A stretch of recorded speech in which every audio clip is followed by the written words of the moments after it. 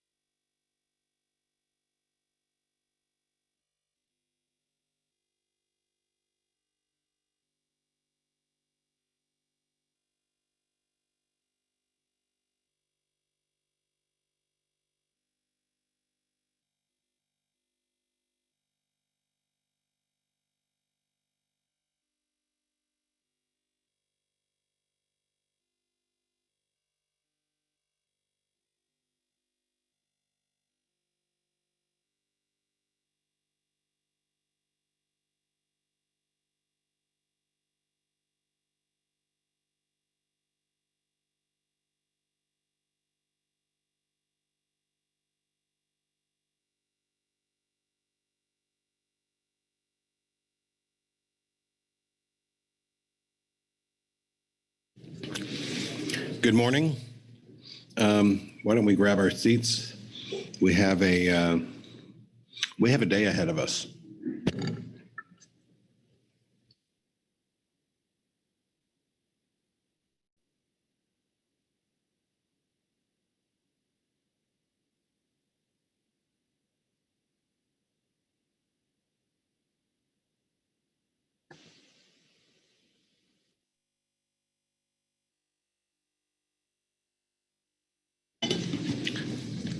Good morning. I guess this is day 5, isn't it?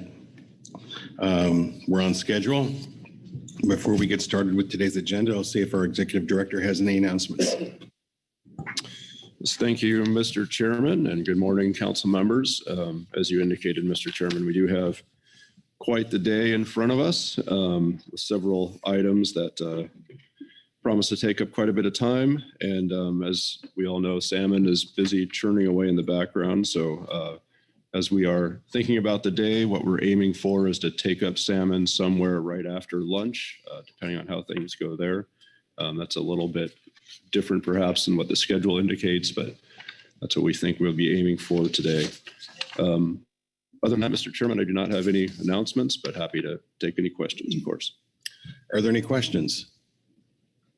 Not seeing any, we'll get started. I'll pass the gavel to Vice Chairman Brad Pettinger and welcome National Marine Sanctuaries. There you go. Thank you, Chair Gillnet, and good morning, everyone. And with that, I'll turn to Kerry to start us off on G2. Kerry. Thank you, Mr. Vice Chair. Council members, this is agenda item G2, the report of the Office of National Marine Sanctuaries. So this is the annual opportunity for the West Coast Office of the National Marine Sanctuaries to come to the council and provide an update on activities, upcoming and current, and they always provide a informative report, the coordination report that is in your briefing book materials. And we'll have Bill Duros providing an overview of that. He has some PowerPoint slides to share. Also in your briefing book is an announcement, a notice of intent to conduct scoping and prepare a draft EIS for the Olympic Coast Sanctuary Management Plan review. And you'll hear them describe that in a little bit more detail in a moment here. Also, there are 2 supplemental reports from the GAP and the HMSAS that are posted to the web. And with that, I think we can turn it over to the representatives from the Sanctuaries program, unless there's any questions about how this agenda item will flow. Thank you, Kerry. Questions for Kerry on his overview? Okay, see none. Welcome, Bill. Good morning. Thank you, Mr. Vice Chair and members of the council. I'm Bill Duros. I'm the regional director on the West Coast, and I have with me Laura Inglesrud on my staff. She's also a member of your Habitat Committee, and she was here all throughout the weekend briefing various subpanels. So thank you very much for this opportunity, this invitation to come and give you this briefing. It did sort of catch my eye that this is the 7th of these that we've done. And we value them on our end. And I think the feedback we've gotten from you all after these and as we prepare for these has also been very positive. So again, thanks for this opportunity. You have the written report that we've given you. And so I've got some slides that are distilling down some of what I think are the key elements. And then Chair Gurelnik asked me to talk about 30 by 30, which I'll do at the very end. That's not in the written report, but I'll talk about that briefly. So if you could go to the next slide. As I noted, this is the seventh of these, and in the report that we provided, there's information about all these subjects that are important things we're doing that we think have in direct, maybe sometimes an indirect interaction with the council or with fishermen. And so that's how we've pulled these out. There's not any magic to it, but some of these are pretty consistent subtopics that we've had. Nominations and designations, on the condition reports that lead to the management plan review processes, this new tool we have about climate vulnerability assessments, and some other work that we're doing on deep sea coral research, some things with the indigenous communities on the West Coast, some budding work with the Forest Service, where we think we and they and you all have a connection, and a few other subjects. So these are in the written report, and again, I'm going to pull out some of these that are the highlights. So if you go to the next slide, just as a reminder for some, maybe there's a few council members that aren't super familiar with marine sanctuaries or folks that are listening in. And so just a few slides on that. So these sanctuaries are designated by the federal government. They're areas of the marine environment, and that includes the Great Lakes, that are special in various ways. They're special for conservation of recreational, ecological, historical, cultural, archaeological, or aesthetic qualities. So these are, thought to be, very high quality areas, not typically an area that's, needs to restore and recover, but areas that are already in good shape. We've got some principal objectives in the National Marine Sanctuaries Act, the NMSA, that's focused on resource protection in these areas. And also there's other mandates for things like raising public awareness and understanding through education and outreach, and improving management through research. And that's, hard science, marine ecology, monitoring, but also historical research and social science as well. And then we do have also a mandate in the Sanctuaries Act to help coastal economies to the extent protecting those resources and promoting their use can benefit coastal economies. And that includes things like fishing. It includes things like research and whale watching and other activities that are dependent on a healthy and productive marine ecosystem. And so we promote, as well as I have in this last bullet, these compatible uses with resource protection. So the next slide. This just shows you a map of where the sanctuaries are today. And we have 5 on the West Coast in the California Current large marine ecosystem that overlaps with the council. We're working on a 6th, which I'll talk about in a minute. And then there's a smattering of sanctuaries across the Great Lakes and the West Coast, the East Coast, the Gulf of Mexico, and then several out in the Pacific Islands area, American Samoa and 2 in Hawaii. And the yellow dots here signify areas that are under the designation process. Next slide, I'll talk about that. But then the triangles are also marine national monuments set up under a different authority under the Antiquities Act that the National Marine Sanctuary Program manages. There's several others that National Marine Fisheries Service is the lead with the NOAA on managing. Those aren't included on this. So anyway, this is the system as it stands today. And if you go to the next slide, I want to touch on the process that's been underway for some time now, beginning the Obama administration, to recraft the process to nominate sanctuaries, and sanctuaries that are then in this inventory of sites that have been accepted may then be designated. It's not the only way to initiate a designation. There can be another mechanism, but this is the principal way in which sanctuaries end up moving down ultimately that designation process. And so we have sites that are in the inventory right now across the program, several up in Alaska, and also the Great Lakes and the Pacific Islands. There are 4 designation processes underway right now. And again, I'll talk a little bit more about Chumash heritage, but there's a site in Lake Ontario, and most of these sites in the Great Lakes focus on shipwrecks and America's maritime heritage through the Great Lakes, and what those shipwrecks mean to our heritage. Papahanaumokuakea is a marine national monument, but we've received a directive. I think there's also congressional action too to initiate the process to designate it as a marine sanctuary.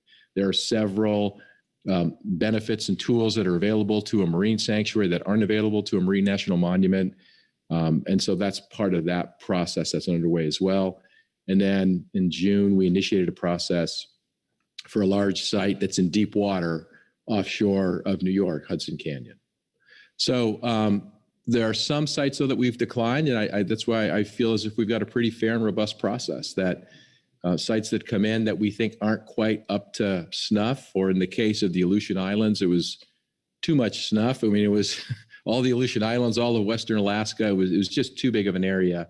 That was one that we declined. There were some concerns with the nomination in the Southern California area with the offshore seamounts that could come back one day. And some of these do get declined and then resurface later on. But there have been some sites that have been nominated that haven't advanced onto the list. And so those sites, we'll see if they ever come back again. So again, we got some of these sites in the inventory. We've got 4 underway, and it's a process that's always open. It's a sort of a rolling effort. If communities come forward with a nomination, we'll review it and consider it. The next slide. So I want to talk about, as I mentioned, Chumash Heritage National Marine Sanctuary, and I've briefed you on that in several ways. Last year, we, in this review, spent some time on it. There's also a meeting in September and November, 2 meetings with you where we talked about your interest in fishing regulations for this site. But we've been hard at it with this, reviewing all the scoping comments we received. That scoping process ended about a year ago, the end of January 22. And we're focused on producing these 3 key documents. And again, this is a reminder and a recap, but I think it's important. We're producing a management plan, and that's largely the non-regulatory activities that we address. There's a proposed rule, which includes things that are important to councils in the past, the terms of designation in the regulations, and then there's an environmental impact statement. And so this is a highly complicated area. And we were sitting in this morning and just in the California meeting, and I know you've got this planning topic coming up later this morning, excuse me.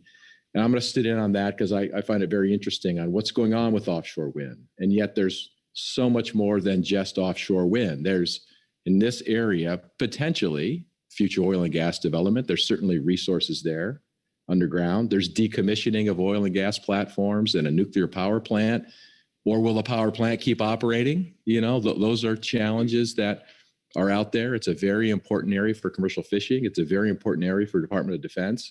And so we have been wrestling with all of those. That's why the community put the nomination forward in the first place, is they felt like all these threats seem to all get centered on this coast of California, on San Luis Obispo and Santa Barbara County. And they would like some sort of a comprehensive community-based process to give the community a way to weigh in on these things through a marine sanctuary. And so there's certainly nationally significant resources there. And there's also, per the nomination's name, very important cultural heritage in this area with the Chumash tribe and the various bands of the Chumash tribe. The Salinan tribe as well has called this area home. And so we're working on how do you incorporate them in a collaborative management framework as well. So it's a complex nomination, but we are feeling very good that in the next couple months, this could get released.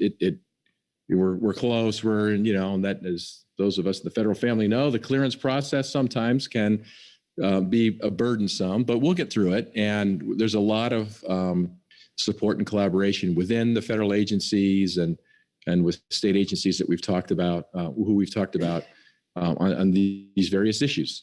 And so I want to flag one last thing on this, and we may come back to it. I imagine there could be questions. We are well aware, and as I said, we had these fall discussions about fishing regulations. And if there's going to be fishing regulations, we know that completely ramps up the interest that the council has in a designation like this. But that's not the only thing you're interested in, and we understand that. There's, we look at your calendar, and we're aware of when your calendar falls as well, when your meetings fall.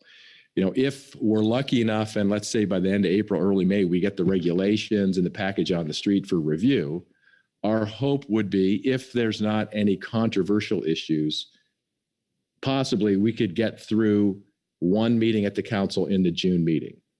And we're willing to work with the staff. We've talked with the staff about could that work or not. We understand if that package comes out June 1st, well, that doesn't give you enough time, right? And so I'm just telling you, we're attuned to your agenda. Your next meeting's in September. And we'll just have to work with you on the public comment period, how to get council input. It's valued by us and it's important to us. So I wanted to flag that as a scheduling thing that we're aware of. Our hope is we're not demanding that we would get through with one meeting at the council. And I realize you need to see what that package says. So with all that is sort of acknowledged, that's part of what we've been discussing. Okay, the next slide. And I just talked about all this stuff. So, I don't think there's anything in here that I haven't already. Maybe the one last thing to flag is, once we get it out for review, then we'll know roughly the timeline to complete it, assuming NOAA wants to go forward. Our hope is we submit for the public's review a package. We know we're going to get thousands of comments, but we hope every single one says, boy, you guys nailed it. You balanced all those uses that are out in that area. You balanced conservation in that area. And we're willing to work with you. And as we've been telling lots of partners, no sanctuary, no marine protected area, no onshore protected area was perfect on day one. Our goal is to have an incredibly good on day one, and we'll work over time to make it perfect. So next slide, please. I covered all this too. So here's the timeline. I forgot we had these slides in there. Forgive me. So this is more on that timeline itself. And you can see we're here at the top, but the next phases will go pretty quickly. We've been working hard at getting everything as right as we possibly can, as I've said several times. Okay. Now it's definitely a new slide. So the next one, please. So the condition for the existing sanctuaries, we have a process where we produce condition reports that assess the status, the health, the trends of the resources in the sanctuaries.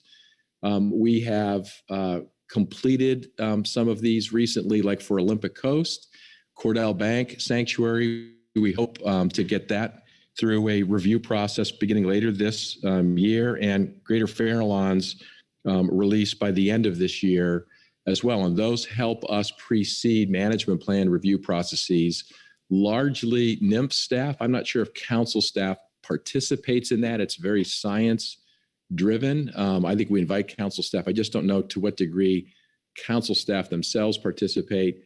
We work closely with the tribes, like in the case of Olympic Coast Sanctuary, and science partners at academic institutions, state and federal agencies as well, just to make sure we kind of got it right as best we and they collectively feel we have identified what those resources should look like, or how to describe them, what's the status and what's the trend. So the most recent one was the Olympic Coast report that came out, and it concluded by and large resources are in pretty good shape except for climate change. And climate change to some degree has the risk of upending everything. And that's, hardly telling you all something you haven't heard about before and aren't aware of and concerned about. But it's a prevailing issue that we're dealing with at these sanctuaries. And so the report indicates different periods when these are going to be released. And I'm going to touch on a few things that are just sort of schedule driven or schedules for you to be aware of. And we've just tried to be really clear with you, with anyone interested, that there are dates coming up that are important if you want to comment to us on certain things. So the next slide. This one talks about the management plan review processes that we've got going on. And I am almost certain that today is the day, and if not today, it'll be tomorrow, that the final Channel Islands revision to its management plan will be released. And in NOAA, we had these rollout plans, and someone had said, well, you're going to have to notify the Fishery Management Council and NIMS. And I said, well, I'll tell them in person. I don't have to send yet another email to Merrick saying, hey, we got this management plan is now complete. So this is a heads up. I believe it's today that it's released. There are no regulatory changes in the Channel Islands plan. So there's no fishing regulations that have been added or subtracted in that plan, but it's a rewrite of the action plans that I alluded to earlier for what we're working on for Chumash that talk about things like education and vessel traffic management and how do we deal with introduced species. And so anyway, those are part of that plan that has been released. And I believe Carrie mentioned that there's a public comment period open right now for Olympic Coast National Marine Sanctuary. Its management plan review process has now begun.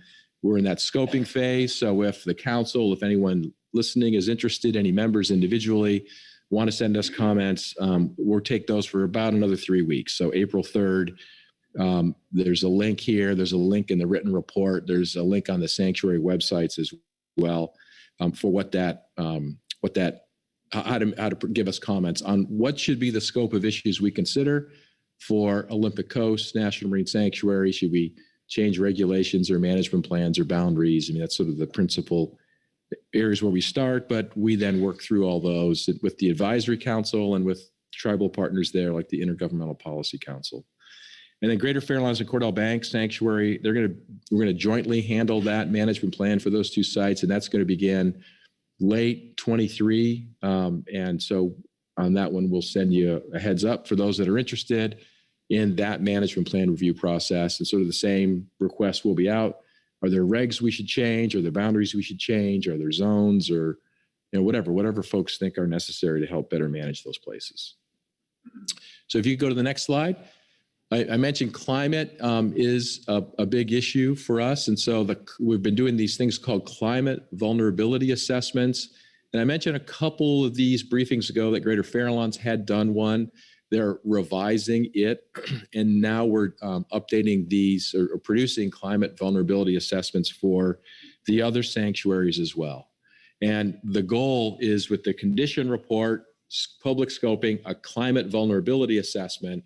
We're now realizing those three feed very well into the initiation of a management plan review process. That's why we're redoing why we're redoing Greater Fair Islands and Cordell Bank. And Olympic Coast is close behind, so that we'll get those results by late 23 in that report, and that'll still be before we've completed any aspect of the rewrite of that management plan. And then we're working on a Monterey Bay and a Channel Islands climate vulnerability assessment as well.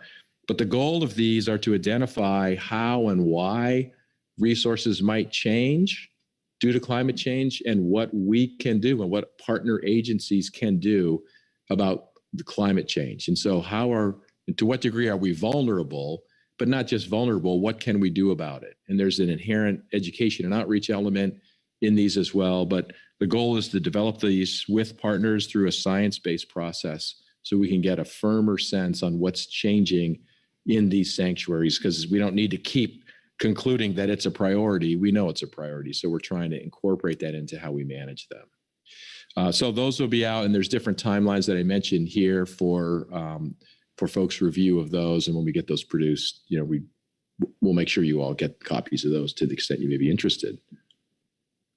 Okay, the next slide.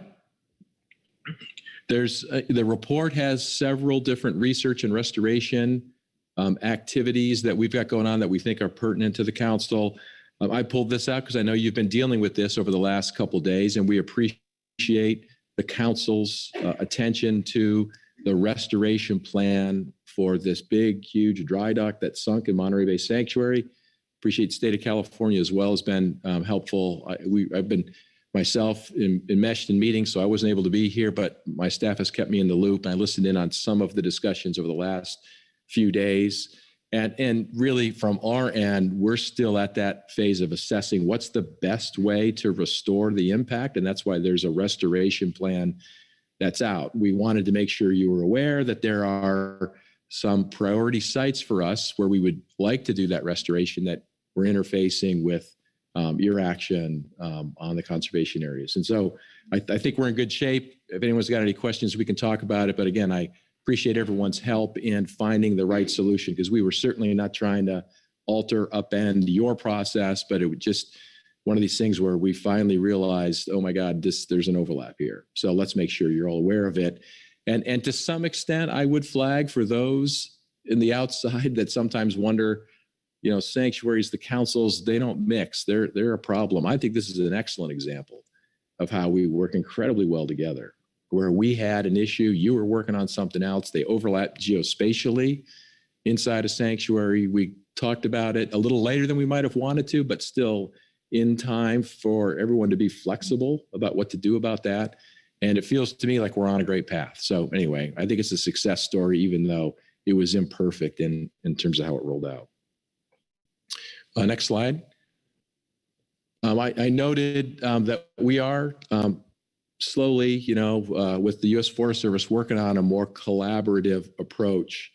And I say slowly because we've all got a million things going on. You guys have 2 million things going on, and Forest Service, we can work with them until the fires hit and then they're overwhelmed. But there's a recognition, especially in California, for those that are from California, and recognize that not only are there coastal national forests, but the Sierras are largely either national forest or national park, and they are the headwaters of the watershed that drains through the San Joaquin and the Sacramento rivers out through the bay into 3 marine sanctuaries. So we're connected not just on coastal watersheds, but on this big watershed. And they protect onshore places and we protect offshore places. Certainly the National Marine Fisheries Service has been working with the Forest Service for a long time on fish passage and many other issues. And we understand that. But, the salmon, of course, I like to say they got a birth certificate from the Forest Service, but they get their passport from the sanctuary program. We raise them, send them back, and hopefully they get back, and the state of California and its hatchery program can spawn enough new fish to head back out to the ocean. And so salmon are just one example of that connection. They think of water as being their principal resource that they provide the nation. In California, it's that massive snowpack we have right now, but that all eventually melts, flows out into the ocean as well. So anyway, in the report, there's some examples. There's some examples here of some things that we've done. And I may have mentioned this last year, excuse me, that we worked with the National Marine Fisheries Service on a 3-panel diorama exhibit that's in the Santa Cruz Exploration Center. If any of you are ever in Santa Cruz, there's a sanctuary visitor center there. Go in there and check out this exhibit because it's about salmon and what salmon mean. But the 4th panel, the Forest Service paid for, and that's showing how the forests connect to salmon and how they're critical. And given you got a big day later on salmon, it seemed worth pointing this out that, this is a collaboration we think over time we can really grow to reflect these shared principles and interests in conservation of these resources that are connected. That often folks don't even see a connection. We in the ocean side, they in the forest side, and much of the public. Next slide.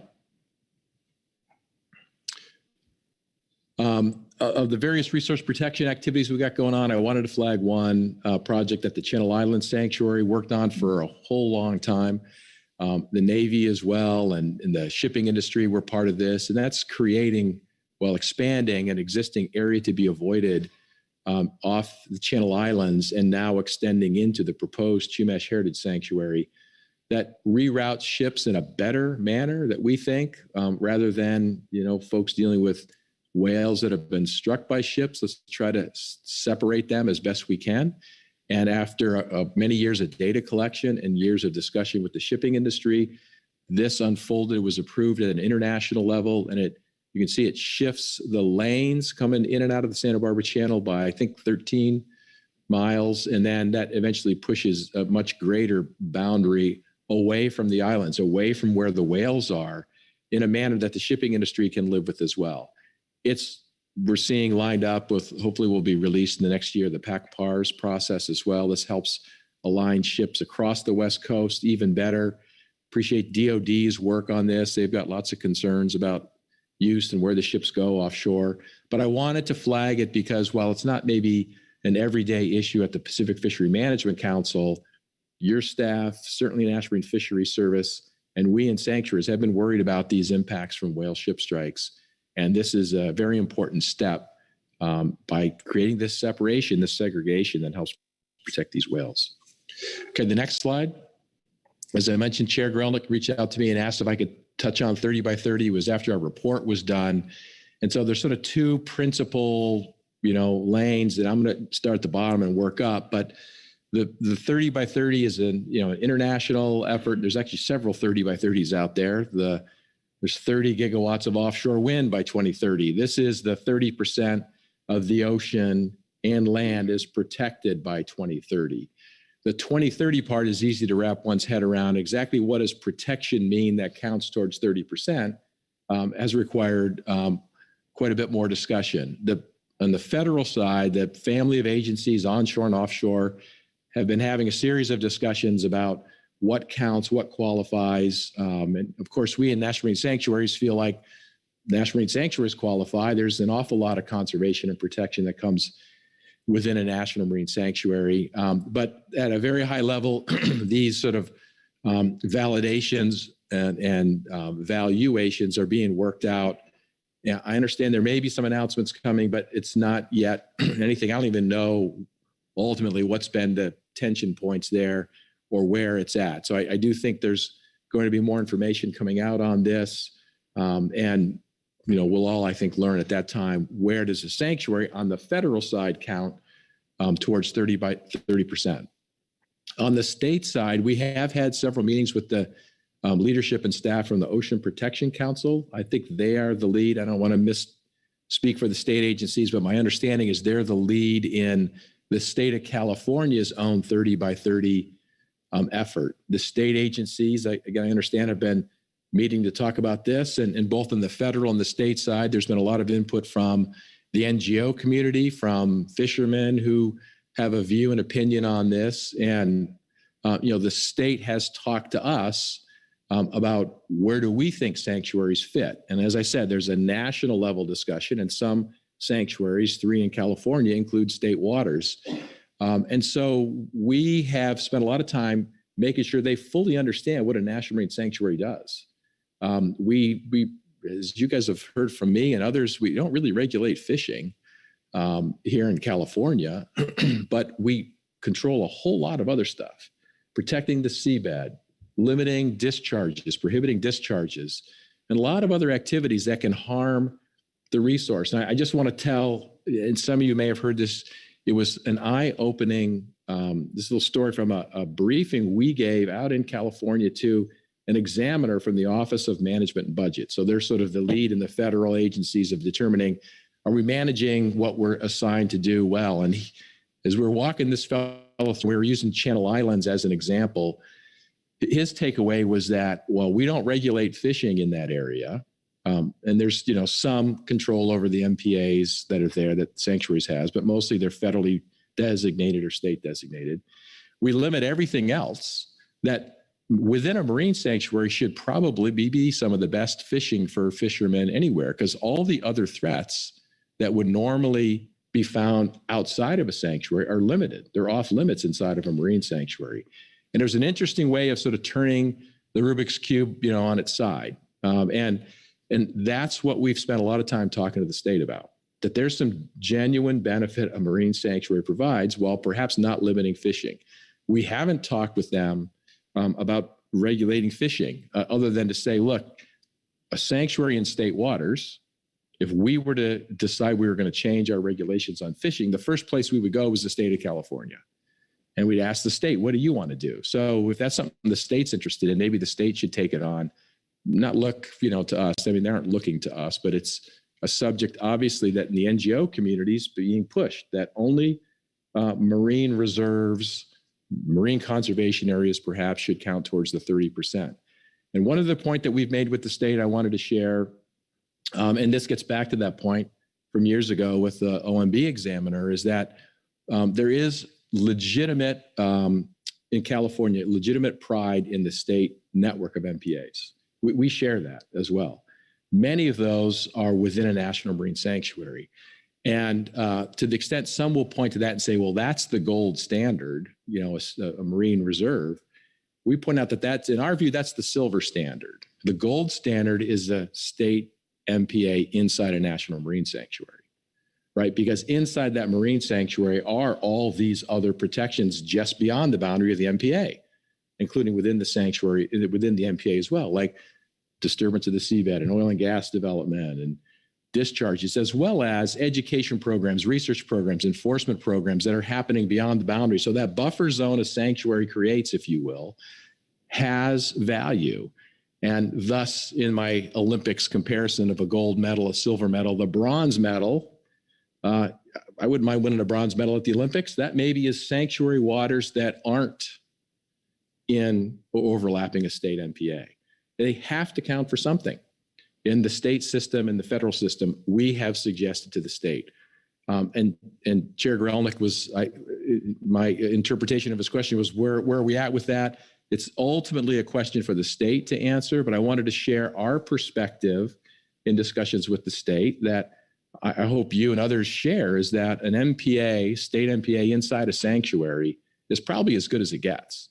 Then maybe it's a state MPA on its own, and then it's the sanctuary, but it's not zero. The value isn't zero relative to this question of how do we protect these resources. So at any rate, I wanted to share that. That's been some of the discussions, and nothing's dissolved. There's no other sort of secret process underway. It's just been sharing some information. I think on their website, they've noted that Maria Brown, the superintendent for Cordell Bank and Greater Fairlands Together, is going to talk in a virtual workshop with them about the upcoming Greater Fairlands Cordell Bank management plan review process. And if people have interest about how we enhance biodiversity protection, they could come to that. Because last thing I'll say, and then we'll move on, that's been what we focused on, right? If it's not fishing regulations, nonetheless, are there more things we can do on watershed-related impacts into the marine environment, on plastic pollution, on whale disentanglement, on ship strikes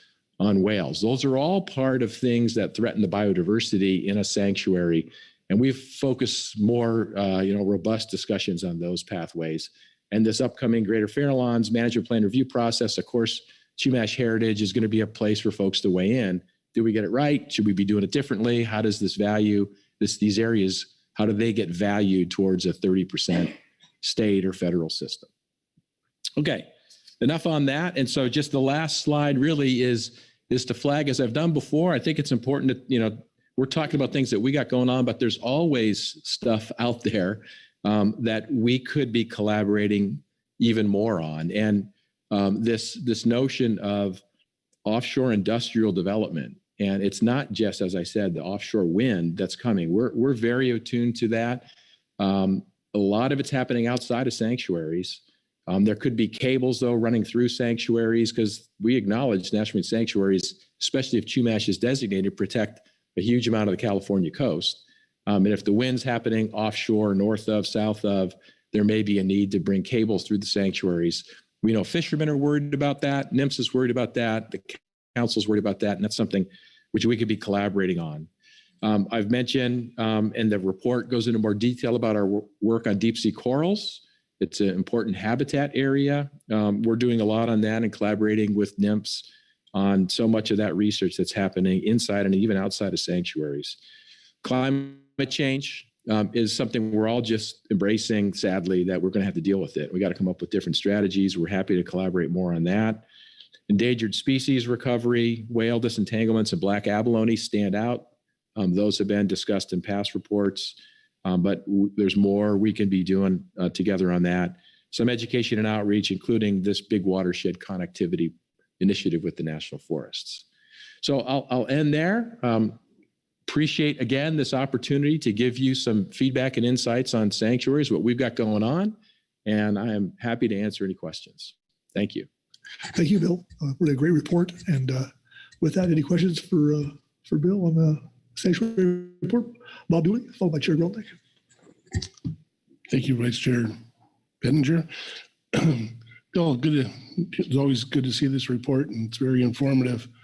I have a question, and it's kind of prompted by some industry people asking me to pose it.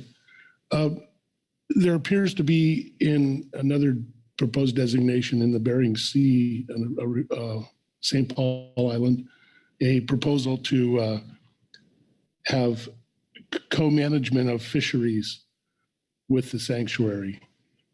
And the question is, what trumps the fisheries activities and the fisheries management in a sanctuary, MSA, or does the sanctuaries? Because it's a really like a, I understand you've, described very well how we work together, but ultimately when push comes to shove, what regulates fisheries in the legal basis inside the sanctuaries? Yeah, thank you for that question. So we, in our agency, NOAA, in Department of Commerce, will say neither trumps the other. There's, they intertwine, right? And I realize that's sort of a corporate, diplomatic, bureaucratic answer, but that is also a realistic answer. That's where things land. What I'll say is that we continue to point again and again and again, and I'm kind of bummed that I still see things written that aren't consistent with the facts. Not in Alaska, fishermen or others in support of them down here in California that allege that it's not the case, that sanctuaries just go do what they want. You all know, in particular, we don't go do what we want. We come to you, we go to the state, we raise issues for sure. We talk together and we try to collaborate in that spirit, that in particular on a fishery issue, here how we've handled it in California, we focused on, we'll come to the council, we'll come to the state of California, the state of Washington, if we've got an issue or a concern, and see if we can work it out under your authorities, right?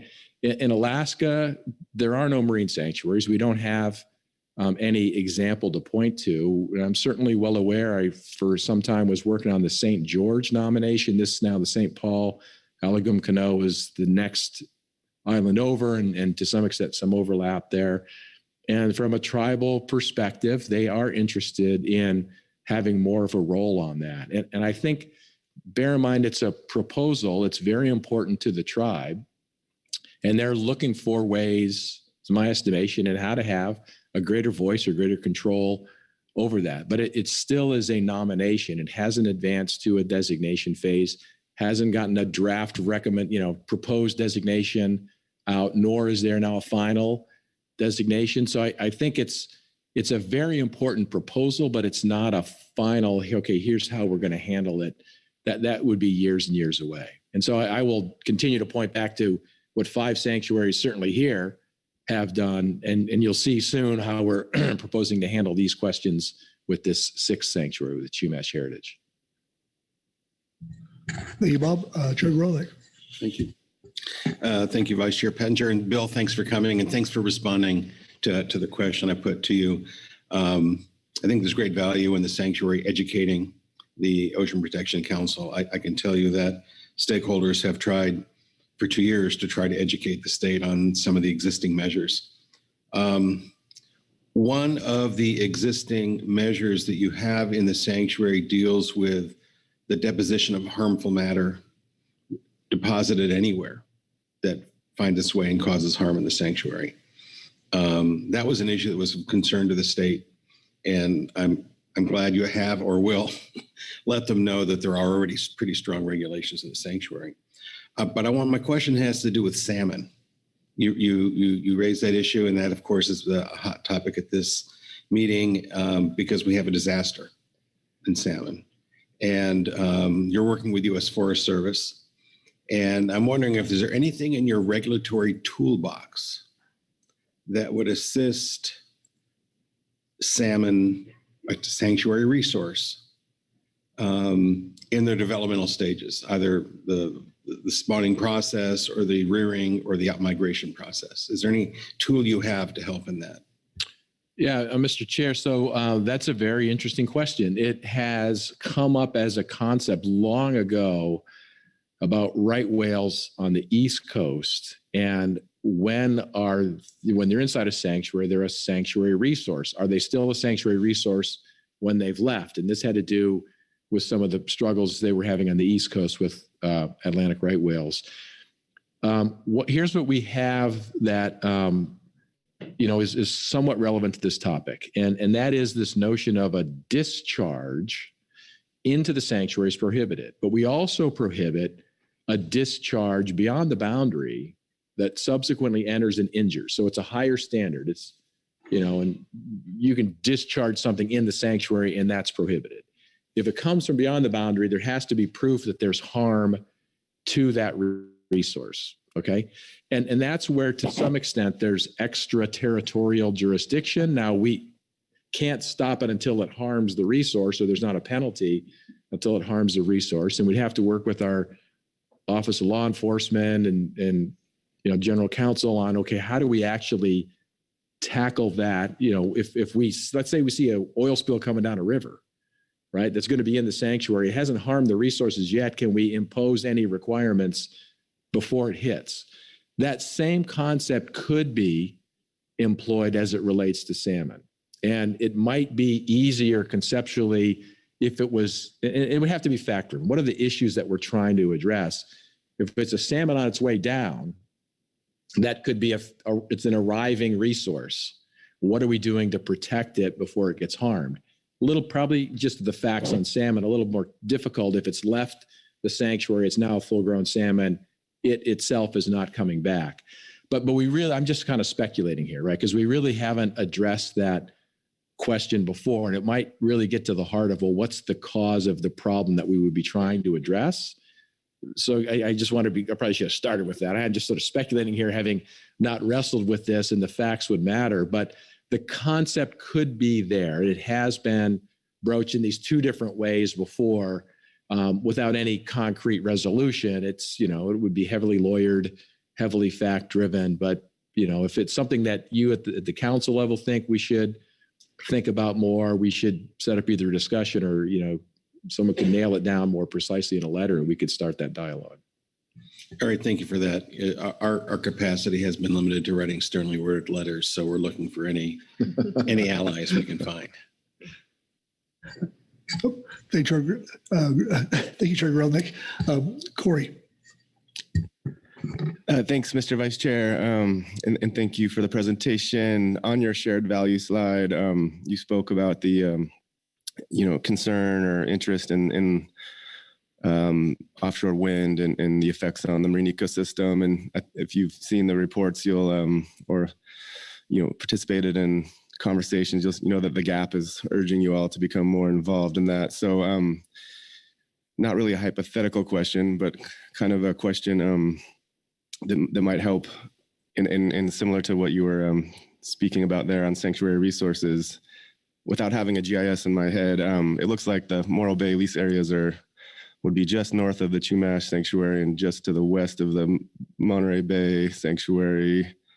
So just thinking, we've seen some studies out of California about the wind wake would just be like right in the middle of that new sanctuary, and we're seeing effects on that change is upwelling potentially, and I don't see how you get a cable from there without going through a sanctuary to shore. So anyway, just on looking to the GAPS recommendation and what you were just speaking about there, do you have any thoughts on how you all will be engaging in the environmental impacts analysis, et cetera, on those lease areas and construction and all that? Yeah, if it's okay, Mr. Vice Chair, could you go back to the slide that has the map on it? Looks like it's got that, it's about 4 or 5 slides back. And that'll just help everybody. Not that it qualifies as GIS, but at least it's a map. And so what that map shows, and we'll get there, it's one more up. There we go. This is the initial proposed boundary alternative for the Chumash Heritage proposed sanctuary. And so the original proposal, if you look way up in that northwest corner, was a smooth boundary. There wasn't that snaggletooth in there. And I'm saying that because it's sort of relevant to this question of sanctuaries and wind across, the country and across the West Coast. Here is that BOEM under the regulatory authority under the OCS Lands Act does not have authority to lease areas inside of a marine sanctuary. And as the administration, the Biden-Harris administration was looking to advance 2 core priorities, the offshore wind lease sale in California and designation of Chumash Heritage, at a high level, they got together and said, look, we don't want to create a conflict. And so we've then initiated this designation process, knowing that if that wind area goes forward, we don't want the sanctuary to overlap with it. But the goal has been at the high level of the federal government, we don't want the sanctuary designation process to fetter the wind development, nor the wind development to fetter the sanctuary designation. here's a scenario where we adjusted the boundary, and yet, as you point out, you can't get the wind energy from there to shore without going through a marine sanctuary, unless it goes all the way around the sanctuary down to Santa Barbara or LA, which is very expensive and not really on the planning process. So we've been wrestling with this question about how do you get the cable to shore? And part of the challenge has been there's no certainty about what we're talking about. Is it one cable, two cables, 30 cables to shore from the 3 different leases, right? And so that's what we're wrestling with at the moment. And honestly, when the Chumash proposal goes out, hopefully in a couple months, it'll give more definitive scenario than I can go into right now about how we're addressing that question. But I will say that within existing sanctuaries, and Olympic Coast is a great example where years ago we permitted and allowed the development of a couple fiber optic cables that came from across the Pacific, right? A cable here, a cable there. We've done others in Monterey Bay and Stellwagen Bank sanctuaries. To us, that's not impossible to envision, right? And so if ultimately all this wind was consolidated into a single cable to shore, that's a whole lot easier to envision how that's compatible with the sanctuary than if each of those lease operators want multiple redundancies and a spaghetti bowl of cables going to all sorts of different locations. That's going to create a lot more of a challenge. And we don't know, and that's sort of part of the point back to the gap, and I've read their comment, is that there's a number of years worth of studies that still have to be done that are on the business side. Who's going to buy your power? The geotech side. Well, what's the seafloor look like? Are there barriers to where we would put it? Are there shipwrecks we don't want to tear up just to put in a cable? And then environmental review and agency permitting. I mean, there's 4 or 5 years worth of work. And where we don't want to be is hold the sanctuary up, obviously, for that period of time. But I know that I'm just making folks aware, none of this is going to snap your fingers and you're going to wake up and there's a cable laying ship out there. And I think folks recognize that. And that's part of the question and the request of, hey, can we slow some things down? We're aware that that's been out there as well. And so turbines inside a sanctuary in a wind farm leased by BOEM can't happen. There's just not a way to get there. In theory, could the sanctuary maybe permit a wind? In theory, maybe, right? But we have had discussions with wind industry about that. They're borrowing money. They need to have, they tell us, what you consider sort of a property rights. So that's what a lease gives them. Only they can develop that. And there's no way a sanctuary can provide that as well. So I don't know if turbines are something that are anywhere nearly as likely in the future inside of a sanctuary, existing or this proposed one, as a cable. But a cable could. Many cables, geez, I don't know. It's really going to come down to the facts of how big are these? Are they trenched? Where are they going to go? How many and how many directions? And that's just so far in the future at the moment that it's hard for us to say anything definitive about what that would mean. Thank you, Corey. Butch Smith. Yes, sir. Thank you. Great presentation. I just want to, I'm a little more simpler soul-minded person, and nobody would argue with that up here, but I need a little more clarity on the going back to the salmon piece. Yeah. When you would step in or when you wouldn't.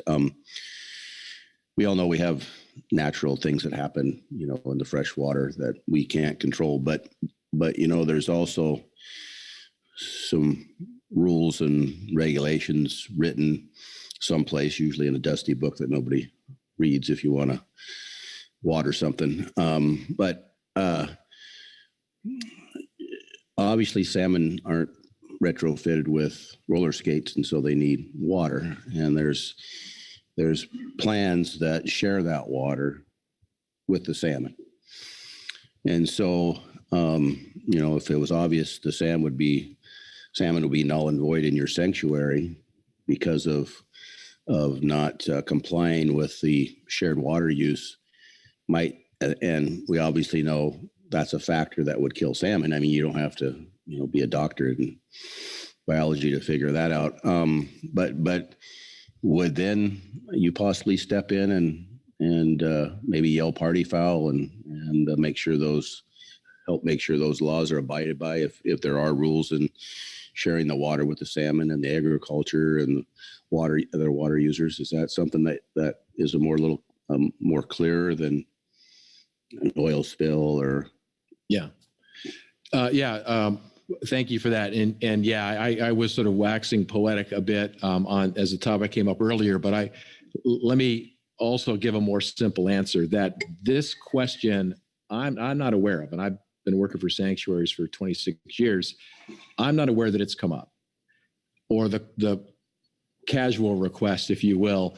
Can you look into what the Sanctuaries regulations of the Sanctuaries Act can offer for salmon conservation on the West Coast? That hasn't come up.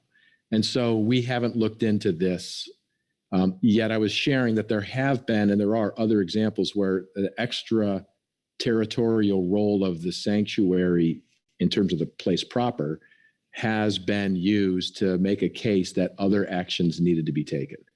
So we'll have to look into that before I can give you anything more definitive than that. It is new, but there are examples. And, I think at some point, I wouldn't even know who or how to ask it right now. So if this is something that there's some seriousness on the council's part, I'm not implying that it was serious, but if there's an interest in let's really take this forward, then we'll set up a meeting to learn more about what the question is, what specifically might be the problem, and how maybe the sanctuary could start to think about it in a different way. Mr. Vice Chair, Please. Thank you. And I think we should think about that as a council and confer and maybe set that meeting up at some point in time. Sure. Thank you very much. Thank you, Mr. Chair, Vice Chair. Virgil Moore. Thank you, Mr. Vice Chair. Thank you for your presentation.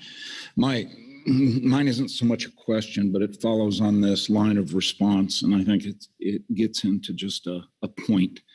With multi-jurisdictional species like our salmon that pass through state, federal, and various federal entities, whether they're ESA listed or not, I think it is important for all of us to recognize the responsibilities that accrue to that. I know the state I'm from would be opposed to having an outside entity stepping into our jurisdictional responsibilities in our state based on the nexus of an ocean refuge or a wilderness area, short of it being a federalized species under ESA or some other legislation. So it's just a kind of a point of order relative to that question. Would the refuge system step in? Well, they could, but is it going to be more than a strongly worded letter, as was pointed out by the chair earlier? And so I think this line of thinking is one that needs to be considered, but more thoughtfully portrayed. There are so many jurisdictions out here relative to wildlife, at least, that it's much more complicated than just saying, do you have the authority? Thank you. Thank you, Virgil. Corey Ridings. Thank you, Mr. Vice Chair. Thank you, Mr. Duros. I was looking at your climate vulnerability assessments, and you talked a little bit about knowing there's a problem and the need to move things into management. The council's in a similar spot, so I was curious if you had any more insights on how you plan to do that. Yeah, thank you. Sitting here right now, I'd be sort of going on rough memory and incomplete, sort of awareness of what we're doing on that. So I know that that's broadly, ultimately the goal is, okay, what can be done? And that much of it might be things being done by others, not us, in sanctuaries. Maybe that includes infrastructure reconstruction in ways that might help provide and secure habitat. If you think of, the sea level rises, you lose a sandy beach. Well, now that habitat's gone. You lose a rocky shore, perhaps that habitat's gone. If you replace it with a seawall, that's not quite the same rocky shore. And so I think there's a lot of work going into that. And what I don't know, and it was interesting on the flight up, I thought, gosh, I wish I knew better what we're saying relative to issues that might relate to fishing in the climate vulnerability assessments. And I just don't know, but I'll look into that, because I think it's not, it would be meant to be, hey, here's some advice, here's some suggestions, not, okay, here's a demand of what you guys should do differently, or the state of California should do differently, or the state of Washington should do differently. Thank you, Corey. Anyone else? Okay. Oh, Carl Brady. Thank you, Mr. Vice Chair, and thanks for being here. I just want to say hello and thank you for taking the time to give these annual reports to us. I think it's extremely important to have the conversation, and many issues came up today that will inform other decisions, and so very much appreciation on that emphasis. Yeah, and if I could say thank you as well, but this isn't the only time you'll see a sanctuary person in the coming months. As we flagged, it sounds like there may be more work on this. Deep sea coral, Chumash heritage is another thing for sure. We'll be back talking specifics about, and there could be lots of other things. Thank you, Corin. Phil Anderson. Just a quick piggyback on Karin's comments. Attitude makes a huge difference in the attitude that you have had, Bill, in terms of the cooperation and collaboration between your organization and the council has really been a great thing for us. I think I can think back to, I don't know how many years ago it was, but a number of years ago, when the collaboration, there was a lot of doubt as to whether this could work or not without a definitive answer to Bob's question. Yeah. And you've really contributed to making it work, and really appreciate your being here and the continued communication that your organization has had with ours. Thank you. Thank you, Phil. Okay. Actually, Bill, I do have a question for you. It was touched on kind of by Corey, I believe, but I had a gap statement speaks to it, which you'll be hearing here shortly. There's a cutout for the wind farm that's going to go in just north of the Chumash site. But the effects of that site is going to affect the sanctuary. And it's pretty well documented that the wind power robs wind speed, and wind speed is what drives upwellings, which is so important to the West Coast, our ecosystem. Understanding that's going to happen, is the sanctuary done anything or lined up any monitoring of pre-installation and post-installation, so we actually get some facts about how it does affect us, because that will be the first system put on the West Coast. And I think that information would be very valuable in understanding just what these wind farms do and how they affect our West Coast ecosystem. So any plans on that, or are you looking at that yet? Or? Yes, Mr. Vice Chair, that's a really good question. We've been studying mightily these reports that have come out, paid a lot of attention to the OPC report that was looking at it for this very area, as well as the rest of California. But within a sanctuary, what we're talking about right now are two wind farm areas, the one off Humboldt and this one here. Neither of those, in our estimation, are immediately upwind of a sanctuary upwelling center, just those individual sites. Not to say there's nothing to worry about, but if you look at where that one is, the next closest upwelling center is 80 miles away at Point Aguayo, Point Conception. What the OPC study focused on is, and concluded, is that it was far more likely to have an impact if it was this area and the other call area, Diablo Canyon.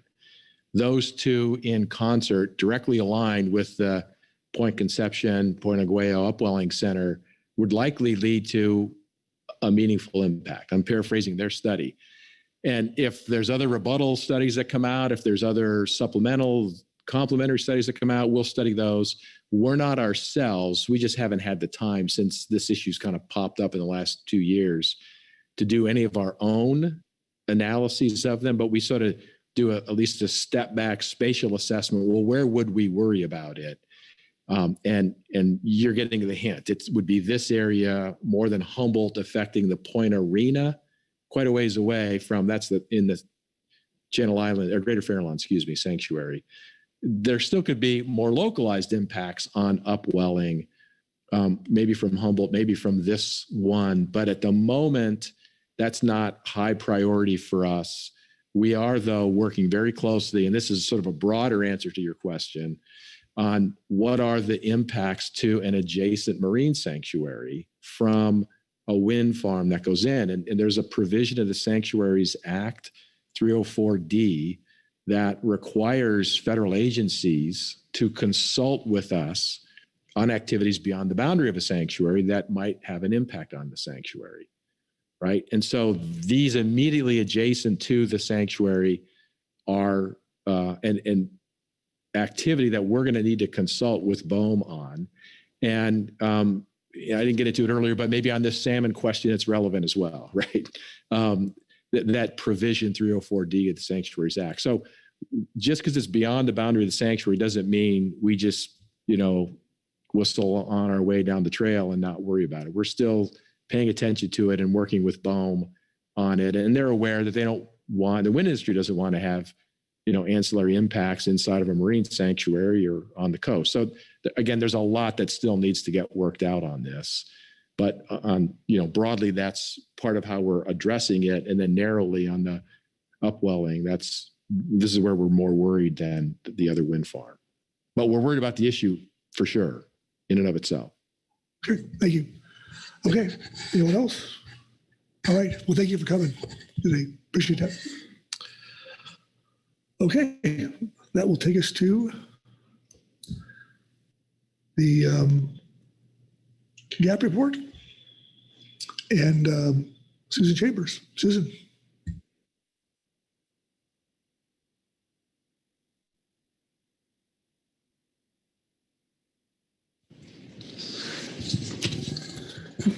Oops, glasses may help. Good morning, council members, Chair Gorelnik and Vice Chair Pettinger. My name is Susan Chambers, and I will be reading the Supplemental Gap Report 1 into the record. The Groundfish Advisory Subpanel received a presentation by Laura Inglesrud, Policy Analyst for the Office of National Marine Sanctuaries, on recent and ongoing efforts undertaken by the Office of National Marine Sanctuaries and West Coast Sanctuaries, and offers the following comments and suggestions.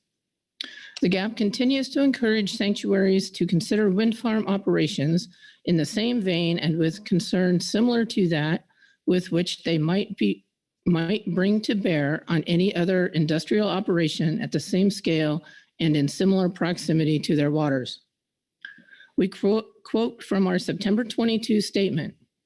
GAP members also note there is opportunity for protection of sanctuary resources within many sanctuaries from potential negative impacts of industrial development by offshore wind developments. Furthermore, sanctuaries have the opportunity to promote studies of offshore wind development effects on the California current large marine ecosystem. We encourage the sanctuary program to consider potential impacts and take steps to assure sanctuary resources do not come under risk. In particular, we are concerned about the unknown impact to local ecosystem function via the potential for substantially reduced upwelling dynamics and knock-on effects. This potential needs to be assessed and quantified, as well as the potential impacts of power cables through sanctuary waters. And Mr. Vice Chair, that concludes our report. I'm happy to take any questions. Thank you, Susan. Questions for Susan on the GAP report? Okay. Thank you. Next up is the CPA or HMS-AS report and Mike Conroy. Yeah, confirming you can hear me? We can. Perfect, thanks. Mike Conroy here. I'm going to read in to the record the HMS-AS report on the Office of National Marine Sanctuaries. The Highly Migratory Species Advisory Subpanel received a presentation from Laura Inglesrud from the National Marine Sanctuaries on the Office of National Marine Sanctuaries Coordination Report. We understand there are numerous efforts which will lead to a new sanctuary and updated management plans for existing sanctuaries. We remain concerned about the possibility of fishing regulations or ancillary regulations that may affect fishing or fishery operations. We appreciate the Council's engagement with the Office of National Marine Sanctuaries in ensuring such regulations are informed by the Council process. And that concludes our statement. All right, thank you, Mike. Questions for Mike on the HMS report? Okay, seeing none, that will take us to public comment, and I don't think we have any signups. So I'll open the floor for council discussion.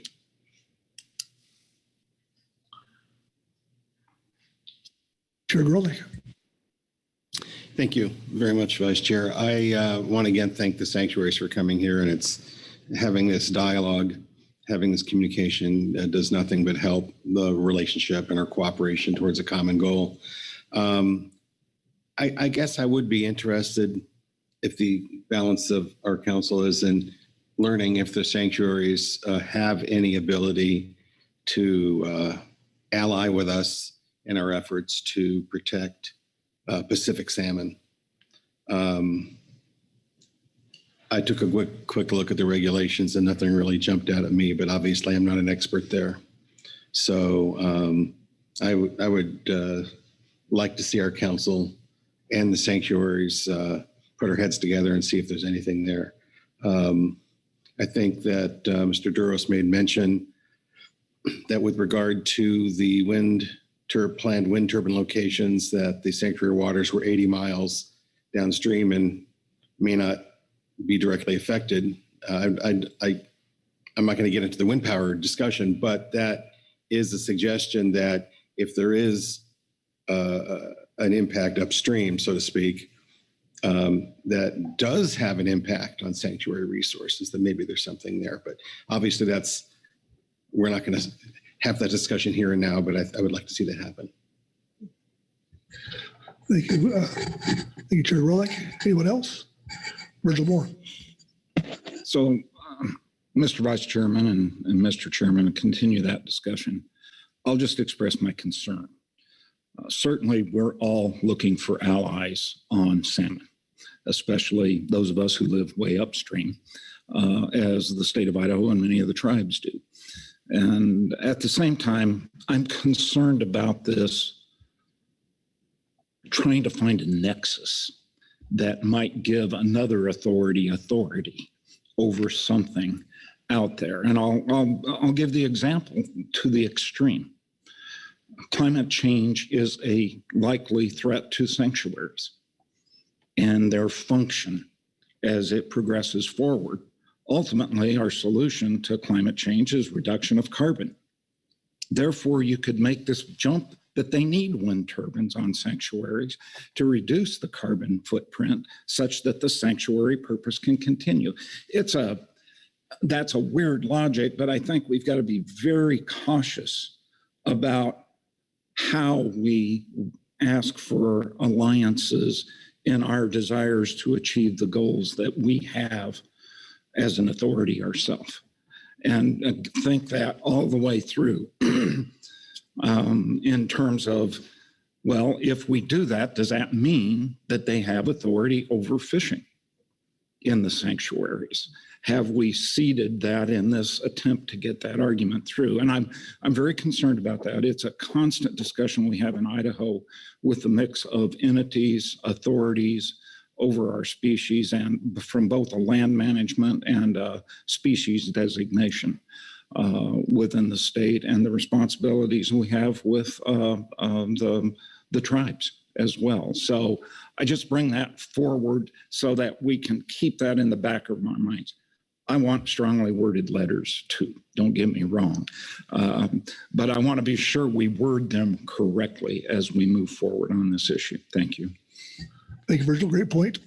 Bush Smith. Yeah, and I completely respect Councilman Moore's statement. I do understand that sometimes too many fingers in the pie has a negative effect, but I don't think it would hurt just to talk and see if there is some common ground on certain issues. I don't think that would hurt at all, and I think it would be a good discussion to find out on complicated issues, but more the simpler ones that simply could be helped in time of need of severe drought and severely written letters from maybe another party to help make sure the water laws, the shared laws with salmon are followed. Just simple things like that, I think, is worth the discussion, not any farther than that to just kind of a scoping, brainstorming kind of a meeting. That's how I see it, but I completely understand Mr. Moore's concerns. Thank you. Thank you much. Anyone else? Chair Grolnick.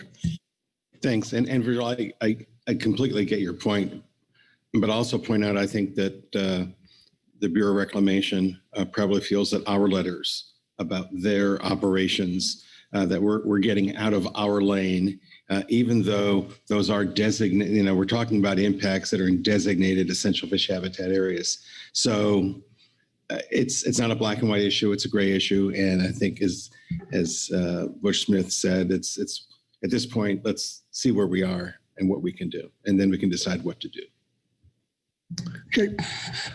Okay. Anyone else? All right. Carrie, how are we doing here? Thank you, Mr. Vice Chair. I think you're doing pretty well.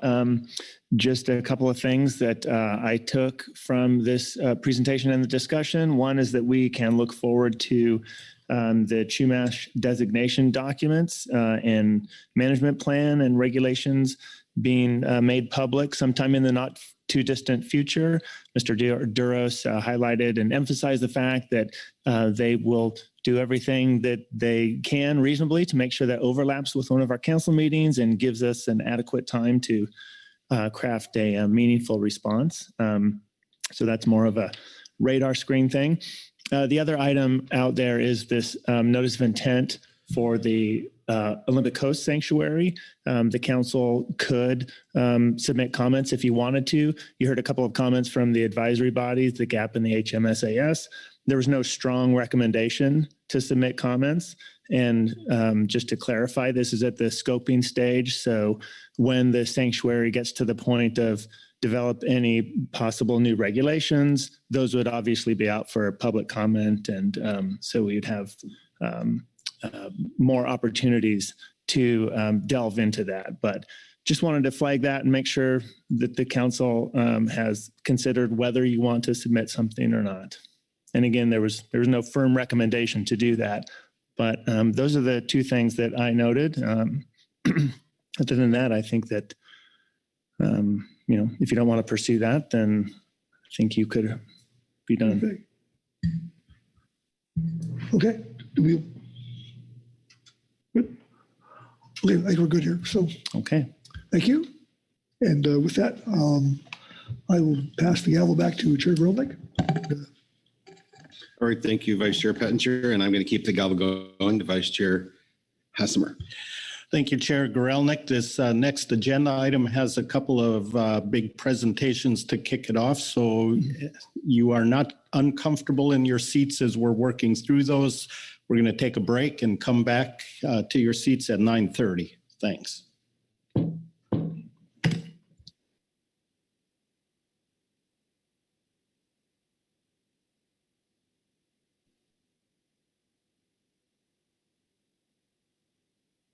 The recording has stopped.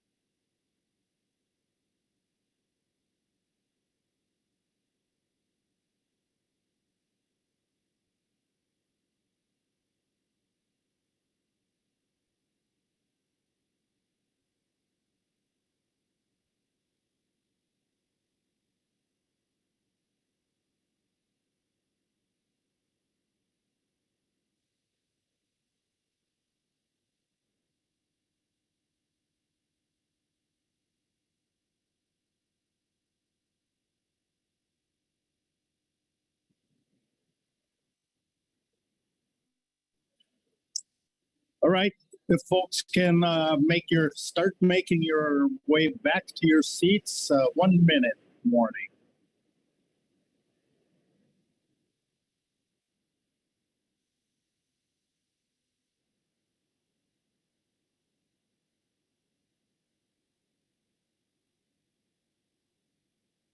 This meeting is being recorded.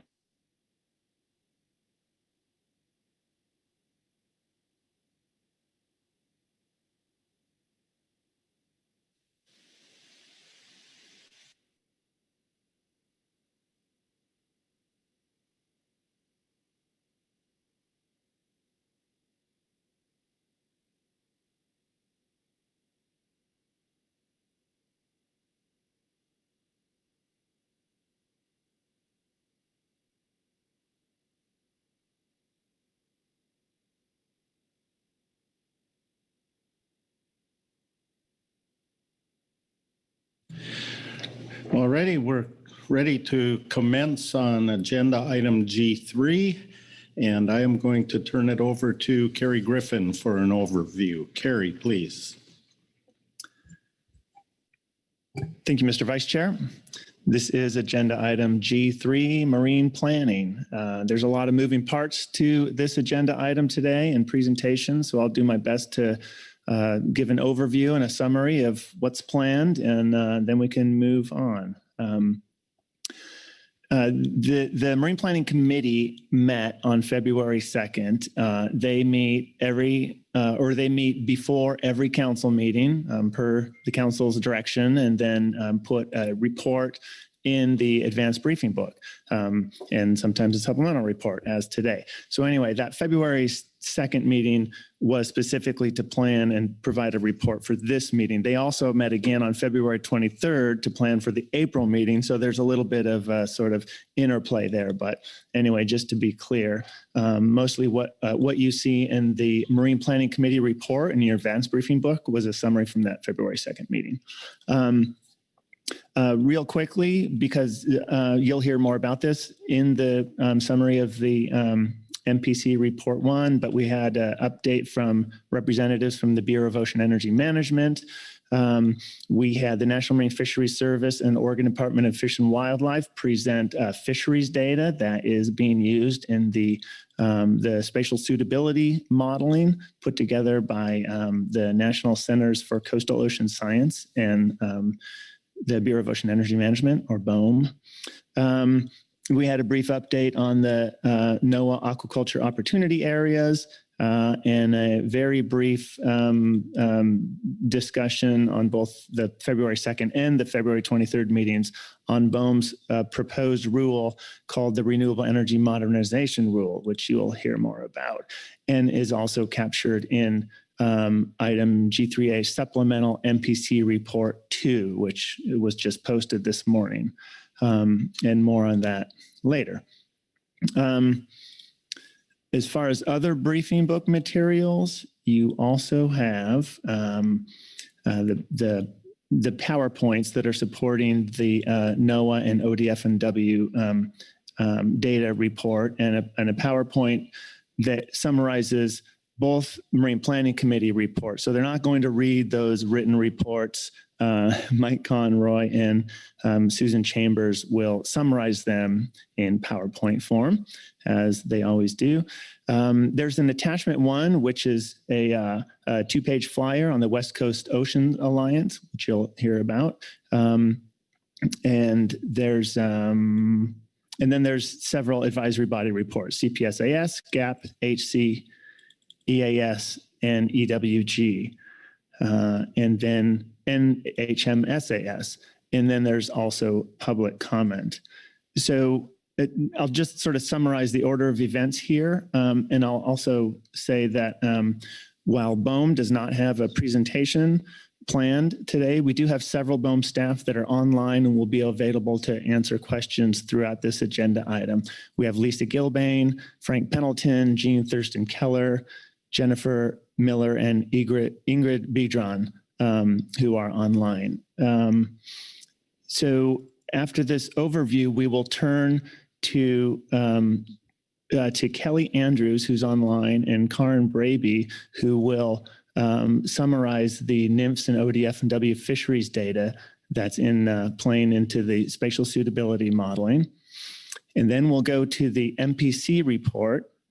Susan Chambers here in person and Mike Conroy online, and they'll walk through both reports using the PowerPoint presentation.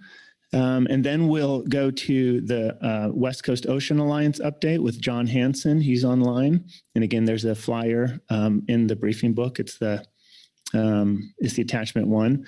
Then we'll move to advisory body reports and then public comment. And there are several public comments.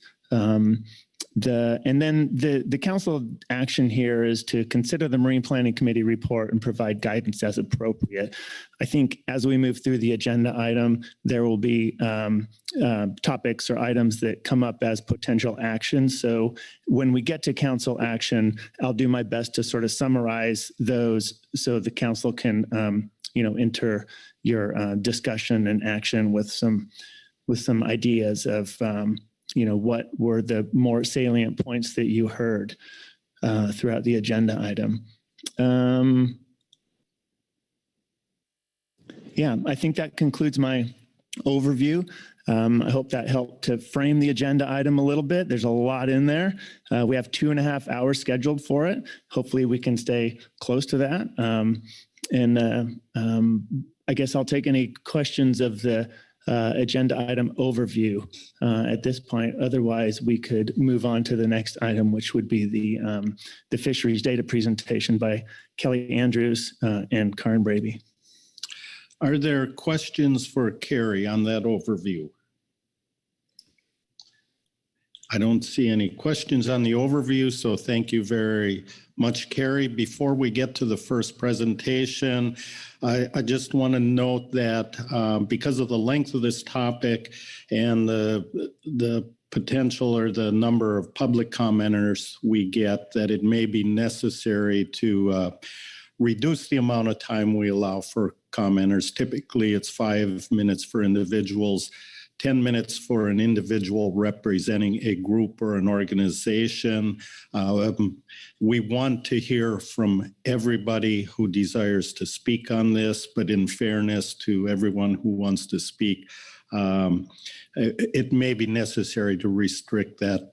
I don't know right now. That's going to be a decision when we get to the public comment period, but just wanted to give the heads up there, because there is the opportunity for people to sign up as we move through this agenda item. So with that, I will turn the microphone over to Kelly Andrews and Dr. Braby for the joint NOAA ODFW presentation. I'm not sure which one. I believe Kelly Andrews will be starting. So Kelly, if you're out there, please start. Yes, thank you very much, Mr. Vice Chair. Can you hear me okay? Yes, we can. Great. Thank you, Mr. Vice Chair, and thank you all council members for the opportunity to present to you today. My name is Kelly Andrews, and I am a fisheries biologist at the Northwest Fisheries Science Center in Seattle.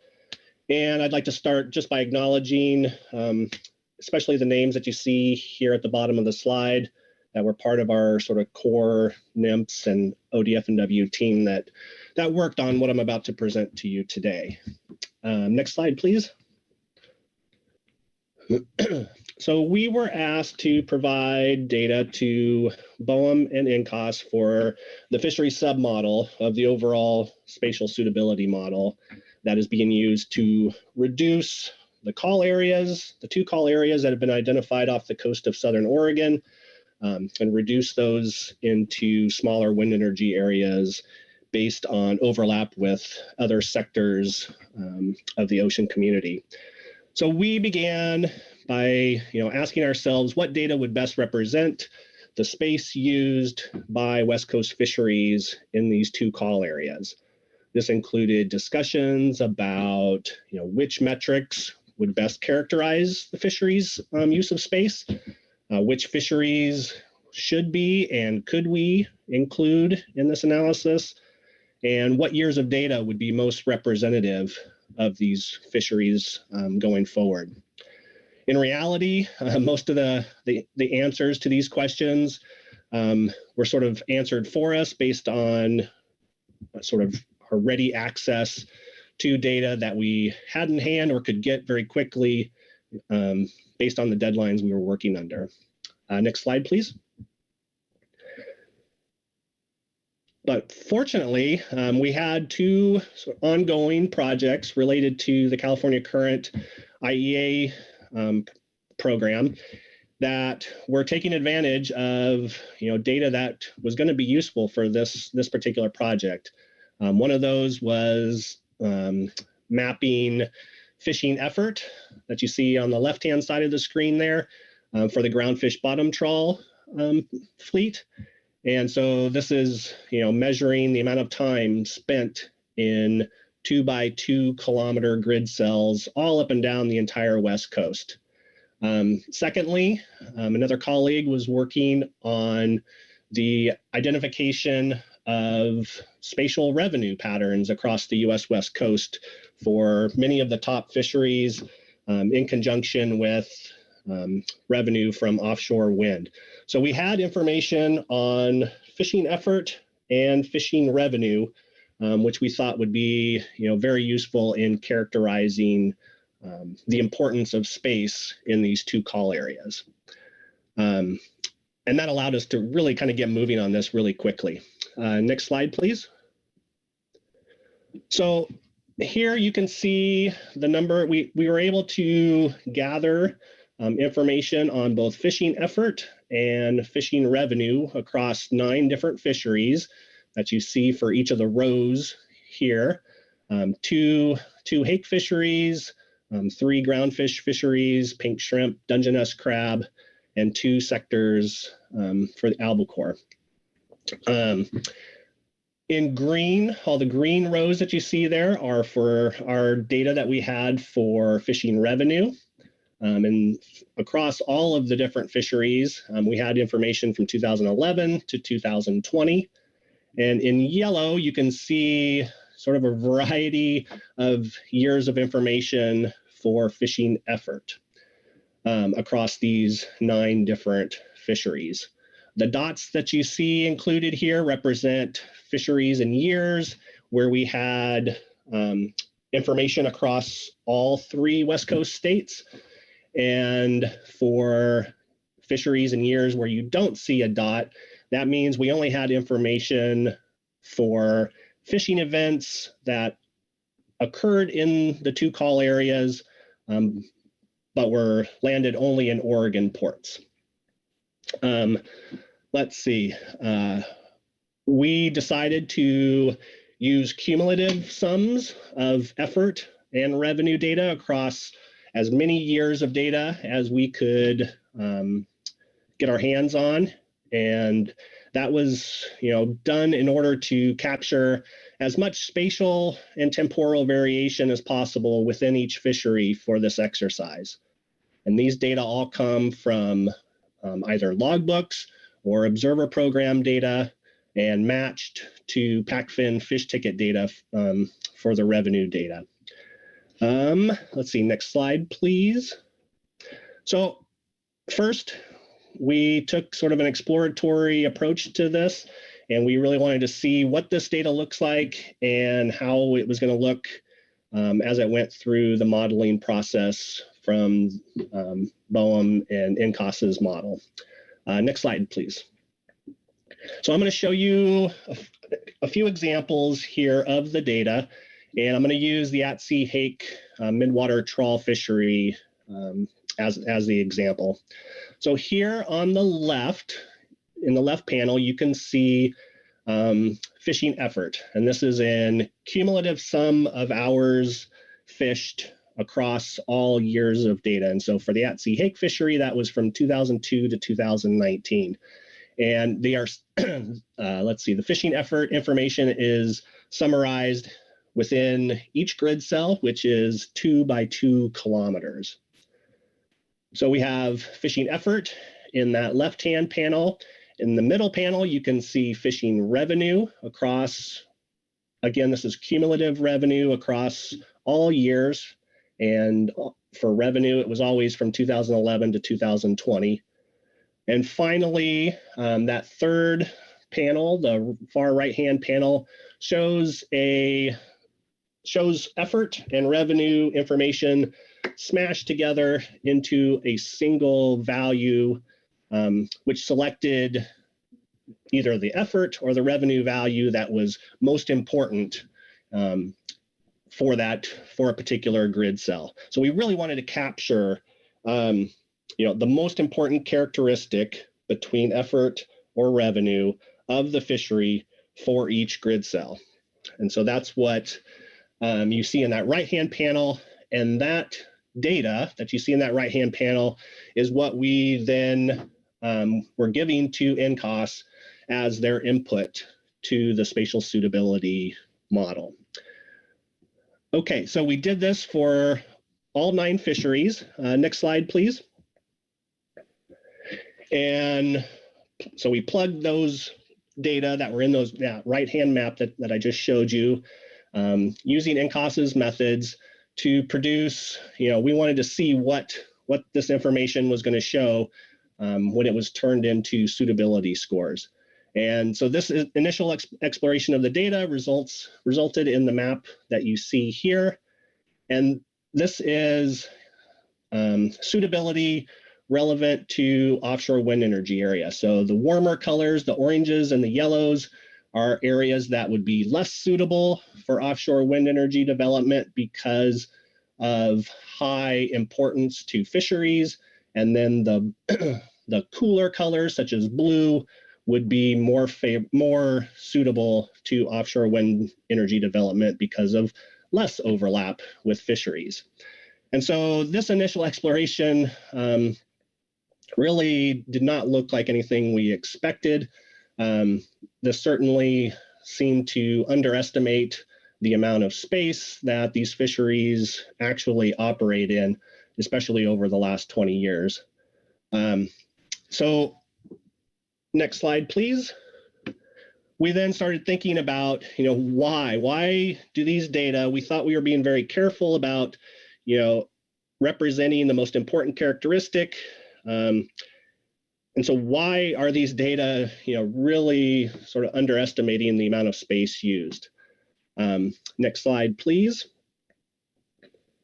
And so if we use that, that far right-hand map, that combined map of effort and revenue, and we look at sort of the distribution of the values here, we can see there's a couple red grid cells in there that arrow is pointing to and are highlighted in that big red box there.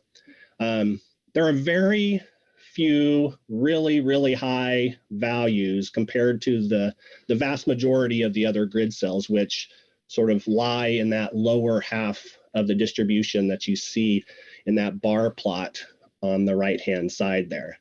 So the fishery operates across a lot of grid cells, but there are only a few that have, this smashed effort and revenue value in that upper half of the distribution that you see in that red box. Next slide, please. And so when these values are then put through NCOS's methods to get suitability scores, it results in, this, with very few grid cells with relatively lower wind energy relative suitability scores. So these very few really high values really seem to be greatly de-emphasizing the amount of space used by the fishery. All right, next slide, please. So we kind of went back to the drawing board and, really wanted to think about, how these data, specifically the left-hand panel for effort and the middle panel for revenue, should and could be used to better represent, the overall use of space by these 9 fisheries. So we applied a series of methods that we thought could account for these really highly skewed distributions where there's just a few, really bright red grid cells and account for that skewness in the distribution. So keep an eye on that right-hand panel. And next slide, please. And so by applying these commonly used methods, we were able to sort of create a map that basically ranks the importance of each grid cell across both of these call areas. And so we're calling this metric ranked importance. And that's what you now see on the in the right-hand panel there. It really brings out, the vast majority of those grid cells that we see between sort of the 200 meter and 500 meter isobath lines that you see in the figures there and are highlighted in red. Next slide, please. So then applying all of these methods to across all of the 9 fisheries and using NCOS's methods to calculate those suitability scores for this, this is for just this fisheries submodel, results in the sort of the final map that you see on the right here. And again, this is where warmer colors represent areas that are identified as less suitable for offshore wind energy development, relevant to fisheries. So that means there's a lot of overlap in these areas that are sort of darker orange and orange.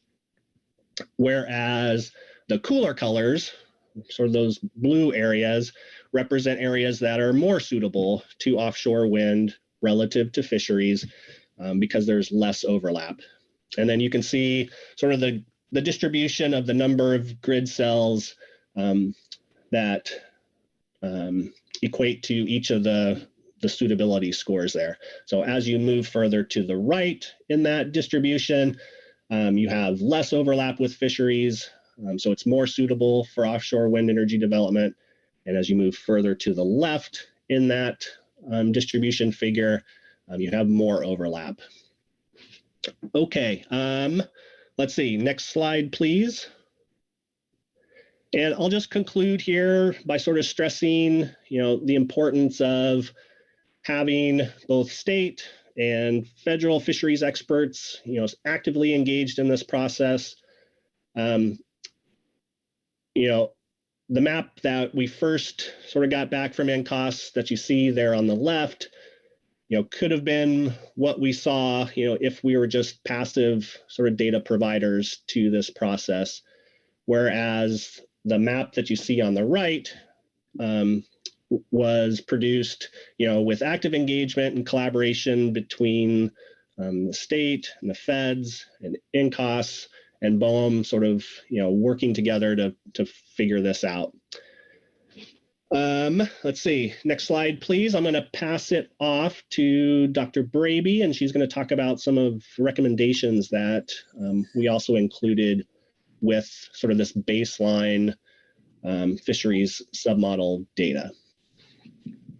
Thanks, Kelly. And just following on that last slide, the other engagement piece that has been important for us since we started on this data synthesis process has been the fishing voices looking at these data and these analyses and responding. So we're happy to be presenting this to the council family this week and in February with the MPC committee and getting additional feedback. I also, just in opening, want to thank all of the folks who've been involved in this process. This was a heavy lift, and our NIPS partners have done just amazing work, and I'm really proud of the work we've done at the department. So the next slide. This shows how we go from what Kelly ended with, which is option 5 on the right, to more specific modeling recommendations from this data synthesis work.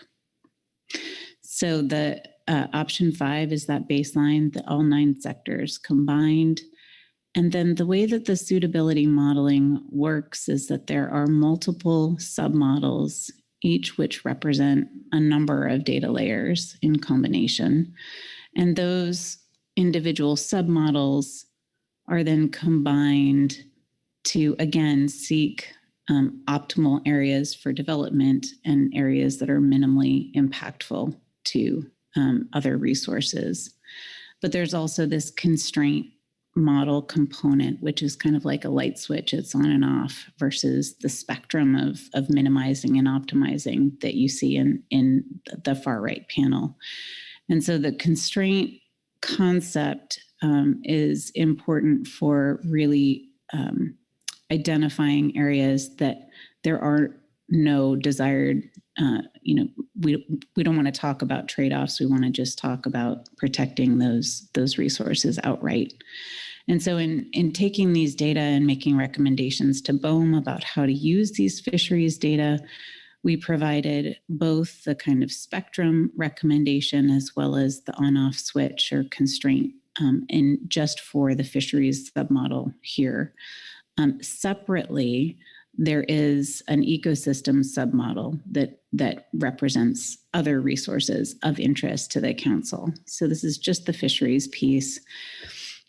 And we were asked to provide a range of alternatives, if you will, on how these data might be used. So from left to right, and using fisheries as a constraint, the 75% trawl outline is shown in red. It's a big red block. The second alternative is 60% of the most important pixels for trawl activity are shown, and then the third alternative at 50%.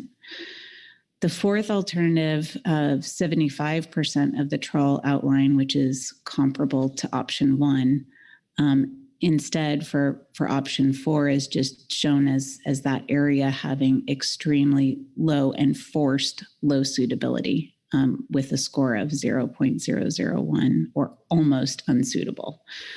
And so these options provide that range of alternatives that NCOS can use within the model to see how it performs and how it behaves with the other resources that they are obligated to consider in the suitability modeling. For the trawl resources, this is documented in a lot of the supporting documents that we have to consider today. But just to repeat, all fisheries sectors have important areas for fishing.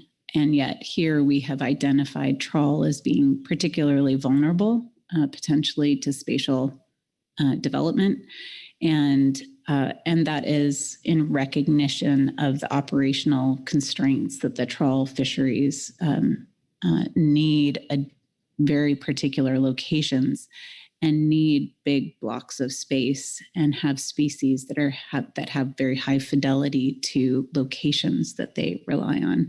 And so for all of those reasons, the trawl fishery has been identified by this collaborative group at NIMS and ODFW as being worthy of particular consideration. And the footprint for the trawl, the 4 sectors for the trawl fleet really do also represent a lot of important fishing grounds for other sectors.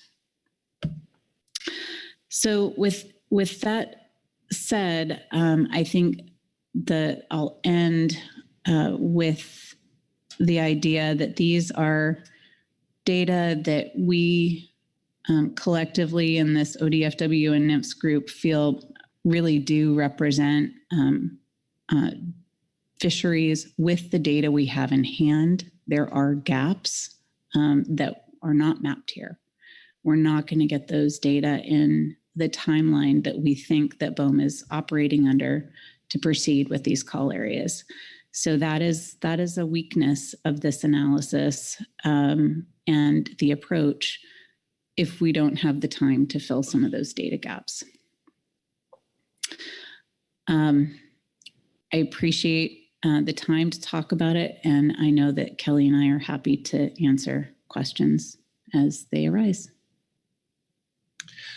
Thank you, Kelly and Dr. Braby. I'll look for any questions on this presentation. Frank Lockhart.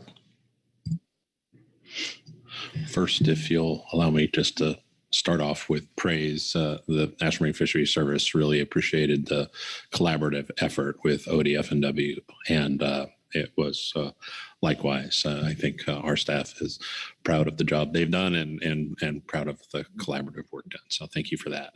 And then I did have one question of clarification, and this is on the kind of the ranked importance. So I just want to make sure I understand how you went from the prior to the ranked importance.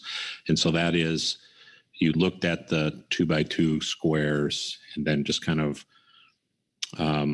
rank them from whatever the number is down to nothing. And so the highest ones would just be the higher they fall in the ranking, and presumably the only ones that are now in that blue range, there's almost no effort at all in there. And that's how you got out the ranked.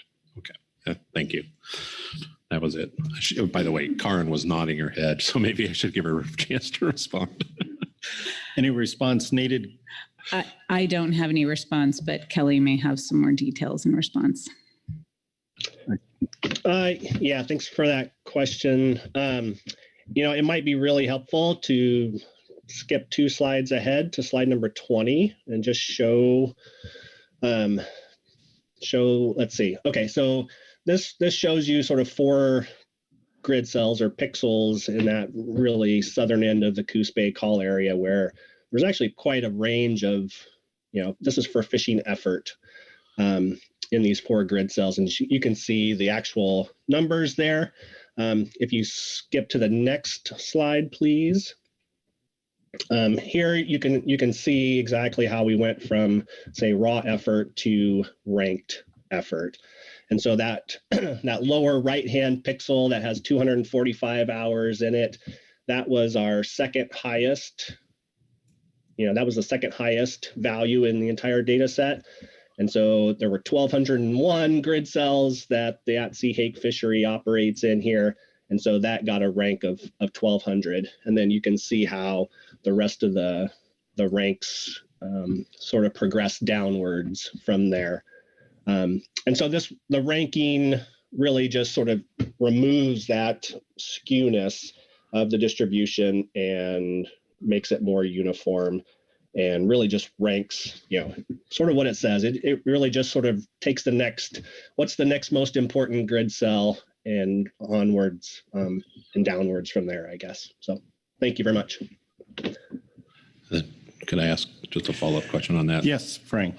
Thank you for going forward here. So so as far as bucketing them into colors, it was just proportional.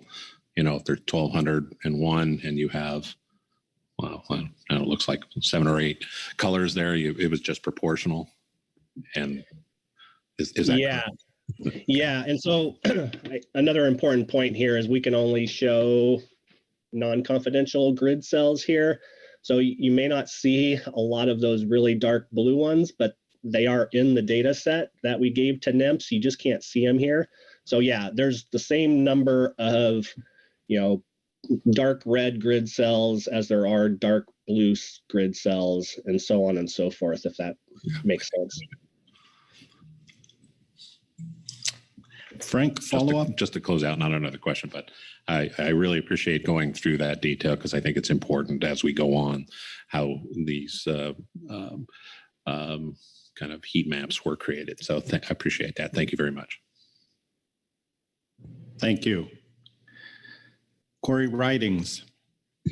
Thanks, Mr. Vice Chair. I think this is a question for Dr. Braby. You mentioned there's also an ecosystem submodel that's available. Are we going to get a chance to see that at any point? Thanks for the question. We don't have that model to share. There are layers that have been supplied, and I would turn to my NMFS colleagues to talk about that, although we're not exactly prepared to talk about that right now. Kelly may be able to provide some additional detail. But what we have recommended to BOEM is that there is more discussion about what's in each of the submodels, as well as looking at model results before those are used to finalize any draft wind energy areas. So that review loop with the council is part of our overarching request and recommendation to BOEM. And this is Kelly. I can chime in just a little bit of information there. So the ecosystem submodel, I believe it's called the natural resources submodel. And we are just getting sort of updates on that from NCOS, maybe as of yesterday, but that'll certainly be coming soon to the rest of the council family. So please stay tuned. Thank you. Further questions? Bob Dooley? Yes, thank you, Mr. Vice Chair. Thanks for the great report. Karin, I think this question might be for you, but I see your data starts at 2002 and you can only use what you're provided. But, you know, with the advent of the opening of the RCA and the data that was fisheries that were prosecuted before that and areas they fished are, I think, probably very important. And then the advent of the non-trawl RCA opening in the future. Did you guys talk about that or try to get a sense of how we address areas that were very important to our fisheries that aren't included in this database that might indicate areas that are very suitable because there's lack of fishing, but there's probably some data out there that might cover that. So just curious about your conversations about that. Thank you. Yeah, thank you for the question. I think that's a really important consideration and kind of the temporal changes in a given sector, you know, year to year variation in what areas are important. Those questions have come up. The data that we used represent large periods of time, but are they the right periods of time? Are, you know, all of those questions we asked ourselves. Kelly probably has some good reflection from his side of things. I'm a little higher level than getting into the nitty gritty of an individual year versus another year. But that was certainly part of our discussion. No analysis is going to be perfect. There's no way to do it. And I think the best feedback that we can get from the council family is, given your experience with these sectors, is this constraint approach, is that outline, does that feel about right? Does this 9-sector combined map, does that look about right? Do you see your fisheries in there, or are there areas that used to be more important that are missing? And that kind of feedback will daylight any wrong assumptions and how these data were put together. But we considered that. We did the best that we could to make sure that we were covering temporal variation, and it's a good flag. Kelly, do you have more to add? Yeah, thanks for that question. Certainly, we wanted to use as big of a range as we could to, try to incorporate those spatial and temporal changes over time, not just, in the past, but also thinking about the future. And there are data sets that we could, take advantage of for the groundfish bottom trawl fishery, where we have calculated, fisheries footprints back to, I believe, 1987 or so. That could be, brought into this. We weren't able to for this particular analysis. And then also for the at-sea hake fishery back to, I believe, 1990, 7 that could also sort of, potentially be, looped into this process if given time or for, subsequent, I guess, rounds of call areas and wind energy areas. So thank you. All right, thank you. Further questions? Vice Chair Pettinger. Yeah, thank you, Chair, Vice Chair Hassemer. Really appreciate these maps. The first part of this presentation, I was looking at the hotspots. I'm kind of wondering, it didn't seem to gel with the impacts to the fleets like this does. I think I would, if you were to ask me where the hotspots would be, I think this kind of captures that very nicely. And probably for the bottom trawl fishery, I think it's probably, that footprint's probably pretty similar year to year, but I would think at least the whiting fishery would be vary quite a bit. And I would say that some years that they would be much hotter some years than others, depending on where those fish go. So I think I don't think you capture that here, but I think that's something to be looked at maybe as far as what that looks like some years. But this is just really a great job and a great way to look at it. It just shows you the power of statistics and how things can be different looks. You can paint your picture, but as individuals live on the Southern Oregon coast for 50, 60 years, fished it down there large portion of my life.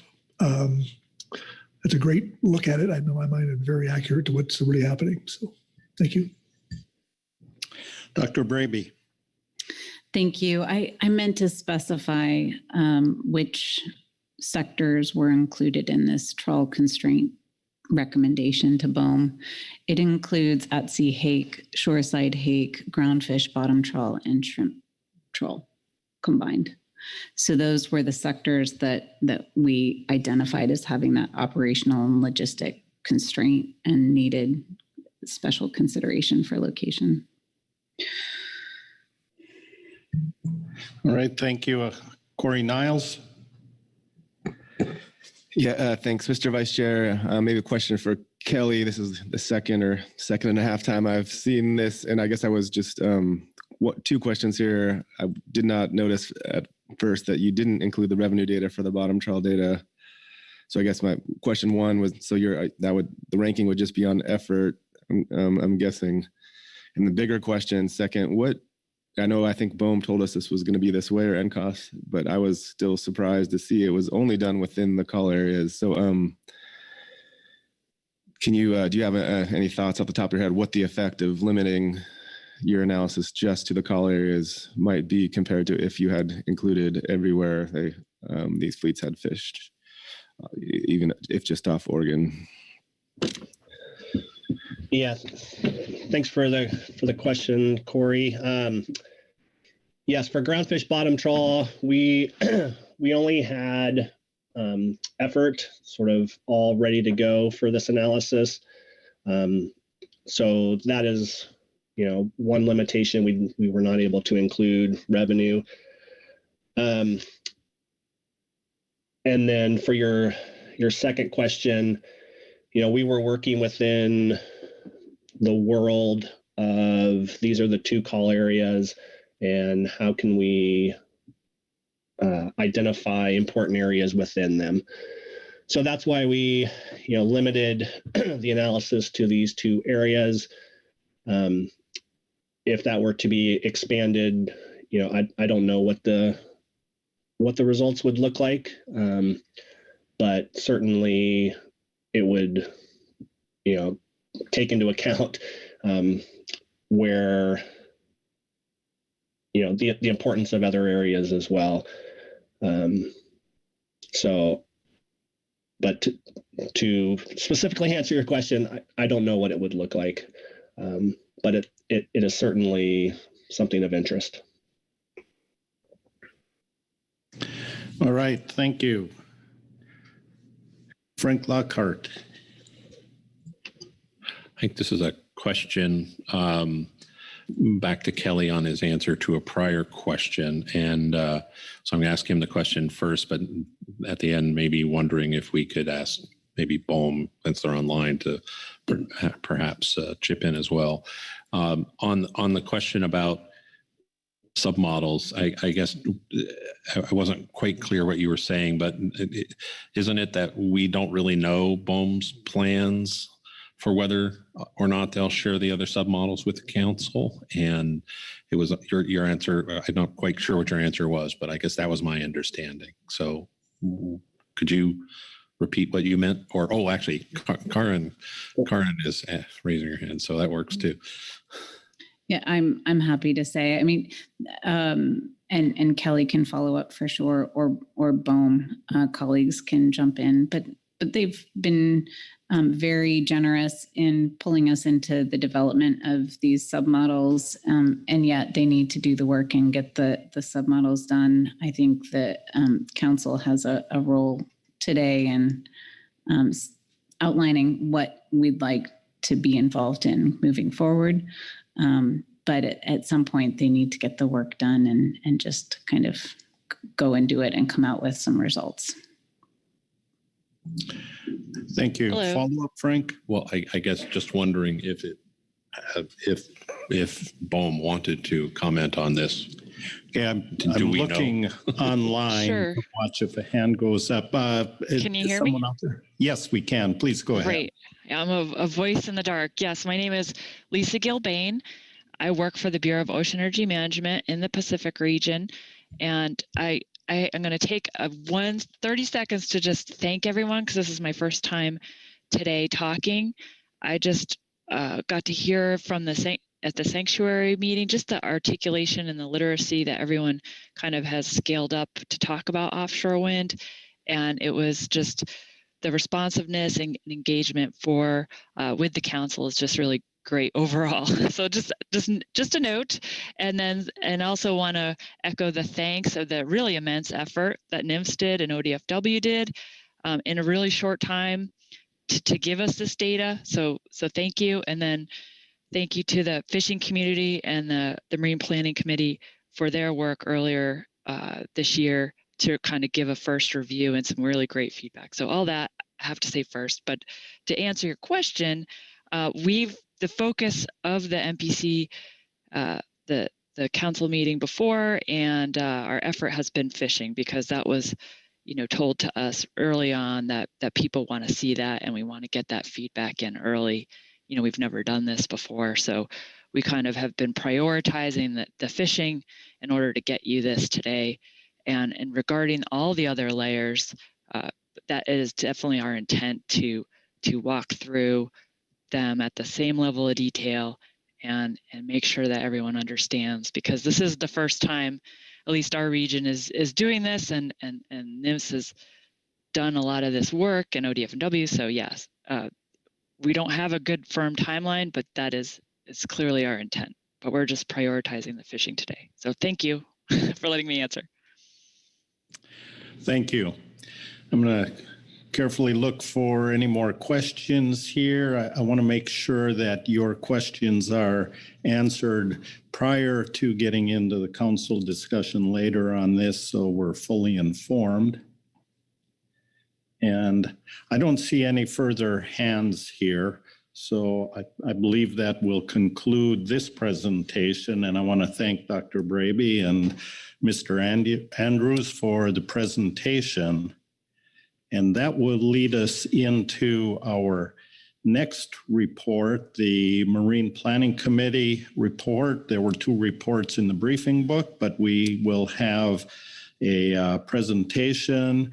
Mr. Mike Conroy is online, and Susan Chambers is here with us live. Welcome, Susan.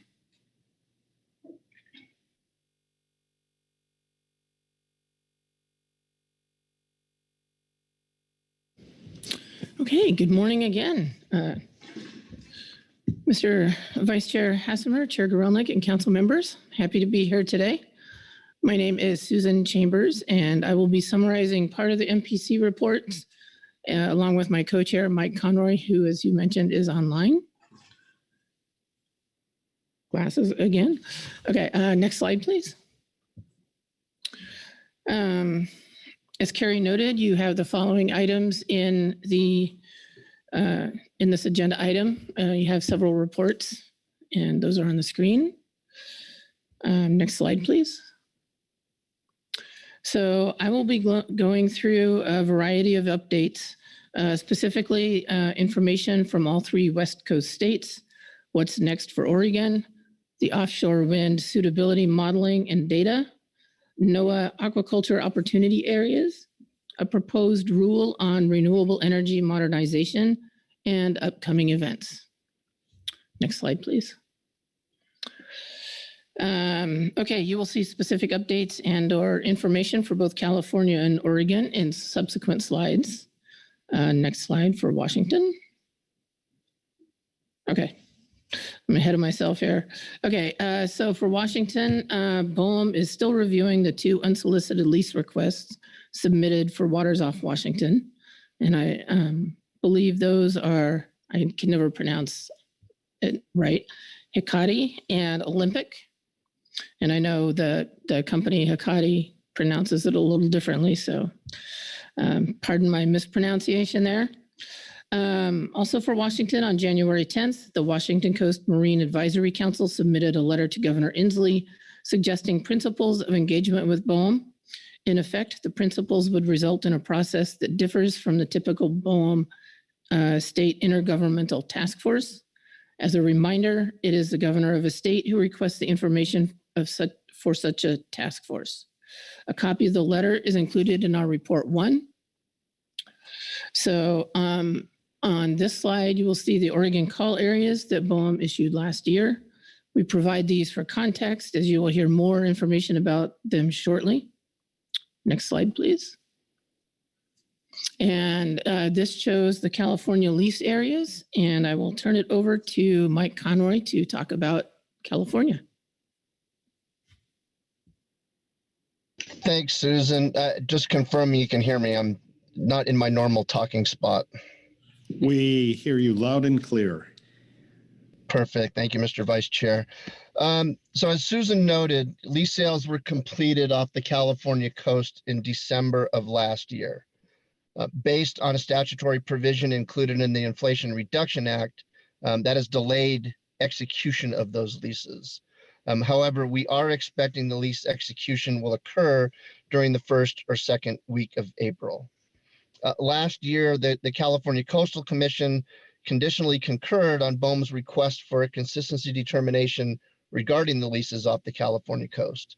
Within that conditional concurrence, it included the following condition, and I'm quoting, BOEM will work with the Commission and other state and federal agencies to develop and facilitate a working group consisting of fishing organizations and representatives from different regions and ports of the state, representing different fisheries and gear types, and in both the commercial and recreational sectors, lessees, and state and federal agency staff.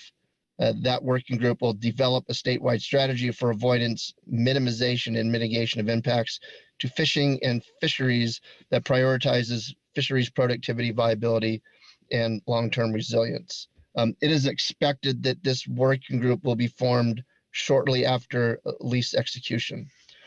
Also in California, AB 525, which was adopted and passed and signed into law in 2021, requires the California Energy Commission to draft a strategic plan for offshore wind energy developments off the California coast in federal waters. There are a couple of chapters which will be of particular interest, and the preparation of these is ongoing. One is the identification of suitable sea space. As you will recall, California last year adopted a long-term planning goal of 25 gigawatts of offshore wind. So they need to do a long-term planning process to identify suitable sea space for an additional 20 gigawatts. And then the second chapter that is going to be of interest is looking at the potential impacts on coastal resources, fisheries, Native American and Indigenous peoples, national defense, and then strategies for addressing those potential impacts. Per the terms of the statute, this report is required to be presented to the Natural Resources Agency and the legislature on or before the June 30th of this year. Next slide, please. So during your September meeting, you received a presentation from James Morris introducing you to the NCOS spatial suitability model. BOEM had previously expressed an intention to utilize the NCOS model within the boundaries of the two call areas to identify those locations most suitable for offshore wind. This in an effort to develop draft wind energy areas off the Oregon coast. By way of recollection, draft WIAs is the step that precedes publication of a proposed sale notice. The model incorporates roughly 200 different data layers. Areas where development of offshore wind is disallowed would receive a suitability score of 0. These are constraints. The picture on the left side of this screen of this slide shows 2 constraints within the Coos Bay call area. One is a DoD exclusion area, and the second is the coastal fairway from the United States Coast Guard Pacific Coast Port Access Route Study. This, as you can see, is functionally eliminated roughly 60% of the original Coos Bay call area.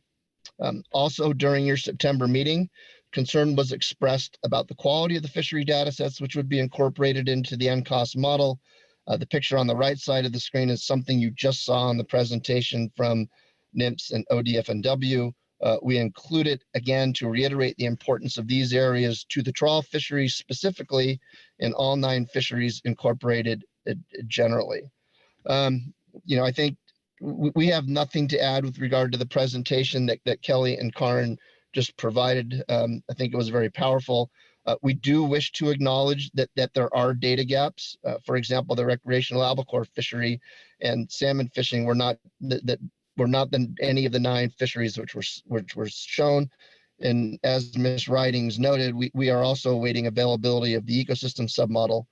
Similarly, we are waiting for more information on the habitat submodel as well. It is our understanding that BOEM has committed to incorporating the NMFS and ODFW fisheries data into the NCOS model. Next slide, please. So this is with regard to the aquaculture opportunity areas off the Southern California coast. When we last reported to you on this in September of last year, we had indicated that the planned draft programmatic EIS would be available in late 2022 or early 2023. BOEM is currently preparing a scoping report highlighting feedback received during the scoping period. This has pushed back the timeline for release of the draft programmatic EIS, and it is now planned for publication in mid-2024. Next slide, please. The proposed renewable energy modernization rule, which Carrie mentioned at the outset, that was published on January 30th. This is a lengthy rule, 85 pages in the Federal Register. The public comment period is scheduled to close on the 31st of this month. The MPC was unable to entertain detailed conversations during our February 2nd meeting, my apologies, but we did discuss it during our February 23rd meeting. Marine Planning Committee members also participated in the Small Business Administration Small Entity Energy Roundtable focused on the proposed rule, and a number of MPC members were in attendance at the Northwest Offshore Wind Conference last Wednesday in Portland and heard a presentation from BOEM on the proposed rule. Next slide, please.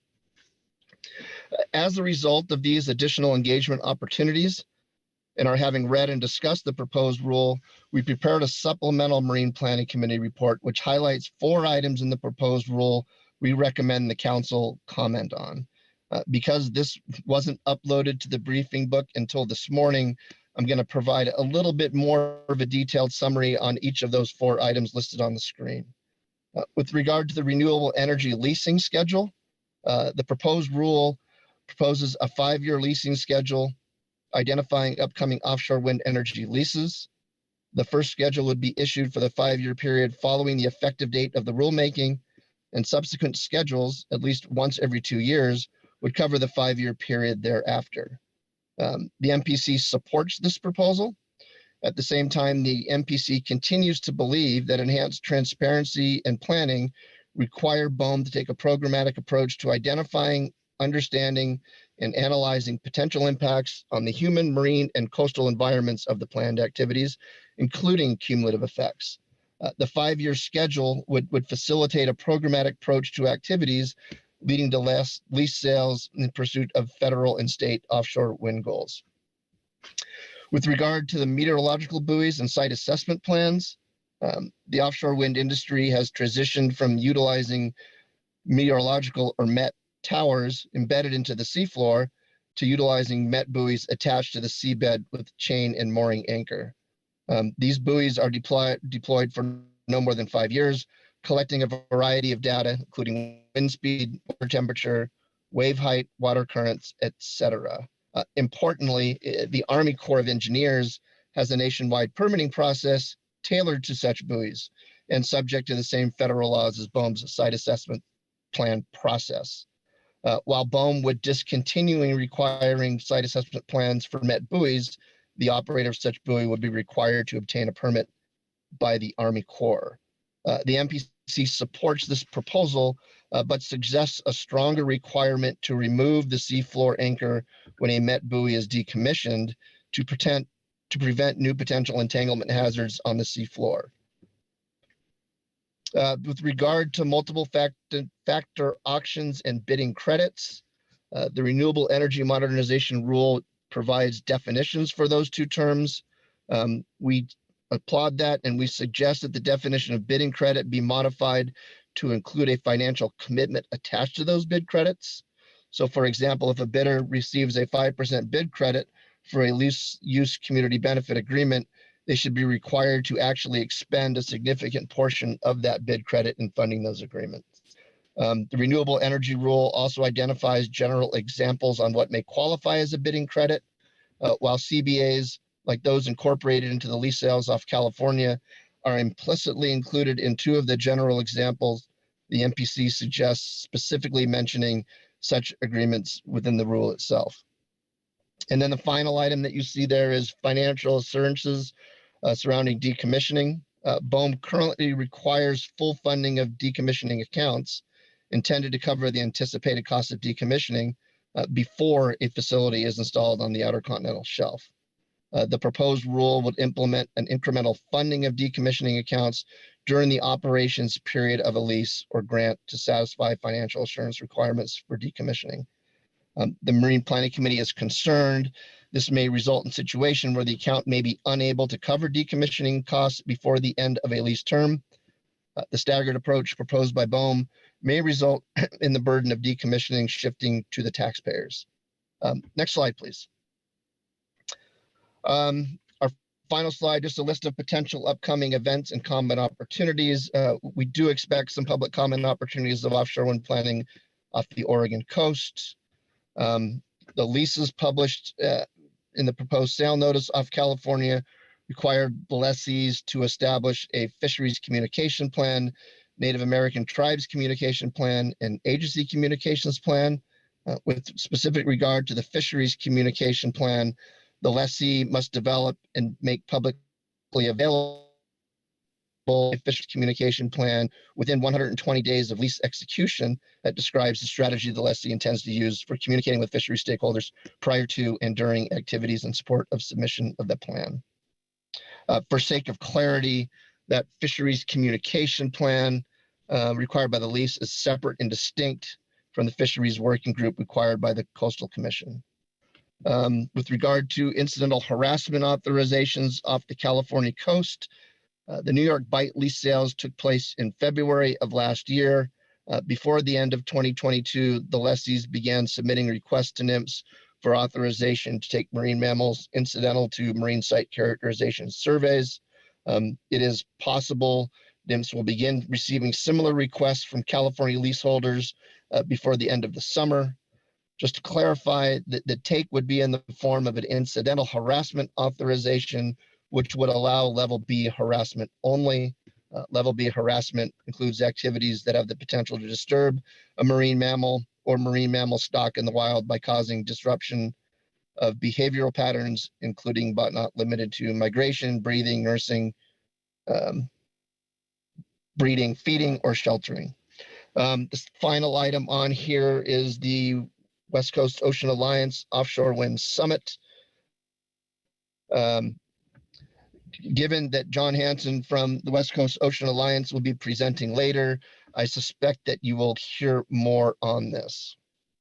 I did want to conclude with kind of summarizing the recommendations and requests that are sprinkled throughout our reports.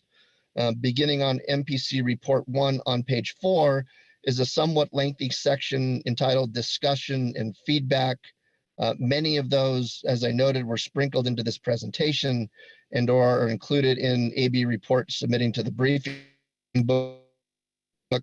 Included in that was a recommendation that the council discuss the propriety of requesting BOEM rescind the current call areas. As you will hear during the AB reports and public comments, you will be directly asked to adopt that recommendation. The Marine Planning Committee recommends that the council consider the points described in the discussion and feedback section and convey them to BOEM for incorporation into decisions about offshore wind energy. And then finally, I am almost done.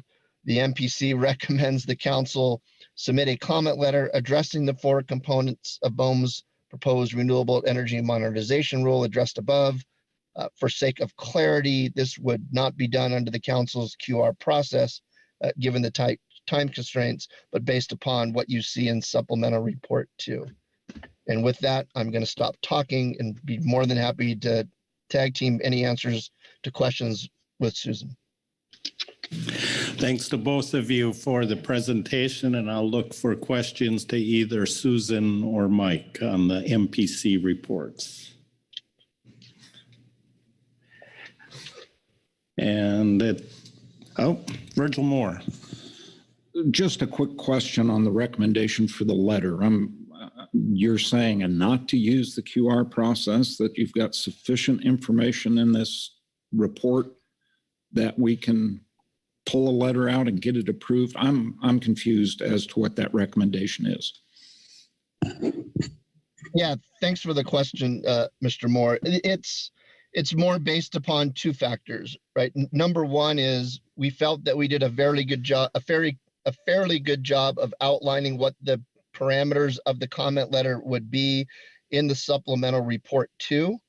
And secondarily, I think it's more also based on a time concern. The comment period for the proposed rule closes on March 31st. And if you work backwards utilizing the atypical council QR process, I think we figured out we would have to have a draft of a letter available within the next day or 2 so that it can be shared around and go through that whole process. So, the thought here is that if the letter is based upon the framework as the supplemental report 2 and using that as guardrails against what we could potentially add to that, that would hopefully be sufficient. Great, thank you. Further questions? No hands are being raised. So again, thanks, Susan. Thanks, Mike, for that presentation. Thank you. We're next going to move to John Hansen and a presentation or a discussion for the West Coast Ocean Alliance. We will be taking a break right after that before getting into the advisory body reports. So Mr. Hansen should be online. Can you hear us, John? I can hear you loud and clear. I hope I'm coming through as well. Yes, you are. Please proceed when you're ready. Great. I'll take it away. Thanks, everybody, for having me. I don't have any slides. I told Carrie I will try to keep this short and sweet in terms of a few items to highlight from the latest of the West Coast Ocean Alliance. First off, thank you again for having me. I'm sorry I'm not there in person, but do look forward to being able to connect and answer any questions that might come up during the discussion, as well as follow up, obviously, offline as needed on the latest that we're working on through the Alliance work. So as Carrie mentioned, there is a 2-page handout. I would just flag that for folks. I don't have any slides to share. I figured that would probably be pretty self-explanatory, and I'll go through some highlights of that. In addition to just some administrative updates to give you the latest about the Alliance developments in the last few months. For those that remember, I was down there in person at your meeting in Southern California. I presented on November 7th. We have had a few updates that I can share between then and now, as well as the project overview that I'll get to in a moment. First, I'm excited to report we've been bringing on new staff. We have Brianna Goodwin on the line, who is our new project coordinator. Bree's been on a few weeks now and has dove right into a number of our project efforts. And so we're excited to have the option to build some capacity through our new NOAA funding. And we're also in the process of hiring a new tribal coordinator. And that's going to be a full-time staff position, specifically focused on supporting our tribal caucus and tribal members that participate in the Alliance and doing outreach to new tribal governments and entities on the West Coast in hopes of building tribal engagement. So just wanted to mention that we will have a little more capacity. And so to the extent that allows us to be a little more actively engaged with groups like the Council as well as others, we're really looking forward to taking advantage of that. I guess just as a quick primer for folks that recall the Alliance itself, we are a regional ocean partnership. We bring together state, tribal, and federal governments on the West Coast. Been around a number of years in various forms. The other thing I can report on since our last discussion in November is that late in 2022, we actually did see authorization for regional ocean partnerships included in the National Defense Authorization Act. This was a bill that had been floating around for a few years that formally authorized 4 regional ocean partnerships. We are the ROP for the West Coast. There are 2 on the East Coast, in the Northeast and the Mid-Atlantic, and 1 in the Gulf of Mexico. That puts us within NOAA and gives us a bit more formality. Nothing else comes with that in terms of funding, obviously, so we have to get in line with everybody else in terms of the appropriations process.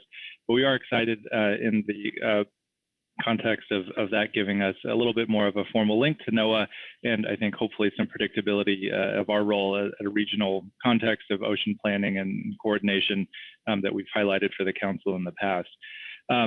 Also, just as a reminder, we did receive funding through the infrastructure bill for 5 years. I mentioned this at my update in November. We are looking at about $2 million a year per region for the next 5 years. We are in the midst of starting to plan year 1 funding right now. And I'll mention that in the project overview 2-pager gives you a snapshot of what we are planning to fund in this first year of funding, but at least do have an additional 4 years of funding coming. And then with the authorization now in place, we'll be looking at next steps in terms of the role of the Regional Ocean Partnership moving forward. So with all that said, I think just for the project overview handout, some things to highlight. Obviously happy to discuss the full suite of things we'll be working on, but I think for the Council's purposes, some things that probably are a little bit more relevant. The first is a strategic planning effort we're going to be embarking on soon. This is something that will obviously be a real in-depth dive to what the Alliance can do on the regional context for the West Coast around ocean planning, as I've already heard in the last few minutes, and I'm sure over the course of all of these meetings for the Council, there's a lot going on. And so the last thing we want to do as a group is come in and reinvent any wheels or step on toes of things that are already being done elsewhere, of which there are many. But we do think that there are some niches out there that the Alliance can fill. And so we're going to be bringing on a consultant to help us really engage with a number of partners, primarily our members, again, being federal, state, and tribal representatives, but also working with groups like the Council in an active way, as well as other stakeholders, to discuss what is the role that our group can play moving forward around topics potentially like offshore wind, like aquaculture, marine planning generally, tribal engagement, ocean data, and other priorities we've already identified, as well as potentially new opportunities for engagement that maybe we aren't doing right now that we could. So more to come on that. And just sort of one thing to flag right at the start is that, you know, when this starts, we hope in the next month or so, we'll get a contractor on board. We will be working with that contractor to look at how best to coordinate with the Council to get your input in an appropriate way to drive that strategic planning process. So just sort of an appetizer at this point, but definitely more to come. And we do think the Council obviously will be a critical part of that conversation. Another item are our upcoming summits, as Mike mentioned there at the end. We do plan to host an offshore wind summit this year, and we are also going to do a full Alliance summit at some point in the year.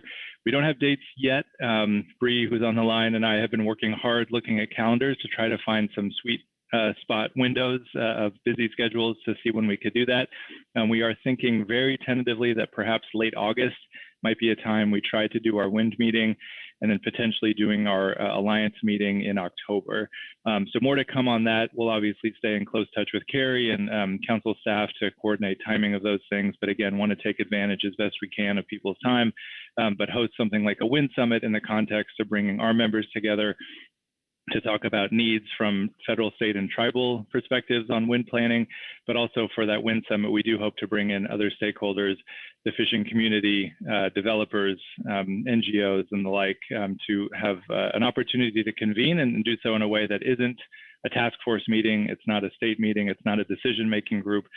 One that really, for us, we see as a potential opportunity to do a bit of a safe space collaboration around wind. What are needs, and is there a role we can play? Are there other roles that our members can play? And try to learn from the broader community about where things are going, and not do so in a way that's just replicating other meetings that are already happening, or trying to, again, insert ourselves where other processes are already underway. So again, more to come on those. Again, we'll stay in close touch with Carrie and the council about options and coordinating that. We do have an offshore wind working group. We're going to have a call next week. So if any folks that are involved with the Alliance and the council, I think a number of you may be already looped in, but please reach out and we'd be happy to connect, because that's a group we're going to look to really drive the next phase of planning that offshore wind summit. I'll also mention aquaculture. We have a project focused on doing an initial inventory of aquaculture on the West Coast. This is pretty basic in terms of a starting point assessment of where aquaculture exists, where it's being planned, how things like opportunity areas are impacting planning activities, but not taking it much further, other than our members have said, we just want a better understanding of, who, what, where in terms of aquaculture. So that's our year one focus. We plan in year two to do a bit more work around what that means for planning, how people are doing planning at a state, tribal, and federal level, and then maybe how our group can support some exchange of best practices. More to come on that, but we are starting on that front with aquaculture. And then lastly, we do have an ocean health dashboard tool being developed with our partners at the West Coast Ocean Data Portal. And so that's something that's in the works. We hope to get some initial indicators rolling out in the next few months, but also do have funding in our new NOAA budget to ramp that up with some additional ocean health indicators being developed over the coming year.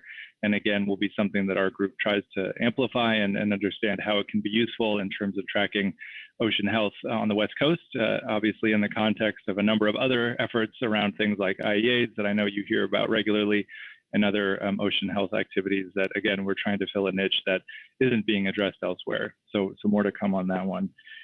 So those are highlights. I would encourage folks to look through the full suite of things in that two-pager to give you some insights into other things. A lot of work with tribes, a lot of work on data. We're going to launch a new fellowship program. So we're really excited. We're in the early days of getting that all organized, a lot of work to launch those things. But again, to the extent that the council will hear updates on those, we'll be happy to do that and then think about coordination moving forward. That said, what I'll close with is just a reminder of when I connected in November and presented to this group, we talked a fair bit about that coordination piece and how formal or informal that needs to be at the current stage. And I believe when we left the November meeting, we had talked about getting some draft language pulled together that would define how the council wanted to work with the Ocean Alliance. When we were the regional planning body previously, we had a charter, we had specific language that called out the council as an ex officio member. We identified contacts. Karin Braby has played that role in the past, and it was fairly formal. We don't currently have a charter, and we had talked in November about progressing on that charter and potentially putting some language out for the council to review that would define that connection moving forward. I think a few months from that conversation now, I can tell you our leaning from the membership of our alliance is probably to let our strategic planning process kick off and have that define if and how we approach a charter or a membership agreement or something to the extent of defining what it means to participate and be a member of the alliance. And I think that will directly impact how the council wants to engage and what that would look like on paper. That's a little bit more of kind of the, housework piece of keeping things written and have them defined specifically, which is important. I think we're going to need a little more time to figure that out on our end, and then want to work with the council on how you all see a role in having that formally defined in writing. More importantly, I think, is letting a strategic planning process commence, also having things like our Wind Summit, other conversations to really define kind of the function. What are we trying to do? How do we work together? What are the things that the council is working on? Where are the alliance efforts overlapping? And how do we want to work together on these things, or just coordinate or just share information? and then let that really inform, how we want to formalize a relationship in terms of something like our charter type document. So I think that's a way of saying to folks like Carrie, who I know he and I talk regularly, I think we can kind of put a little bit on the back burner, but also really want to do our best to make sure you all are keenly aware of exactly what we're doing when we're getting meetings together, how we're doing planning. And then as those get into a little bit more focus, as we get outcomes from meetings, as we get a strategic plan starting to be drafted, that's when we would definitely get that in front of the council again to let you know what we're coming up with, and then let you all digest from a council perspective where you see the council fitting and taking it from there. So I will stop there in hopes of not keeping you from your break too much longer. But again, happy to answer questions and appreciate the opportunity to give you an update. Thanks, everybody. Thank you. Any questions for Mr. Hansen on the West Coast Ocean Alliance report? John, there are no hands here. So again, thank you for that report. Thank you. Okay. With that, we will take a break. When we come back, just for a heads up, we will be starting with the CPSAS report. And so let's be back here in our seats at 11 o'clock. Thank you.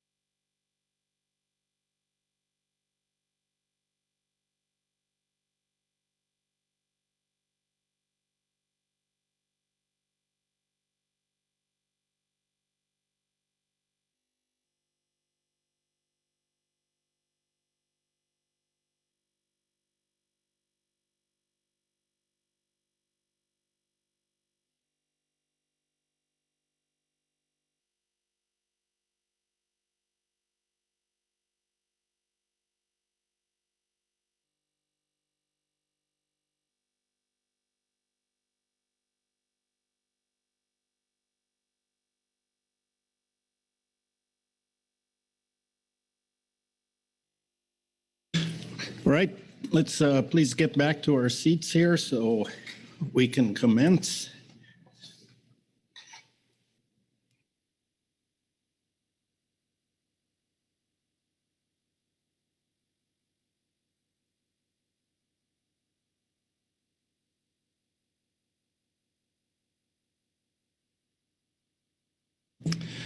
All right, this takes us into our management and advisory body reports. We are going to start with, excuse me, I have to get down to my list here.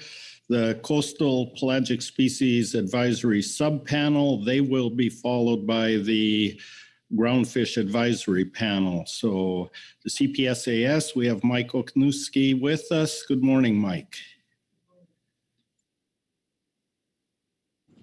Good morning. Thank you.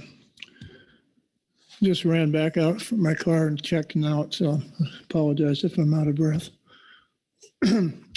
I'll be reading from agenda item G3A, Supplemental CPSAS Report 1, Coastal Pelagic Species Advisory Subpanel Report on Marine Planning. The Coastal Pelagic Species Advisory Subpanel reviewed the Marine Planning Committee's G3A MPC Report 1 in the March 2023 briefing book. This was largely focused on February 2nd's 2023 MPC meeting with the Bureau of Ocean Energy Management, the Oregon Department of Fish and Wildlife, and the National Centers for Coastal Ocean Science. Each of these agencies gave presentations and answered questions from committee members and the public. In addition, there were state-by-state updates on development of offshore wind energy. The CPSAS has chosen several points in the report that are of concern. To better understand why we have raised concerns, it should be first noted that many of the fishermen and processors the CPSAS represent participate in multiple fisheries along the West Coast and/or Alaska. Processors that process and market CPS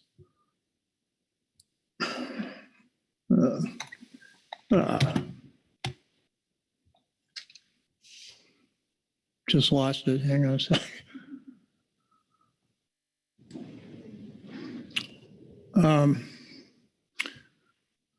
Processors that process and market CPS almost all process and market species from other fisheries. The diverse portfolio affords some protection against shifting abundance of product and variable market demand. The policies and progress of OSW development in one region can be expected to infiltrate all regions and signals the need for cautious investment practice. We have chosen to emphasize the following items, but this list is by no means exhaustive. Renewable Energy Modernization Rule. Principles. We believe these principles are too generalized and the meanings are not transparent. With realistic potential for ecological and economic impact, we need to slow this process to ensure all cautions and due diligence is exercised. Comments, and they are in parentheses.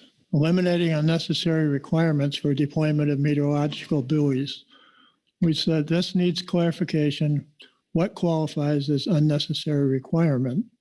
Number two, increasing survey flexibility. Some on the East Coast believe OSW site characterization surveys have increased whale strandings. These surveys should be overseen by the National Oceanic and Atmospheric Administration Fisheries and follow strict rules to prevent ecological damage. Number three, improving a project design and installation verification process. This process needs to be stringent and done independently by professional experts. Number four, establishing a public renewable energy releasing schedule. We concur, but need to know the process. Number five, reforming BOEM's renewable energy auction regulation needs clarifications, and we'd like to know what reform and what manner. Number six, tailoring financial assurance requirements and instruments. As the potential for major disaster in the ocean is always of concern, We want all potential damages, human life, and resultant ecosystem damage to be fully covered by bond and insurance at the point equipment is first moved offshore, and a commensurate insurance policy for site surveys. Number 7, clarifying safety management system regulations. We concur, but the plan needs to be transparent to the public and workers. Number 8, revising other provisions and making technical corrections. Without knowing what this extends to, we disagree with any revisions. Oregon call areas. The CPSAS recommends the council submit a memorandum to BOEM recommending they abrogate the legal formation of both Oregon call areas. The Coos Bay call area now has a large section where the Department of Defense prohibited OSW development, and the plans for Coast Guard PAC PARS fairways will carve into the northern section. The Coos Bay call area occupies one of the most ecologically productive marine zones in the world, supporting a vibrant fishing economy. The Brooking call area is placed over an active earthquake zone and should also be withdrawn as a call area. NCOS suitability model. The model utilized by NCOS provides a mechanism that has potential to assess actions in areas for development on an unbiased basis, but only if the input data is selected without prejudice. Final selection of this data should be subject to open public review in agencies such as ODFW. There is no logical reason productive fishing areas should not be registered as an NCOS constraint, thereby defining that area as a zero OSW development zone. BOEM is responsible to develop OSW with minimal to zero impacts to existing user groups or ocean environments. In our view, BOEM has failed to avoid conflict with fishing activities and has not taken steps to research and analyze environmental impacts, especially cumulative impacts. The model could be a tool to help BOEM avert conflicts with fishermen and protect the marine environment. Food is an elemental necessity for survival. U.S. seafood is a secure and sustainable food source at a time many in the world go hungry. Productive food zones need strict protection. The current food supply is inadequate to meet the growing demand, and this deficit is anticipated to increase. Productive harvest regions should be specified as formal NCOS constraint zones to ensure they do not lose their food generation capacity. We urge the council to consider all the advisory body remarks and express our concerns to BOEM in a council letter. And that concludes our statement. Thank you. Thank you, Mike. Any questions on the CPSAS report? No questions, so thank you. Thanks again. And our next report is from the Groundfish Advisory Subpanel. They will be followed by the Habitat Committee. So for the Groundfish report, Susan Chambers, welcome again.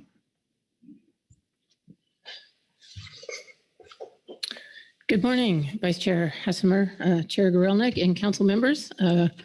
Again, my name is Susan Chambers, and I will be reading the GAP report into the record. The ground GAP, that would be Supplemental GAP Report 1. The Groundfish Advisory Panel received a briefing on this agenda item from Mr. Kerry Griffin with the Pacific Fishery Management Council and reviewed the relevant briefing book materials. The GAP compliments council staff and the Marine Planning Committee for their comprehensive and careful shepherding of complex and contentious marine planning activities for the council family, offshore wind in particular. In addition to the important updates and discussions that occur via the Marine Planning Committee, the council letters developed by Mr. Griffin and the MPC about marine planning activities are critically important, especially in communicating council and fishery participant concerns about actions that will impact council-managed fisheries. The March 2023 MPC Report 1 is a thorough review of recent and imminent marine planning activities. The GAP agrees with the perspectives expressed by the MPC in its report. specific to the offshore wind call areas off Oregon and Marine Planning Committee discussion about rescinding those call areas, the MPC recommends that the council consider the points described above and convey them to BOEM, Bureau of Ocean Energy Management, for incorporation into decisions about offshore wind energy planning and development on the Pacific coast. Based on the body of evidence outlined by the MPC, the GAP urges the council to recommend to BOEM that the current Oregon call areas be rescinded. To elaborate, it is unfathomable that BOEM continues to move forward with the process to identify wind energy areas within the Oregon call areas. It is clear from public and community input that fishery participants, coastal communities, tribal governments, and federal and state policymakers all have valid concerns about what is a clear and present danger to sustainably managed fishery resources, scientific research, physical oceanography, protected resources, and coastal economies. Before the call areas were formally announced, fishery participants cautioned BOEM that the fishery data sets employed by BOEM were insufficient both in time and scale. Nonetheless, the agency developed and announced the call areas knowing their data was incomplete and their analyses flawed. The call areas were also developed without adequate consultation with the U.S. Coast Guard and Department of Defense. As noted by the MPC, quote, regarding the Coos Bay call area, there are two constraints that were not known when the call areas were identified: a Department of Defense exclusion zone and coastal fairways proposed in the Pacific Port Access Route Study, or PAC-PARS. Moreover, and critical to the consideration of fishery displacement, the MPC report describes data analyses recently developed by the National Marine Fisheries Service and Oregon Department of Fish and Wildlife that clearly and emphatically illustrate how harmful offshore wind would be to council-managed fisheries, or could be to council-managed fisheries. Announcement of the call areas was premature at the time. Information and analyses developed since then only further strengthen the argument for rescinding the current call areas. It is also important to highlight that fishery participants are not solely focused on displacement and loss of fishing grounds, which are significant concerns. They are also concerned about, inter alia, collateral impacts to coastal communities, decreased safety of life at sea, disrupted scientific surveys and research time series, harm to protected resources, and perturbations to oceanographic processes. The marine environment is complex, interconnected, and inextricably tied to the sustainability of council-managed fisheries. Offshore wind pursued irresponsibly is a threat to those fisheries, and a course correction is necessary. The only responsive and responsible action for BOEM to take is rescind the Oregon call areas.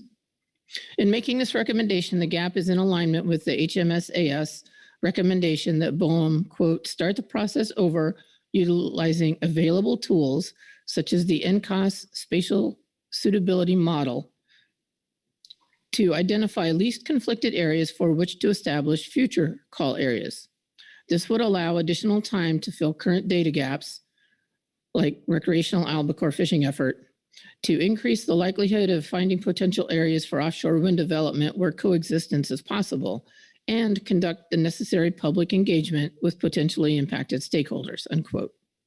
Finally, the GAP also agrees with the HMSAS recommendation that the council support the fisheries data incorporated into the ODF&W and NMS and recommend its inclusion in the NCOS suitability model.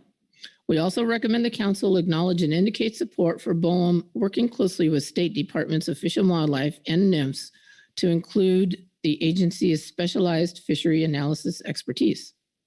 The ODF&W NMS fishery data analysis is incredibly informative and a perfect example of the type of information that should be foundational to responsible offshore energy development. Mr. Vice Chair, that concludes our statement, and I'm happy to take any questions. Thank you, Susan. Questions on the Groundfish Advisory Panel report? And there are no questions, so thank you. Next, we'll move to the Habitat Committee report. That will be followed by the Ecosystem Advisory Subpanel. For the Habitat Committee, we have Dr. Corey Green online. Dr. Green, can you hear us? Yes, I can. Can you hear me? Absolutely. Please go ahead. Thank you, Mr. Vice Chair and members of the council. I'll be reading Agenda Item G3A, Supplemental HC Report 1, Habitats Committee's report on marine planning. The Habitat Committee received a presentation from Carrie Griffin and Steve Scheiblower summarizing relevant topics from the Marine Planning Committee's February 2nd, 2023 meeting and G3A MPC Report 1. With regard to offshore wind energy planning and development on the Pacific Coast, the HC has concerns related to draft wind energy area comment period timing, subsea electrical transmission cable routing, and spatial suitability modeling. The comment period for draft WIAs may only be 30 days, which would not allow adequate time for the council to submit comments. The HC recommends that the council either request a longer comment period from the Bureau of Ocean Energy Management or ensure the MPC is prepared to respond quickly. HC members are tracking this and are standing by to help with a quick response letter. Note that there's no date set for release of BOEM's draft WIAs. If the council decides to submit a letter to BOEM as recommended by the MPC, the HC requests the opportunity to weigh in on the topic of impacts of cable corridors on habitat. The HC is especially concerned with the prospect of potential cable routes over Hecata Bank and essential fish habitat conservation areas in the Coos Bay Call area vicinity, as mentioned in MPC Report 1. The HC notes that the spatial suitability modeling discussion and slide 41 in Appendix 1 of MPC Report 1 is focused on the commercial fisheries submodel. Other submodels, such as the habitat submodel, may reduce the suitability even further for potential WIA siting. These and other considerations, such as recreational fishing, should not be overlooked in council recommendations to BOEM. That concludes my and HC's comments. Thank you very much. Thank you, Dr. Green. Any questions on the Habitat Committee report? And there are no questions here. So that will move us on to the Ecosystem Advisory Subpanel report. They will be followed by the Ecosystem Work Group. For the subpanel, we have Gway Kirshner online. Good morning, Gway. Good morning, Mr. Vice Chair. Thank you. And good morning, council members. My name is Gway Kirchner, and I'm going to be reading from Agenda Item G3A, Supplemental EAS Report 1. The Ecosystem Advisory Subpanel received a presentation from Mr. Scott McMullen on recent meetings of the Marine Planning Committee with the Bureau of Ocean Energy Management that took place on February 2nd and February 23rd of 2023, and are summarized in their report to the Pacific Fishery Management Council on marine planning issues. Our discussion focused on several key areas, including components of the Renewable Energy Modernization Rule, BOEM plans to survey Oregon's coastal residents regarding offshore wind energy, results of the suitability modeling, and the significant potential challenges of situating wind turbines in the offshore waters of the West Coast, relative to what should be onshore or East Coast sites due to the higher energy marine environment. In particular, derelict or damaged offshore wind components could have a widespread impact on fishing activities and ecosystem health beyond the specified call areas, exacerbated by the high energy conditions that frequent the areas under consideration for wind farm development.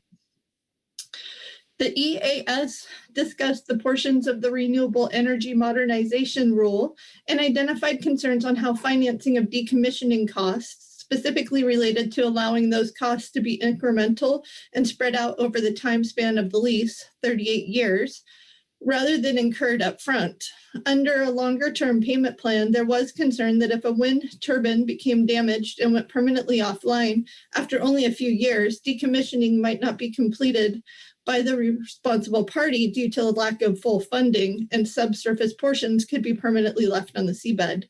This could result in a hazard should the area eventually be reopened to bottom contact fisheries or future unintended ecosystem impacts. The subpanel suggests a more appropriate, reasonable, and fair funding scenario would be to incrementally fund decommissioning such that full funding for the decommission of each individual structure would be required by the time it is placed in the ocean, similar to a process for offshore cables. It was noted that during oil leasing off California, oil companies were given leases for offshore platforms that are indefinite, as long as operational, with decommissioning strategies that are environmentally and fiscally questionable and uncertain. The EAS considered whether a similar fate might happen to offshore wind platforms, turbines, and/or blades, and discussed the possible consequences, such as resulting in ecological impacts, associated costs, navigational hazards, or fishing impediments. Relative to the Oregon Coastal Constituent Survey on wind energy, Mr. McMullen pointed out to the subpanel that timing would not impact the current lease process since the survey report is not due till 2025. So the EAS questioned the value of a post-lease survey. However, since the current process is the first of potential future additional processes, it is expected that the report results will be used to refine future wind lease processes in Oregon and may provide BOEM with better methods for communicating to the public regarding wind energy off the coast.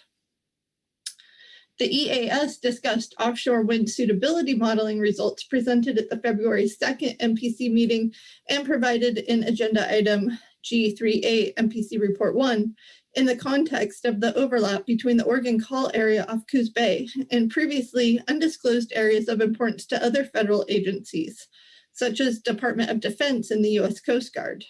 Several EAS members expressed frustration that the process had advanced beyond the designation of call areas and almost to the point of lease auctions, and these constraining areas were only recently identified. Not only has there been considerable time and effort involved in analyzing portions of the Coos Bay Call area, in particular that were ultimately precluded from offshore wind development, but the remaining available area is the portion closest to Hecata Bank, a unique feature of importance for fisheries and conservation efforts, and designated as Essential Fish Habitat Conservation Area. Also, it was noted that the Dungeness crab fishery off California will be required to have electronic vessel monitoring before the 2023-2024 season, and considered whether those data could be used in future similar wind suitability modeling analyses. The EAS also discussed the challenges of situating wind energy off the West Coast relative to onshore or East Coast sites due to its higher energy marine environment. It was noted that the Pacific Coast has a much greater potential for generating wind energy compared to other areas where offshore wind has been proposed. And in addition, the West Coast call areas are proposed in much steeper depths than for current Atlantic Coast wind energy locations. The Pacific West Coast, particularly from Northern California, North Central California, and northward, can be characterized by intense winter storms with southerly winds and swells that, in combination with the deeper proposed depths, means turbines would be at significant risk during storm events. In addition, it is important to consider expected increases in magnitude and frequency of swells due to climate change. Subpanel members expressed concerns that in the proposed Coos Bay Call area, if turbines were damaged in winter storms, the challenges of repairing or maintaining them in a timely manner might result in severed components that are moved northward onto Hecata Bank, which could do irreparable damage to the reef. Likewise, what happens when the anchoring structures become disconnected from the seabed from significant storm events?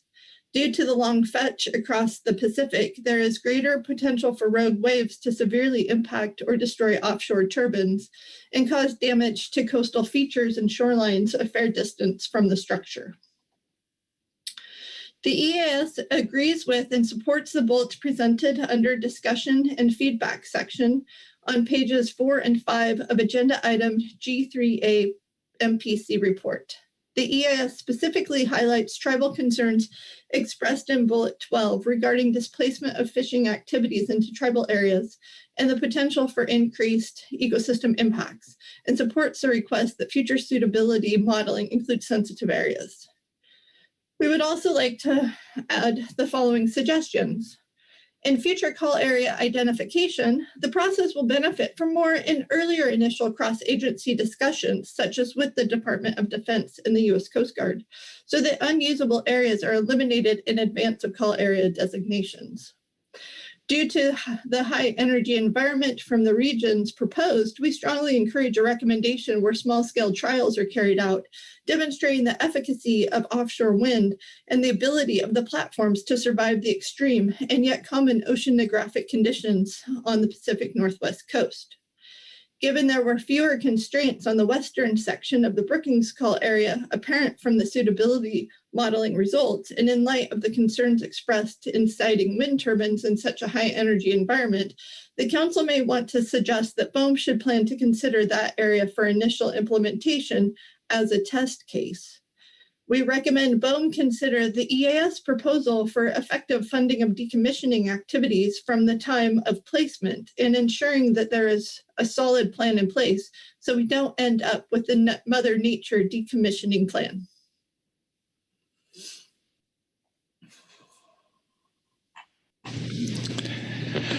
Thank you, Gway. That completes the Ecosystem Advisory Subpanel report. Any questions on that? Dr. Braby.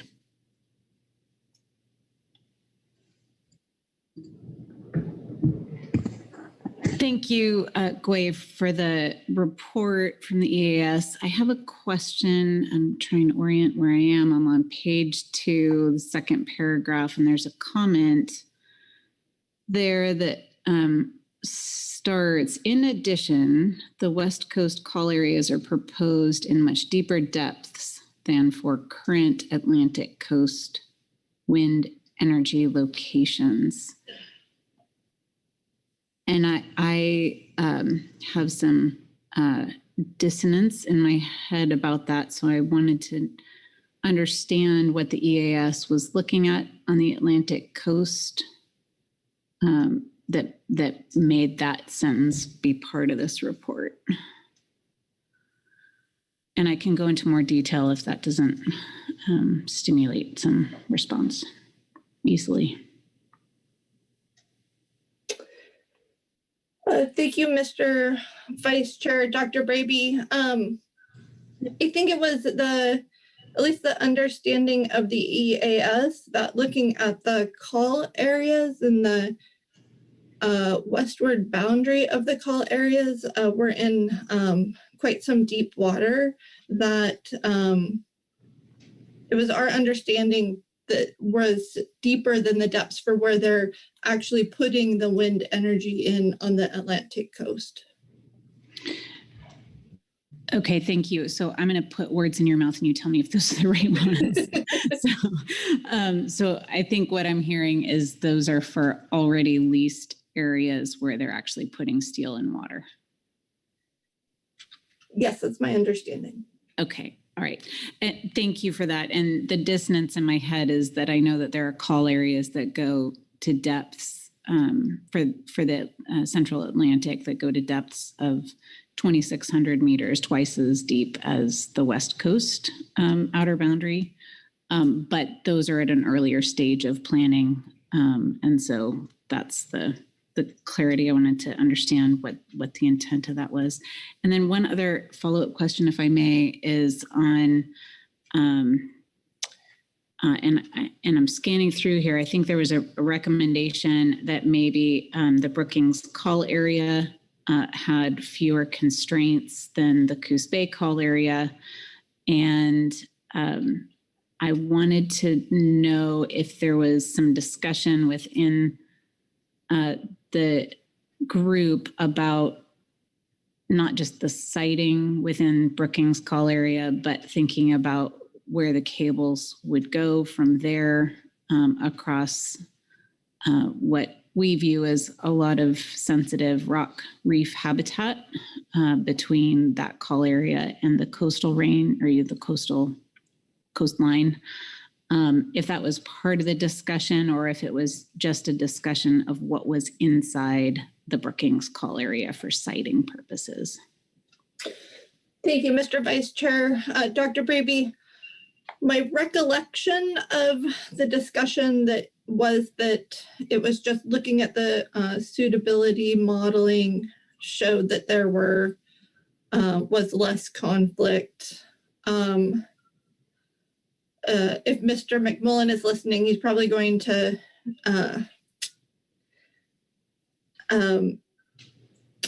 maybe could say elsewise about the actual cables going in. I don't recall us discussing where the actual cables would be placed on to go onshore. Yeah, just based on that suitability modeling results. And we also identified it as a test case. So not like that could be an area that you could test some of the wind energy without a full and more permanent build out. Thank you. All right, thank you. Further questions for the subpanel on their report? And I don't see any hands, so thank you, Gui.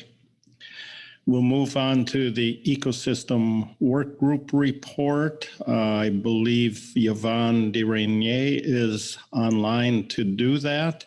And just a note, that will be followed by the highly migratory species advisory subpanels. So Yvonne, are you there presenting this report?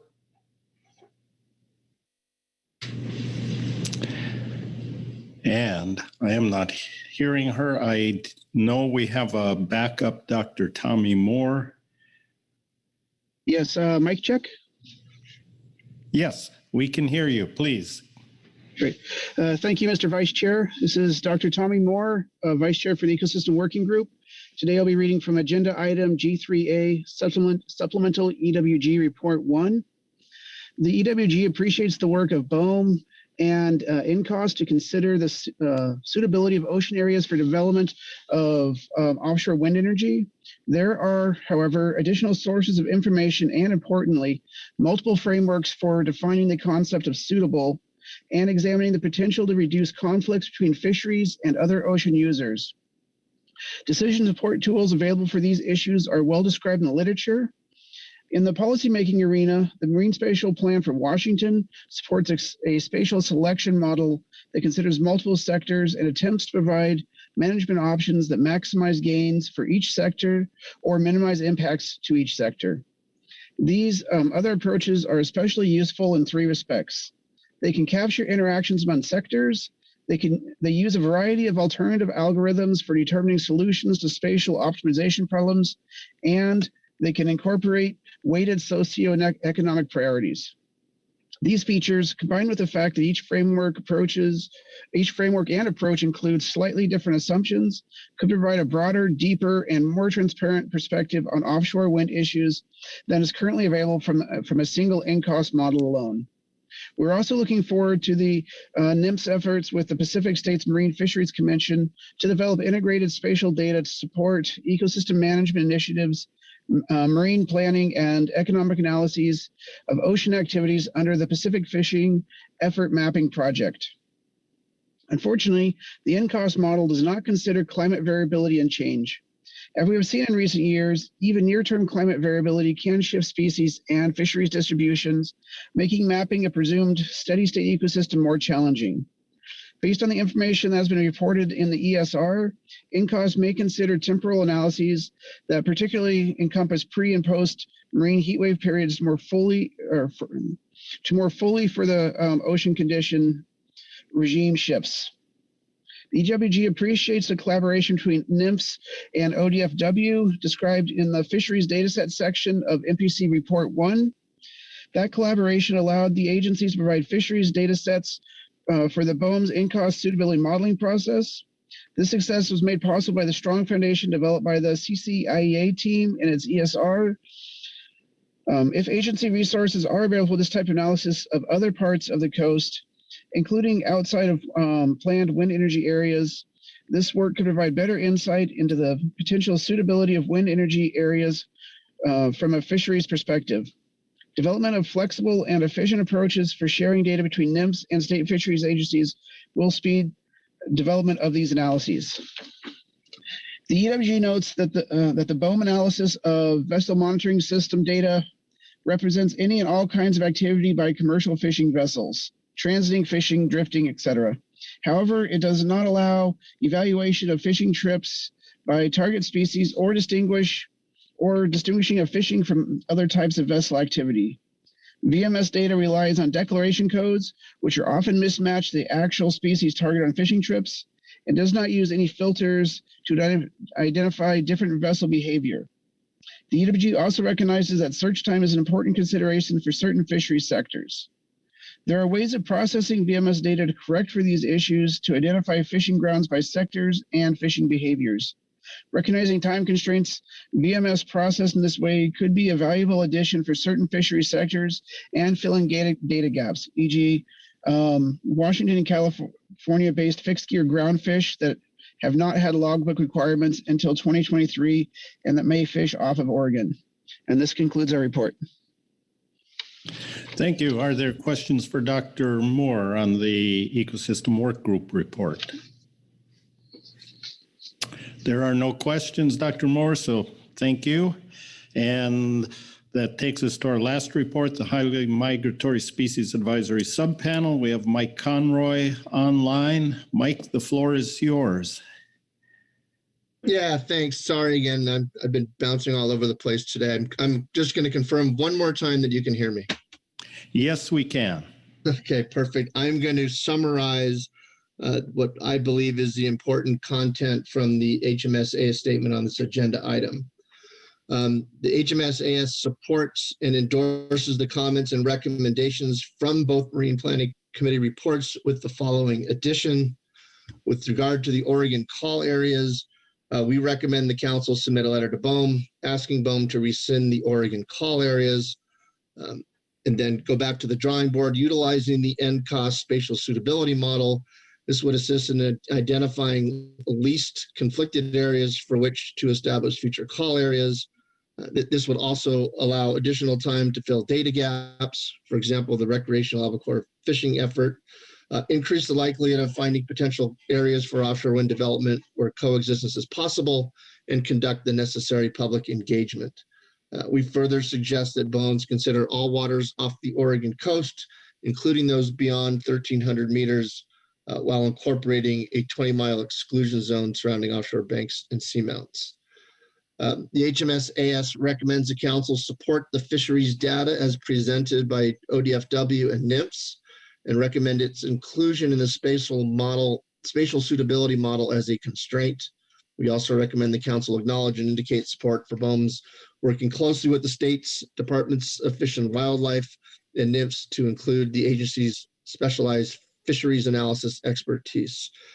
We intentionally expanded it to include all the state's Departments of Fish and Wildlife, as we believe what was produced is a model that should be exported elsewhere. I do want to thank Dr. Braby, Lila, Issei, Kelly Andrews, Frank, and all the other folks who spent a bunch of time working on this. I think what you saw earlier was pretty important. With regard to data gaps, the HMS-AS had a detailed conversation whether or not the commercial and or charter boat albacore fishing data operates as a reasonable proxy for recreational fishing effort independence. We were unable to reach a conclusion due to a lack of subject matter expertise. However, we did note that recreational fishing vessels are typically smaller than commercial or charter vessels, so it is logical to assume that areas closer to shore are utilized by those fleets compared to those depicted on the two slides on page 10 of the MPC Report 1. And then our final recommendation is that we support you submitting a letter on the proposed rule addressing the topics raised in the MPC supplemental. And with that, I will be quiet. Thank you, Mike. Questions for the advisory subpanel on their report? And Mike, there are no hands raised here, so again, thank you. That concludes our management and advisory body reports and is going to take us into public comment. I see we have 10 signups there. We're going to allow the 5 minutes for individuals and 10 minutes for people representing an organization.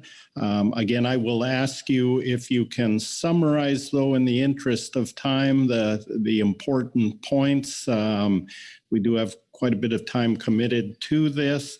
Also, I'm quite certain we are going to take a break for lunch before we finish all the public comment, but I would like to get started on that. So I will announce at what point we will take a break. So let's get started right away. We have Carrie Silva first.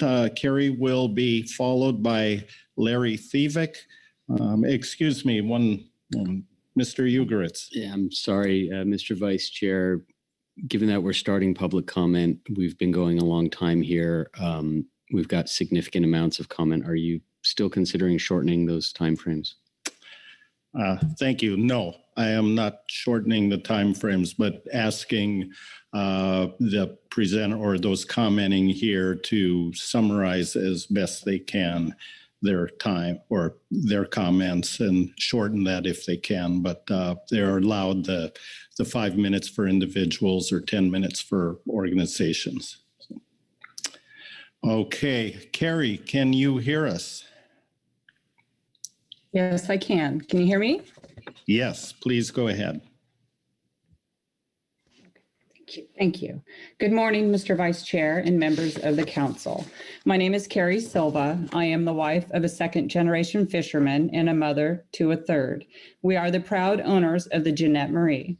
My husband, John, has spent his 40-year fishing career in the fishing grounds that BOEM has designated as call areas off the Oregon coast. And our son, Hank, is in his 15th year fishing these waters. Together, they have been keepers of the sea. As commercial fishermen, they know how important it is to be conservationist. They protect the grounds on which they fish by the way they fish. There is no better conservationist of the ocean than a fisherman of today. Fishermen have worked at great lengths over the past 2 decades to replenish fish stocks. And now the current administration has the potential to destroy what the fishermen have rebuilt by mandating the quick deployment of hundreds, if not thousands, of wind turbines on the outer continental shelf. Fishermen are attempting to protect marine life while not destroying the fish stocks they have currently or carefully rebuilt. If the call areas are left in their current location and lease auctions are held, the winning developers will build an industrial-sized farm of floating wind turbines, potentially causing irreversible damage to marine life and most definitely impacting current fishermen by displacing them from their traditional fishing grounds.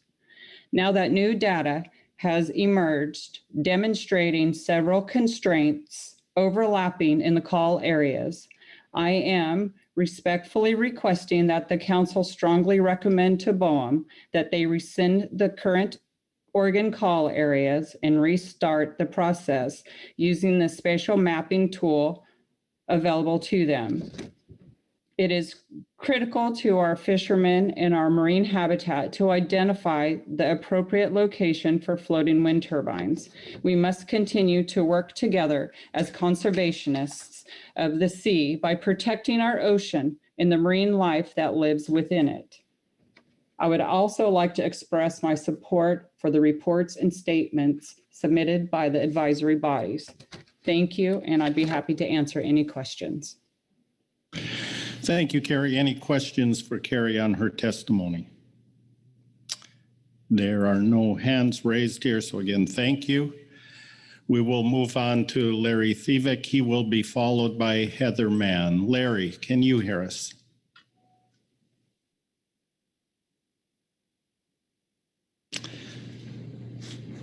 I can hear you. Can you hear me? Yes, we can. Please go ahead. Thank you, Mr.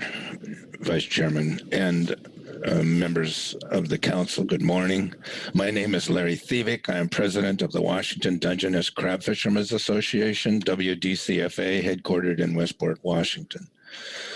While this council is entrusted to manage and speak for federal fisheries, the role this council provides in communication to BOEM is critically important to all West Coast fisheries, whether federally managed or not.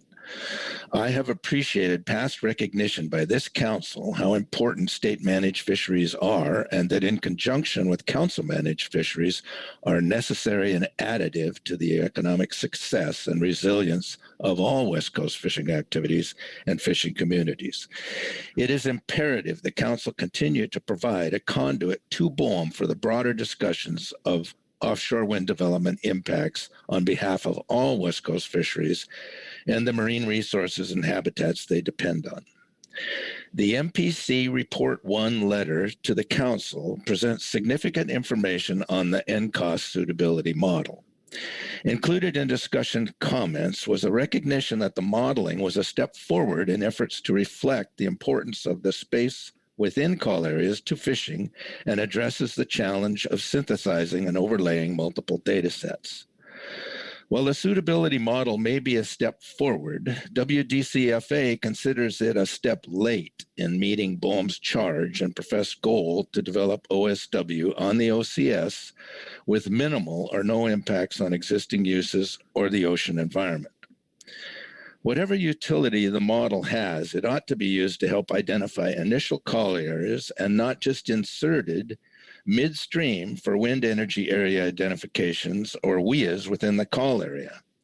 According to the MPC letter, the modeling is to provide support to BOEM to identify areas most suitable for OSW energy development, taking into account the entire ecosystem, including human uses. It seems the entire ecosystem would include all of Oregon's coast and all of the ecosystem elements and human uses within it. The MPC letter also includes some discussion on the constraint submodels of the NCOS model and how helpful an initial understanding of the constraints, such as DoD operating areas and expected PAC-PARS fairways, would be in the modeling and an original designation of the calls. And of note, the constraints mapping in the MPC appendix incorrectly refers to fairways as traffic lanes. They are not traffic lanes. The MPC letter also summarizes discussions that the existing depth limit of 1,300 meters is no longer a true technological limitation, and areas beyond 1,300 meters should be considered for potential OSW development. WDCFA would further point out that the NCOS suitability model could be used to identify whether areas outside of 1,300 meters would carry less use conflict and less marine species and ecosystem impacts. While there is much merit and much effort to the NCOS modeling, there continues a lack of clarity and impact description of the submodels and the suitability scoring that would come from other model data layers, specifically marine species, habitat, and ecosystem impacts and their consequent scoring. I have been advised there is plenty of time to develop the other submodels, but frankly, I have not seen much evidence of that thus far. I would like to remind the Council once again that the foundational principles of the Council's position was stated in a message to BOEM shortly after the formation of the MPC, and I quote, that the direct and indirect effects of wind energy areas on fisheries, habitats, and ecological resources should inform all wind energy scoping process and must do so in advance of leasing, permitting, and construction phases of wind energy development, unquote. That statement is especially resonant now as the potential cumulative impacts of multiple project developments on the California current system have gained elevated attention and elevated scrutiny. The lack of BOEM's pre-lease analysis of potential cumulative unintended negative impacts above all else should signal the need to re-examine the Oregon call areas, to signal the need for a programmatic EIS, and signal the need to heed the numerous and repeated calls from diverse sources, including fishers, fishing communities, tribal sovereigns, the MPC, and other advisory panels to this council to request BOEM slow this process down. Slow down until data and analysis catches up to decisions. For the benefit of the entire West Coast and all of its fisheries, and for the reasons I have outlined, and the comments of council advisory panels, I respectfully ask this council to request that BOEM rescind, review, and restart the call area identification process of Oregon. And I thank you very much for your time. Thank you. Any questions for Mr. Thievik on his testimony? And there are no hands, so again, I would like to thank you for that. Next, we will move on to Heather Mann. Heather will be followed by Yelena Nowak. So Heather, please go ahead. Mr. Vice Chairman, council members, good morning. My name is Heather Mann. I work with and for the Midwater Trawlers Cooperative. MTC represents 32 trawl vessels, the majority of which have harvested hundreds of millions of pounds of sustainable seafood from within the 2 call areas that BOEM has identified as appropriate places to install floating offshore wind. I also help to coordinate and lead an informal coalition of over 25 different fishing organizations representing thousands of fishermen and associated businesses like seafood processors and suppliers. Our coalition includes marine biologists, environmentalists, and the general concerned public. I know there is consternation about the amount of time this agenda item takes on the floor, and I sincerely thank you for staying engaged in this process.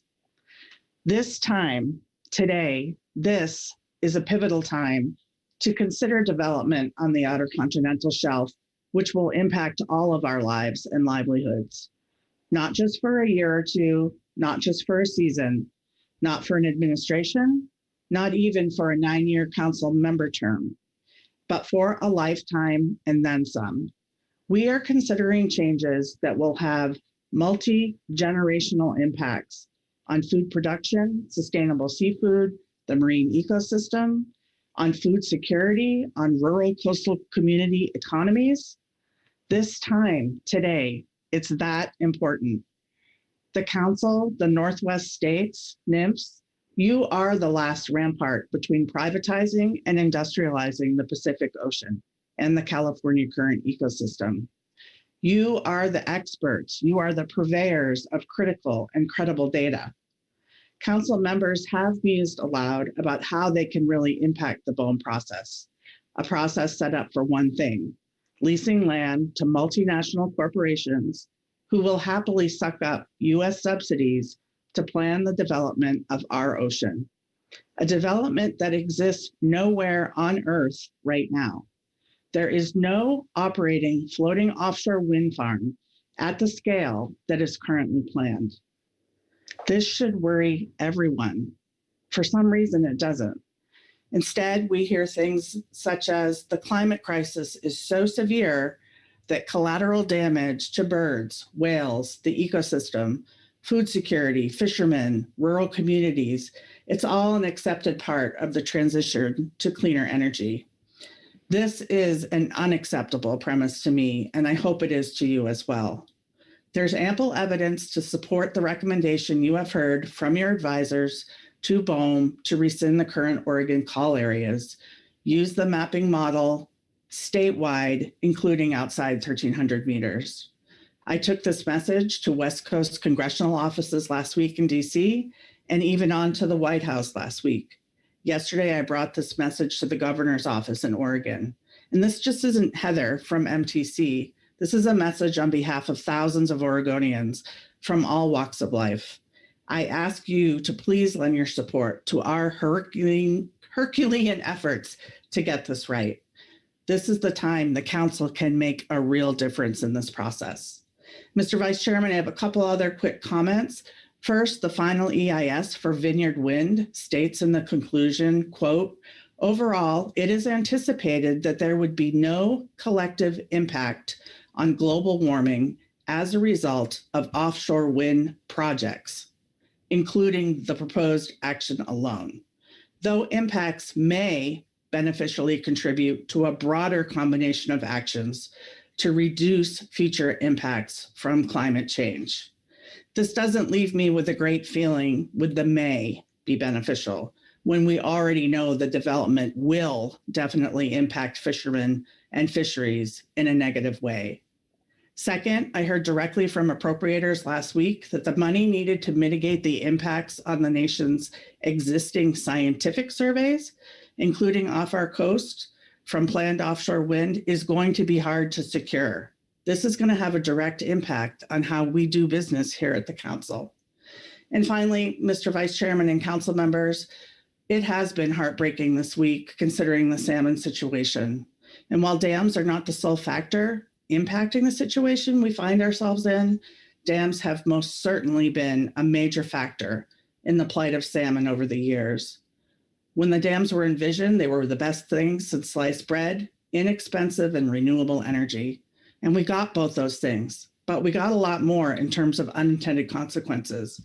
We put salmon stocks on the path to extinction, and we have thrown billions of taxpayer dollars at the problem trying to fix it unsuccessfully. We cannot create another environmental catastrophe trying to solve the climate crisis. We all have an ethical responsibility to do the right thing here and to do this right.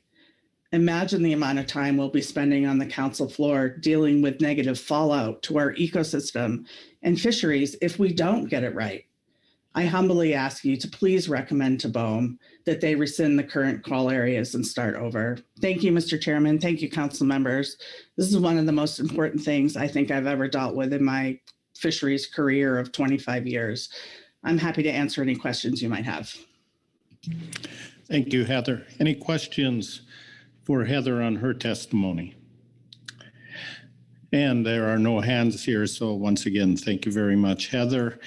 We will then move on to Yelena Novak. She will be followed by Mike Rutherford. Yelena, can you hear us?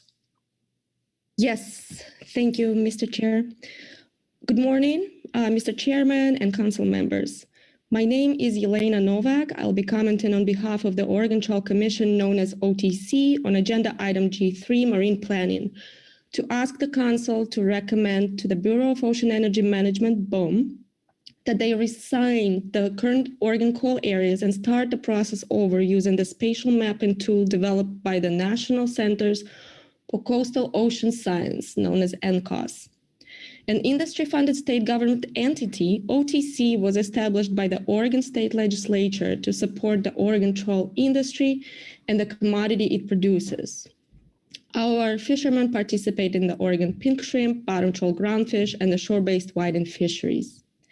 As the executive director of the Trawl Commission, I have been involved in the offshore wind issue since 2019. Since then, a lot has evolved, including a presidential executive order to develop 30 gigawatts of offshore wind energy by 2030.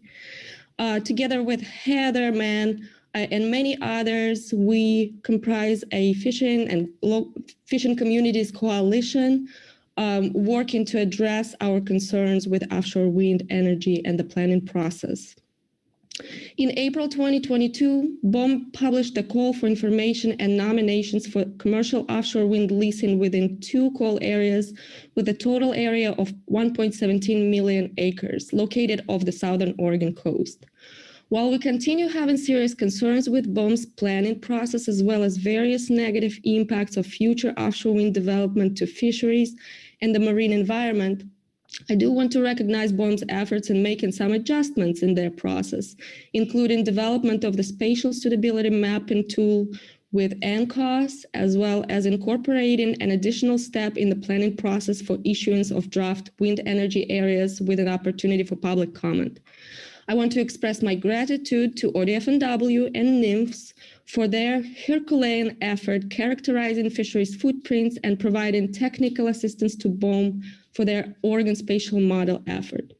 The problem, however, as we see it, is that BOEM intends to use this spatial mapping tool within the current coal areas and not the entire area of the Oregon coast. We completely disagree with this approach. I want to start by thanking the Marine Planning Committee for their thorough report. We fully support statements from the Groundfish Advisory Subpanel, Highly Migratory Species Advisory Subpanel, and other advisory bodies. And we agree with comments made by previous speakers, Heather Mann, Larry Thievik, and Carrie Silva. We recommend that BOEM reinitiates its planning process in Oregon using the NCOS spatial mapping tool to evaluate all areas along the Oregon coast, including those outside of 1,300 meters, to find the least conflicted sites for potential offshore wind development in the future. This is particularly important considering BOEM is planning offshore wind deployment on a gigawatt scale in the absence of the programmatic environmental impact statement, which would have otherwise thoroughly investigated the impacts from floating offshore wind technology, installed at great depths to the marine environment, fisheries, including cumulative impacts, among other issues. With that said, BOEM should exercise caution in committing public trust resource comprised of valuable fishing grounds and ecologically important habitats to a potential future use by offshore wind farms, which, as we know, can have significant environmental and community impacts, many of which are not well understood at this time. In addition, as MPC report notes, due to non-fishing constraints, including the Department of Defense exclusion zone and coastal fairways proposed in the PACPAR study, only a small portion of the Coos Bay Coal area remains as potentially suitable for offshore wind development. Both the remaining area in the Coos Bay Coal area, as well as the entire Brookings Coal area, overlap with areas highly important to fisheries and ocean ecology, which further supports the argument of resigning the current coal areas. We understand that BOEM is currently under a lot of pressure with its charge of developing 30 gigawatts of offshore wind in the next 7.5 years. With the authority to oversee the development of energy resources on the outer continental shelf, BOEM also has a statutory responsibility of ensuring protection of the marine environment and existing ocean uses. The development of the spatial mapping tool by NCOS provides BOEM with an opportunity to meet their dual statutory obligations if they choose to use the tool to truly identify areas with the least conflict of Oregon. BOEM has an opportunity to do it right this time and ensure that the negative impacts are avoided to the maximum extent practicable from the get-go. Considering the current challenges offshore wind industry is facing, including inflation pressures, escalating costs, and severe supply chain challenges, we know of several offshore wind projects on the East Coast being possibly delayed or even terminated. With that, BOEM has an opportunity as well as time to start the process over in Oregon and really get it right. Over the lifetime of an offshore wind project, which is projected to be about 25 years, commercial fishermen in Oregon will generate at least $3 billion in ex-vessel value based on the historic performance of Oregon's commercial fisheries over the last 25 years.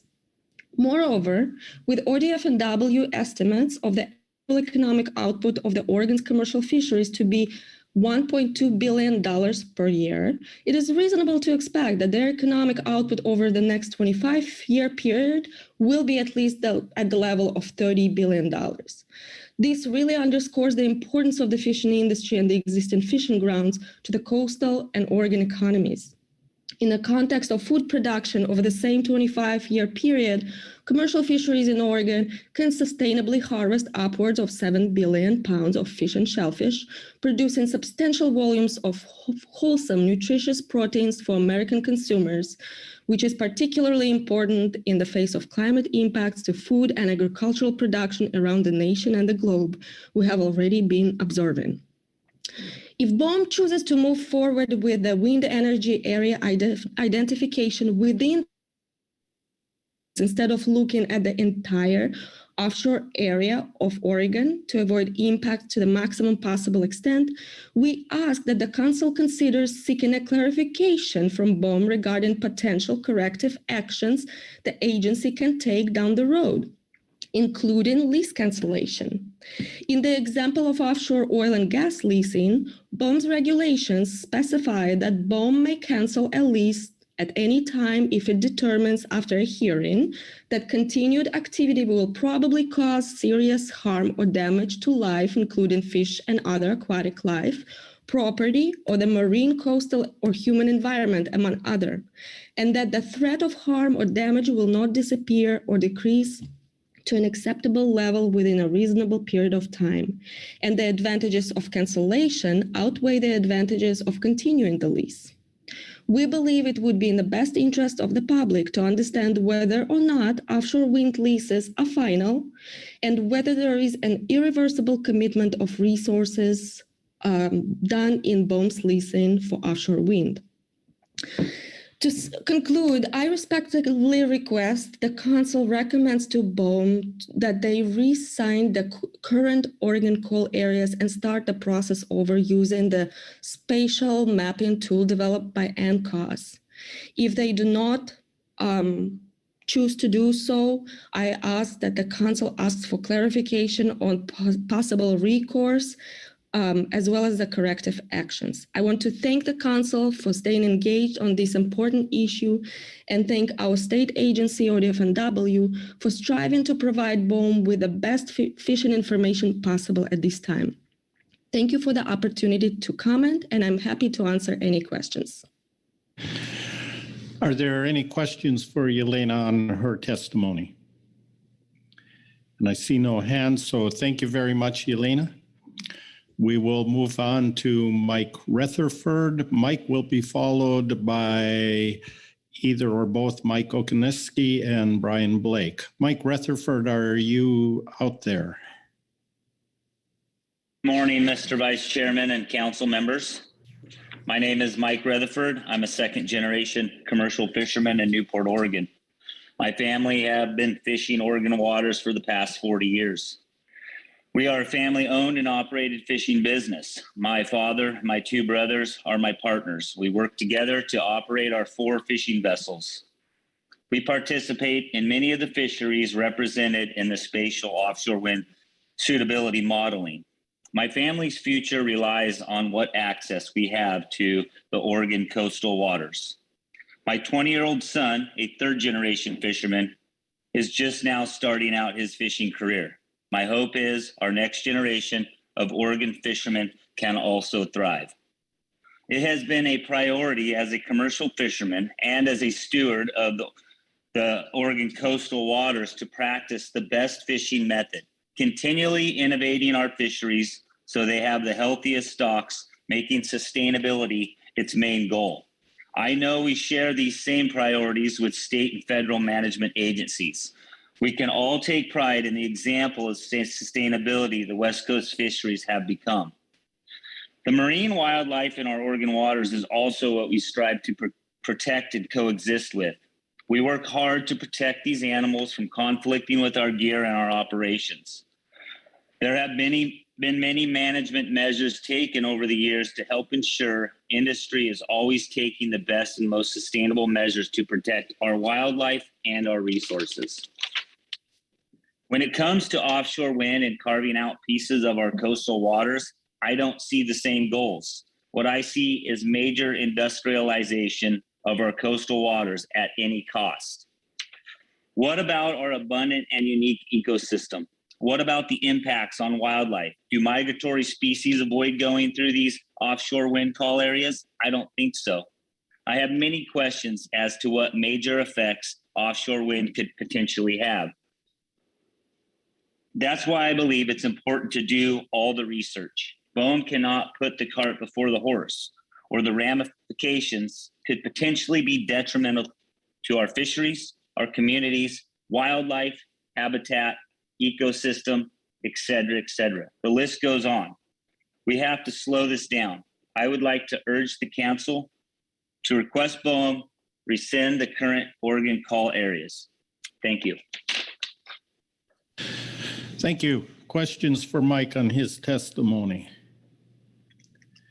And there are no hands here. We're going to take one more public testimony before we break for lunch. Apologize for that, but we have a lot of things going on here today. So we have before us Mike Okoniewski and Brian Blake. So gentlemen, please begin when you're ready. Thank you, Mr. Vice Chair and council members. For the record, our names are Mike Okoniewski from West Coast Pelagic Conservation Group and Brian Blake from Ocean Gold Seafoods. We thought it most appropriate to highlight and support the excellent advisory body comments on marine planning. Unfortunately, we missed the ecosystem work group's report, but it carries a strong professional message. Let's start. The HMSAS recommends the council submit a letter to BOEM asking BOEM to rescind the Oregon call areas, the CPSAS. There is no logical reason productive fishing areas should not be registered as a NCOAS constraint, thereby defining that area as a zero offshore wind development zone. Productive harvest regions should be specified as formal NCOAS constraint zones to ensure they do not lose their food generation capacity. The MPC Report 2. The proposed rule would implement an incremental funding of decommissioning accounts during the operations period of a lease or a grant to satisfy financial assurance requirements for decommissioning. The MPC is concerned this may result in situations where the account may be unable to cover decommissioning costs before the end of a lease term. The HC has concerns related to draft wind energy comment period timing, subsea electrical transmission cable routing, and spatial suitability modeling. The EAS specifically highlights tribal concerns expressed in Bullet 12 regarding displacement of fishing activities into tribal areas and the potential for increased ecosystem impacts. The gap. It is clear from public and community input that fishery participants, coastal communities, tribal governments, and federal and state policymakers all have valid concerns about what is a clear and present danger to sustainably manage fishery resources, scientific research, physical oceanography,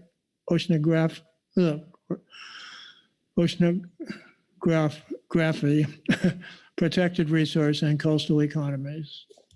And we missed the EWG, but as I said, we wish to thank the council and their staff, the MPC and their chairs, the advisory bodies, ODFW, the fishing communities, and NIMS for their hard work and invaluable contributions. Thank you. Yeah, Brian Blake with Ocean Gold Seafood. As a former committee chairman in the legislature, I'm going to take this opportunity to say I endorse the comments that you've heard earlier. I know I'm standing between you and lunch, and I would just say that, you know, the thing that as I've become involved with this issue that flabbergasts me is that if we could go back in time and do a programmatic EIS on the hydro system that was developed in the West today or back then, would we have built the same system? And I'm just looking at where we are today and flabbergasted that we're not doing a full-blown programmatic EIS to look at what the cumulative impacts of full build-out of wind will do to this California current ecosystem, and implore all of you in your personal relationships with members of Congress and others to reach out. We've got to do this right. As somebody who sat on Governor Gregoire's Blue Ribbon panel on ocean acidification and fully agrees about the threat of climate change and ocean acidification to our planet, we certainly have to step up and do things, but I, at this point in time, do not believe that ocean wind energy is the right solution. Thank you much. Thank you. Thank you. Have a good afternoon. All right, thank you. Any questions for the two gentlemen here before they leave? And I don't see any hands, so again, I thank you. So as I said, we're going to take a break. Before I announce what time we need to come back, we do have an announcement from the executive director, so I will turn it over to him. Yes, thank you, Mr. Vice Chairman. Well, as I indicated in some of my opening ED remarks, we are continuing to track and be aware of COVID in our midst. And unfortunately, this morning, we were made aware of a member of the STT who has contracted COVID. The STT is continuing to meet, but they are all meeting from their hotel rooms. And so we've established a Ring Central channel for them. So if there are members of the public or members of the advisory subpanel that are interested in tracking their discussions, however light they may be, that Ring Central address is on our website. So if you go to the March briefing book page or the March meeting page, there's a section there on advisory panels and how to access them. And you'll see a Ring Central link for the STT. If you have any other concerns, I'm happy to address them, but I wanted to make that announcement. So that's all, Mr. Vice Chairman. All right, thank you. Let's be back here in our chairs. Oh, excuse me, Frank Lockhart. Just wanted to confirm for staffing. So we're coming back to this agenda item, not switching back to salmon? Thank you, Mr. Vice Chairman. My understanding is we would come back to this agenda item. We are still awaiting a little bit of confirmation on how the states are doing. My understanding is they're close, but unless there's something I'm unaware of, I don't believe we're quite ready for salmon at this time. All right, thank you. Let's be back here in our chairs ready to start at 1:15. Jeff, I'm sure you know you're on deck there, so enjoy your lunch.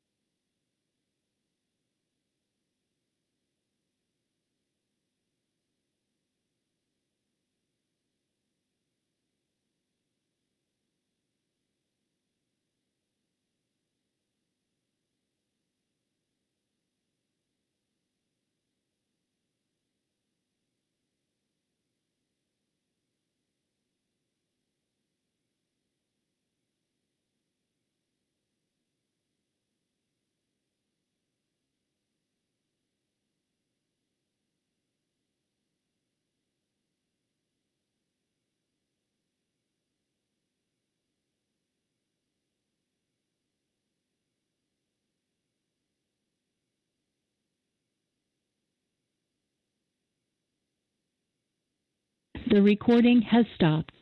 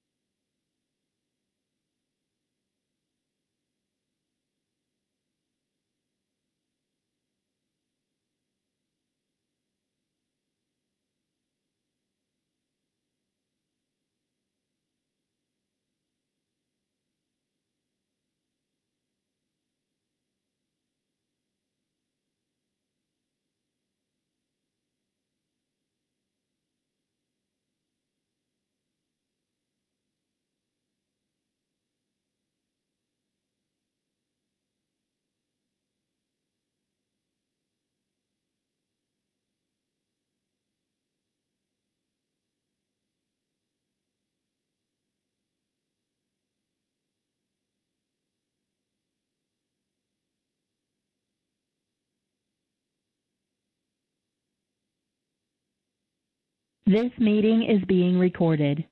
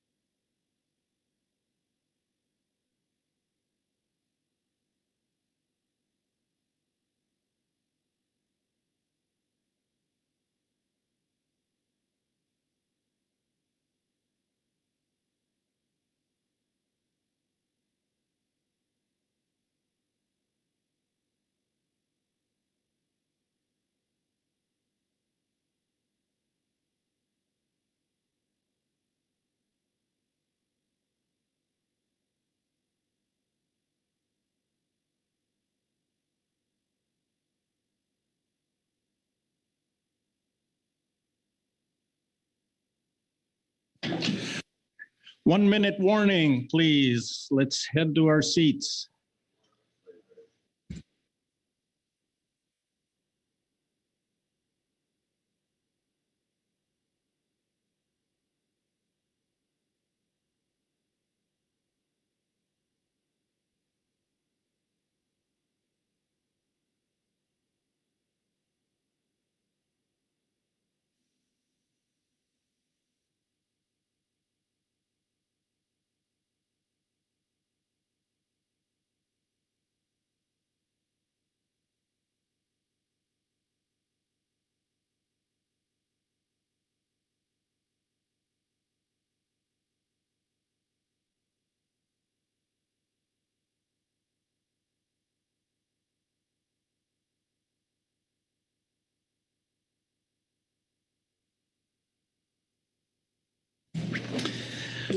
All right, I want to welcome everyone back from lunch. And Jeff, I apologize for giving you the opportunity to enjoy a lunch hour and those that follow you, but it's a busy day.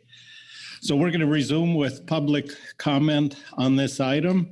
And we have up before us Jeff Chester. Jeff will be followed by Ann Valisis. So Jeff, why don't you proceed? Thank you, Mr. Vice Chair. My name is Jeff Chester, representing Oceana.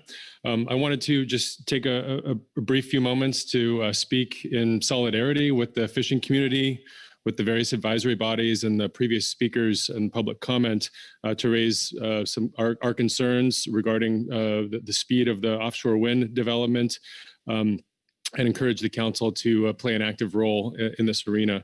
Oceana is concerned about climate change and supports moving off fossil fuels and reducing greenhouse gas emissions. And we do believe that in some cases, well-considered wind energy could be a part of the solution.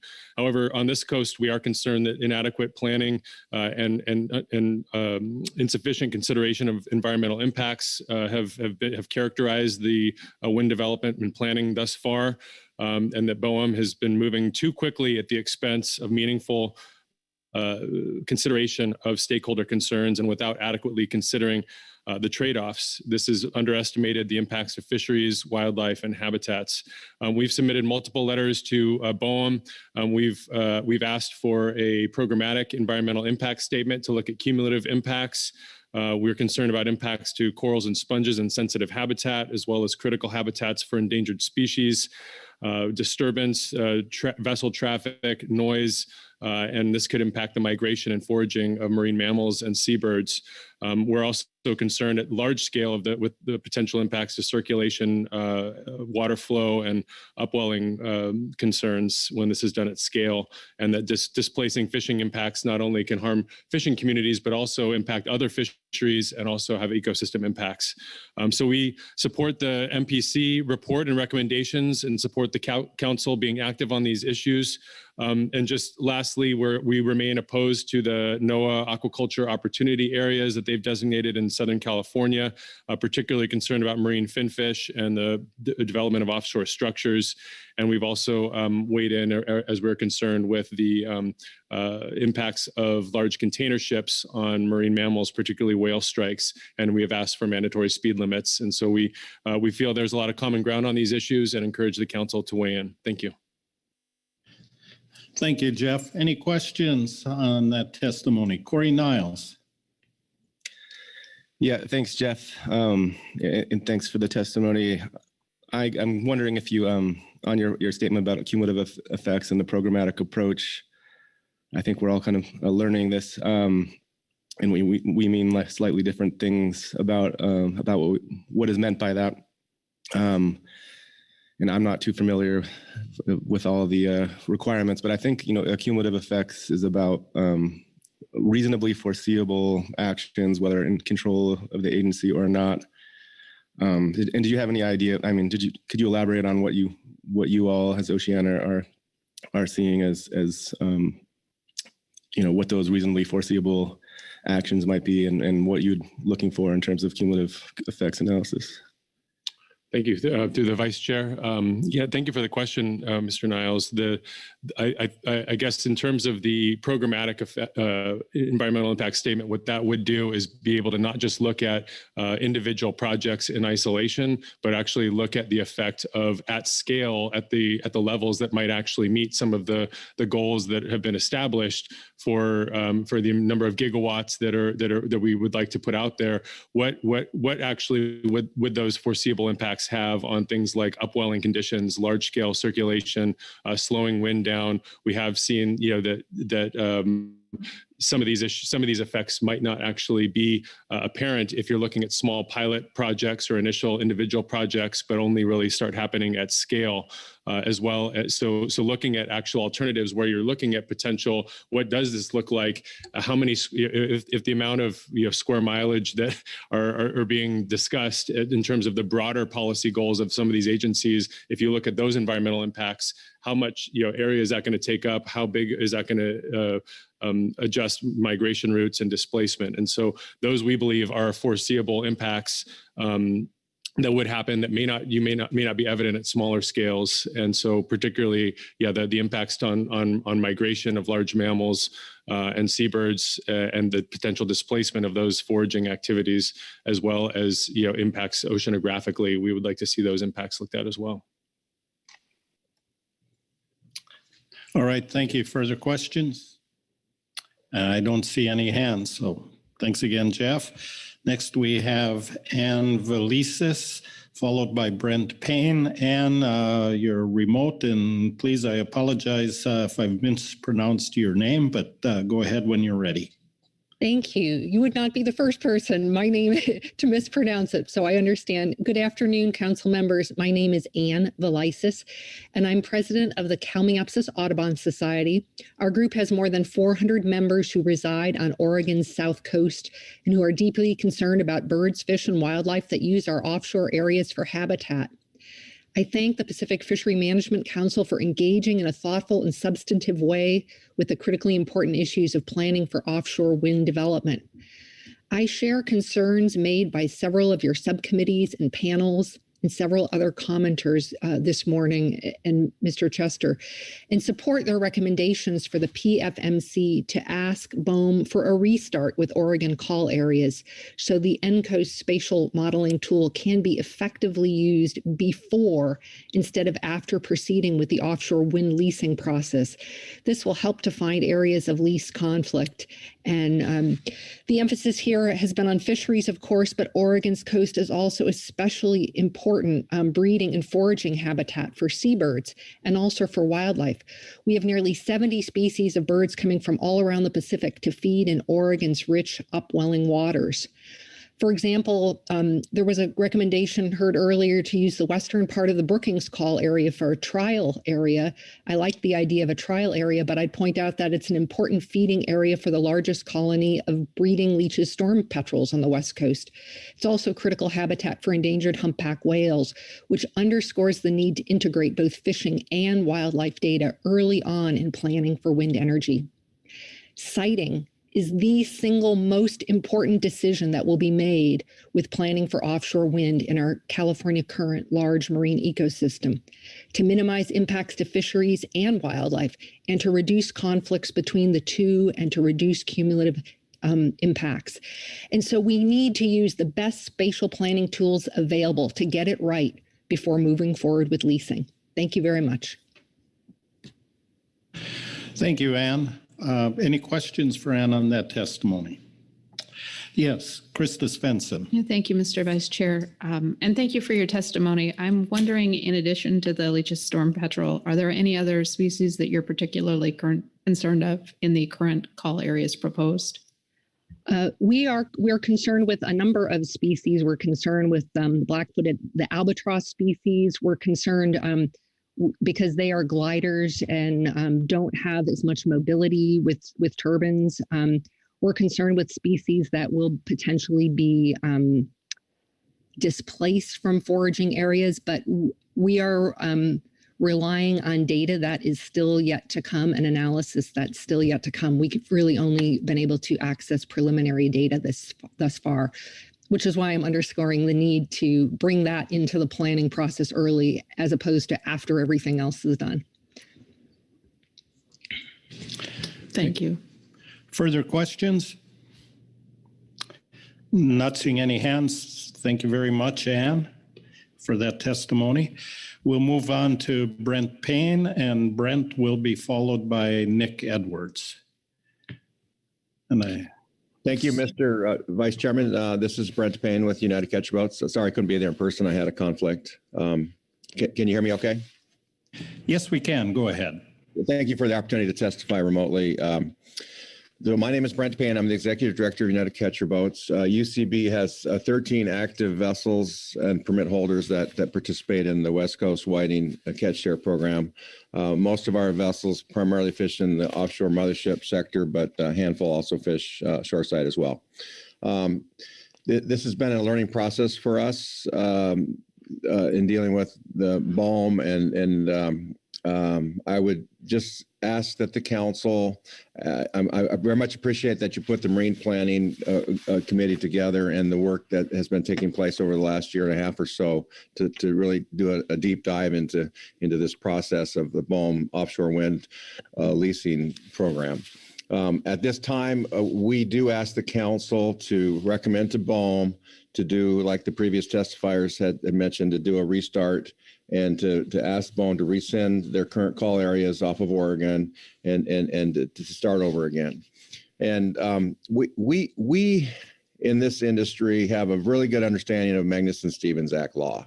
We have a really good understanding of the open and transparent process that the councils work on in terms of assessing impacts, especially environmental impacts. And I guess I would give you a good example. I'm kind of keying off of the last two testifiers, but when the council looked at the 5-year review of essential fish habitat, what did the council do? They asked that the Science Center experts began to look at the best available scientific information in a cumulative manner. And it was and then you had a purpose and need statement, and then you had a series of alternatives. And then you use the best available information to choose alternatives in an open and transparent process. That's Magnuson Act law, and that's NEPA law, and that's looking at the other natural resource laws like Endangered Species Act. But it's interesting to learn the BOEM process here because it's different. Even though it's a federal agency, they are guided by the Outer Continental Shelf Lease Act regulations and law. And it's totally different than the Magnuson-Stevens Act law, in my opinion. And it's backwards. You can't make an informed decision if you don't have a comprehensive environmental impact statement in hand. You don't have the best available scientific information in hand when you're making those decisions. And what happens then, it becomes fairly political. The person from the Sanctuaries talked about an exclusive private right in his testimony earlier this morning on the sanctuary issue. That's right. These wind farm developers will get exclusive private right to a natural resource. And that just seems like if you're going to give that right away, you better make sure you understand the impacts to it in advance. So I think this new tool that's developed by the agency, this NCCOS, this NCOS, will give you a pretty good idea of the trade-offs to the fishing industry if you do create these exclusive rights to the wind farm developers. So you can do it right. And thanks very much. I'll stop right there, but appreciate the opportunity to testify here today, Mr. Vice Chairman. Are there any questions for Brent on his testimony? And there are no hands here, so thank you, Brent. And finally, we will move to Nick Edwards, who is remote. Nick, can you hear us? Yeah, can you hear me? Yes, we can. Please proceed. Okay. Good afternoon, Mr. Chairman, Vice Chair, and council members. For the sake of time, I'll be brief. My name is Nick Edwards. I'm a third-generation fisherman, and I'm here representing Shrimp Producers Marketing Cooperative today. Our members are licensed to fish in Oregon, Washington, and California waters for Jordanii pink shrimp. I've been involved in the renewable energy and offshore wind for over 15 years, and I resided on the board of the Oregon Wave Energy Trust in Portland for 7 years. I was also a fisherman representative for establishing Oregon's territorial sea plan, and I sat on the Oregon's Governor Windfloat Advisory Panel for the PASS project here off of Coos Bay. So I participated in the last 6 listening sessions along with the Oregon Coast in regards in siting offshore wind. I've been engaged with BOEM in the siting process from the very start. I've engaged with Oregon's congressional delegation, city councils, ports, and multiple tribes on the current siting process for offshore wind in Oregon waters. I recently attended the 2-day Northwest Offshore Wind Conference in Portland, and I got to say, I'm very proud of the Pacific Fisheries Management Council Marine Planning Committee members for their presentations that they made at the conference. Dr. Karen Braby, Mike Conway, Carrie Griffin, they all did an outstanding job portraying the challenges and the processes for siting offshore wind. I can't thank the Marine Planning Committee members enough for your detailed work on this very important issue. However, it's clear to our membership that BOEM and the current call areas will have a detrimental impact to Oregon's natural resources and its ecosystems. That said, combined with the current mapping overlays with constraints with DOD, Coast Guard PARs, and the Oregon Department of Fish and Wildlife maps, along with the potential impacts to the California current ecosystem, the current call areas are not suitable for offshore wind development. The information and comments provided here today overwhelmingly support our standpoint against BOEM's current call areas. Therefore, our membership would like to respectfully ask the council to recommend to BOEM to rescind the current call areas, start the process all over again using the current NCOS mapping tool. And I thank you for the time to make public comment. Thank you. Questions for Nick on his comments? And I see no hands, so thank you again, Nick.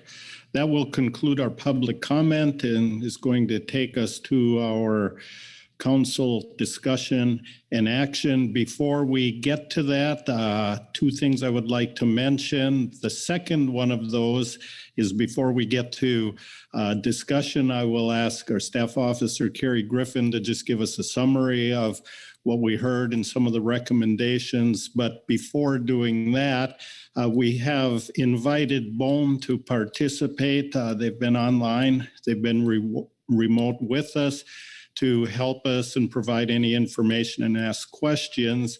And so to give them an opportunity to respond, maybe I'll just kick off with one question. We have heard a lot today about a lot of comments about asking BOEM to rescind the call areas to restart the process. And so maybe a very simple question is, what does that mean to BOEM?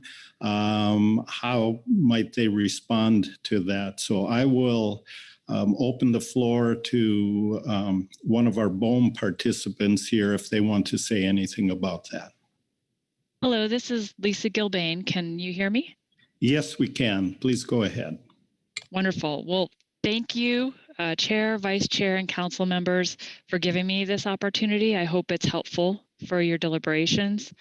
I want to thank everyone for this opportunity, and I do agree with the commenters on the importance of the Pacific Fisheries Management Council engagement and the commitment I've seen, and also with NMFS and ODF's F&W using their expertise to inform and improve our process in Oregon. So regarding the conversation about rescinding the call area in Oregon, I want to remind the Council that BOEM's charge is not to avoid fishing conflicts in Oregon.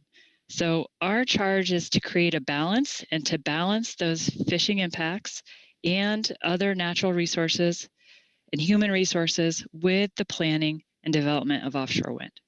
So nationally, offshore wind has to be a part of responding to the climate crisis. This has been a directive from our White House and President, and also from Oregon's 3 gigawatt planning target. So offshore wind is a part of the climate solution, and Oregon has the best wind in the whole United States. So it is natural that we'd be coming to Oregon and looking at planning for offshore wind in Oregon. So with those state and presidential and laws and regulations that BOEM works under, and I liked the comment about the Outer Continental Shelf Land Act. It is different. It's an old one. So BOEM is showing its commitment to a transparent and public process in Oregon. And we've shown it in 2 ways. One, we spent a year doing outreach with the state of Oregon and doing data collection prior to issuing a call. That was a new step. We didn't have to, but Oregon, the state wanted it, and we did a robust process that year. And then secondly, we will be issuing a draft wind energy area. So that's another new step. And this has a comment period. So I can commit that we are going to be working with the council as we have on every other step and making sure we get your input. And I would like to argue that we need this step. So the NOAA tool is really important. This is the first time we're introducing and using this tool together. And I think it's already shown to be an important tool, but it is just, it can't be the whole picture. So it doesn't incorporate tribal concerns. It doesn't incorporate non-spatial information and missing data. So we need this comment process, this comment period, and incorporation of the whole picture in order to really understand what we're doing. And we're almost there yet. So BOEM to this date has not made any decisions. We don't know where wind is going to be, offshore wind facilities are going to be. We don't know what they're going to look like. So it's premature to make conclusions about the effectiveness of this process right now. So consider waiting at least till June, because in June, you're going to get a fuller picture. You're going to get the non-spatial information. You're going to have more opportunity to really understand NOAA's tool in the context of the fuller ocean environment. So thanks for the opportunity. I really appreciate getting to listen today and getting to say a couple of remarks. Thanks. All right, thank you. I want to make sure, remind you first, we're not in council discussion yet, but if you do have any questions for clarification from BOEM that the answer would help to inform your process here, I'll look for those now. And Vice Chair Pettinger, I see you have your hand up. About you, I'm kind of curious. You say you don't know where offshore wind's going to be off of Oregon, or, I mean, you got some call areas. Are you going to put some new call areas out there? I mean, what do you mean by you don't know where offshore wind's going to be off of Oregon? I guess to say there hasn't been any decision, right? There's no irreversible decision. Yes, the call area is a call for nominations and information, and that is what we've been doing, and that is where we're trying to focus in and get more information and more understanding about. And we started with the whole Oregon coast, and now we're moving into these 2 explicit areas. So that's all I meant. Okay, thank you. Okay, Sure. Thank you. I have 2 hands here. Dr. Braby, followed by Corey Ridings. Thank you. And thanks, Lisa, for joining the conversation. Appreciate you making yourself available. I have a question about the criteria, and we as a council are familiar with the trifecta, if you will, of avoid, minimize, and mitigate. And you made a very specific point of saying that avoid is not part of the criteria for BOEM, and you used the word balance instead. And I wanted to ask a little bit more from you about what that means and whether there's, does that stem from OXLA or some other statute, or is it a general approach? Sure. Yeah. No. Well, to try to put it in we come up with this from OXLA, so the Outer Continental Shelf Lands Act.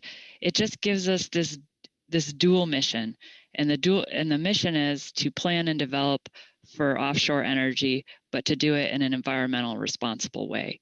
So that's, and NOAA has dual missions too, but this is ours. And so I was just trying to get at that kind of nuance that is different than the stated law of the essential fish habitat. Okay, thank you. Corey Ridings. Corey will be followed by Corey Niles. So Corey Ridings, go ahead. Thanks, Mr. Vice Chair. Thanks, Ms. Gilding, for coming to us and providing this information. You mentioned the type of data that is needed, and you said that what we're looking at doesn't incorporate travel and doesn't non-spatial data. Can you talk a little bit more about what you mean by non-spatial data? Well, I do love spatial data, so don't get me wrong. It's really important and useful. But I'm trying to get at that, through our comment processes, that there are concerns, there are uses of the ocean that are hard to map, either because of the limitations of our data or just because of the nature of our of the use, right? So I guess that's what I'm trying to say is you can't have a nice clean map of every kind of resource and every way that the ocean is important to folks. And so I think that just to add, I'm hopeful that the comment process for the draft wind energy areas will be a kind of opportunity to get that qualitative or, just kind of richer understanding beyond a map. Thank you. Corey Niles. Yeah, thanks, Mr. Vice Chair, and thanks, Lisa. This is maybe following up with Karin's question, and maybe unfair to ask you to respond, but I appreciate the forthrightness of your answers so far. But I guess I don't see the Magnuson Act and OXLA being all that different, and NEPA is certainly the same, overarching on both of them and applied in very different ways between how we do it here and how you do it. But in terms of this balancing and how much weight to give to fishing, we've noticed that, the Congressional Declaration of Policy in OXLA says very clearly that the right to fishing shall not be affected. And I guess my question, where do you all have a written, I know there were solicitors' opinions from the Department of the Interior, probably getting the name of that office quite wrong, but one was issued and rescinded, and a new one rescinded. But is that where you're getting your interpretation of how much balance your agency is meant to give to fishing? And if you have thoughts on how it connects to that Congressional Declaration of Policy, just articulating thoughts we've been having for these years, months, And I hadn't, Karin's question brought it back up. And if you had a response, it would be appreciated. Yeah, thanks, Corey. I personally, I'm not ready to respond on the congressional directive that you're mentioning, but I will, try to do my research and talk to you about it more. I guess I'm trying to get at the flavor that, fishing is clearly important in Oregon, but there are other, there are other needs and uses that people want to have with the ocean, and it's BOEM's charge to work with all of them and find and minimize conflicts, definitely, and try to work through our process to do this. So, but that it was a general high-level comment, but I can work with you more offline to try to figure out, get to the root of the legal part that you're talking about. Appreciate that. Thank you. Sure. Thank you. Question from Butch Smith. Yes, thank you for joining. Thank you, Mr. Vice Chair. I have a question. Time and time again, including today, we get the testimony from the public that BOEM is able to essentially get the cart before the horse and not do an EIS to make sure to look at all the booby traps first and kind of go through this process without looking at all the angles first, like most big projects have to do. And so I was just wondering, do you have a comment to those people that keep bringing that question up on a pretty regular basis? And thank you. Sure. I'll try, and I have answered that question a bunch of times. And, I think it's not the answer people want ultimately, but the reason, this is how BOEM is set up with our regulations. And the idea is to consider the information in terms of consultations and NEPA reviews when it is ripe and not speculative. And so determined that at this stage, and then even through the leasing stage, there are only certain activities that are reasonably foreseeable. And then once we get the construction and operation plan, then we have the specifics in terms of the technology, the location, how it's going to be built out, where, and those are the level of detail needed to then conduct the environmental impact statement and consultations. So that gets at that's how the steps to where we got there. And then I'll also note that in our environmental impact statements, we have a robust discussion about cumulative effects. So not only this particular project that is under consideration, but in the context of the nearby projects at the same time and general location. So that will and has been part of the EISs and consultations to date, and gets at the cumulative piece when we have the info to just talk about things in a way that is real, and we can predict what the impacts could be so that we can mitigate for them appropriately. Okay, thank you. I'll scan the room once more for any other questions, and I am not seeing any. So Lisa, I want to thank you and all the members of BOEM for sticking with us, being here and being able to answer those questions to help our discussion. Yeah, just one more thanks, and thank you so much for this opportunity and for the discussion today. It's very helpful and really a great chance. So thank you. All right, thank you. So with that, we're going to move into our council discussion and action, and I'm going to ask Carrie to, since we've had a lot of reports and we heard a lot of different recommendations and guidance, to maybe summarize that and help start our discussion. Carrie? Thank you, Mr. Vice Chair.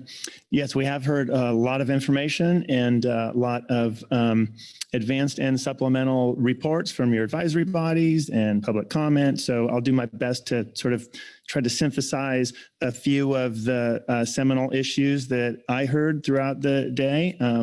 this doesn't necessarily mean it's, would totally encompass what you might want to consider during action, but at least these are the items that that I've heard as sort of, more salient for your consideration.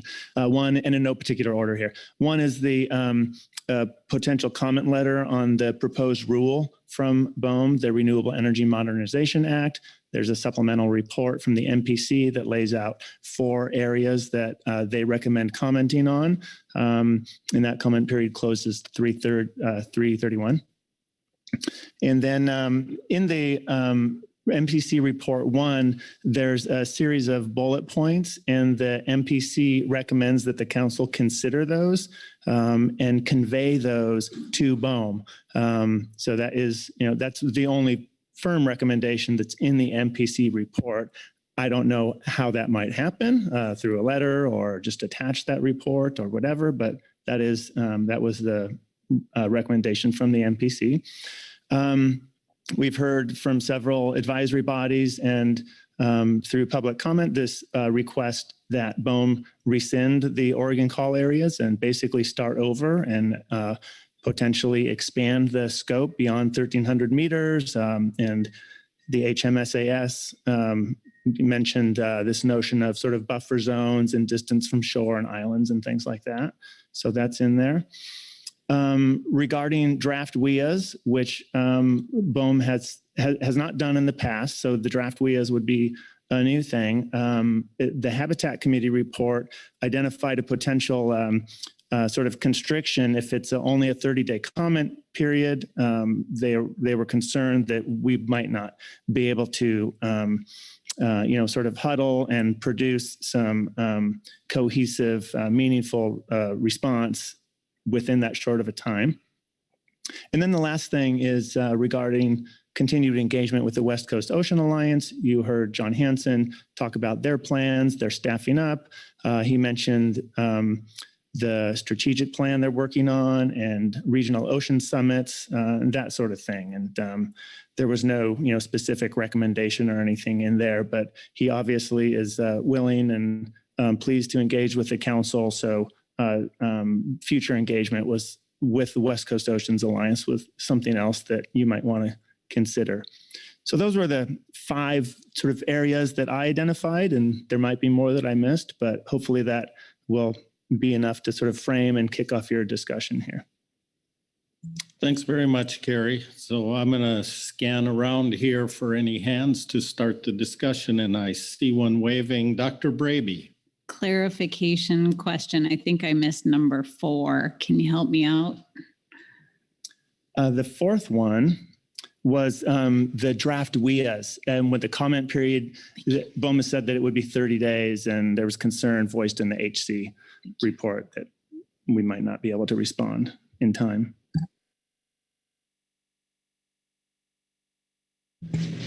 All right. With a little time, people are jotting down some notes.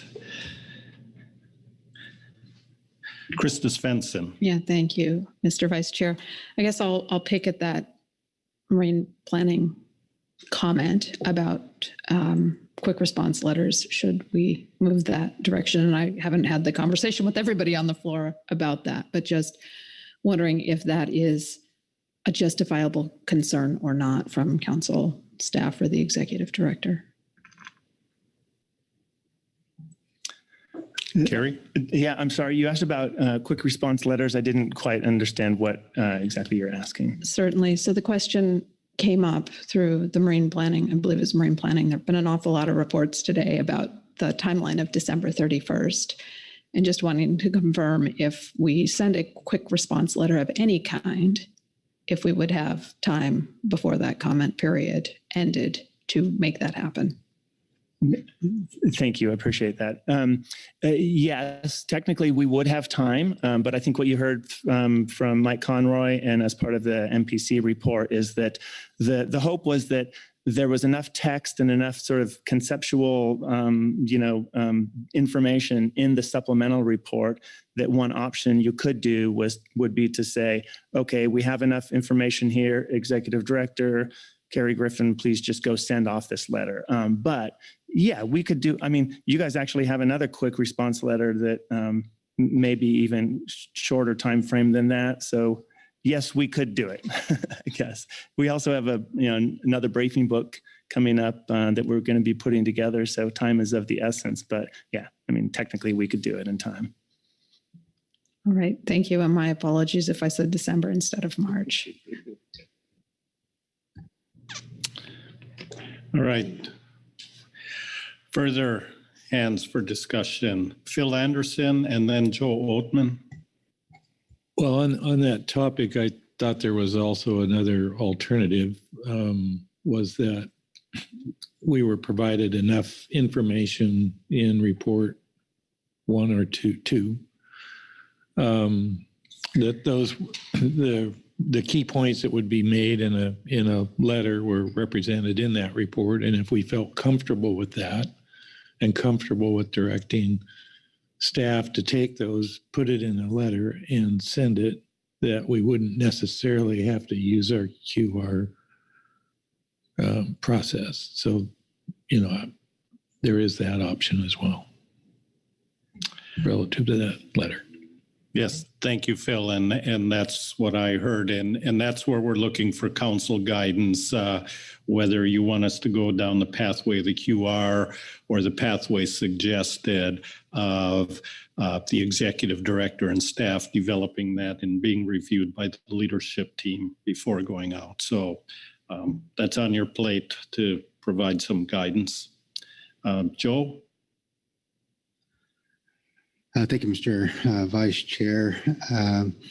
We didn't have any specific, travel reports on this item, but there are some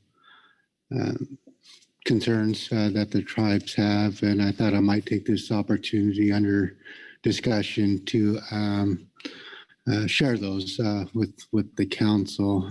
So from the tribal perspective, offshore wind has the potential to cause real world impacts to the food, the well-being, and economy of those tribes of this council that has federally recognized fishing rights.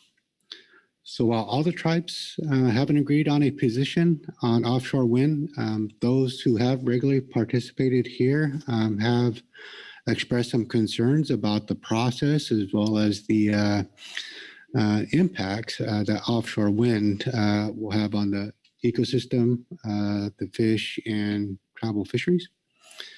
At previous council meetings, the Makah tribe and the Quinault Indian Nation have expressed their concerns that the process of identifying and leasing wind energy areas is moving much too quickly, and that tribal concerns are not being given the due consideration that they deserve. From their perspective, many potential negative impacts on the California current ecosystem and the aquatic resources on which they depend have not been adequately identified or addressed by BOEM. They are very concerned that the cumulative impact of wind energy areas in California, Oregon, and Washington, and that the area-specific environmental assessments will be inadequate to protect tribal treaty fishing rights.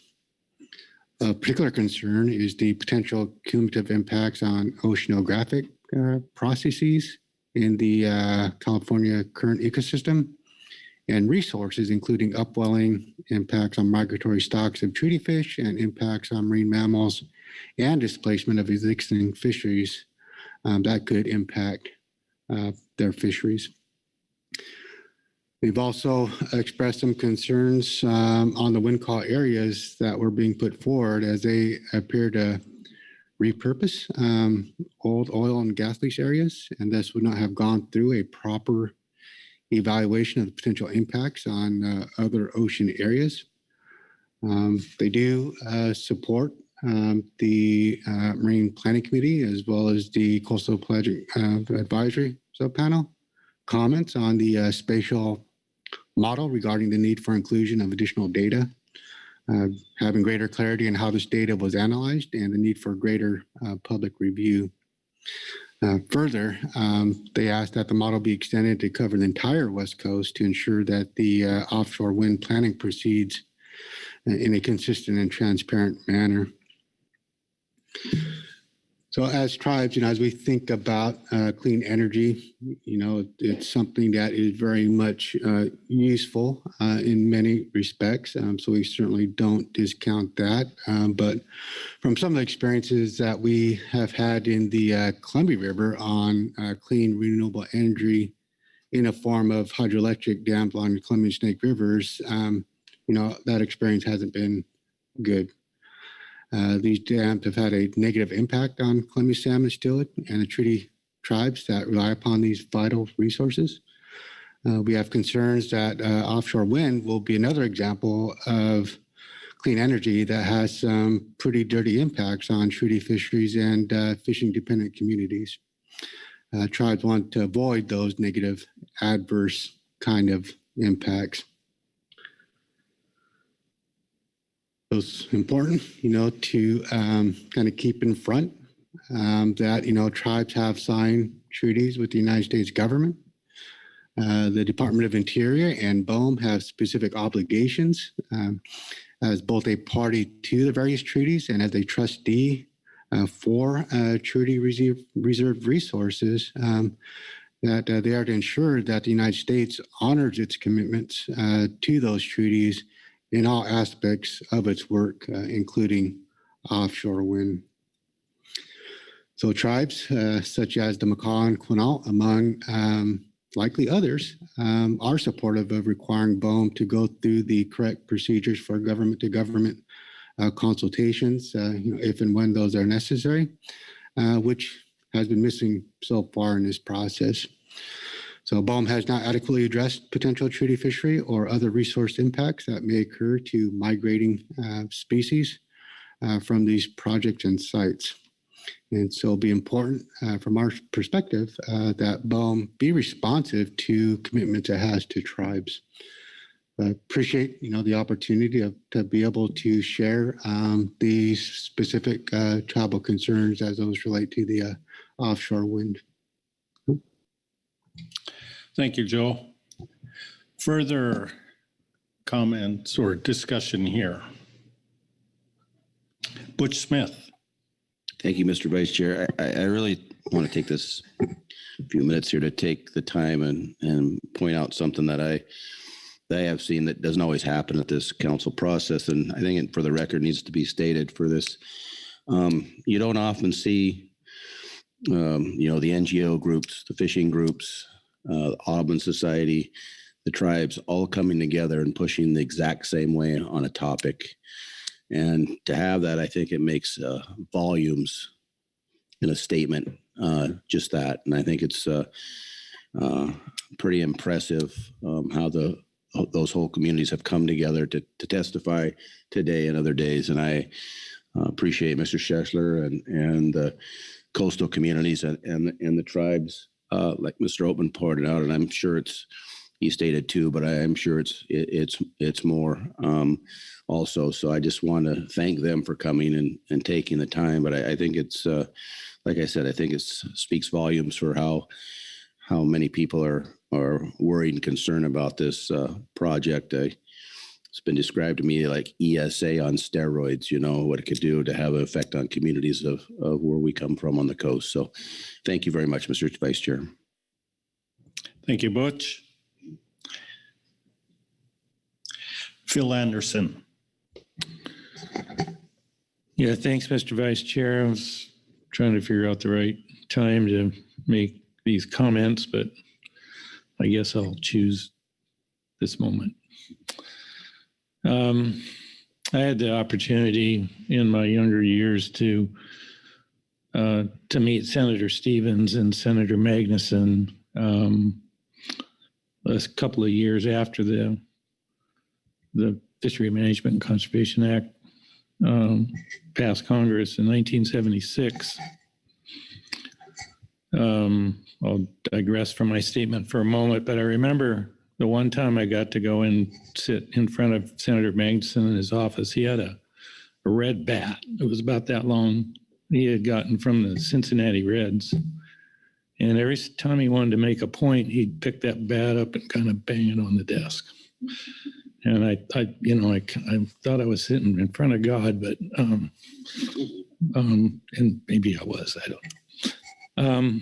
But those two, among others, Senator Inouye, I thought they really had a lot of foresight in terms of what was needed in terms of laws of the United States to govern how we manage our fisheries. I believe they saw the need to either remove or manage, or both, the foreign fishing fleets that were operating within our EEZ at that point in time, and there were a lot of them. They recognized that a sound, science-based management system of the living marine resources in the EEZ was the only way to ensure healthy fish stocks and a healthy fishing industry into the future. And they had the wisdom to recognize that a regionally based management system would serve the best interests of the fish and the fishing industry.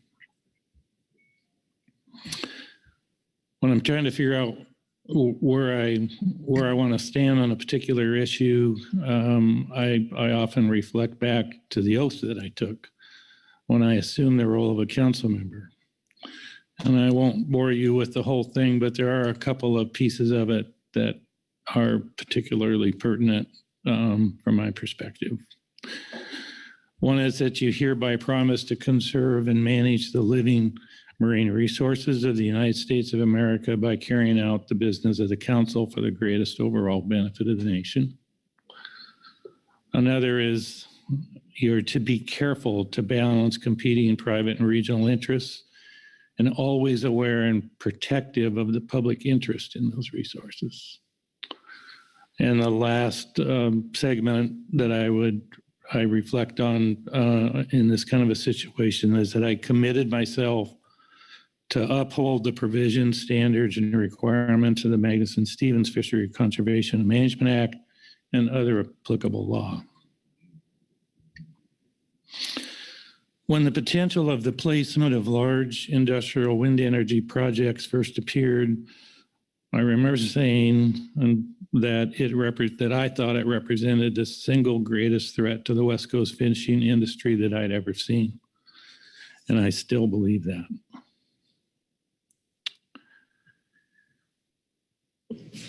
So I've contemplated what is the role of the council in this issue. Is it to stand by and respond to informational requests from BOEM? Is it to hope that they have the good sense to place call areas where there is no or minimal interaction with the fishing fleet? Is it to point out the impacts that placement of large numbers of wind platforms will have on our ability to conduct stock assessments and hope that they care? Or is it to be sure that the collective voices from the council family, including science policy and our stakeholders and constituents, are heard as loud and as forceful as we possibly can when we see a mistake being made that will have irreversible and devastating impacts on our fisheries resources and our fishing industry and communities? I say yes to the latter. While we don't know all of the adverse impacts that will take place if the call areas off Oregon were largely covered with wind platforms, to the environment, to the seabirds, to upwelling, to collection of science data and other concerns, it's now clear that it would have a devastating impact to the fishing industry in the coastal communities of Oregon and other states as well. It's time to make our voice heard and do our part to reverse and reset the course of wind energy development off the Oregon coast. Thanks. Thank you, Phil. Further comments or discussion? Dr. Bravey? Thank you, Mr. Vice Chair. I always hate going after Phil. I can't top that. I can add a couple of additional thoughts enhancing thoughts.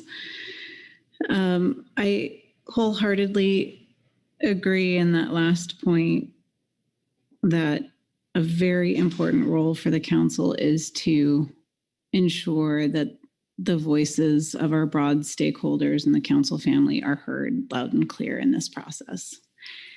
And it was with that goal in mind that we built the Marine Planning Committee. That was the primary purpose of that committee.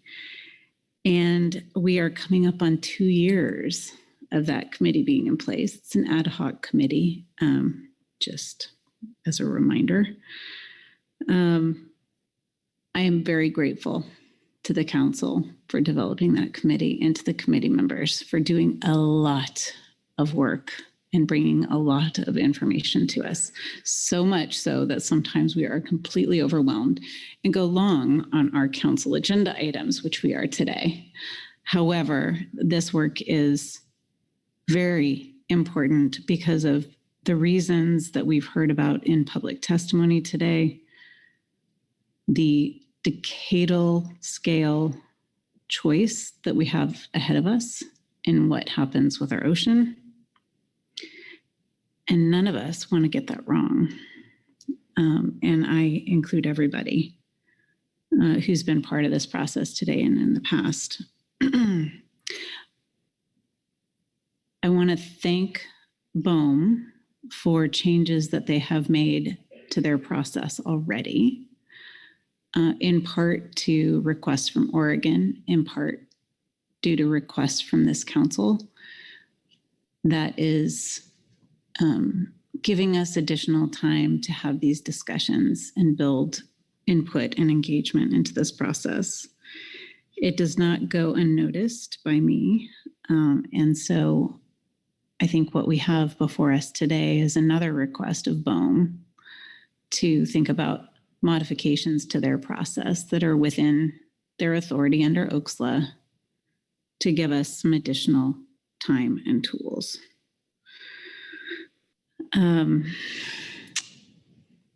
The end cost suitability modeling that I was able to help present today is a non-standard tool. And we spent a lot of time and effort doing that. And I'm grateful that we had that opportunity. I think it could be done better, particularly if it went statewide. And so it's those kinds of potential kind of creating the path before us. No one else has traveled this path that we're traveling. We need to create that path with BOEM that we need to figure out today and in future months. So I find myself in a position today where I am in two worlds. One is the world of the state of Oregon, and the other is in the world of the council. And wind energy is being implemented within state boundaries, not by the council. And what I mean by that is that the governor of Oregon has a relationship with BOEM to work on offshore energy. And I am very emphatic that I want to share my opinion here today, but I find that I am not likely to join any vote that occurs around this table today. And I want to make sure that everyone knows that I haven't changed my mind about comments I've made prior, but I think that there is a role for the council in giving voice to those fishing voices. The state already has a relationship and has a voice with BOEM. And so I just wanted to bring that up if the council goes to a vote, that's in your minds as it is in mine. And I'll stop there. Thank you, Dr. Braby. I'll look this way. Krista Svensson. Yeah, thank you, Mr. Vice Chair. I have appreciated all of the discussion so far, and I certainly do not mean to cut it off, but if there is no other, I do have a motion I'm prepared to bring forward. A motion can always stimulate discussion, so go ahead if you're ready. All right, thank you. And Sandra, I believe you have my motion already.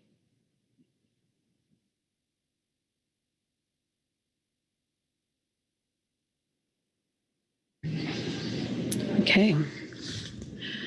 I move the council send a quick response letter to BOEM and the governor of Oregon requesting that the current Brookings and Coos Bay call areas are rescinded and that BOEM not proceed in issuance of draft wind energy WEAs at this time.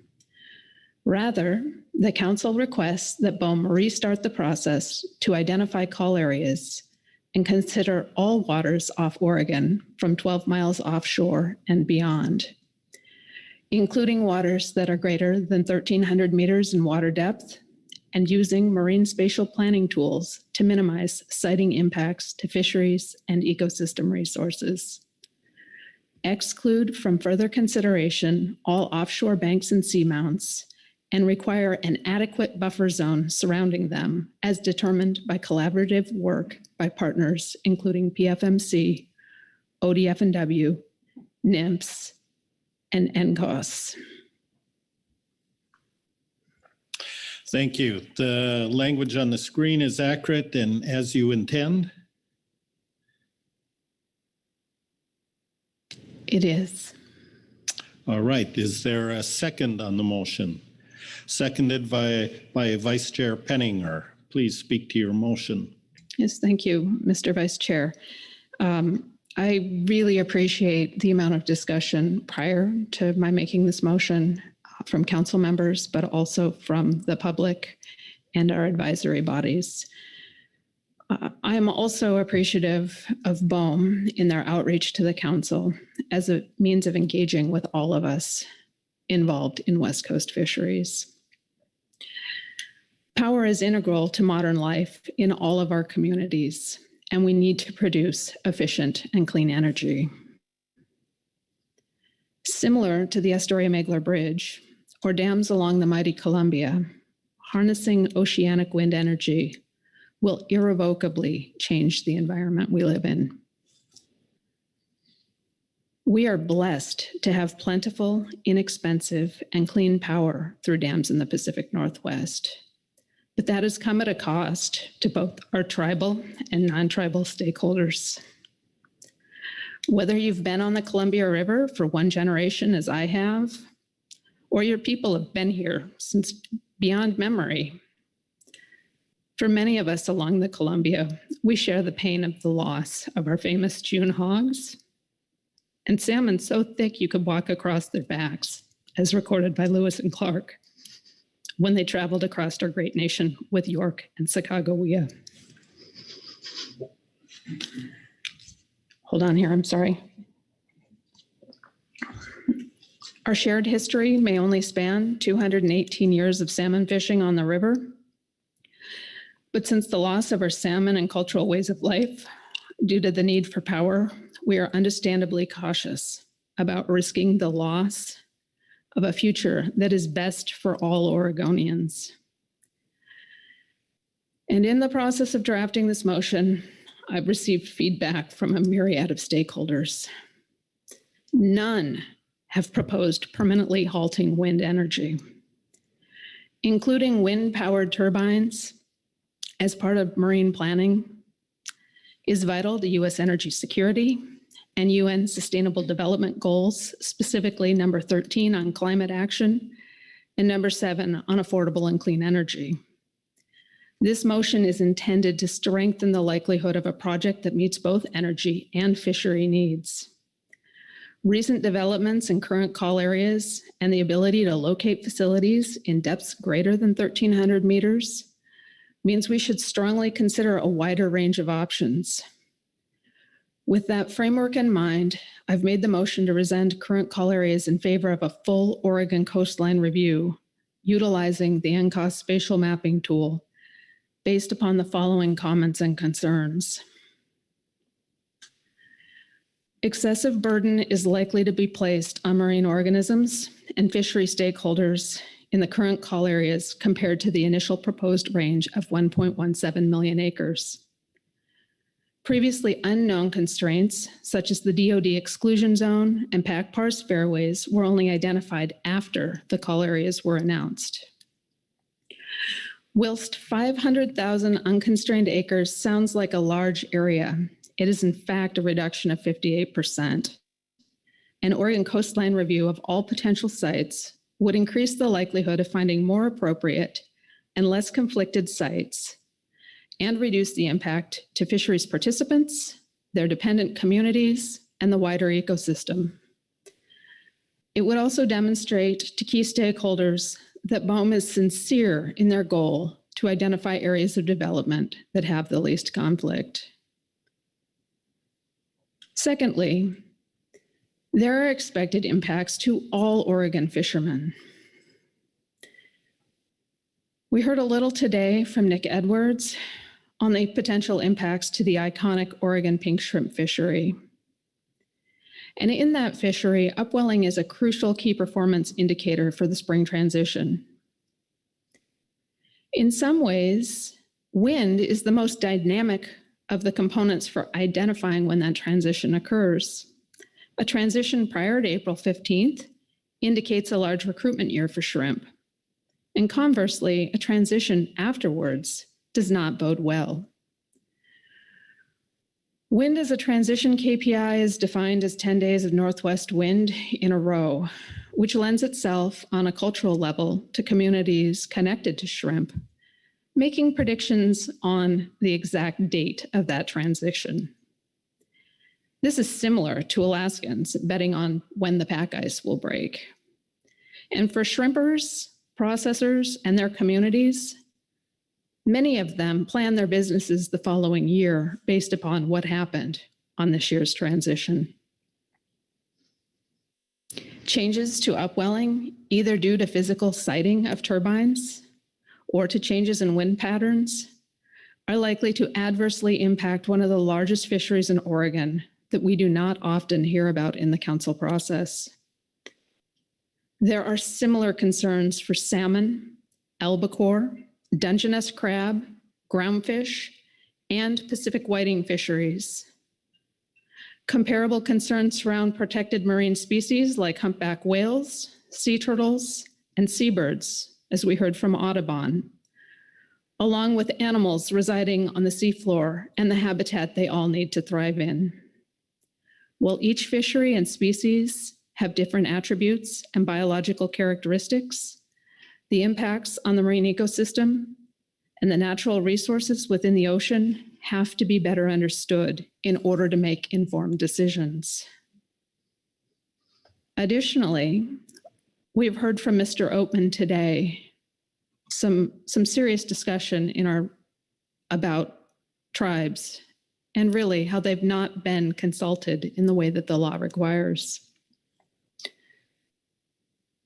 Next, I'd like to talk a bit about the NCOS model, which is essentially designed to reduce or preferably prevent conflict. This sophisticated program can take hundreds of layers of data to identify areas where the least conflict occurs. And the model can only work if the inputs are complete and robust, but when this is the case, the output is something that all stakeholders can trust and rely on. Currently, BOEM is only using the model within the boundaries of the existing call-out areas, which is a less than optimal approach. Using a model in a holistic ocean spatial mapping exercise off Oregon makes more sense, and it would help mitigate or meet the mitigation hierarchy with which BOEM follows under NEPA. Regarding the preparation for formal public notice of draft wind energy areas and the development of a NCOS report happening in tandem, I would expect that we would also see a 30-day comment period similar to other draft WIA announcements. However, depending on the length of that report, 30 days is likely insufficient for members of the public to review and provide meaningful comments. I think it is notable that to date, 17 coastal municipalities in Oregon, which includes cities, ports, and counties, along with the Confederated Tribes of Coos, Lower Umpqua, and Siuslaw Indians, have passed resolutions in opposition to the current process. And finally, as we've heard in the CPSAS statement, we do need to be considered with national food security. In talking with stakeholders at this meeting, one said, there wasn't much the council could do other than write a letter. And on the surface, one letter seems pretty inconsequential. It's as small as one salmon in the history of salmon. But I'd like to think that a letter from the council has the impact not just of any salmon, but one particular salmon that in 1987 hit the side of an Alaska Airlines commercial flight, spawned 2 custom-designed airline liveries, currently has a petition on change.org to save the Salmon 30 salmon, and is memorialized in thousands of photos around the Pacific Northwest and beyond. Fisheries stakeholders individually do not have a voice in the BOEM process because the process is government to government. The council and our voice as a government agency is the conduit to focus those thoughts and concerns from commercial, recreational, and charter industries, as well as our subsistence and cultural users, into a recommendation that amplifies their message. We've heard from our advisory bodies and the public of the need to reevaluate Oregon's call areas. Please join me in supporting our advisors and the public with this motion by raising their concerns surrounding rescinding the current Oregon call areas and using spatial mapping tools developed by NCOS, incorporating fisheries information provided by the state of Oregon and NMS to identify sites for clean power that minimizes risks to food security, the marine environment, and all sustainable ocean uses along the entire Oregon coast. Thank you, Krista. Are there questions for the maker of the motion for clarification? And I don't see any questions, so I'll open the floor to discussion on the motion. Corey Ridings. Thank you, Mr. Vice Chair. Thank you, Ms. Fenson, for this motion and for that excellent explanation. I plan to vote for this motion. I heard, I guess I'll just start by echoing Mr. Oatman's words. Couldn't say them, could not repeat them better, but just note that I think there were some really strong statements in there. Tribal concerns are not being given due consideration, and species have not been adequately identified and addressed by BOEM to protect tribal fishing treaty rights. I have some concerns with the NCOS model. It's great work, and I really appreciate what NMS and ODF&W have done to add to that and support that work. Decision support tools like this are incredibly important for big societal decisions like this. I still have concerns about the methodology, and I do not believe it's ready to produce final reports for final siting.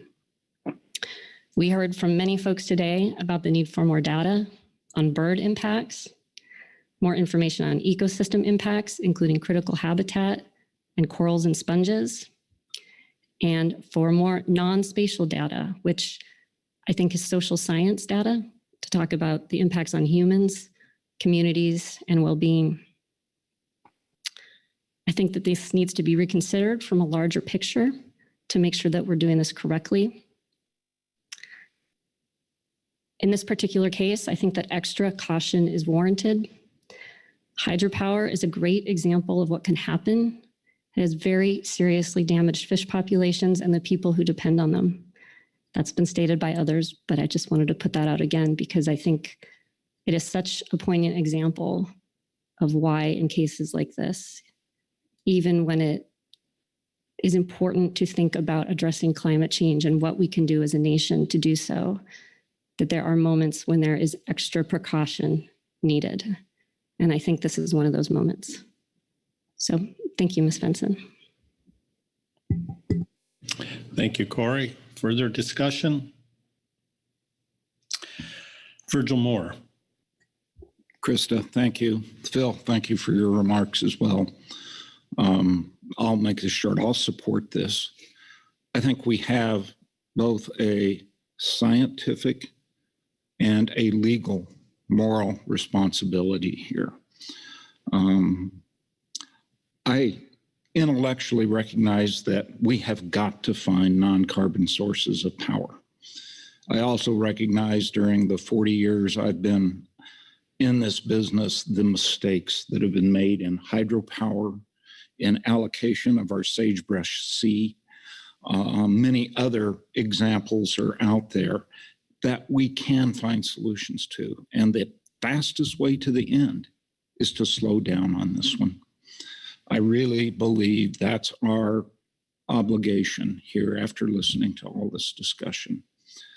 I believe that it's going to be a difficult letter to put together to capture some of what we heard here today, but I also know that Krista has written her thoughts down, as have Phil, and along with what's in the committee reports, the foundation for that communication. And furthermore, if with this action, we empower others, we have that responsibility for sustainability of fisheries.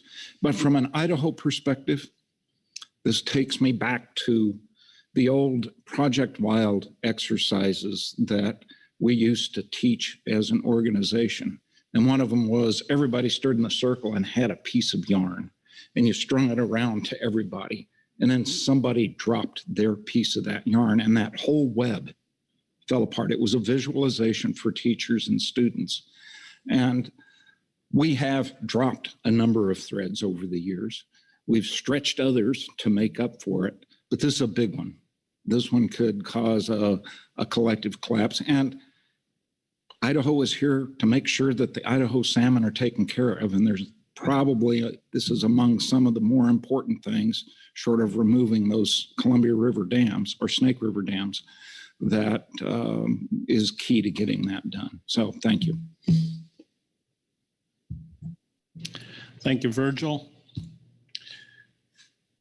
Bob Dooley. Thank you, Mr. Vice Chair. And Krista, thank you so much for such a great motion and great talk about it after. It was the justification. I've heard about this since, and been involved since the beginning. And I think you'll recall way back when we were talking about aquaculture, and I happened to be lucky enough to go to the East Coast and see this map that James Morris was building, the platform. And I came back to the council and said, we need to get engaged. We need to start bringing data into this because the data they have isn't sufficient. And he acknowledged that. And we've heard it over and over and over again. And there's been some tremendous work by everyone around this table and industry to bring that data to bear. The single most thing that convinces me that the brakes need to be put on, and that's been publicly, and it's been at the front of the format of the forefront of this, of all of our discussions. Slow it down, do it right. Don't hear people saying don't do it at all. Just do it right. And the single most thing is all the changes that have been uncovered. The PARS study restrictions now, the DOD restrictions, most importantly, the depth. When we were told early that you could only go out to 1,300 meters, and now they're going out to 2,600 meters. That to me tells us that we need to restart. You don't need to do very much more, but all of the issues, I agree with everybody's opinion here today, with maybe respectfully, with the exception of the BOEM presentation where they still want to go full speed ahead. And I think it warrants being thoughtful and taking a break and doing it right, because this is forever. Like Heather Mann said, this is not reversible once it's in the water. It's a whole different thing. So I will be supporting this, and I really appreciate all the thoughtful work that's gone into it. So thank you. Thank you, Bob. Dr. Braby? Thank you. Just quickly, I wanted to acknowledge that because I would be on both the sending and receiving end of this letter, that I'm planning on abstaining, but the content of the discussion and the motion are all in line with many comment letters that ODFW has put on the record on how we would like to see this process move forward.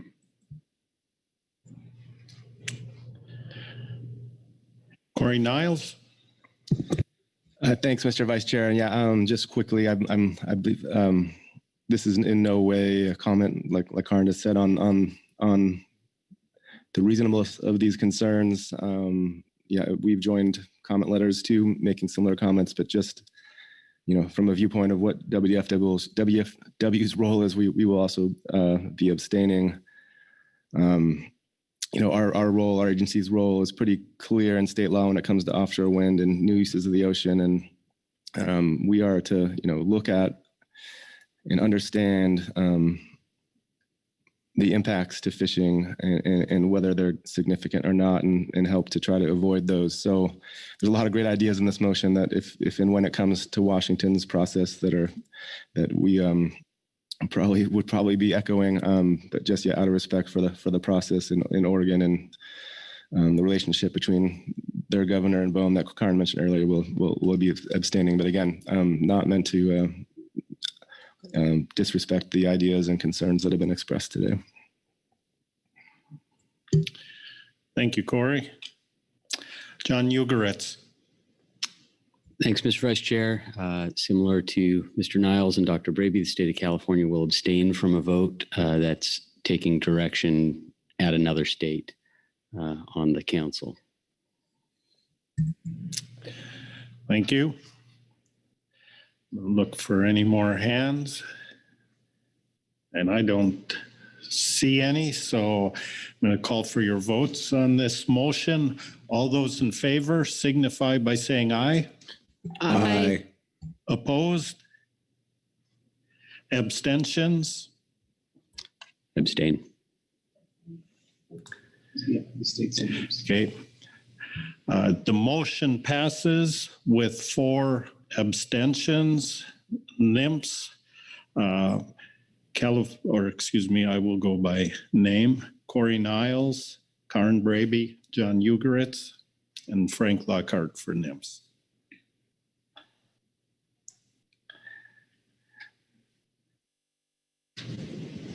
So thank you for that. Thanks for the motion, Krista. There are still a couple other things that Kerry mentioned on his list. If we need to come back to that, there was a suggestion for the other letter. I believe we talked about whether it's a QR process or we have all the information to let the executive director and staff.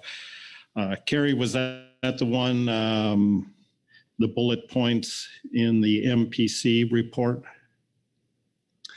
The letter you referenced would be a comment on BOEM's proposed rule.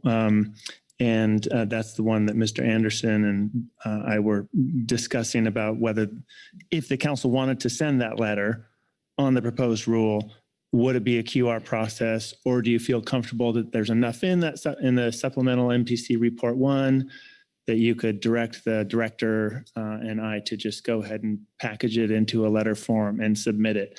The bullet points in MPC report 1 is a separate suite of items. And so I think I would look for direction on both those.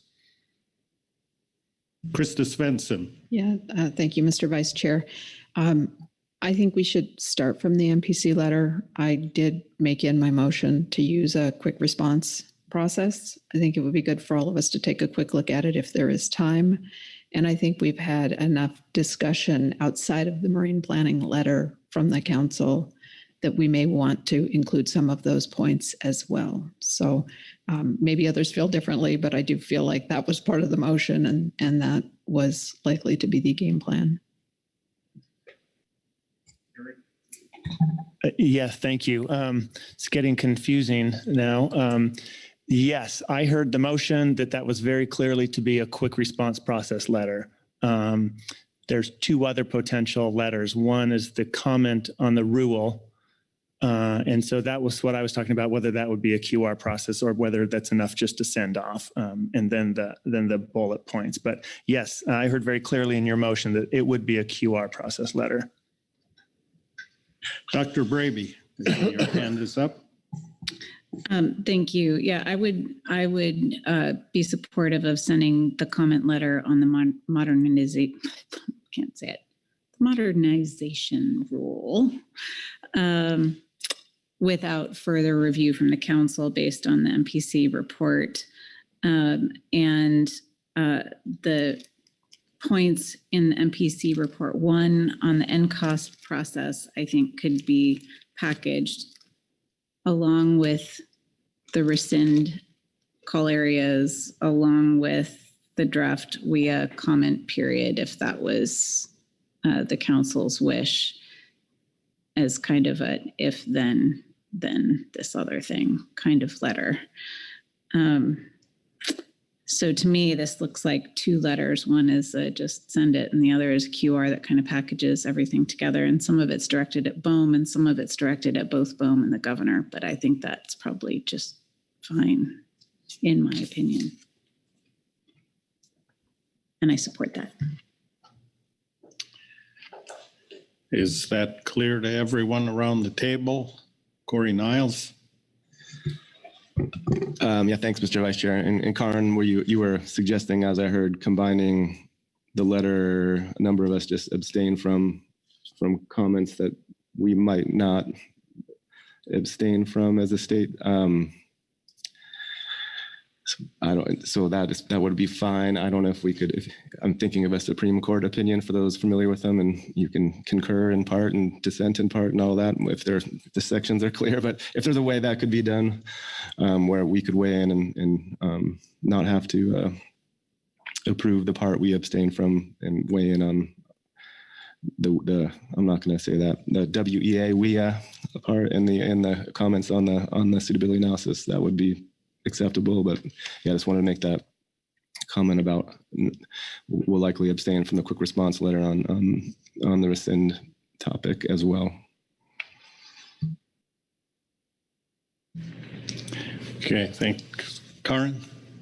It seems like that should be easy to write into the letter draft. And I'm just asking if that's something that council staff has done before in drafting letters, for example.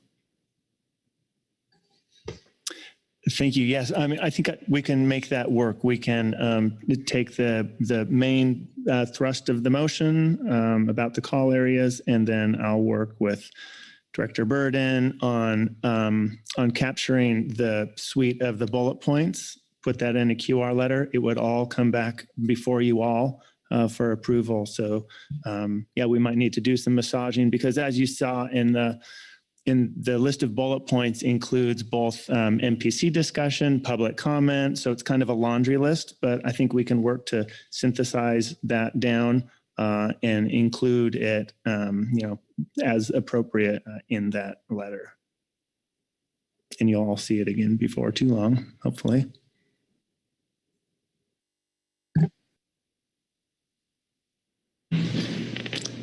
Corey Ridings. Thank you, Mr. Vice Chair. Carrie, maybe this isn't part of the synthesization you just mentioned, but I'm thinking about the Habitat Committee statement that if the WIAs are not rescinded and there is going to be a comment period, that it be longer than 30 days so that this council and the public has more time to respond to it. Maybe that was implied, but I just wanted to quickly bring that up.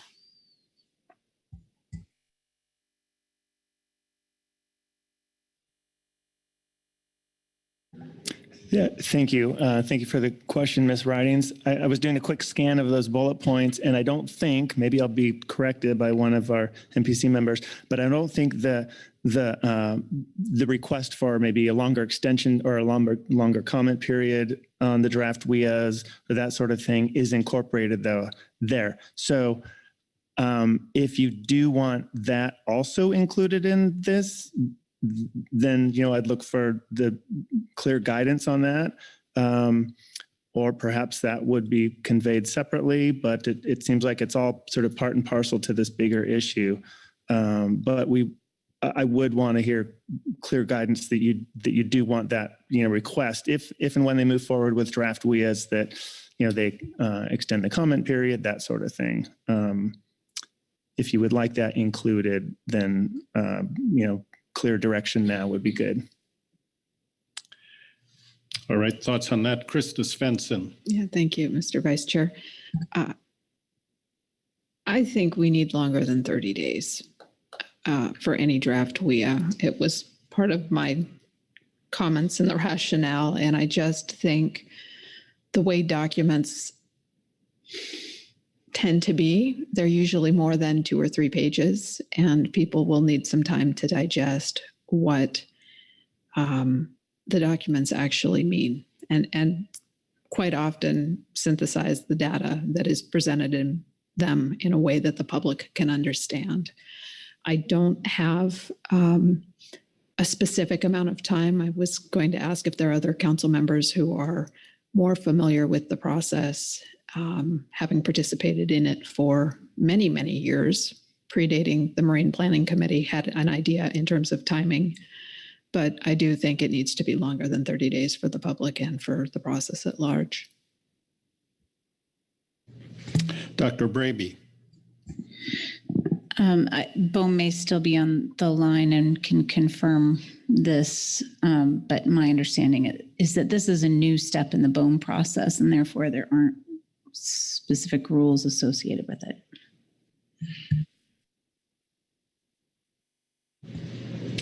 This is Jean Thurston Keller with the Bureau of Ocean Energy Management. That is correct. There is not a mandated public comment period number of days associated with draft wind energy areas in our regulations. All right, thank you for that clarification.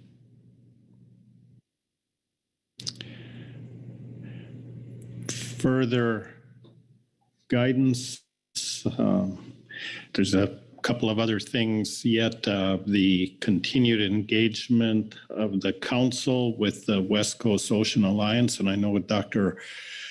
Braby and maybe it was in the MPC report, it mentioned that with formation of the MPC that we maybe have a vehicle for that. So I'd like to hear your thoughts on that also.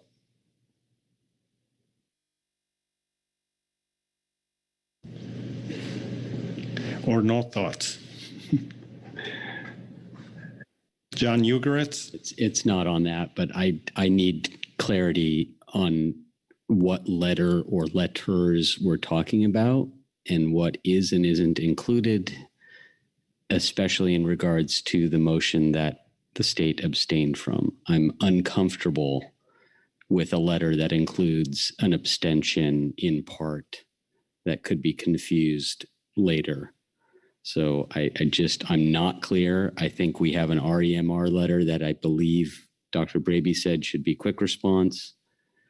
And we have a letter requesting a halt to the process. And then we've got these bullets in the MPC report 1 that goes somewhere. Carrie, help us out. Here's what I'm hearing. There's a motion that passed, and there's rationale in the motion.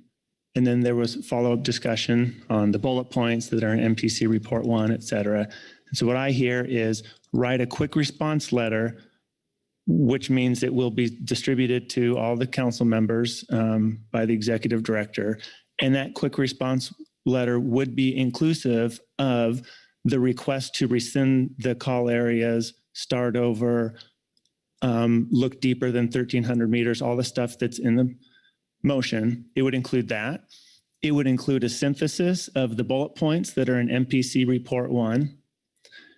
And it would include the request that if and when draft WIAs are issued, we have a longer than 30-day comment period, Usually I don't know if you wanted to make a specific ask of 60 or 90 days, but we also often ask to overlap with a council meeting, that sort of thing. So all those, what I hear would be packaged into that one quick response letter.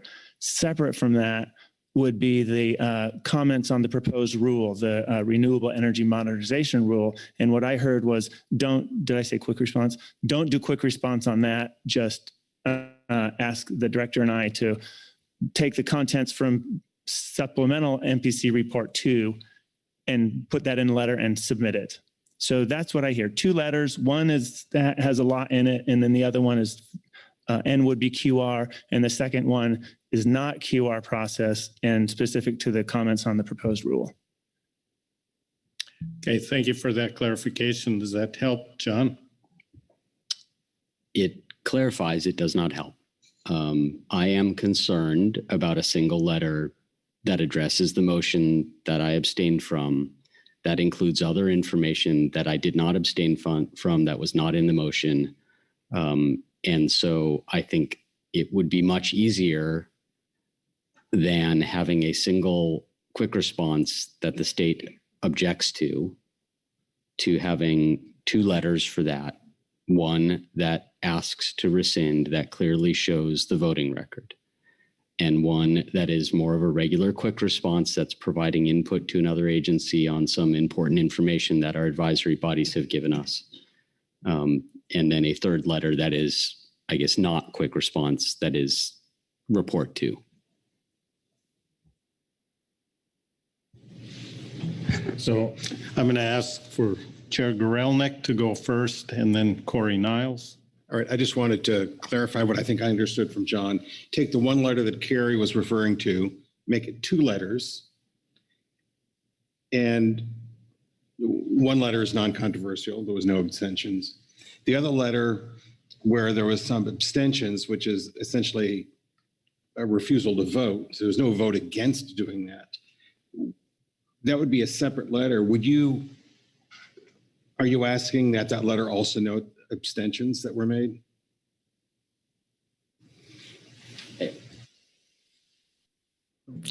John? And I will clarify why.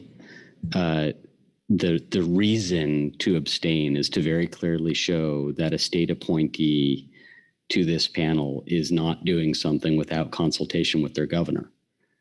I want that on the record. Corey Niles. Yeah, John, I've already spoke to this, I believe, and with a single letter, that the same concerns, but you could say, that was what I was talking about in terms of you can have California, Oregon, Washington abstain from part 1 of this letter, but concur with part 2, just like I was the Supreme Court opinion approach. So that's what I was expressing, whether it's 1 letter or 2, I don't care, but that was explaining the same clarity that we abstained from that vote, and we would abstain from the substance of the letter as well, and wanted to make that clear.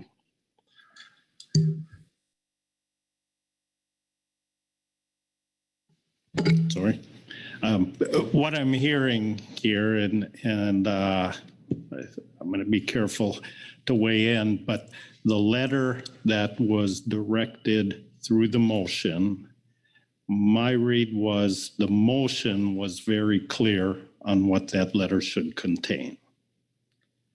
And John, what you are asking is that's what the letter stick to, and that it also indicate who had abstained from the vote.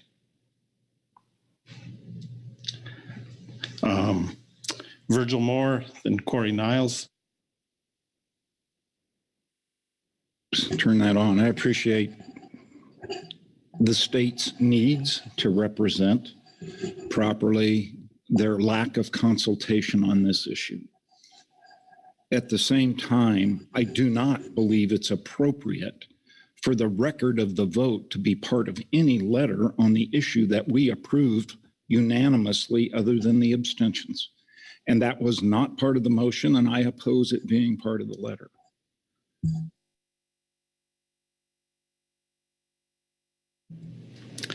Corey Niles, I believe I identified you. Yeah, well, just reminder of what happened. I think Karen suggests after the letter that was voted on, the motion that was voted on was going to be a topic of the letter. Then Carrie asked about those others, the MPC recommendations, and going into the same letter because they're all on the Oregon callers. Karen suggested putting them in the same letter since they're both about the Oregon call letters. I don't agree or disagree with Virgil's point about the voting record, but we could make it clear that, again, the suggestion was, and whether it's 2 letters is fine. I'm almost just decided not to talk about it, but since it's confusing, just make clear that the state, those states and NIMS and whoever else abstained from that part. The piece specifically about saying the process should be, the call area should be rescinded. But I think Karen's suggestion was they're the same topic, they're Oregon call area topics, so they could go into one letter, and you can bifurcate the 2 issues where people are unanimous on and not. But that was where we ended up of before John brought it back up.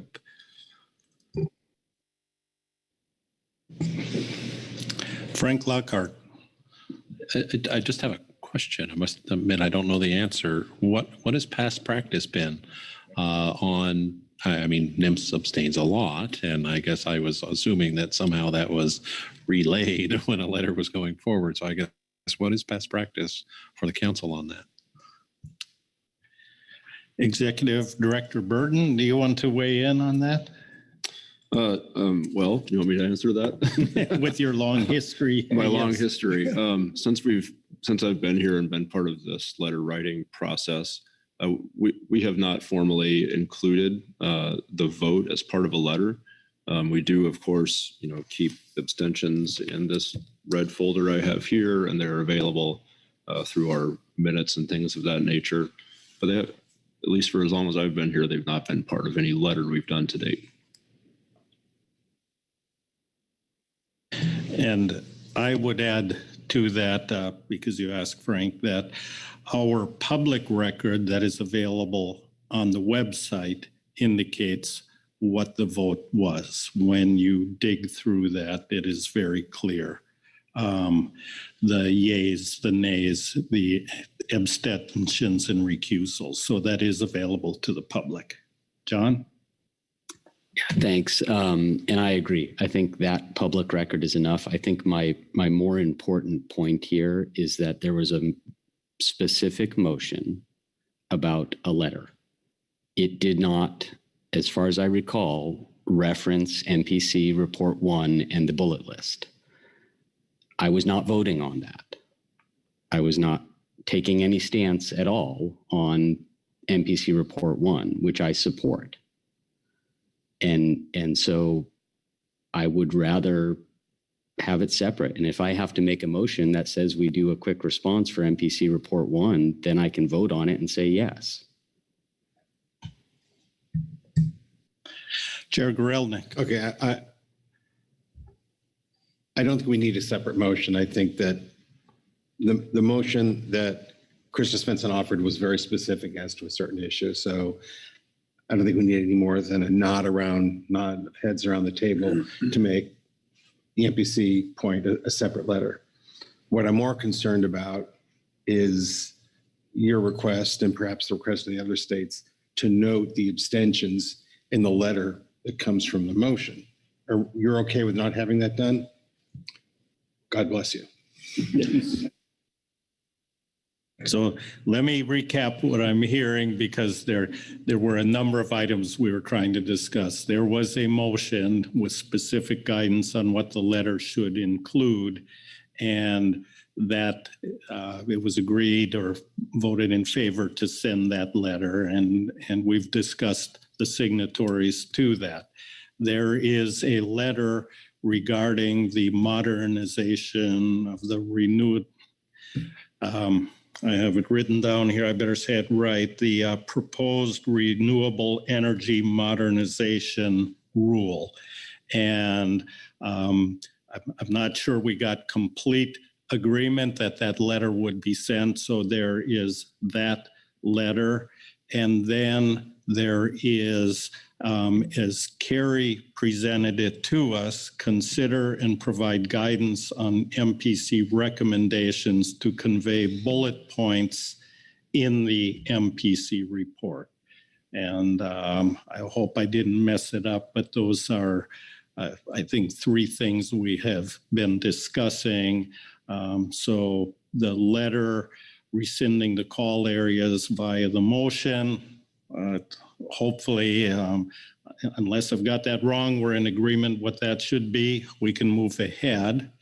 The letter on the proposed rule, but just want your confirmation on what the council decides to do there, and then the bullet points in the MPC letter, 3 letters.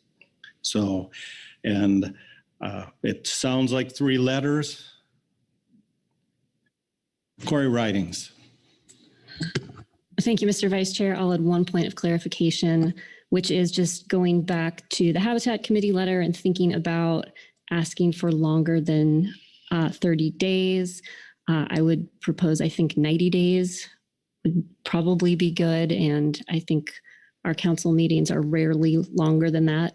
So I think that is pretty consistent with council process. I stand to be corrected, but I'm putting that out. Where exactly that goes, if that's a separate letter or if that can be tucked into one of the other 3 letters, I will put that out. Okay, I'm hearing that as guidance to the council staff, so I will just look for concurrence from the council here that they consider that. Head nods. So I think that message has been heard to consider the Habitat Committee's recommendation. Further discussion or action? Corey Niles. Yeah, Mr. I want to go home at some point today, so I just, for future thought, I don't agree with I don't think people are going to look at the voting record. I would much prefer what I noted as the Supreme Court style of being clear about who joined the letter and who didn't.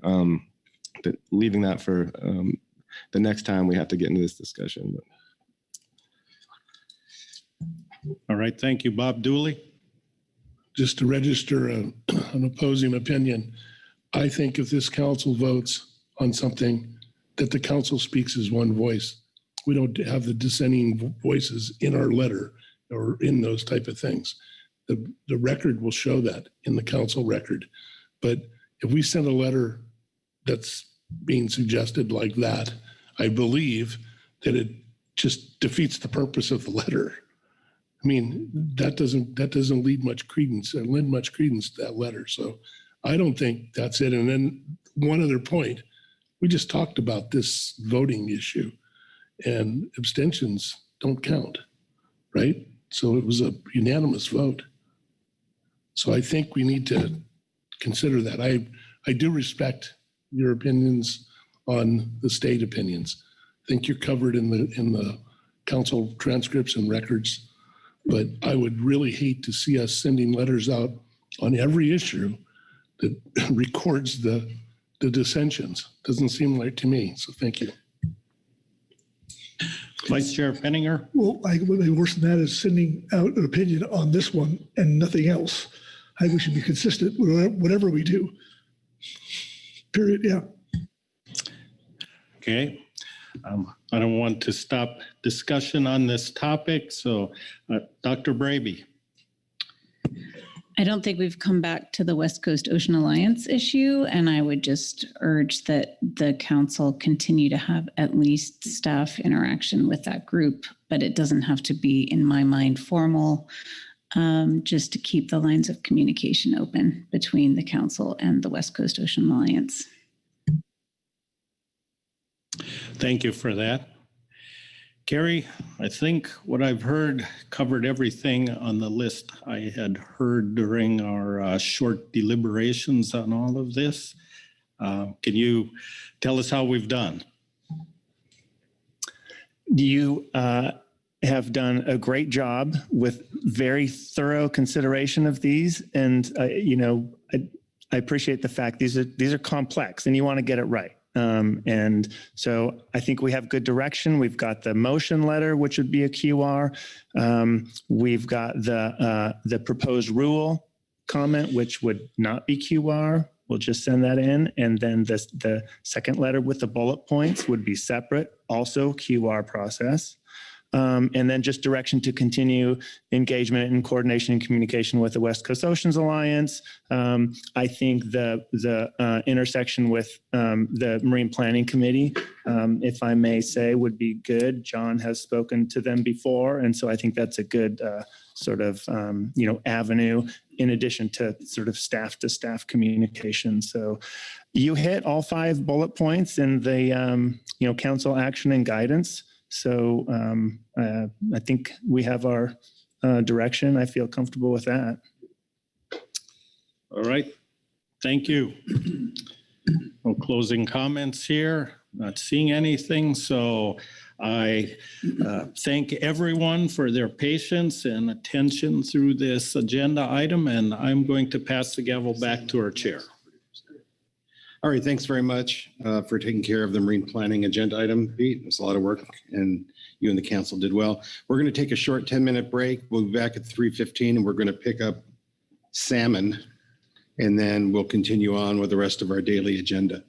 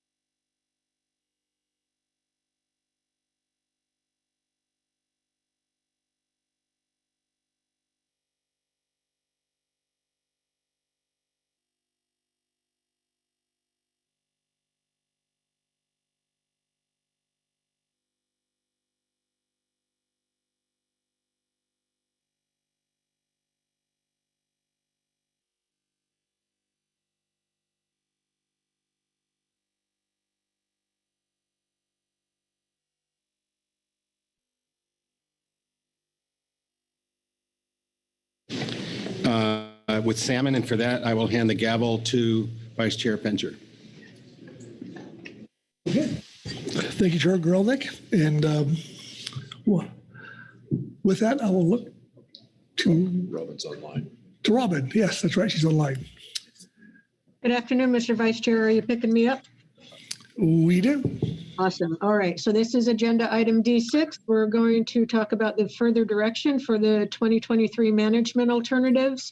You're going to hear from the STT. They're going to give you their analysis of the guidance that was given to them yesterday. And then they'll look for further guidance as well so that they can report back to you tomorrow with their final alternative analysis. You have two reports. We have the traditional STT report for you, D6A. At the back of that particular document is some additional information that was asked for yesterday. And secondly, you have a STT report 2, which is the report you're going to want to look for the tables 5 and 7 that have all of the ESA and conservation objective points in them. The one in the big packet was incorrect, unfortunately, so we've supplemented the second report with the correct table 5 and 7. And so with that, that wraps up my summary, and we'll just look forward to hear from the STT and any other public comment we might get. Thank you.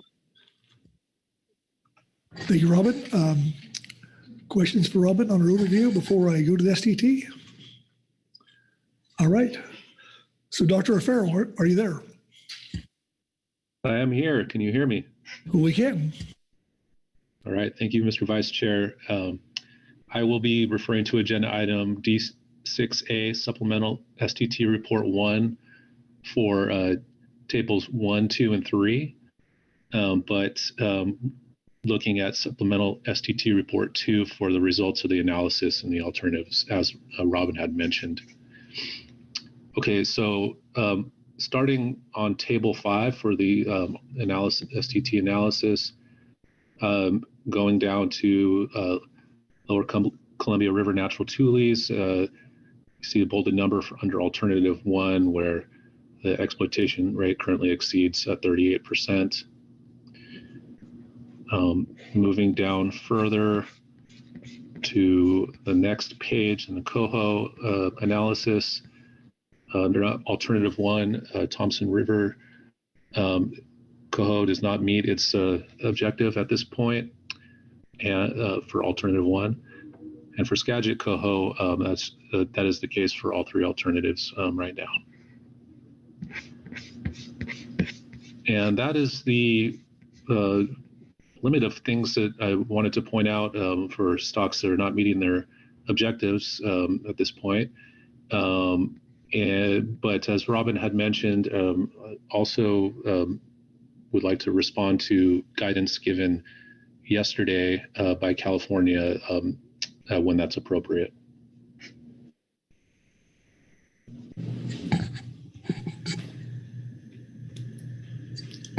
Okay. Questions for Dr. O'Farrell?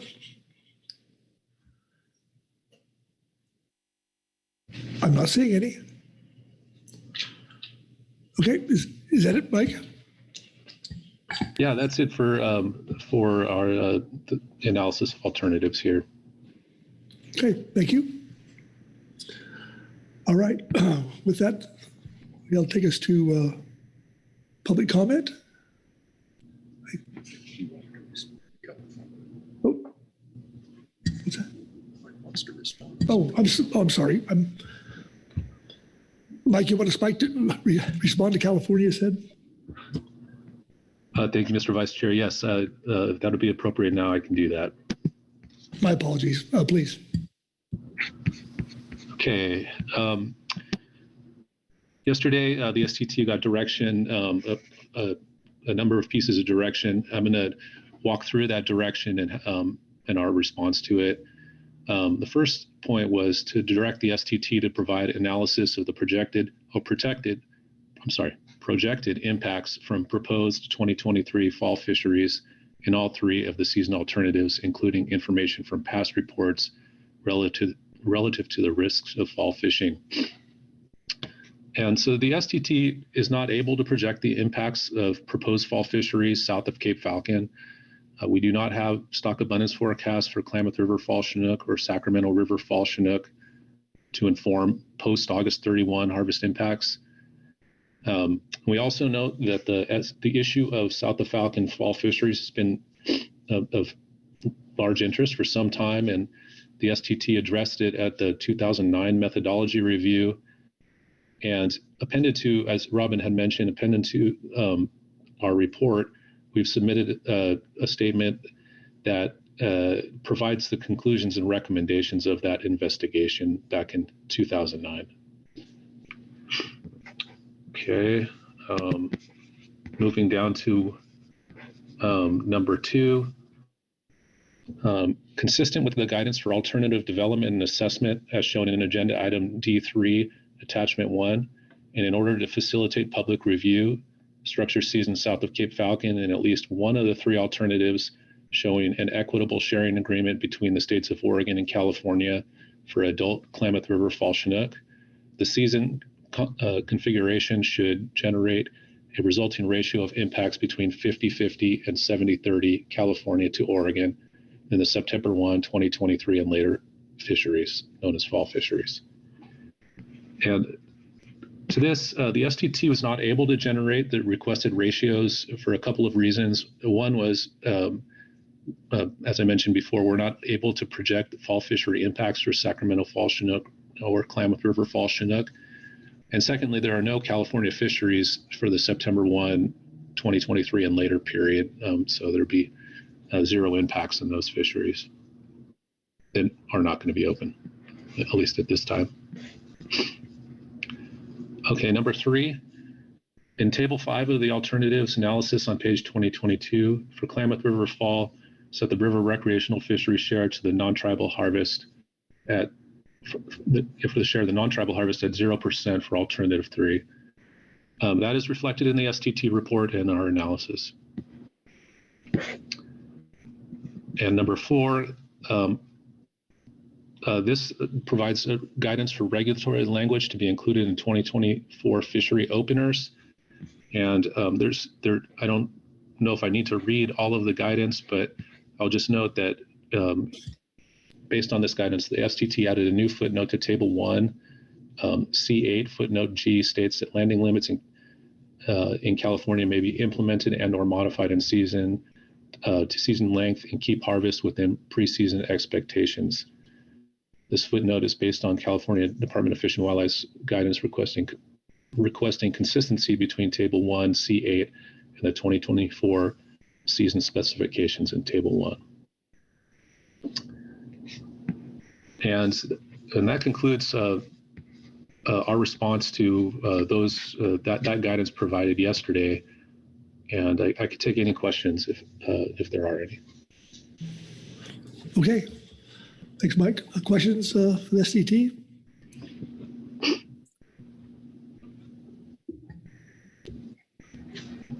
John? Yeah, thank you, Vice Chair. Yeah, I had a couple things I wanted to go over. I wanted to thank the STT for sharing that 2009 fall fishery report, particularly the section, it's specific to south of Cape Falcon. I hadn't seen that before, and briefly reviewing it earlier here, it appears that the conclusions that are presented in the STT summary are based on fisheries that occurred from 1983 to 2008. So I had a couple questions to make sure that I'm comparing apples to apples here going forward. So the first one, I was wondering if Dr. O'Farrell could elaborate on the relative magnitude of the fisheries occurring during that time frame that the report draws on compared to the alternatives being considered for this upcoming year, especially as it relates to Oregon fisheries. Thank you for the question. I would say that it would be hard for me to answer without looking in the review document to see how extensive the fall fisheries were back in those days in terms of number of days open in September, October, November, et cetera. My recollection when we were preparing that report was that fall fisheries were pretty prevalent, in those early to mid 2000 years, and probably going further back than that. And that in those years, in the report, it's noted that there are some years with quite high impacts, particularly on Klamath Falls Chinook and the age 4 Klamath Falls Chinook in particular. And I'm not sure at this time. I can't answer about whether that was due to fishing opportunity per se, or if it was just due to higher contacts of those fish in those years. But in recent years, we have not seen the levels of fall fishing mortality that we were looking at back at that time. Thank you. I had one more. There's two good figures in that same report, figures 1 and 2, page 5 and 11. It shows the proportion of Sacramento and Klamath Chinook in the total catch for the various management zones. And, but again, during 1983 to 2008. So would those same proportions be expected going forward if the abundance of those stocks has declined relative to other Chinook stocks over time? For instance, given the lower forecast, for those Sacramento and Klamath Chinook coming up this year, would you expect to see the same stock proportions as what's shown in that report? Well, I don't have the benefit right now of having that report open, but I have a recollection of I think of the figure that you're referencing. I think that in general, if the stocks that we were looking at in that report, Klamath and Sacramento Falls Chinook, if their abundances are low relative to other commingling stocks, then we would expect perhaps less contribution of those stocks in fall fisheries relative to the other more abundant stocks.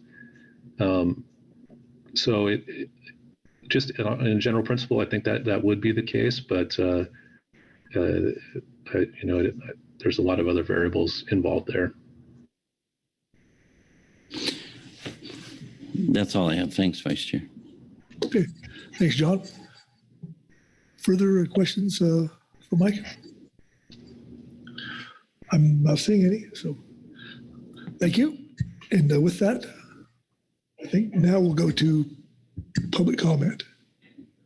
I think there's 3. Okay. First up would be Bob Spar.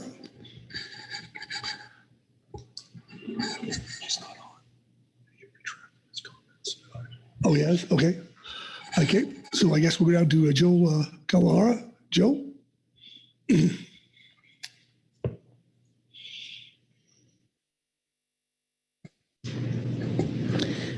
Good afternoon. For the record, my name is Joel Kawahara, a salmon trawler from Quilcene, Washington, and I hope I don't have what I have the mask on for.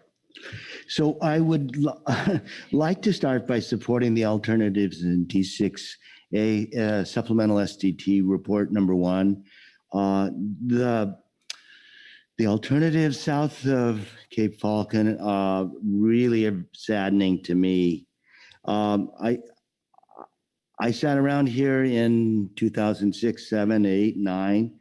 We received a report, we, the public and the council, received a report titled "What Caused the Sacramento Falls Chinook Stock Collapse," and was written by scientists from the Southwest Fisheries Science Center, principal authors Steve Lindley and Churchill Grimes, with help from California Department of Fish and Game. Alan Moore was in there, and Mel, and some other names that I recognize. And it is deja vu all over again, to quote somebody. So the recommendations were not extensive in that report, but they recommended an ecosystem-based management approach. They admitted that the Not all of the ecosystem elements are managed by the PFMC. The recommended agencies who together are responsible for the home of the Sacramento Falls Chinook work together. This clearly has never happened. And Bureau of Reclamation and CDWR have done some, to be sure. They follow the long-term biological opinion RPAs, but they've never done anything for Falls Chinook essential fish habitat. Even what they've done, we're here again. And this leads to the current truth, unfortunately, since I helped write a lot of those letters. I know that letters from the PFMC seem to bark, but they don't bite. Hopefully that'll be a little bit different with the wind energy letters being extemporaneous. But nevertheless, until Magnuson-Stevens is revised to require consultation on authorization from the councils on federal actions affecting the species we manage in our FMPs, we will continue to suffer stock collapses and will also be crazy enough to tilt at windmills. I understand you can't lobby Congress as a council, but you can, and please continue to do, to make clear what tools we lack and the impact on your managed stocks, your inability to manage other impacts, non-fishing impacts to our stocks.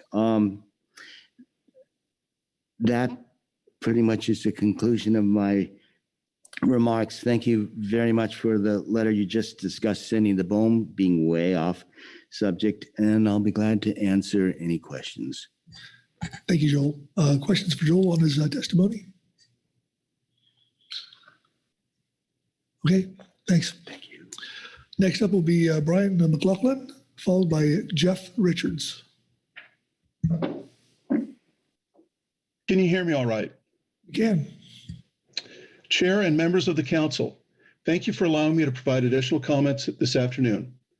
I want to speak to you again about my concerns with the proposed recreational season alternatives for the Cape Falcon to Humbug Mountain area. Under all three alternatives, fishing for salmon in the Falcon to Humbug area would be closed from March 15th to June 16th.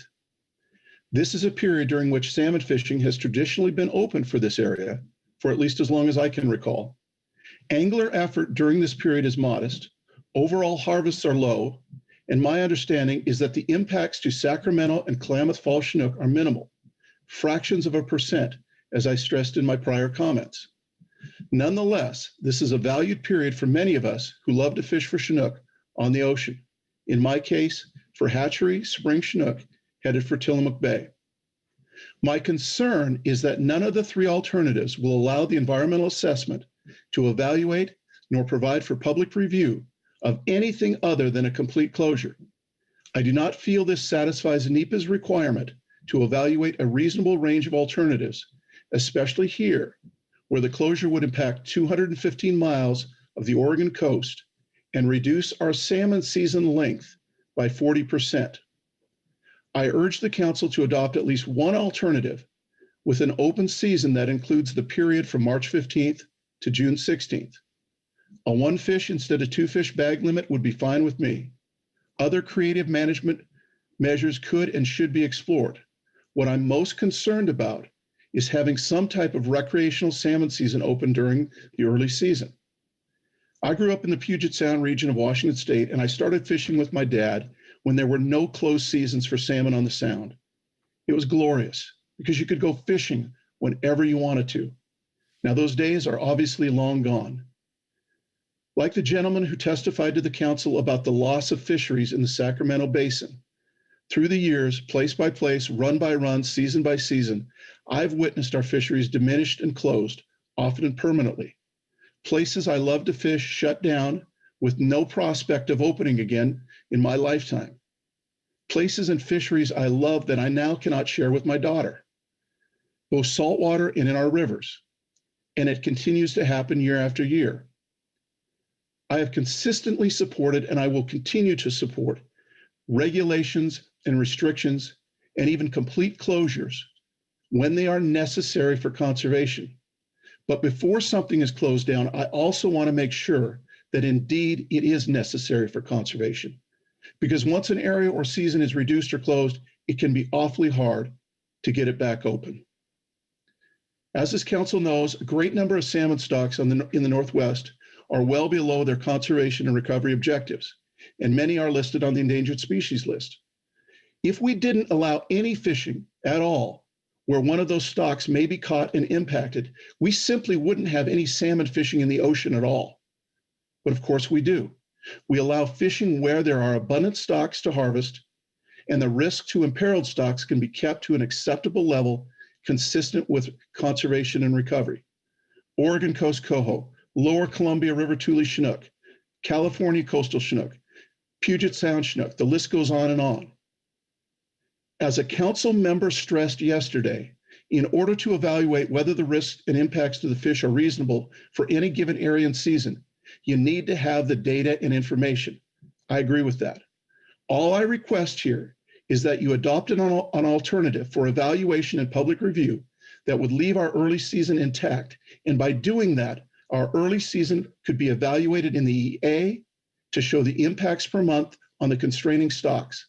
And the public and council will have the data and information necessary to assess and make an informed decision regarding the trade-offs between closing and leaving the early part of the season open. In other words, show the public the impact numbers of our early season fishery. In this regard, it's important to note that here at this meeting, the council is not making a decision concerning final fishery management measures. Rather, the council is deciding what seasons constitute a reasonable range of alternatives to adopt for public review and for further evaluation in the pre-season report 2 component of the EA. Don't short circuit this process by predetermining the outcome. I believe the NEPA process requires nothing less. Thank you again for your time. I do appreciate it. Thank you, Brian. Questions for Brian on his testimony? Okay, seeing none. Next up is Jeff Richards. Jeff?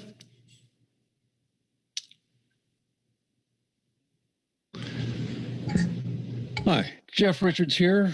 I'm just an independent recreational fisherman, not representing anybody or other groups than my friends who are also fishermen and some folks on the Coastside Fishing Club website. Small businessman, I characterize myself as an environmentalist, but as a recreational fisherman, I am a consumptive user of the resource who kills a few fish. However, we recreational fishermen are not buffalo hunters. We are the single best stewards of the resource. We value the resource enough that we are the only people out there that pay to use that resource with our discretionary income and free time, of which most of us have a very limited amount. We care about the resource and its proper management for sustainability and are sensitive to its health. That said, I would like to request on the behalf of the California Pacific, specifically I'm in the San Francisco region, some ability to use the boats and use the tackle and get out on the water and commune with nature and all the things that we like to do to get out there and chase a few fish. A reduced season, a one fish bag limit, creel surveys that cause in-season action to close the season early, all acceptable. But the bottom line, I am a mathematician. That's what I do for a living. I have a degree in management science. I have 14 people. And what we do for a living is build models for decision-making for large commercial customers. The science side of that is to take the subjectivity out of a fairly objective argument. That's hard to do because we're all people and we're not calculators or robots, and everybody's entitled to their opinions and no one's entitled to their own set of facts. That said, I unfortunately, due to work commitments, have not attended this meeting, but I spent the day on the Salmon Information meeting back on the 1st, listened to the NMFS and other folks talk about their concerns about the models. So at this point, I would, I applaud the PFMC and the SAS for the work that you guys have done in the models to date. They need to be better adaptive and live in databases, not on stone tablets. It seems to me we've been pushing this same model for a long time. I haven't seen a lot of adjustments. I've been hanging around the periphery of this this process for at least a dozen years. And so despite the word concern being used heavily on the 1st, it's not in your glossary of terms. So we really just need to make sure that we're making responsible adjustments to those models when the new data or new conditions are available. And again, my request is that there is some opportunity for us to get out of the water and chase those silverfish and look at the whales and everything else that we do out there in the water. Because as Henry David Thoreau said, many men go fishing all their lives without knowing it's not the fish they're after. Well, it's really not the fish we're after. It's the experience of getting out there. And with that, I'll yield back my time. Thank you, Jeff. Questions for Jeff? Okay, seeing none. Thank you, Jeff. Thanks. With that, that'll take us to council discussion, if any, before we go to the good guidance. Marcy? Thank you, Mr. Vice Chair. Question for National Marine Fisheries Service. We heard testimony from Brian McLaughlin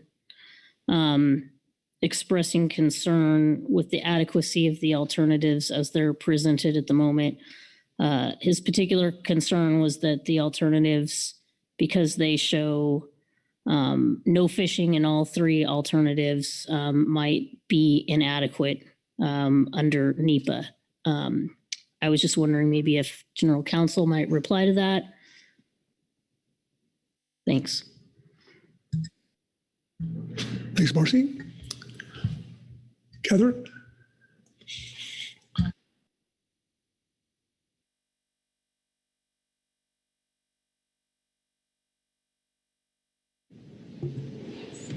Sorry about that. Thanks, Mr. Vice Chair. Thanks, Marcy.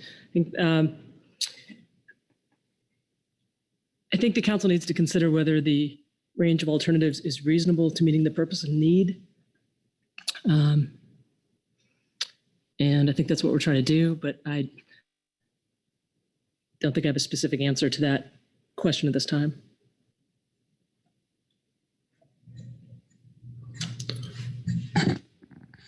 Okay, Marcy.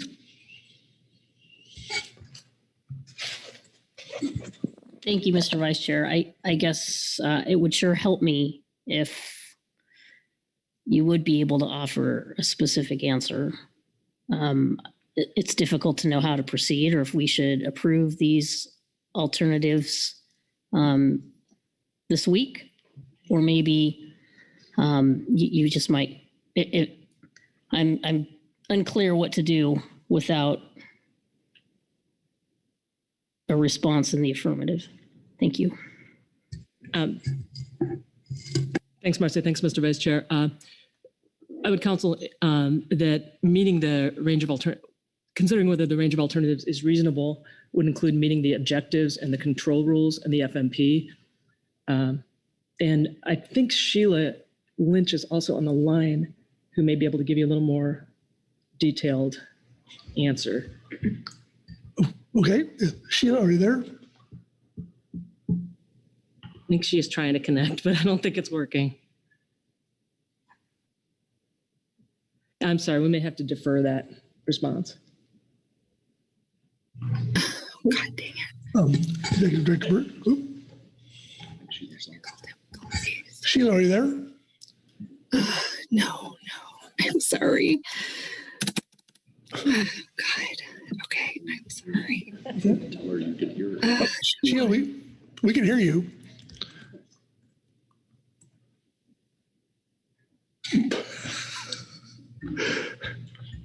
Okay. Okay, I'm sorry. I think we're having connectivity issues. Okay. Can you hear me? Yes. Okay, great. Thank you. I am sorry about all those technical difficulties. Yes, to respond to this question, as Ms. Kempton said, the standard that applies here is whether the range of alternatives is reasonable and meets the purpose and need, which is to develop a range of fisheries that meet all of the objectives and control rules in the FMP.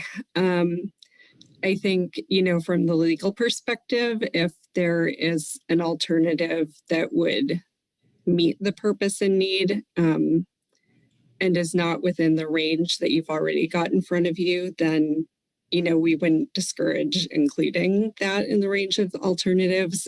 Keep in mind that we do look at the no action alternative, which in this case is described in pre-1 and includes last year's fishery management measures applied to this year's forecasts. So that is part of the range of alternatives that are analyzed and considered in this process, if that's helpful. Thank you. Good. Thank you, Sheila. I see Marcy's nodding her head. So, okay. Thank you. Yep. Okay. Thank you. All right. Anyone else? All right. I'm going to start off with the tribes and then go to the states. So, Joe?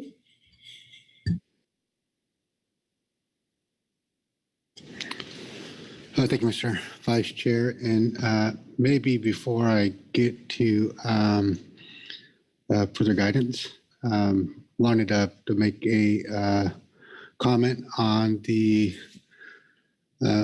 issue of the southern resident killer whale prey abundance thresholds matter that we discussed a few days back. We had suggested that we would want to work on some language that address some of those concerns. I understand that folks have been discussing that, and they have crafted some language that we think resolves that issue, and we'll likely see that language in the pre-2 report. I just want to give that update. So okay, please. Appreciate the discussions that led to that resolution. Okay, thank you, Mr. Vice Chair. Before I get to the guidance on the Klamath River Fall Chinook, I do, just for kind of sake of the order, do want to state that I will not be providing any further guidance on the Trudy Troll management alternatives that's reflected in Table 3 of the STT Report 1. So with that, Mr. Vice Chair and Council, I do want to move on to the guidance for Klamath River Fall Chinook. Thank you, Sandra, for getting that on the screen. So for Klamath River Fall Chinook, I provide the following guidance for STT analysis on the following initial salmon management measures for the Klamath River Fall Chinook for in-river tribal fisheries.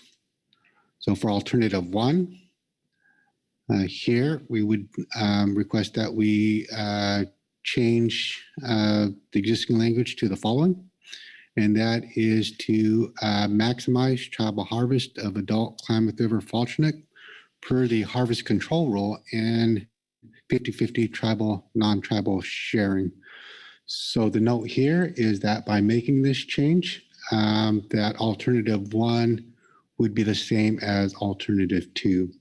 So this, in effect, would change the previous guidance for alternative 1, which had the 12,000 Klamath River Fall Chinook. Thank you, Joe. Okay. All right. Well, since we're in California, we're going to go to Marcy and start there and go up the coast. Marcy. Thank you, Mr. Vice Chair. I have no guidance at this time. Chair Grothick?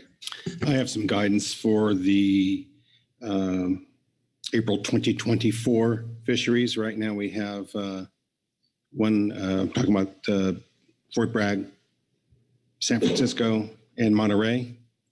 Right now, one of them is a May 1 opener. The others are April 6 openers. I would like to see in each of those regions at least one alternative with an April 6 opener, at least one alternative for a May 1 opener for public comment. Okay. Thank you, Chair Grothick. With that, I'll go to Oregon. John?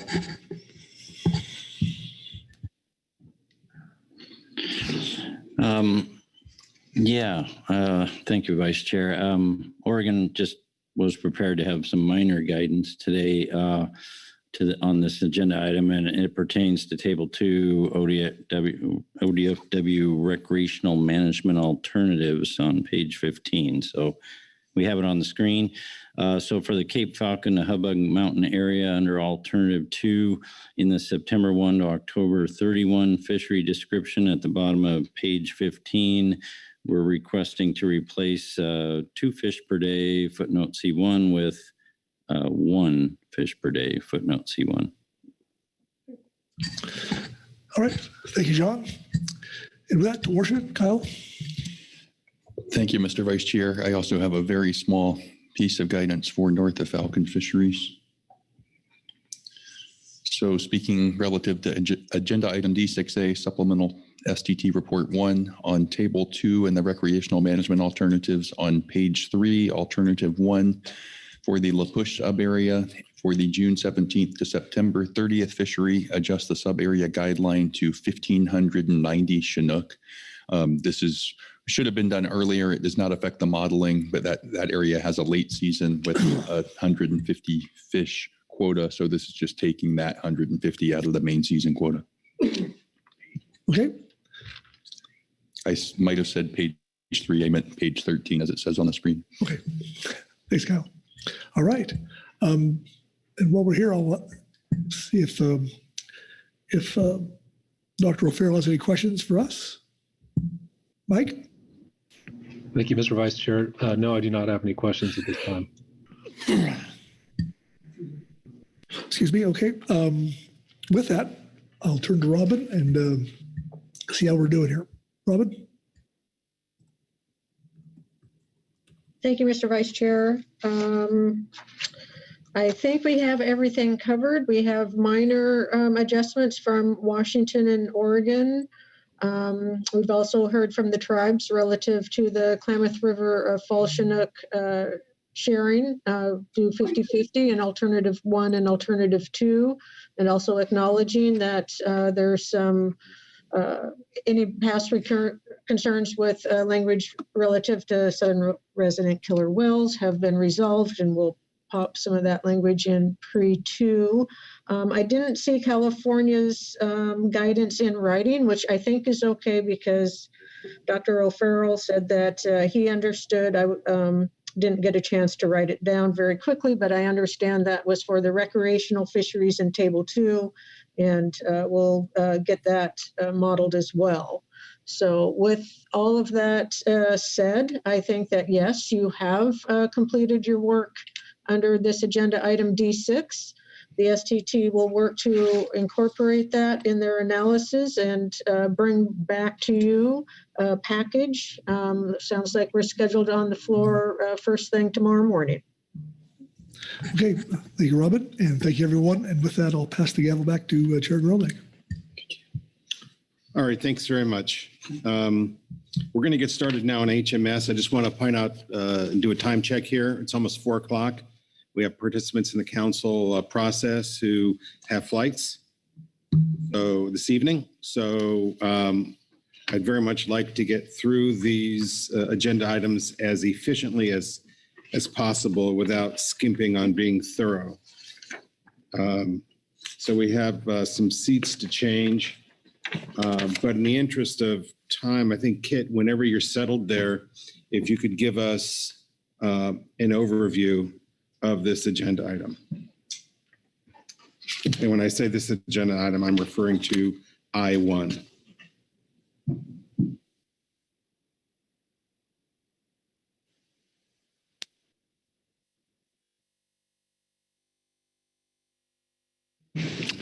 Okay, thank you, Mr. Chair. This is always an easy one for me, and it falls on National Marine Fisheries Service primarily. So I'll just note that the region has submitted a report here, which I assume Mr. Wolf will reference. And then we also have a presentation for the Southwest Fisheries Science Center report. I believe Dr. Yao will be presenting that remotely, and there are slides available for that. So and we have a report from the HMSAS submitted under this agenda item. That's the only report. So without further ado, I'll turn this over to Ryan. All right, welcome to the table, Ryan. Thank you, Mr. Chair. Actually, I think my colleague at the Southwest Fisheries Science Center has more of a pressing conflict than me, who's here for the rest of the day at your leisure. So if I could actually start with the center presentation, if that's okay with you. Absolutely. Welcome, Annie. Good afternoon. Can everyone hear me? Loud and clear. Wonderful. Thank you, everyone, for this opportunity. It's a short presentation, and I'm sort of conscious of time where we are in the agenda, so I'll try and go fairly quickly without skipping too much on content. I'm here. My name is Annie Au. I'm the director of the Fisheries Resources Division at the Southwest Fisheries Science Center. Happy to give an update on highly migratory species research. So thank you, Chair, Vice Chair, Council members for this opportunity. I last presented on this at the November Council meeting. So again, a brief update, a little bit of repeat, and new content to be presented here.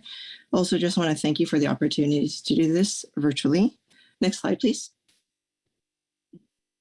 This is a brief outline of what I'll be talking about. So first, 2023 HMS assessment activities, progress on genetics work, and then a few different life history projects, the 73rd Tuna Conference.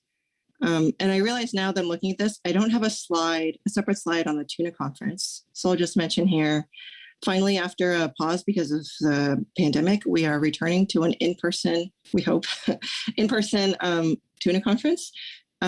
We alternate with IATTC on coming up with a theme and hosting the conference. So Southwest Center is up. And the theme this year is the Diet Renaissance, shedding light on ecosystem function. Of course, any and all HMS-related abstracts are considered, so we encourage folks who are interested to participate in that. And then also give an update on where we are with EFH life history for albacore, bluefin, and OPA, and then some HMS foraging ecology information. Next slide, please. So HMS assessment activities for 2023. A lot of this was presented in November. So just quickly, North Pacific albacore as a benchmark. The Southwest Center is leading that. First section is ISC assessments. So North Pacific albacore, Southwest Center is leading that as opposed to the Pacific Island Center. North Pacific bluefin tuna MSE. I talked about this more in length at the November meeting, where we are embarking in earnest on the multi-year process. Our center is the lead, not PFS. We are collaborating with Japanese colleagues on the bluefin tuna MSC. And I mean that in the context of like they have an MSC dedicated scientist as well as we do. So of course, this is all happening through the working group itself. For this year, the group hopes to develop an operating model and then to develop an uncertainty grid for key productivity parameters as the first steps this year. And then PFS has the lead on a WCNPO swordfish benchmark. Under IATTC, the SAC meeting is happening May 15th through 19th. As you know, IATTC scientists conduct these assessments. They are this year EPO yellowfin tuna as a benchmark, EPO big eye tuna as a benchmark, and skipjack tuna as a benchmark. Next slide, please. Genetics, some ongoing genetics work, which I did not mention at my last presentation. So these are not necessarily new.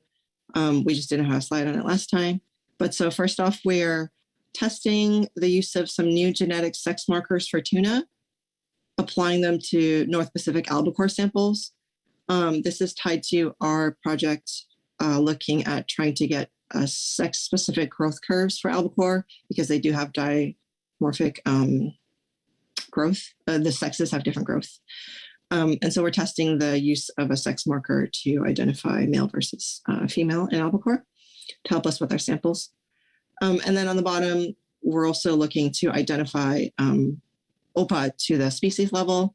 Most, if not all, data streams that come to us for OPA just tell us it's OPA. But we know that our fisheries catch at least the two species, big eye and small eye. Having looked into this years ago, I recall it's sort of challenging to separate them visually, despite their common names sounding like the opposite. But so can we use genetics to get at that species ID? Next slide, please. Essential fish habitat. So Life History Program has been involved in updating essential fish habitat for HMS. So on the left, the first draft of EFH, the update for EFH is with the HMS MT, is my understanding. And so that is sort of making its way through that process, and happy to report that quite a bit of our life history data and publications went into that. So diet data, tagging, species distribution models, and sort of more other life history data all went into that. On the right, this is a new project, so dynamic mapping of HMS EFH. So in collaboration with ERD, the Ecosystem Research Division at the Southwest Center, and also with ecosystem modeling scientists at the Pacific Islands Fisheries Science Center, we submitted a proposal to NIMS headquarters EFH program, who granted some funds to do this project, which is the goal is to visualize predicted distributions of HMS EFH under various climatologies. So it would not be sort of a single static EFH map as we think of it now, but ones that, like I said, depend on sort of different climates and environmental conditions. Yeah, I think that's all I want to say for that one. Next slide, please. Albacore. So on the top is just a reminder, we are looking at trying to get sex-specific length at age and sex ratios for albacore. A lot of industry partners are helping us get the samples that we require to do this. It's sort of an ongoing process, and getting samples with enough coverage and across the sizes and sexes is, like I said, ongoing. So we're not quite there yet. Excuse me. But the motivation, again, is because it's recognized that albacore males and females grow at different rates. And this is a known data gap in the current stock assessment, which is a single sex stock assessment. So if we, if we have a goal of having a two-sex model for albacore, one of the first things to do is to get different growth curves for the sexes and a sex ratio that we can apply to the data. Bottom left, so you see some pictures of juvenile albacore heads and parts. Again, just want to give thanks to industry partners, ARF in this case, for helping us get these samples. But they've been doing this in collaboration with us for a long time. And these albacore help us to look at a couple of different things. One of the more interesting results recently is that looking at their stomachs, we can see in 2022, they're basically eating anchovy. This is maybe not a surprise given what we see in the system, but it's nice to confirm that with real data and specimens. And then they're also using these to validate the length at age relationship. On the right, an ongoing project is a 3D species distribution model for albacore in collaboration with scientists at SIO and then also OAR, which is a different line office of NOAA. It's a collaborative project using Argo float data to look at albacore use of habitat in 3D. By 3D, I mean not just sort of like 2 dimensions on the surface of the ocean, but also going down in the depths. Next slide, please. Bluefin. So last time I reported on a newly published paper where we had diet data of bluefin off of our waters through 2016. I got quite a few questions about that. It showed that paper showed that the prey bluefin are eating recently. It's probably, the prey bluefin have been eating recently are high up in the water column during the day. This may be a factor in bluefin being more available to our fisheries. Wanting to extend that time series because it did end in 2016. We now have a postdoc on board, Travis Richards, who is, the goal is to have Travis finish processing the stomachs we have all the way through 2022. Thereafter, it will take, I think, upwards of a year or a little bit longer to analyze that data, put into publication, and have it come out. So I know there's sort of interest in this. Happy to keep the council informed as we go along. They're also looking to apply a different analysis. In this case, stable isotope analysis, which takes a more integrated view. So instead of, what did this bluefin have in its stomach? when it was caught. The stable isotope will tell us sort of like more recently what and at what trophic level the bluefin have been eating. On the right, there's our scientists have been analyzing commercially landed data to look at lengths and weights. The IC Pacific Bluefin Working Group recently requested that this analysis be done. You all know that our commercial bluefin landings is at a very different scale than our recreational. So in our waters, the recreational landings of bluefin outnumber the commercial side.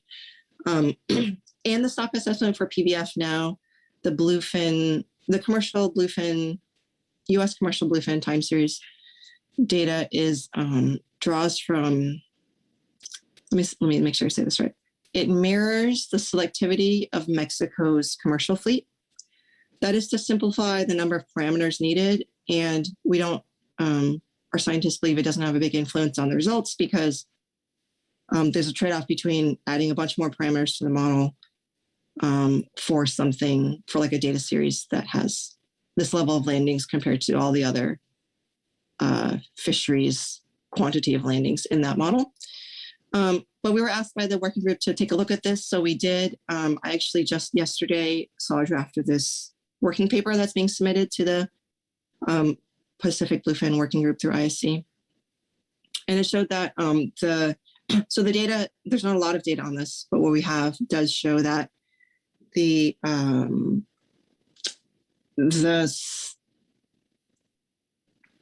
length weight data from this commercial bluefin fishery is not exactly the same. It's not that similar to the Mexico one.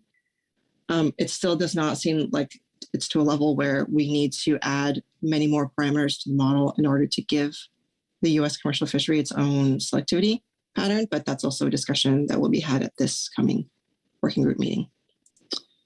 Next slide, please. Thanks. So moving on to OPA. We have ongoing research about OPA. OPA are an interesting species biologically, and then also very challenging to study because so much is unknown. We're having to develop methods to study them. On the top, OPA reproductive biology. We currently have no information on the size of reproduction or spatiotemporal spawning patterns. We have about 200 histology samples, though, of their gonads. So we have an undergrad who's pictured here, Sammy Duke, who is now looking through all these slides. So far, we found that the majority of the samples are females that are mature or spawning. But that's, again, it's just sort of like a first look at this point. Excuse me. And then on the bottom, OPA age and growth is an ongoing collaboration with colleagues from Mexico. We don't know how to age OPA. It's an ongoing area of research. Since we don't know how to age them, we don't have growth curves for them. So we're working with collaborative partners in Mexico to try and develop methods to age them using their hard parts. Next slide, please. And this is my final content slide. So life history, foraging, ecology. We have quite an effort to look at diets of HMS as they are top predators in the system. And these products make their way into various reports that make their way to you in various formats. So we have brought the time series current for albacore and swordfish. That data goes to reports like the Cal Coffee reports, CCIEA reports, that kind of thing, that make their way to all of you. We hope, like I mentioned, to bring the bluefin diets data to be current. And by current, I mean through the end of 2022, by the end of 2023. This data, all of the HMS diets data feeds into things like an Atlantis ecosystem model. So that's a typo on the slide. It says Atlantic. It's meant to say Atlantis, which is the type of ecosystem model. It's used for things like EFH habitat designations, species distribution models, ISA, status reviews, etc. And we've had 2 of the time series that we have completed up to date for albacore and swordfish published finally recently. The figures below are just figures you'll have seen from other reports that you have. And that is my final content slide. The next slide just shows the references that we listed throughout the presentation. And that concludes my presentation. Thank you. All right, thank you very much for that presentation. Some of us around the table target some of these species, so it's very interesting to read. Let me see if there are any questions on your presentation. And I'm not seeing any. Thank you very much. Thank you. All right, we'll go back to Ryan Wolf. Thank you, Mr. Chair. The region submitted one report on this agenda item. It's not very long, covers a few regulatory and legislative updates, so I'll just do a brief summary. First, we published the final rule amending in-season action announcement procedures for Pacific bluefin tuna. This adds notice of in-season action by direct emails to the affected public. It also allows vessels to retain bluefin already on board within 24 hours of the effective date of the in-season action to reduce the trip limit, which is similar to a measure we have in place if we hit the overall TAC and close the fishery. Second, following the November meeting wrap-up of the HMS biennial management cycle, we have completed the status determination for Pacific bluefin. It remains overfished, but it is no longer subject to overfishing. You can find more information on that in our fishery stock status updates website, and it'll be in our stock status report for the year. Turning to deep set buoy gear. The notice of availability of Amendment 6 to the FMP to authorize buoy gear in accordance with council recommendations published January 9th. The proposed rule to implement the amendment published February 6th. Interestingly, as we're Thursday, March 9th, public comment on the amendment closes tomorrow. Public comment on the proposed regulations closed yesterday. We understand buoy gear is a priority for the council. We have been dedicating significant staff to this rulemaking and clearance process focused on the final decision on the amendment by April 7th. So I'm going to take a moment here because there was a number of questions about buoy gear authorization. So I'm going to walk through kind of what will happen here between, since our next NMFS report is not until June. So the approval date for the amendment is actually April 9th, but that's a Sunday. So we're targeting a decision on that by April 7th. The final rule, we don't have an exact date right now, but that will be shortly after it would shortly trail the FMP amendment. And it will have a cooling off period of 30 days following that. So what will happen essentially to implement buoy gear and to start this, we will have the final rule we'll publish. And during the cooling off period, NMFS will send pre-qualification notices to potential applicants using federal and state records to determine their tier rankings. And then once the cooling off period has ended, so that's 30 days later, applicants will have 60 days from the effective date to apply. And if the applicant believes NMFS made an error in our pre-qualification notices, they have that 60-day period to work with us, provide new data all throughout that application time period. Once that application deadline is passed, NMFS will complete our rankings, will issue the initial administrative decisions and the first 50 permits. Applicants can then appeal, of course, but we were not planning to have that delay the issuance of those permits. I've had some questions about the EFPs. So as we don't know how long this process will take to go through, this is our first attempt to go through all the various data and conversations regarding all the various tiers in the buoy gear fisheries. So it's possible that could take some time, although we've done a lot of pre-work to hopefully make this as streamlined as possible. But to avoid lapses in fishing opportunity, while NMFS is going through the process, we will reissue the EFPs once the final rule is out, just to change the exemption to the actual limited entry requirements. And that'll allow buoy gear EFP fishing to continue until we actually are ready to issue those first 50 permits and transition formally to the limited entry system. And once we do that and the permits are issued, then all those existing EFPs will be revoked. So that's the process of how it will play out once we get the amendment approved and the final rule published. Finally, Our report notes that the Federal Drift Net Modernization and Bycatch Reduction Act became law on December 29th. That was part of our overall omnibus package. The law directs the Secretary of Commerce to phase out drift gill net fishing in federal waters within 5 years of enactment of that act, and to implement a transition program for eligible permit holders.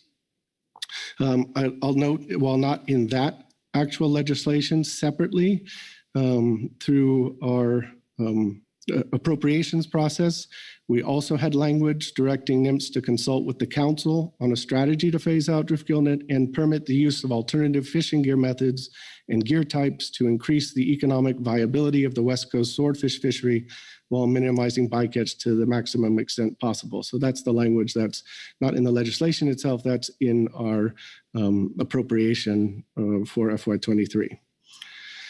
And I assume we may have more conversation on that in a subsequent agenda item, but just wanted to include that general information that that law is now in effect. And that concludes my report. All right, thank you very much. Are there any questions for Ryan on the NMFS report? John Ugritz. Thanks, Mr. Chair, and thanks, Ryan, for the report. I know you mentioned the language in the appropriations that tells you to work with the council on the transition and grant program. I understand, and correct me if I'm wrong, that there wasn't an actual funding appropriation that went along with this bill. Do you have any insight into funds available to initiate a transition program? Through the chair, thank you, Mr. Ugritz, for the question. We are still running some final traps on that, but our initial understanding of this is, yes, it is directing us to establish the grant program, but yet there was no fiscal year 23 appropriations included. So we are working on what that means. We still have not had final conversations on whether or not there will be appropriations for this year, but we are already starting the conversations for how we would set up the program, which also will take some time and consideration to effectively set up a grant program too. All right, any further questions? Bob Dooley. Thank you, Mr. Chairman. And thank you, Ryan, for that. Along the same lines as John, what happens if you don't get an appropriation? Where does it go? And does that mean we can't phase it out, or what happens? Thank you. Through the chair, thank you, Mr. Dooley, for the question. You're now asking me questions above my pay grade. It's a reasonable question for the government to assess whether or not they should be administering a program directed by Congress without appropriations by Congress. So those are the conversations we are having right now, and I probably should stop there with my comment. Corey Ridings. Thank you, Mr. Chair. Thanks, Ryan. It sounds like this is still in the beginning phases, but I was wondering if you had any sense of what that grant program might look like. If you have any initial information, it'd be great to know. Yeah, I'll see if I can put up. One thing about it is pretty, thank you, Ms. Ridings, for the question. It is pretty straightforward. The legislation itself, and I'll see if I can pull it up real time while I'm talking here, does list out very specific criteria of what the grants can be used for, what the money can be used for. So here I can read that out now. So it is set up in the way I would read it, and of course, please take this as not a formal NMFS position yet, but it does seem, the way it is worded, to be very similar to reimbursement programs that we have done in the past. So I could see that being this, but of course, these are the conversations that are still ongoing. So it says in the legislation, any permit holder receiving a grant may use such funds only for the purpose of covering any fee originally associated with a permit authorizing participation in a large-scale drift net fishery if such permit is surrendered for permanent revocation and such permit holder relinquishes any claim associated with the permit. B, a forfeiture of fishing gear associated with the permit described in that paragraph. Or C, the purchase of alternative gear with minimal incidental catch of living marine resources if the fishery participant is authorized to continue fishing such alternative gears. So it's just those three instances, though, and it's not like including, right? It says for those three purposes. So an initial reading would be some sort of reimbursement program would be set up using grants as a mechanism. All right, any further questions on the NIMS report? I'm not seeing any further hands. Thank you very much, Ryan. We have one advisory body report. We have the HMSAS and Mr. Conroy. Thank you, Mr. Chair. I am going to not read our report, but kind of hit the highlights given the time. We remain concerned about the status of the U.S. West Coast Pacific bluefin fishery. Last year, the U.S. had a catch limit of 523 metric tons, yet only harvested 363 of those. This despite an abundance of opportunity and availability for U.S. harvesters. We acknowledge that this year may be different given the increase in the initial trip limit to 30 metric tons. We suspect that next year we'll begin the process of considering the domestic harvest strategy for 2025 and beyond, and look forward to those conversations in hopes of incentivizing the purse seine fleet to help the U.S. attain its share of the EPO bluefin harvest. Want to highlight on the legislation that Mr. Wolf was just talking about. We look forward to future council discussions on what those alternative fishing practices may be for drift gillnet fishermen and vessels. It stands to reason that alternative fishing practices should be economically viable for those who will be impacted by the legislation. And I will stop there. Thank you. All right, thanks very much, Mike. Appreciate the report. Are there any questions on the HMSAS report? Corey Niles. Thanks, Mr. Chair, and thanks, Mike. Maybe a little slow today, this afternoon, but on your concern for bluefin, I thought they're available, and but the concern is related to the trip limits from the past season. Can you just explain the concern again? If it's not availability of the fish, then where are your concerns coming from? Yeah, through the chair. Yeah, Corey, that's part of it, right? And it's that I think there's a feeling amongst AS members that the kind of the framework that was set up, what was it, a year and a half ago, we might have ended up leaving too much fish on the table for non-purse seine gears. And just, when we start to look at that again next year, kind of maybe reevaluate the whole process going forward, just so that we don't, we don't rush the trip limits too early when we start reducing the trip limits, and then really constrain the purse seine fleet. All right, any further questions? All right, thanks very much, Mike. That'll take us, that concludes our reports. Will take us to public comment. We have two, I believe. Jeff Chester, welcome, and then followed by Teresa Labriola. Can you hear me? Oh, thank you, Mr. Chair, members of the council. My name is Jeff Chester, representing Oceana. First, on this item, we wanted to thank and commend NIMS for their work on the deep set buoy gear authorization and permitting. We hope to see this continue to be a top priority. Also, with respect to the new legislation, we ask that the council initiate a fishery management plan amendment to align the HMS FMP with the 5-year phase out of the drift gillnet gear type that's required in the legislation.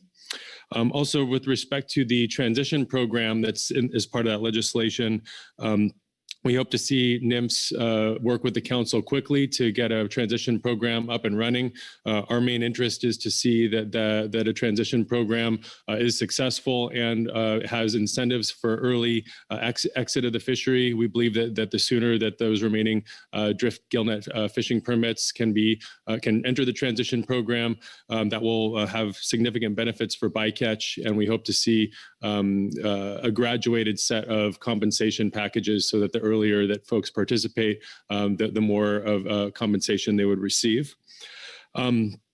I apologize for this. I actually have to run to the airport, but I'm just going to brief quickly on the drift gillnet hard caps. Oceana still sees a strong need for the drift gillnet hard caps. We support alternative 2, the original hard caps action.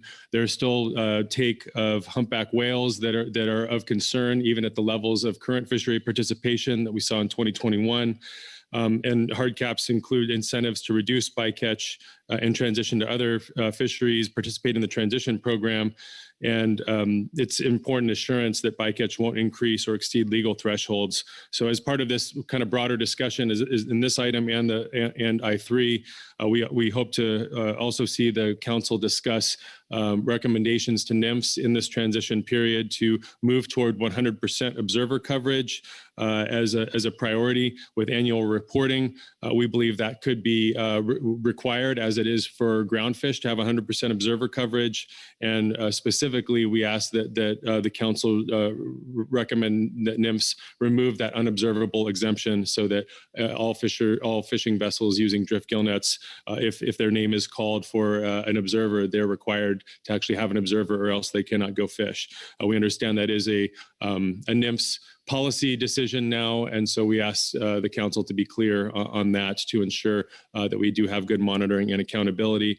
And with that, I will thank you for your work on this and ask if there are any questions. Thank you very much, Jeff. Are there any questions of Jeff?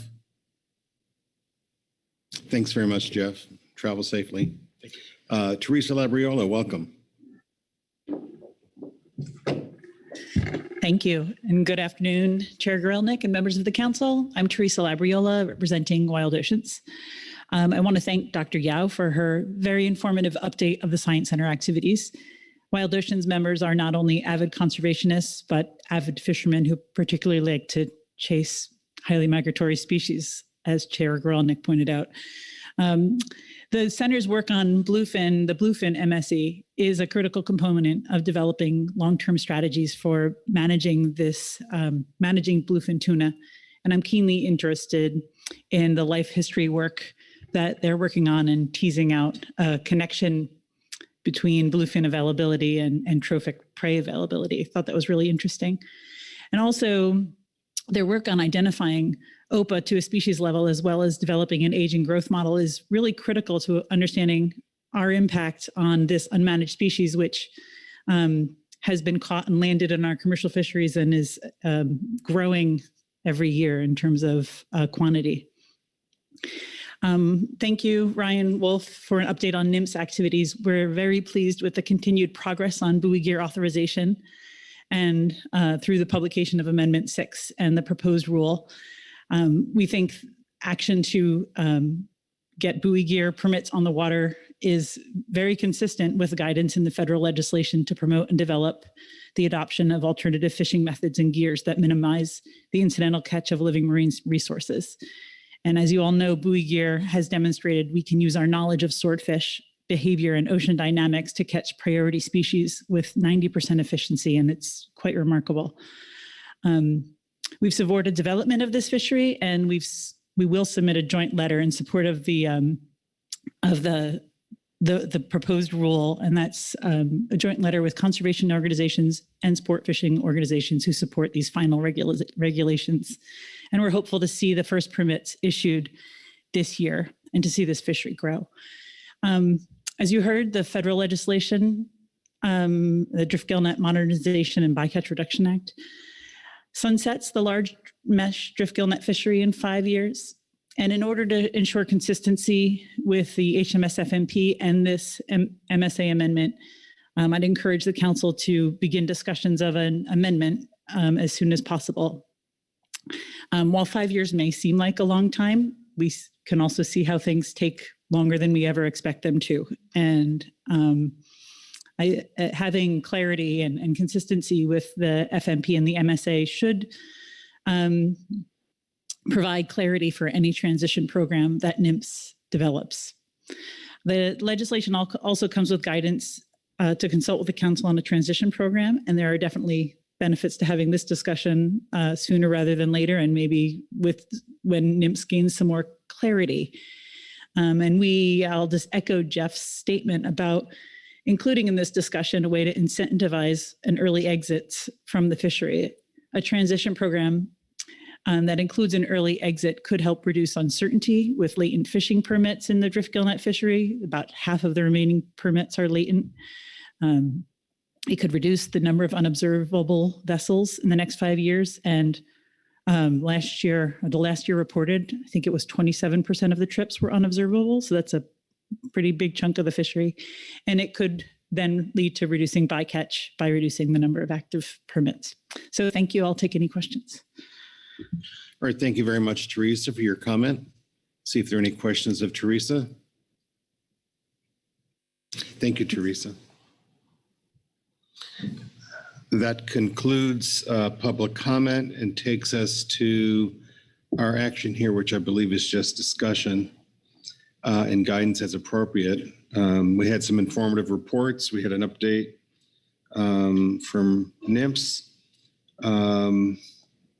And we have other HMS agenda items coming up which may be a more appropriate place for some discussion. But let me just see what we have here. John Ugoretz. Thanks, Mr. Chair. And a question, Ryan, for NIMS. As Teresa just mentioned, at some point, the HMS FMP has to recognize the new federal law, and I fully support that amendment and hope that we can get it in place so that it's there when the sunset date happens. Is that something that the council has to initiate with our normal FMP amendment process, or given that it's in response to new congressional action, is it something NIMS can do as sort of a cleanup? I'm just not familiar with what process we would use. Through the chair, thank you, Mr. Ugoretz, for the question. I can feel Sam Rock in the back of my head. NIMS prefers to go through the councils than to utilize our secretarial authority under the Act. And I think given the fact that we have 5 years in this program, we have plenty of time to do so. So I think that would be our preference. Obviously, if they said sunset it right away, that would be something we would look to secretarial action to do. In my opinion, since the grant program is pretty explicitly, as I noted, laid out in the legislation, I think things like this, like amending the FMP, is what Congress had in mind when it told us to consult with the council on a strategy. So we are working on that, and we'll be prepared at appropriate meeting to come up with some options, some potential timelines, some thoughts, and to get feedback and to kind of use that consultation with the council on a strategy as our guiding approach to come back to with some options on that front that will allow us the time to go through our allotted council processes to amend the FMP. Any further questions or any further discussion on this agenda item? All right. Thank you.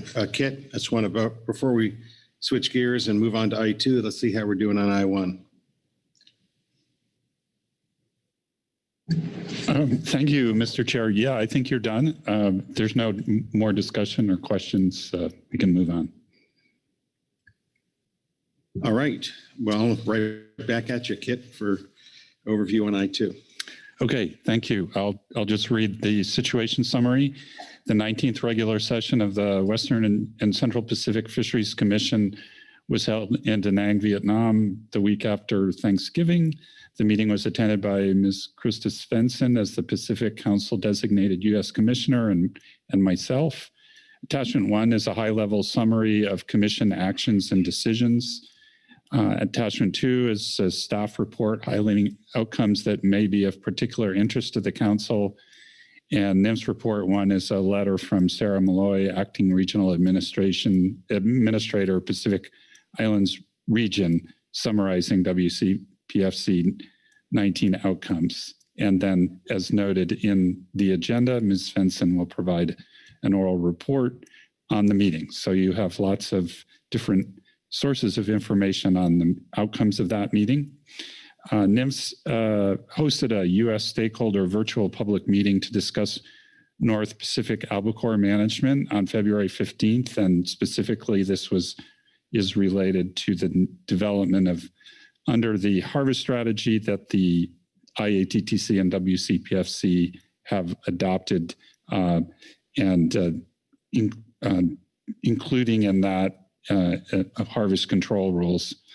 And so there's a supplemental NIMS Report 3 that is a synopsis of that stakeholder meeting. And also just a note that negotiations on the U.S.-Canada albacore treaty are ongoing and need to be concluded before the start of the season. I don't think there's any substantial progress to report on beyond the fact that a in-person negotiating session has been scheduled, I forget, soon, sometime in the next few weeks. It's going to be in Seattle, Washington. So obviously, probably any agreement will be concluded at least before HMS items are on the council agenda again in June. And then there's a NIMS Report 2 that has some updates on upcoming regional fishery management organization meetings. And NIMS can speak to those at least 2 or 3 reports. I don't know if Mr. Ryan wants to speak for the one that came from Pyro. And then in addition to those reference materials, there are a couple of advisory body reports that have come in from your HMSAS and HMSMT. And I think I've covered all the materials. And of course, there may be some public comment. And so just going back to the situation summary and concluding, just to read out the action here is to provide recommendations on U.S. positions for upcoming regional fishery management organization meetings and other forums as appropriate. That concludes my overview. All right, thank you very much, Kit. Are there any questions on the overview? All right, we will get started. We'll first turn to our representative and council member, Krista Svensson, for a report on the WCPFC. All right. Well, thank you, Mr. Chair. And I promise I will not talk as long as I did earlier today. And I will fill in a few dates for Kit, which are April 18th and 19th for the U.S.-Canada albacore treaty. And with that, I will pivot to the report I was planning on giving. So thanks, firstly, to the Council for allowing me to continue serving as an acting commissioner to the Western and Central Pacific Fisheries Commission. And last year, as we heard, the meeting was held in beautiful Da Nang, Vietnam. I think I won the prize. I got routed from Seattle to Charles de Gaulle to Ho Chi Minh City and then on to Da Nang. So it was 24 hours plus of travel just to get there. But I cannot express how warmly people treated us in Vietnam. It was the first time we had a non-member host, and it was an experience all the way around. I also think that we have a number of reports that thoroughly cover this item. And because of that, I wanted to take the opportunity to talk about some of the contributions that PFMC makes to the process, because sometimes I get asked, what is it that y'all do when you go into international forums? So firstly, Dr. Dahl has served as a rapporteur to the ISC plenary meetings since 2011. And that's a big undertaking in terms of taking all of those notes and combining them into a report. It also provides us inside perspective on stock assessments and how the science works for northern species like albacore, swordfish, and bluefin, which he brings back to us. Kit's also participated in U.S. delegations since 2007, and I think that reflects both in his ability to provide insight into the process, but also to provide support for commissioners who, we have our seat for 9 years and then we move on. So having that continuity in the process, I think, is extremely helpful. On the commissioner's side, our expertise is often called on for providing specific data points in fisheries. And an example from this meeting was the last day of the meeting, electronic reporting and electronic monitoring came up. And out of the blue, because we certainly hadn't even talked about it in the delegation, I got asked, is there going to be any problem for albacore troll vessels in meeting the 2026 exemption criteria?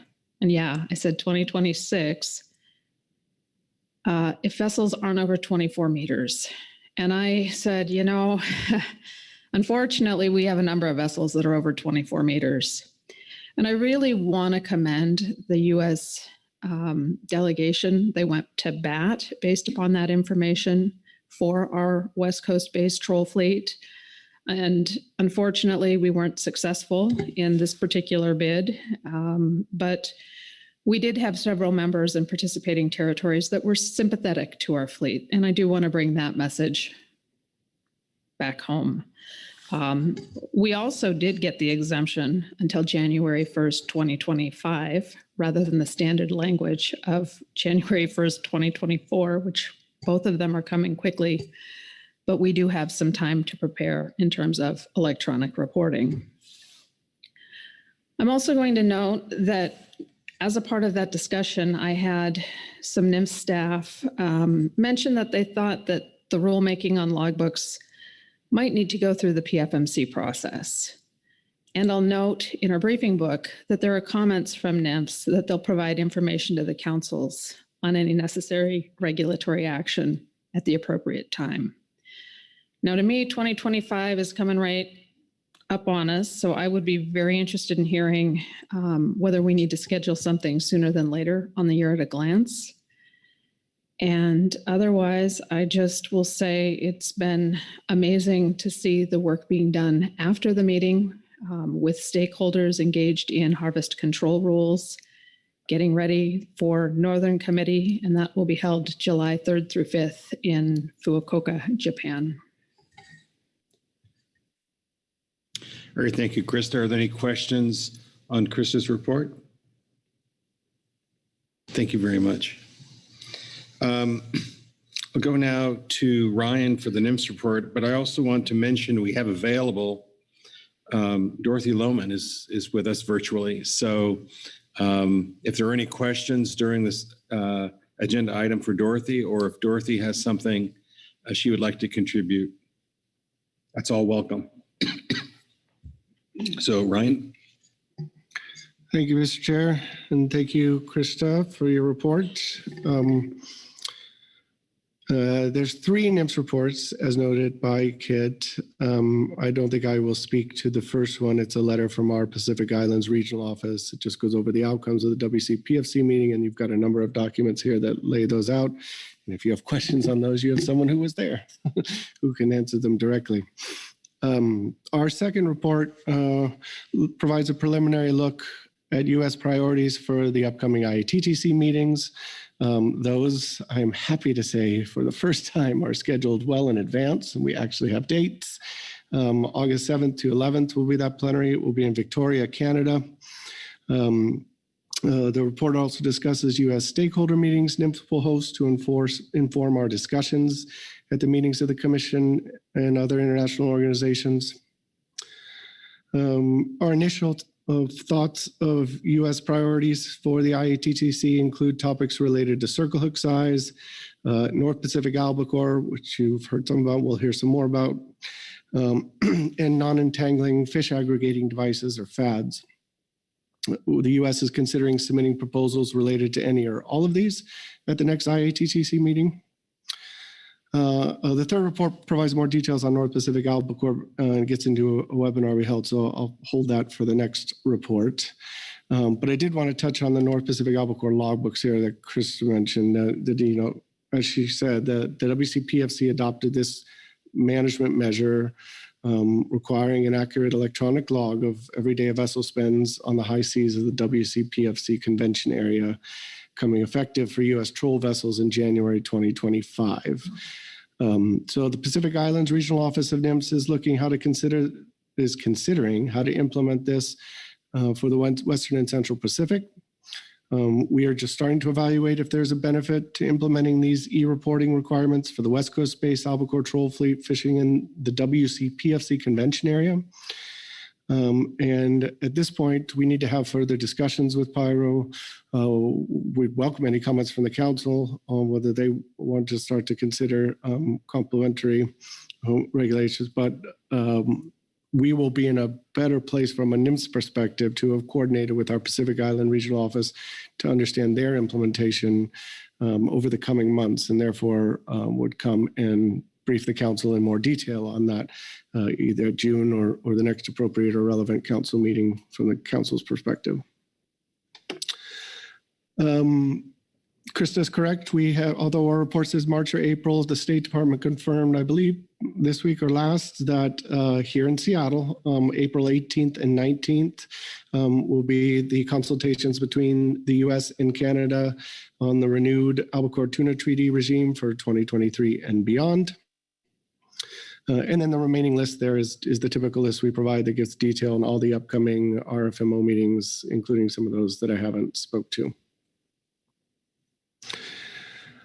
Our supplemental NIMS report 3, apologies for this being a late supplemental report, but the webinar just took place on February 15th and it was quite detailed. So we wanted to take the time to get a thorough document here for some feedback. As I noted in the first report, and I think I've spoke to when I discussed the outcomes of the last IATTC meeting, we adopted a harvest strategy for North Pacific albacore last year. But along with that, there was a commitment at the Commission by the US and others to adopt harvest control rules in 2023. So at this meeting, that was the one piece of the harvest strategy we did not adopt at the last meeting. It also included language directing the Commission to consult with the International Scientific Community, or the ISC, to develop exceptional circumstances, which are instances outside the range of scenarios over which robustness of the harvest strategies was evaluated in the MSC analysis. So the RFMOs can consider whether a different action than what is specified in the harvest strategy is needed. So those were the two components we were supposed to be engaging on between the 2022 and 2023 meetings. So prior to this stakeholder meeting, we posed a number of focus questions to participants. We solicited input on all of those, and based on that, we have some drafted potential harvest control rules and some text for exceptional circumstances in the appendix of this report. We are soliciting input from the council here. I know there's a lot there, and it did come a little late, so I do want to note that this is not the only bite at the apple, so to speak. We are going to get input from our advisory bodies to the US sections, to the IATTC and WCPFC at upcoming meetings. We will have a revised draft of these and subsequent drafts at the June council meeting. But we wanted to submit this for some comments here, especially for some of our stakeholders that we heard last year. June is not a good time for them. They're out fishing then. So if you want their input on that, it's really better to get that before we hit the June meeting. So we have put this out to get some feedback, especially from some of our advisory bodies. Happy to go into more detail on some of the specifics there and the rationale behind it folks want, but maybe in the interest of time, I will just conclude that here and take any questions. All right, thank you for the report. Any questions of Ryan? Thank you very much, Ryan. Wait, is there a hand? Yeah. Go ahead, Vice Chair. Thank you, Chair Grolick. We talk about e-logbooks. Are we talking about a daily upload, or we talk about when you get in a 30-day trip or 45? I mean, what's the transmission requirements for that e-logbook? Well, Mr. Vice Chair, I can pull up the requirements specifically. It's not a daily turn-in. It's at the end of the trip, but I don't believe it's 30 days. Thank you. Ryan? Yeah, I believe it's at the end of the trip. That's correct. All right, any further questions on the NIMS report? And at this time, not seeing any hands, I'd like to ask Dorothy Lohman if she has anything she would like to report to the council to unmute. Otherwise, we'll thank you for all your work you've done on behalf of the council. Thank you, Chair Grolick. I don't really have much to add at this point. We're still in the early planning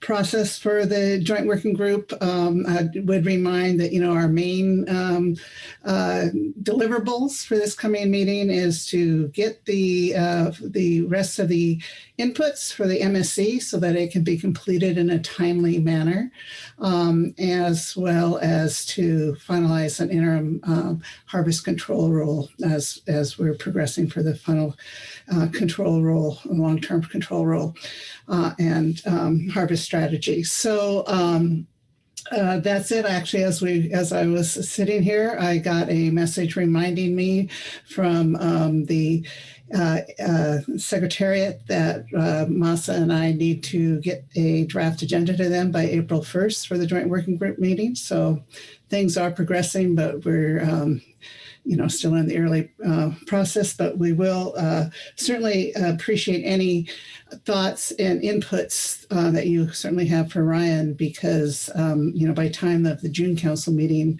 all of the proposals will already have to have been into the joint working group meeting, since it will be in July, early part of July. So that's all I have. So thank you very much. All right. Thank you very much, Dorothy. All right. We will now, I think that's all the reports we have here for management entities. We have, I'll take it back. We do have an HMSAS and HMSMT report. So I will call first on the advisory subpanel, Mike Conroy. Welcome. Thanks again. And I'm not going to read our statement since it is lengthy. I'm going to try to summarize it, although I didn't get through pulling things out. So this might be longer than anticipated. We did receive an update from Celia Barroso on a number of items that are going to be impacting international management this upcoming year. We do expect several significant decisions to occur this year at both the IATTC and the WCPFC, including actions on important West Coast fisheries. Additionally, the WCPFC will renegotiate the tropical tuna measure that is likely to influence all other decisions, including those on northern stocks. And the advisory subpanel very much appreciates the council's continued active participation in both those venues and in those discussions. With regard to our recommendations to the council for priorities to be communicated to NMFS for these decisions for this year, with regard to North Pacific albacore, adopt a harvest control rule at the IATTC and WPFC that implements the harvest strategy adopted in 2022 and ensures that management covers the full range of the species, including from the equator to 20° north. And we're going to touch more on that a little bit later. For Pacific bluefin, we continue to support a precautionary approach to the stock. To that end, the AS requests the U.S. delegation focus on making substantive progress on a comprehensive long-term harvest strategy and east-west allocation as a precondition to any discussions on revision to the current management measures. With regard to swordfish, propose and adopt a proposal at the WCPFC to cover management from the equator to 20° north and ensure that it is consistent with the measure passed last year. With regard to the U.S.-Canada treaty, U.S. participants in the albacore fishery look forward to the April 18th and 19th in-person talks with the Canadian delegation. For circle hooks, advance a proposal to align guidance on circle hook sizes based on the best available science and advice from relevant working groups. With regard to North Pacific striped marlin, we recommend the U.S. delegation continue to pursue action on the depleted status of the stock, as delay is likely to worsen the condition of the stock and transfer conservation burdens to future fishermen. With regard to North Pacific albacore, the HMSAS appreciates NOAA's workshop that was held last month and for seeking input on a range of issues to help define the specifics of a harvest control rule. Industry and stakeholder involvement will be important in finalizing U.S. position. HMSAS remains concerned that many of the concepts presented were not easily understandable to most industry participants. We appreciate NMFS remaining open to hearing from industry outside of the council process.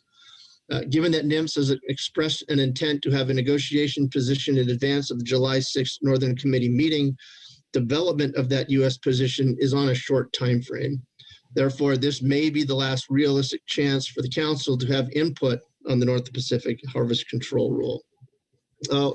Specifically now with regard to NIMS' first draft of the Harvest Control Rule proposal, and this begins on page 4 of the Supplemental NIMS Report 3, we support the following items as included in the draft proposal. It covers all harvest across the entire range of the species, including that area between the equator and 20 degrees north. That the EPO surface fishery is under effort constraints, and non-targeted fisheries would be controlled under catch constraints. That the draft rule would allow harvest removals over the target reference point fishing intensity as long as the average biomass remains at around that fishing intensity over the course of 10 years. That the formula for setting fishing mortality, if the stock were go below the threshold reference point and be above the limit reference point. A stability provision that limits changes in fishing mortality during a management period. It establishes a minimum level of fishing whereby fishing would continue at that level even if biomass were to go below the limit reference point. Some of the reasons cited for that were scientific collection purposes and other reasons. The provision with regard to harvest ratios, which would ensure that any pain is shared based on those ratios if the biomass were to drop below the threshold reference point, and inclusion of language that would allow changes if exceptional circumstances are identified. We believe the following content of that draft proposal could benefit from further clarification. Further specify that management to the target reference point is determined based on future projections, i.e. next 10 years, consistent with the management strategy evaluation output. Clarify that the implementation of the fishing mortality formula as it applies below the threshold reference point pursuant to a defined management period. We sought further clarification on the rebuilding provision, including whether and how additional management measures could be adopted, as well as inclusion of a provision to ensure that rebuilding to the threshold reference point will occur within 10 years of any stock assessment finding that the biomass has declined below the limit reference point. There is a concern that other countries may try to exploit the exceptional circumstances provision in such a way as to undermine the harvest strategy. To that end, we suggest adding in unexpected and significant changes to the language and or other language as appropriate. And then also we would seek further clarification on what a non-target fishery that harvests North Pacific albacore would be defined as. In addition, the AS requests that NOAA to continue to advance proposals that will extend North Pacific albacore management, will ensure, that North Pacific albacore management is consistent across the IHETC and WCPFC, including from the equator to 20 degrees north. And we request that the council submit these comments to NIMS as a council position to inform future revisions to the draft proposal. With regard to Pacific bluefin, we remain concerned that other countries will seek to increase quotas in the Western and Central Pacific Ocean, which could have ripple effects into the EPO and impact the ability for the U.S. fleets to rebalance quota consistent with historic levels. A top priority for the U.S. delegation should be defining a long-term management or harvest strategy for Pacific bluefin. This is especially important as we approach the second rebuilding target.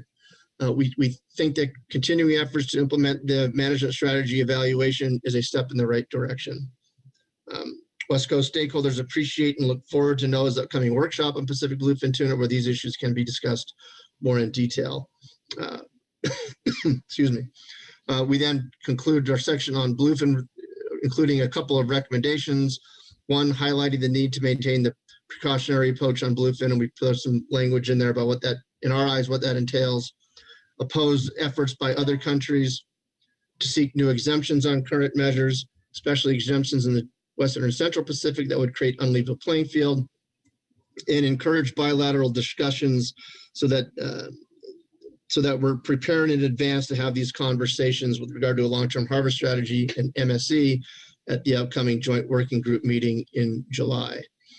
With regard to swordfish, we appreciate that the U.S. delegation secured passage of a new conservation measure for swordfish during last year's Western WCPFC meeting. However, this measure was limited in scope to only north of 20 degrees. The stock must be managed throughout its range, and the AS notes the concerning comments of other countries that restricted a comprehensive measure. The AS requests the Council communicate the following position to NIMS as proposals are being developed and considered in 2023. Once again, formulate and advance a proposal for ensuring that stock-wide management will occur from 0 to 20 as well, from the equator to 20 degrees north. And then we conclude our report by noting that the UN passed it or came to an agreement on its long-running effort on a treaty to address biodiversity beyond national jurisdiction. The recent adoption of this treaty, it may have implications for international fisheries management of highly migratory species. To that end, we would ask that the Council request a briefing during its June meeting, which would include a briefing with the HMS, AS, and I assume management team on the BBNJ treaty, and that briefing be provided either by the State Department or by NOAA Fisheries. And with that, I will stop and say thank you. Mike, thank you for that report. It's very thorough, it's very specific, it's very helpful.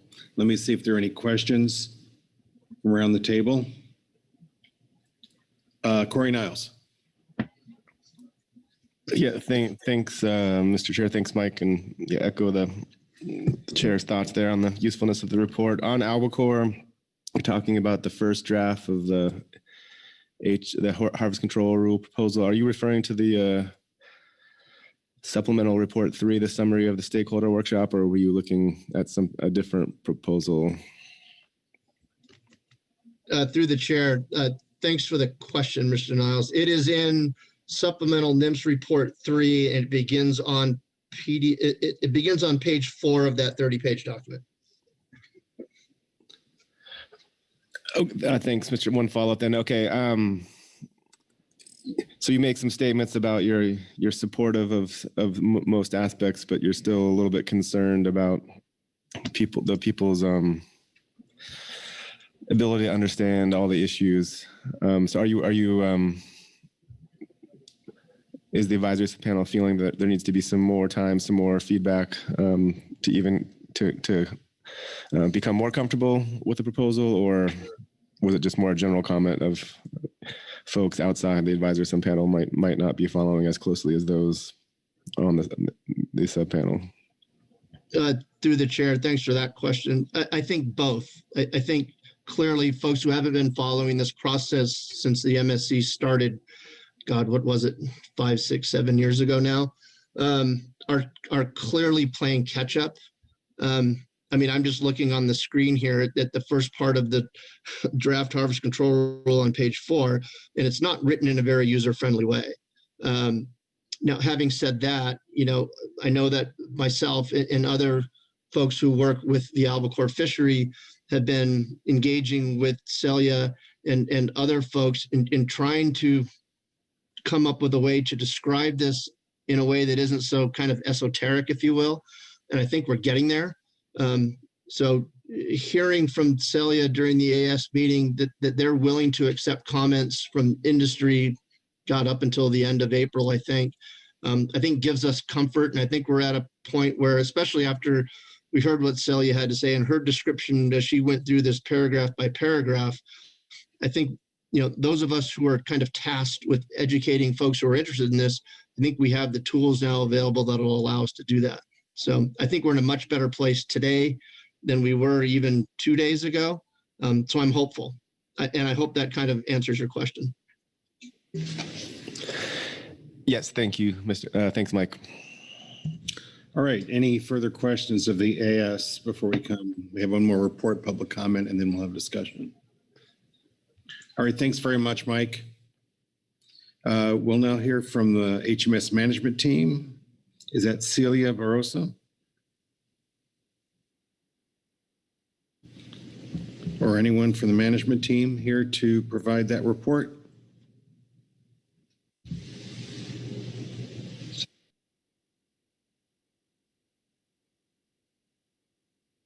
Yeah, we're not copying you, Celia. I know you're there.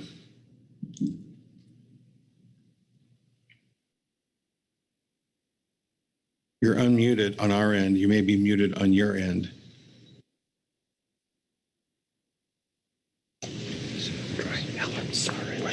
Alan Sarich muted his mic. All right, Alan Sarich. Yeah. If it looks like Celia is having some difficulties, so I can read our report. Okay, so the Highly Migratory Species Management Team Report on International Management Activities. The HMS-MT received a briefing from NIMS on international activities, including potential priorities to the Inter-American Tropical Tuna Commission this year in Report 2, and the draft harvest control rules for the North Pacific albacore in the NIMS Report 3. The MT does not have any concerns with the albacore HCRs and supports the HMSAS recommendations on draft HCRs that NIMS compiled using input from their February 15th webinar. The MT also considered discussions on implementation of the albacore harvest strategy during the February 15th webinar. Given that domestic implementation is of particular concern to U.S. stakeholders, the MT notes discussions on implementation, i.e. monitoring, will take place after the regional fishery management organizations have finalized the harvest strategy. As noted by the AS, the Western and Central Pacific Fishery Commission recently adopted a measure on North Pacific swordfish that is limited in its range of applicability to north of 20 degrees north. Similar to the AS, the MT supports the United States advocating for measures in the WC PFC that manage northern stocks across their entire ranges. The MT was briefed on the status of the United Nations draft agreement on marine biodiversity of areas beyond national jurisdiction and shared the AS interest on receiving a briefing from a point of contact from the BBNJ at the June Pacific Fishery Management Council meeting. That concludes our statement, and if there's questions, hopefully Celia can get back on. If not, I can attempt to answer. Thanks very much, Alan, for reading that into the record. Are there any questions of the management team? Okay, I'm not seeing any hands. Alan, thanks very much. That concludes all of our reports under this agenda item, takes us to public comment. I think we have at least 3 folks signed up. Doug Fricke. Well, the names are on the screen. Doug Fricke, Clayton Wraith, and Dave Gershman. So, Mr. Fricke. Thank you, Mr. Chairman. My name is Douglas Fricke. I'm a retired commercial albacore fisherman and also on the board of directors for WFOA and the HMS advisory subpanel. I'm really going to shorten my comments because it's a late hour. Just for the people that are a little new on the council, I started this process of this MSC evaluation of North Pacific albacore internationally 6-7 years ago, as was already mentioned. I've been to most of the workshops. The difficulty of relating really what is proposed to the average fisherman is very difficult. Even my own understanding, I think, has just come into view here in the last year and a half or so. But I think now that I can relate to them, and having had some discussions with various fishermen here the last couple of weeks since the workshop the National Marine Fisheries Service put on, I've been able to. Well, you almost have to be a mathematician to understand these charts because they're based on ratios. They're not based on much. It always starts out with the spawning slash biomass, removals over the spawning slash biomass total, and it gets more confusing from there. But the bottom line is that I think we've been able to get layman wording that we can explain it to the rest of our fishermen. I know we had a meeting webinar here just a couple of days ago with a few of our fishermen. And, you know, first of all, nobody wants more regulations. Everybody says that. But given that this is going to happen and it's probably good for our future, all the fishermen have said, well, let's get in there and try to get the best insurances that we can that this will protect our fishery into the future. So that's where I am. I really appreciate Ryan Wolf's National Fishery Service group that put this draft proposal, the Appendix 1, that I think Mike Conner referred to, together. And I strongly suggest that the council go ahead and advocate as he went through the HMS advisory subpanel's report to the council. I'm glad if there was some confusion after you guys have thought about this a little bit. I know you do other MSE programs for other fisheries. I don't know if it's set up the same way or not, but if there's some things that Mike said that, you know, after you got a couple minutes to think, you want a little more explanation of how that works, I think I could handle it in layman's terms. That completes my testimony. All right, thank you very much, Doug. Are there any questions of Doug on his testimony? Thank you very much, Doug. We now hear from Clayton Wraith, followed by Dave Gershman. Clayton? Good evening, y'all. My name's Clayton Wraith. I'm the son of a fisherman. I was raised at sea. I grew up on the back deck, and I made my way through college fishing albacore off the West Coast. I spent over 40 days at sea, and I've been over 1,000 miles offshore. I've lost friends and I've made brothers. I'm now serving as the executive director of the WFOA. I've had the privilege and the pleasure to serve on the highly migratory species advisory subpanel as a substitute for my predecessor at the WFOA, Mr. Heikela. Wayne dedicated over 20 years of his life advocating for the best interests of the commercial fishermen, and I'm honored to have a chance to continue that fight. I guess it's a fight. Feels like a fight for the survival of the fisheries, fight to make the boat payment, fight between members of the HMSA about what punctuation mark we use on the reports to accurately convey our sentiments. So Mike can so dutifully read them out to everybody. But chairman, vice chair, council members, my comments today are not about a fight. They are about collaboration. The HMSAS submitted comments on the agenda item 1.2 supporting the work that NOAA Fisheries has done on a proposed harvest control rule.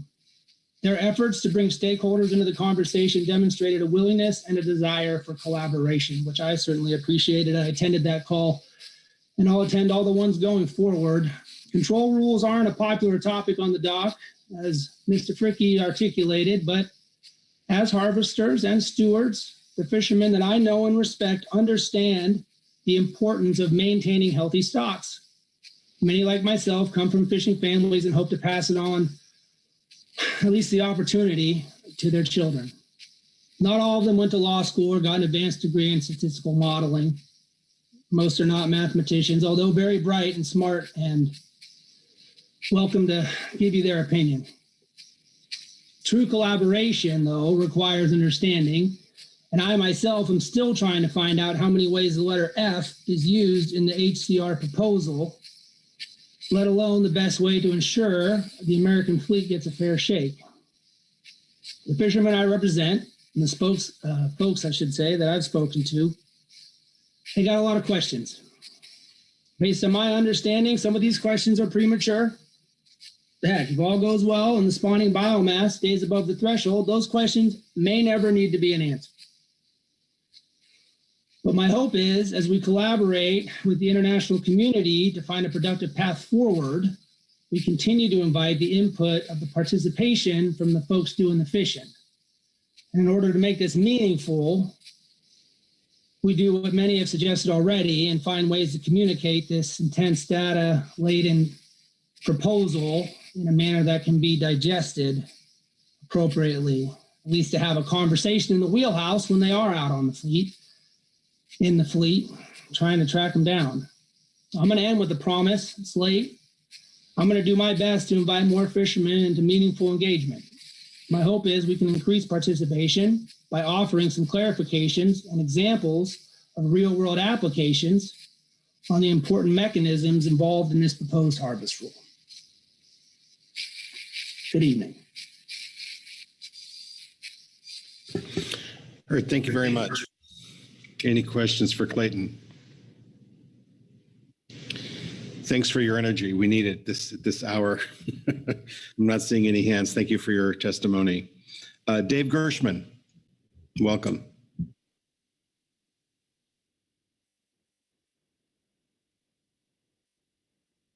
Thanks, Mr. Chairman. I hope you can hear me. Again, I'm Dave Gershman. I'm from the Pew Charitable Trust. I'm sorry, the Ocean Foundation. We and the Pew Charitable Trust had submitted a comment letter. I just wanted to address that really briefly. We had kind of pointed out that there were several critical items missing from the North Pacific albacore harvest strategy that was agreed last year, and that those outstanding components are necessary to enable the harvest control to function in the event that it needs to. Since we had submitted that letter, NIMS had submitted the supplemental report number 3, as Ryan talked about, and I'm very pleased to say that the appendix fills in the gaps needed to operationalize the HCR, and specifically we urged council support for the specification of FMIN. That's the minimum level of fishing allowed in the very unlikely chance that the stock falls below the LRP, the limit reference point, as well as the establishment of the mathematic formula to relate biomass to fishing intensity at different points along the HCR. The whole goal here is to ensure a predictable, efficient, and effective management process for this valuable fishery. There's been a lot of progress made so far, but these pieces that still remain on the table are needed to ensure that HCR can function if it needs to. So I would just urge the council to ask the members of the U.S. delegation to submit proposals to the IATTC and the WCPFC this year. That includes the elements from the text in the NIMS report before you. And just lastly, I would also echo the comments of the previous speakers in our appreciation for NIMS and its outreach on albacore. And we certainly appreciated participating in the stakeholder meeting earlier this year. So thanks very much, Chair. Appreciate the opportunity to comment. All right, thank you, Dave. Thank you for your comments. Let's see if there are any questions from around the table. I'm not seeing any questions. Thank you very much for participating. All right, that concludes all of the public comment, all of the reports. We have before us our council action, which is to provide recommendations. We've received some detailed recommendations from the HMSAS and, of course, the HMSMT, which reflected on those advisory body recommendations. So let me open the floor to see where we go. John Ugritz. Thanks, Mr. Chair. I will echo your earlier praise for the HMSAS. I think they did a great job in laying out details that I think provide NIMS good input on what to do moving forward. I think the HMSMT supports that and provides a little bit more detail in their report as well. So I'm happy, with forwarding that information along as guidance. All right, thank you, John. Let's see if there are any other comments or if there's general agreement with the comments that John made. Corey Niles. Thanks,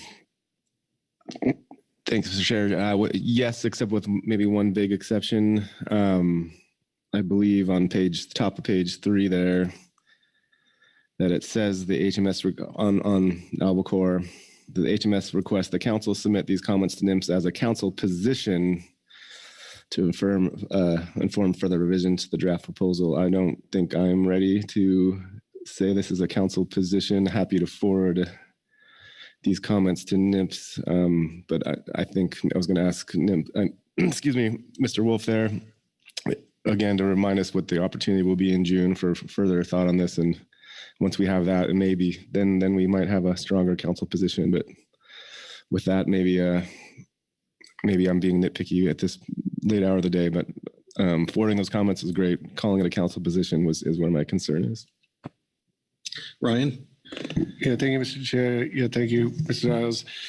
Yeah, I mean, defer to you whether you want to jump on these recommendations as is, but we will be bringing back a draft in June that will reflect the state of the discussions here, as well as between now and then, to get council input. I mean, you heard from, I think, Dorothy and the AS report regarding the Northern Committee deadline in early July, but while a document may be submitted to that before the June council meeting, the IATTC deadline for proposals is not until later, so until the end of July, really. So there will be plenty of time for the council to weigh in on any proposal that the U.S. may support, endorse, put forward to the IATTC at the June meeting.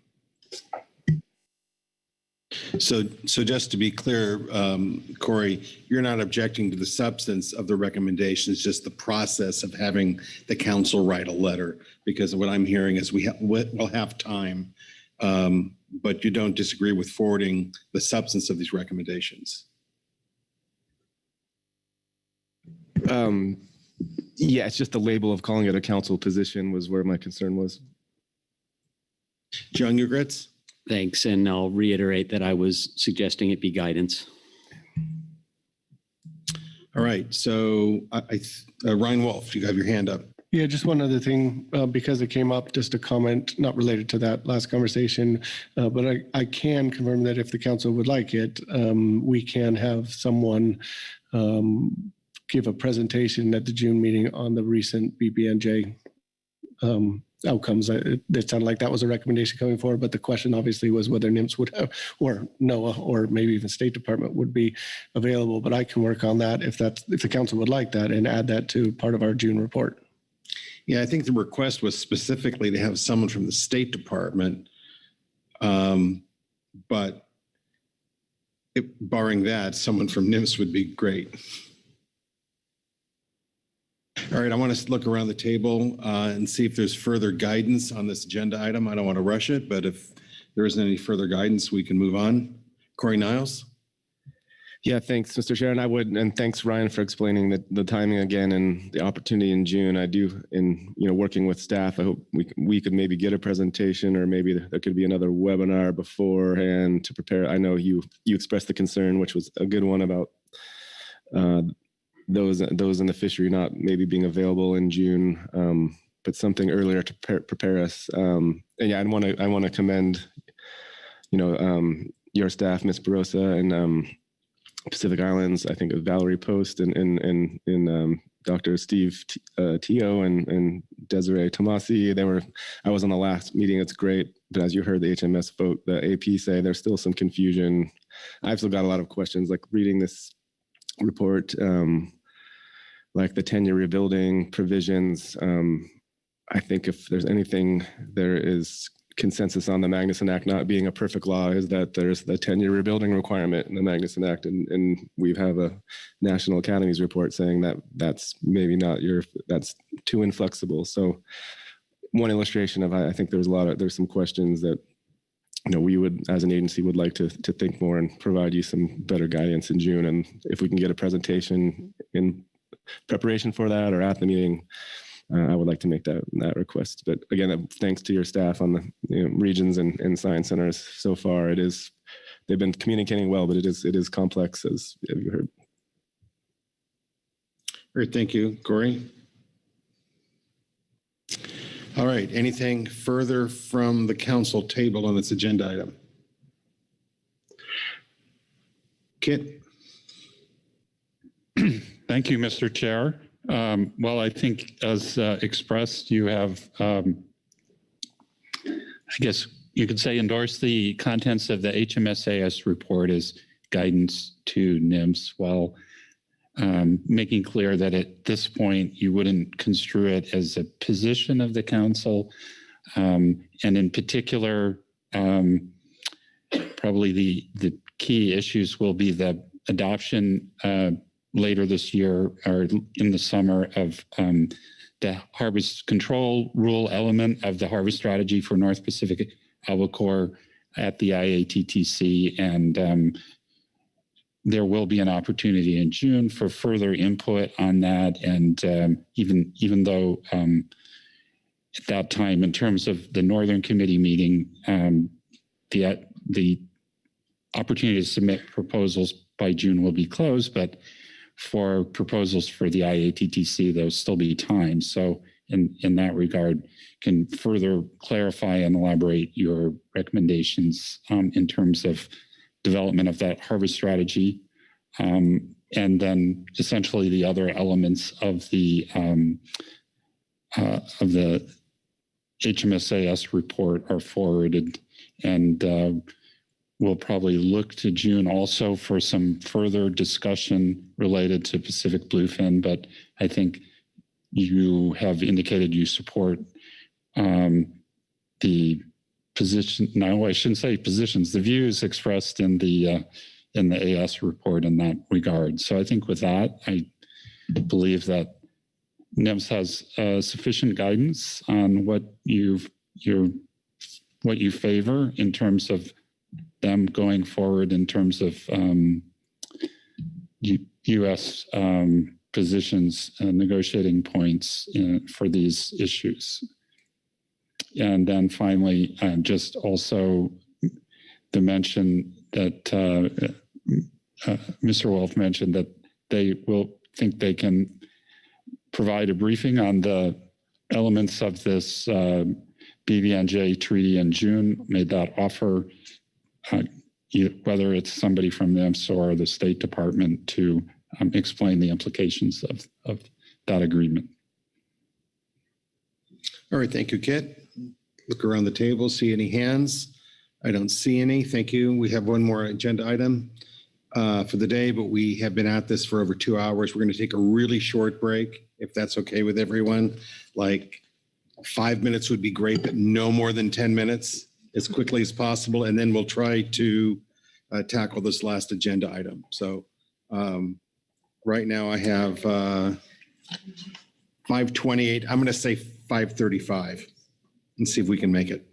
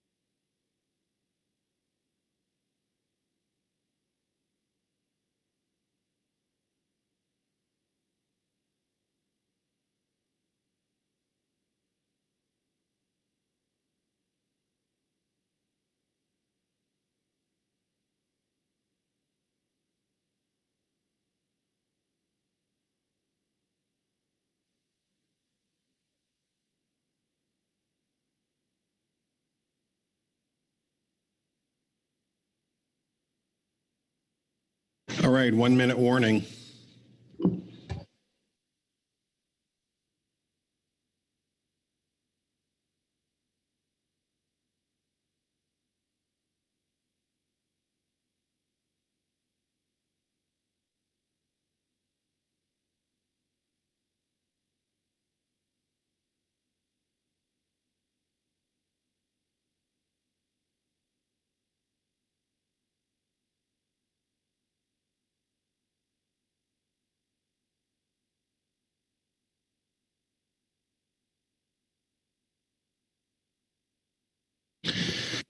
All right.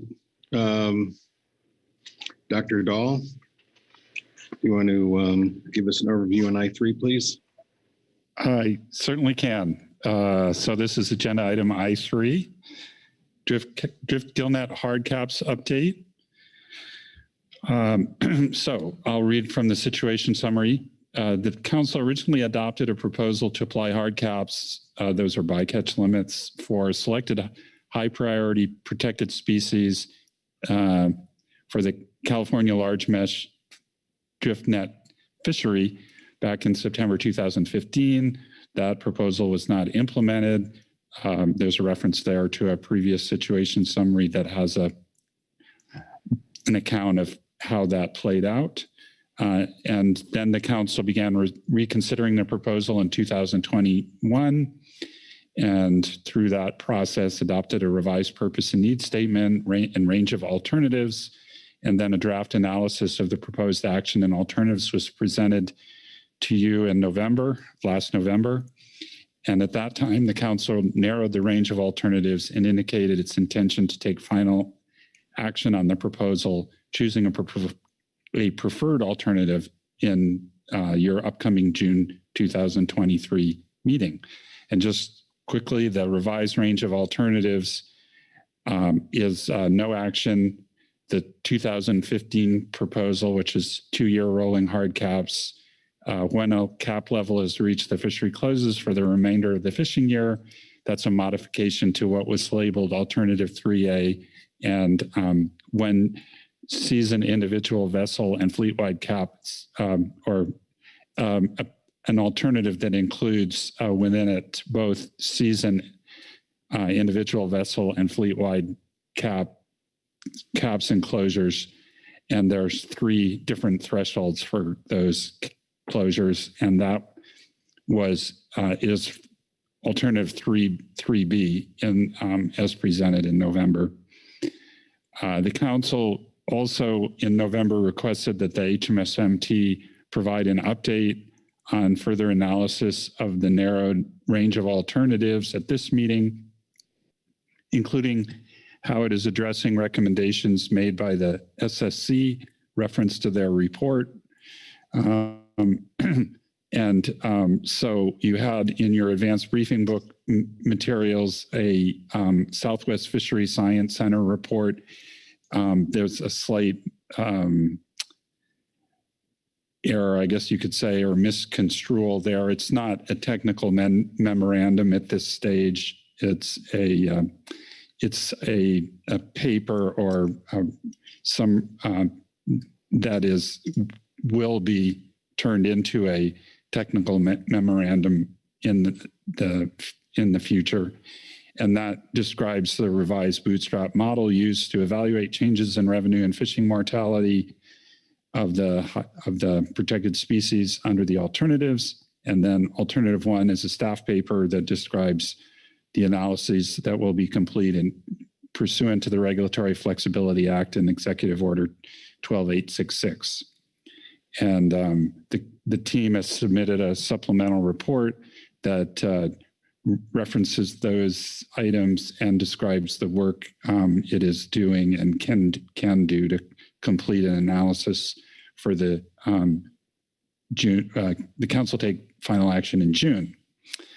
And then the next paragraph, I think I don't need to go into a lot of detail. You already heard a summary of the DriftNet Modernization and Bycatch Reduction Act. And so this describes the elements of that act, and also it mentions that you can refer to attachment 2, which shows the relevant sections of the MSA as amended by that act. So it incorporates language into the MSA, and it refers to that explanatory statement from the committee, the relevant committee there, Appropriations Committee, and quotes from it that the Commerce Committee directs NIMS to consult with the Pacific Fishery Management Council on a strategy to phase out the use of large mesh drift nets and permit the use of alternative fishing methods to increase the economic viability of West Coast-based swordfish fishery while minimizing bycatch to the maximum extent possible. So just the key takeaway here is the passage of the Drift Act substantially changes the context for the proposed action and what have to be taken into account in the analysis supporting council final action.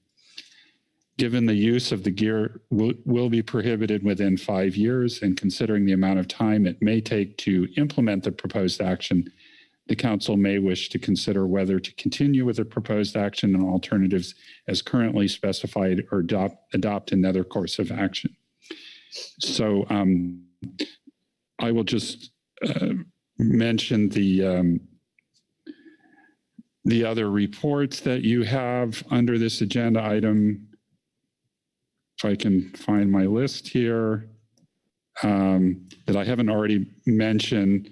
So there is a supplemental SSC report, and that reports on their review of the revised bootstrap methodology. And there's also reports from the HMSMT, as mentioned, with their explanation of the work that they could complete, and also a supplemental report from the HMSAS. And then just going back to the situation summary and reading off the council action here is to review updated analysis and recent legislation and provide guidance on next steps.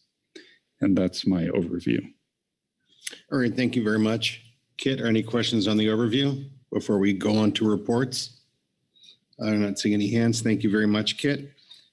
So there is a Science Center report, but I don't think we're hearing from the Science Center on that. Is that correct, Kit? It's just a written report. No one will address it.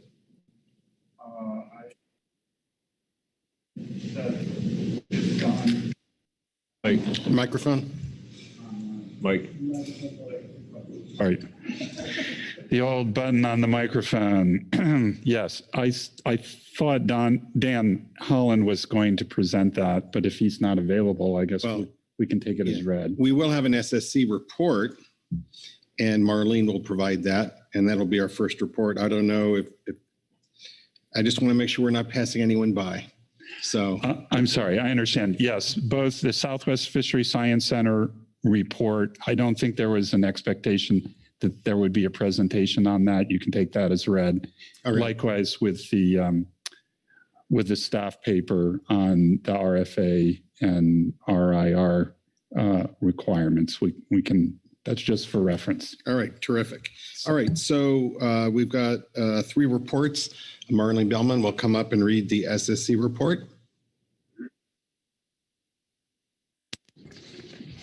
Thank you, Chair Grelnick and members of the council. I'm here on behalf of the Scientific and Statistical Committee. I will be reading from Agenda Item I3A, Supplemental SSC Report 1.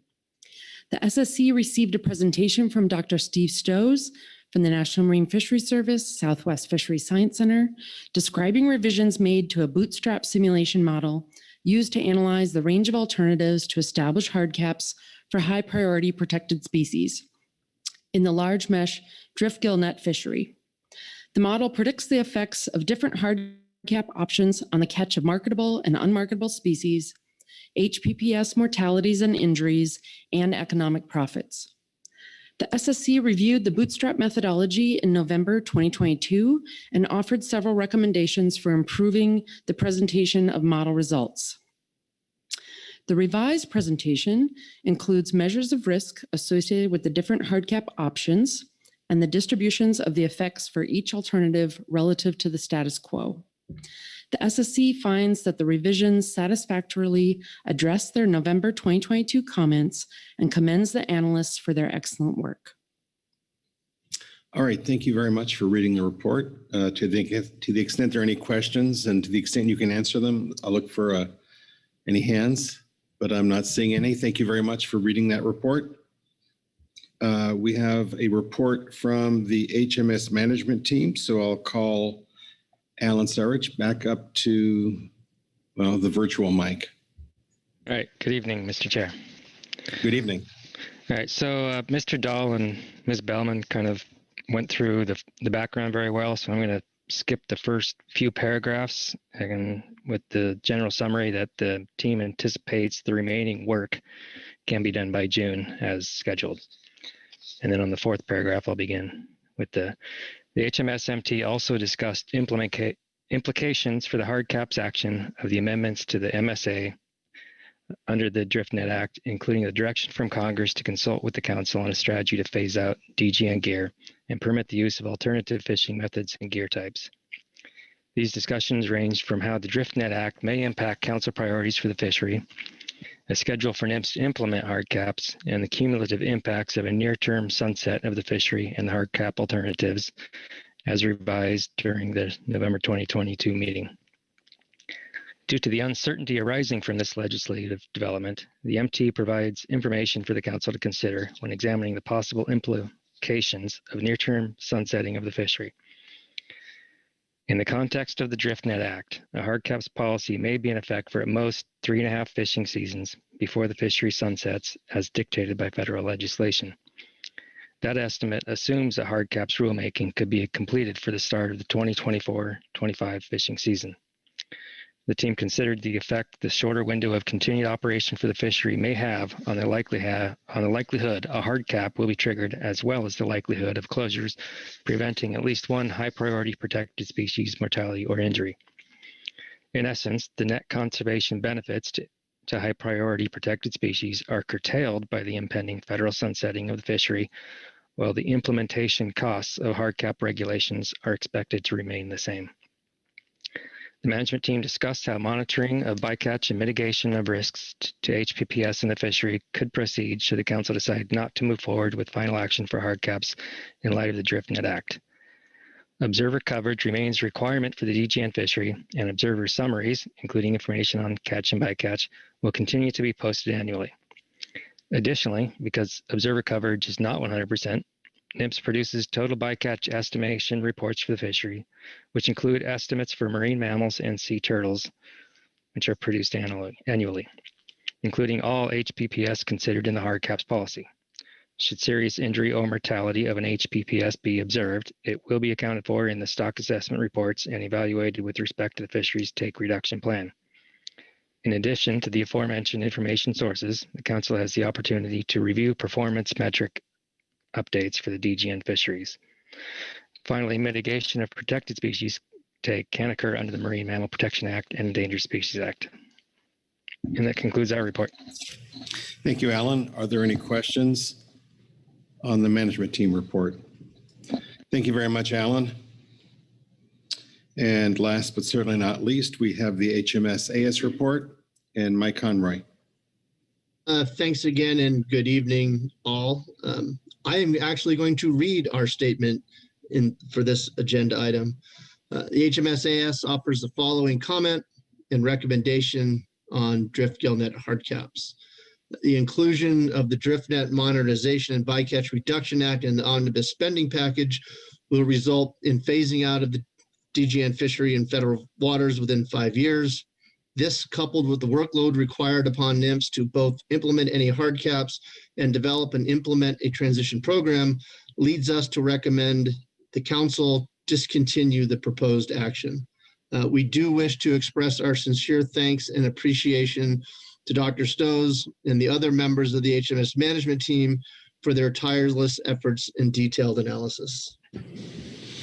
All right, thank you very much, Mike. Are there any questions on the AS report? Thank you, Mike. That completes our reports and takes us to public comment. There are 3 individuals signed up, but I know that Jeff Chester had to leave and he offered some comments earlier. So we'll go straight to Teresa Labriola. Welcome, Teresa. Thank you, and good evening, Chair Gorelnik and members of the council. I'm Teresa Labriola, representing Wild Oceans. And thank you for scheduling this update on hard caps in the drift gillnet fishery and for the management team's efforts to produce progress reports on their work. Wild Oceans continues to be supportive of hard caps in the drift gillnet fishery because they achieve the council's goal to incentivize fishing practices and tools in an effort to minimize bycatch and bycatch mortality, as well as to conserve other unmarketable non-target species, including ESA-listed species and marine mammals in the drift gillnet fishery to the extent practical. Hard caps can have many benefits. They can create incentives for fishermen to change behavior to minimize bycatch risk. Hard caps can incentivize switching to other gear like deep set buoy gear. Hard caps can ensure that observed bycatch in the fishery does not exceed levels that may harm protected species populations. And hard caps are a prescribed response to an observed catch of high priority species. I understand that finalizing hard caps would require significant work from the council and NMFS in the next year. And the situation summary and the management team asked the council to consider and balance this cost with the benefits of this action given the federal legislation, which phases out the permits in about 5 years. And I think the management team asks to consider whether to continue the proposed action and hard caps alternatives as currently specified, or to adopt a different course of action and pause consideration of hard caps. While I express my reasons for supporting hard caps, I urge you to consider what measures you could take that would approach the benefits that I outlined of hard caps, that would incentivize changes in fishing behavior or encourage switching gear to minimize bycatch, and that would provide you with the information you need to respond if there are protected species bycatch issues in this fishery over the coming years. Some of these management measures might include observing 100% of sets. And to accomplish this, expanding observer coverage to include the entire drift gillnet season. With a smaller fleet fishing, fewer sets, NMFS has the ability to observe at a greater level.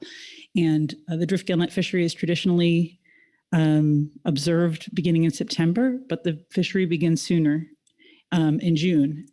And so expanding the number of sets in the season would help us to monitor and respond to species bycatch and help to understand how changes in ocean condition change fishing behavior and what changes in fishing behavior and gear may help us adopt new gear in the future and adapt to changing ocean conditions. Secondly, I'd ask you to consider removing the unobserved vessel exemption as you advised in September 2015, and I think a couple of times since then. I said earlier, 27% of the sets in the 2021-2022 fishing season were unobservable, and it leads to a gap in our understanding of bycatch in this fishery. Third consideration, we continue to review protected species and finfish bycatch on an annual basis. This report helps us understand the bycatch in this fishery and changes in bycatch. And it's an annual opportunity to highlight any concerns the council may have and requests to NMFS to take steps to protect species bycatch. Fourth would be to consider how to phase out latent permits earlier to gain a better certainty about fleet size. There are 24 federal drift gillnet permits. In the past 5 years, 13 of the permits have been fished. So there are 11 vessels that are truly dormant over the past 5 years. But there still leads to uncertainty in level of effort in this fishery in the next 5 years. And I think a fifth thing to consider is scheduling an FMP amendment to bring consistency between the HMS FMP and the MSA amendments. Ryan Wolf spoke earlier to that the agency would prefer not to act under a secretarial amendment, and I think that's something we'd all agree. We don't want to be have the two not be consistent. And also to discuss a transition plan that incentivizes transition before the gear is phased out. I'm sure you all have other ideas on how to achieve our enduring responsibility to minimize bycatch and bycatch mortality. in the drift gillnet fishery and every fishery. And thank you for considering some of my comments, and I look forward to hearing your solutions. Thank you. Thank you very much, Teresa. Are there questions of Teresa? Thank you for your testimony. And our last speaker will be Gary Burke, who's with us remotely. So Gary, you're unmuted. Please go ahead. Thanks, Chair Grelnick. You know, I wasn't planning on really speaking. Still kind of upset about the omnibus bill. I'm kind of upset too in November of listening to Steve Stowe's presentation about hard caps is only going to save 1/5 of a whale every a year. I mean, economically harm the fleet, and yet the council still voted basically to move on. Some of them went alternative too, closed for 2 years, which, you know, economically got defeated or probably get defeated again. And I can't see how anybody with the sunset of this fleet would put National Marine Fisheries through the effort. And then there could be a lawsuit, actually, where it would take 5 years. You know, I've had some kind words, a few kind words from the council members, but overall, I look at the council has never really defended this fishery. Yeah, it's a 40-year-old fishery, and now it's gone. And you're going to miss it. You don't know how good it is. There's one of the boats went up November 15th to Fort Bragg when it opened, and they had a nice little weather. And he had an observer aboard, by the way. 7 days of fishing. He had almost 18,000 pounds of swordfish, 1,000 pounds of albacore, 1,000 pounds of bluefin, and about 6,000 pounds of thrasher shark, and very little bycatch. Another guy went up behind him, only got like 4 days in and caught like 30% of what he did, or 40. But this fishery is efficient. And when you look at it, we catch less than 1% of the PBRs of the protected species. A lot of them are under 0.5%. It's been a great fishery. But for some reason, it's just been a stepchild. I mean, just look at the people ahead of me here. It's basically the end of my life, end of my fishing season, and they still want to tack on more. Let's just pack them down. Let's kick this guy's weather down. You know, I mean, they still got 5 years left. You know, they could wipe out the whole protected species. I mean, I'm disgusted, and I do appreciate a few of the kind words I've got from some of the council members. But you look at now, where are we going to go? Buoy gear is just won't cut it. It's not economically viable. Half the guys are crowding for more gear. The other guys didn't fish. The last 2 years have been terrible. By the way, we lost one of the buoy gear fishermen 2 weeks ago, basically because economically you can't afford to have a crew. He didn't have a crew, fell off the boat. And that was it. Found his body about a week later by the Coronado Islands. He fished a lot hard for that too. But I talked to Steve Mintz now. He's one of the better swordfishermen that went into that. I said, hey, they're authorizing buoy gear pretty quick. He goes, good, somebody might buy my gear because I'm going broke on it. Yeah, you listen to everybody else. It's the panacea. It's the saving of the driftnet fleet. Now, if the Modern Nation Act coming up, I go, where do we go? We got nothing economically viable. It's a replacement for what we can catch in that fishery. Look what we've done. Look what the council's left us now. Abundant swordfish in certain areas and no way to catch them. I mean, I'm sorry, but I do appreciate to be able to talk over the last 20 years or 30 years, how long, I don't know how long I've been around doing it. And I'm sure in the transition, there will be some talk about it, but boy, I would hope that the council just lets the few guys that are left fish it out their years. I think there's only 4 or 5 active guys. The latent guys, they're not gonna, they sold their reels and nets. They're not everybody. You listen to Teresa and people going, oh, they could possibly go fishing. No, they won't. So really, you only have, I'd say, 5 or 6 people that are going to fish for the last of the 5 years, and that's, you know, let them at least before they retire, they may not get something, and hopefully I'm one of them. But thanks for the opportunity to speak. All right, thanks, Gary. Thanks for your testimony. Let me see if there are any questions for Gary around the table. Thank you very much, Gary. So that concludes public comment, and will take us to our council discussion and action/guidance. We'll wait for that to come up on the screens to remind us. So I'll look for a hand to get us started. John Ugoritz.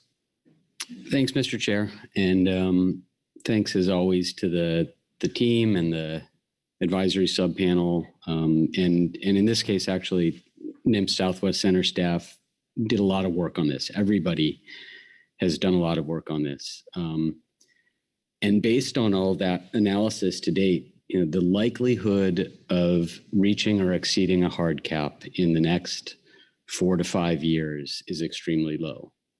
What we've learned through the analysis is, as we knew, bycatch is rare. We've had to develop special tools to estimate it even.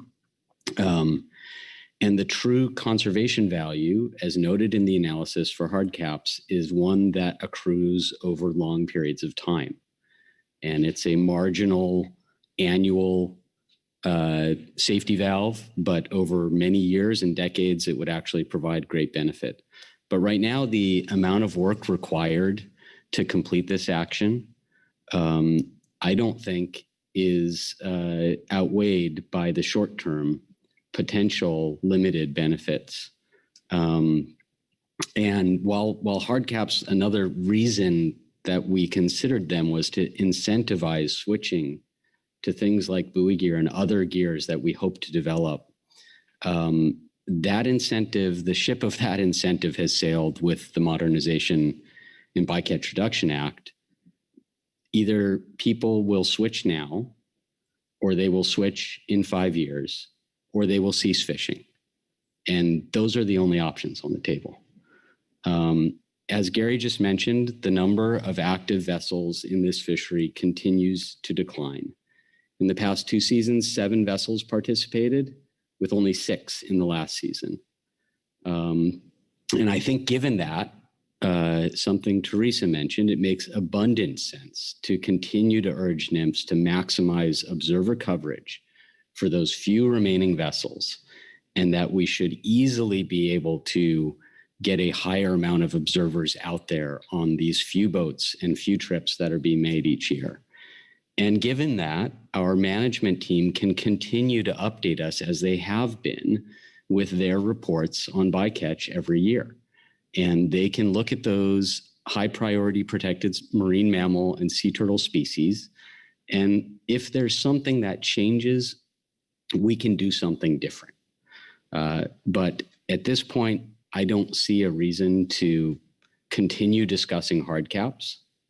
I think we have a very large bulk of work that we should save, that we can fall back to at a later date if needed. But at this time, it's not something that is worth council, team, center, and everyone else's efforts. I also think that we should continue to work with NIMS on developing and implementing the transition program as stated in the act that relies on grants. I think if we do that quickly and we do it in a way that further incentivizes people to transition, that could have an impact and more people may leave the fishery earlier. And so I would like to think about agendizing that as soon as we can, work with NIMS to get it on our calendar and to move quickly with that. So with that, I think my position's clear, and I'm happy to answer any questions. All right, thanks for that, John. Let me see if there's Phil Anderson. Thanks, Mr. Chairman. I guess I would just say at the outset that I agree with John. I was a proponent of hard caps when we started deliberating about them. I was a proponent of the council being able to make a policy decision that we could set hard caps at a level that was less than maybe the PBRs. But it was in the context that the gear would have an opportunity to continue in the future. It was a tool in my mind to help ensure that we were taking the appropriate steps to limit bycatch, and that we would, and that the people that chose to continue in the fishery would do their level best to minimize bycatch to the greatest extent possible. I was also a proponent of the deep set buoy gear, but as an alternative. But the people that wanted this gear to be totally eliminated, regardless of any management safeguards we build in, have succeeded in getting rid of it. And I am not in favor of this council taking additional time to consider and try to implement hard caps with the sunset of this gear type on the near horizon. Dr. Raby? Thanks. I'm going to keep it brief. I agree with John's comments and Phil's comments, and just add that I think the council's time and NIMF's time is much better spent on continuing the work on deep set buoy gear and looking for alternative gears that are more economically viable rather than investing in this hard cap action. The end.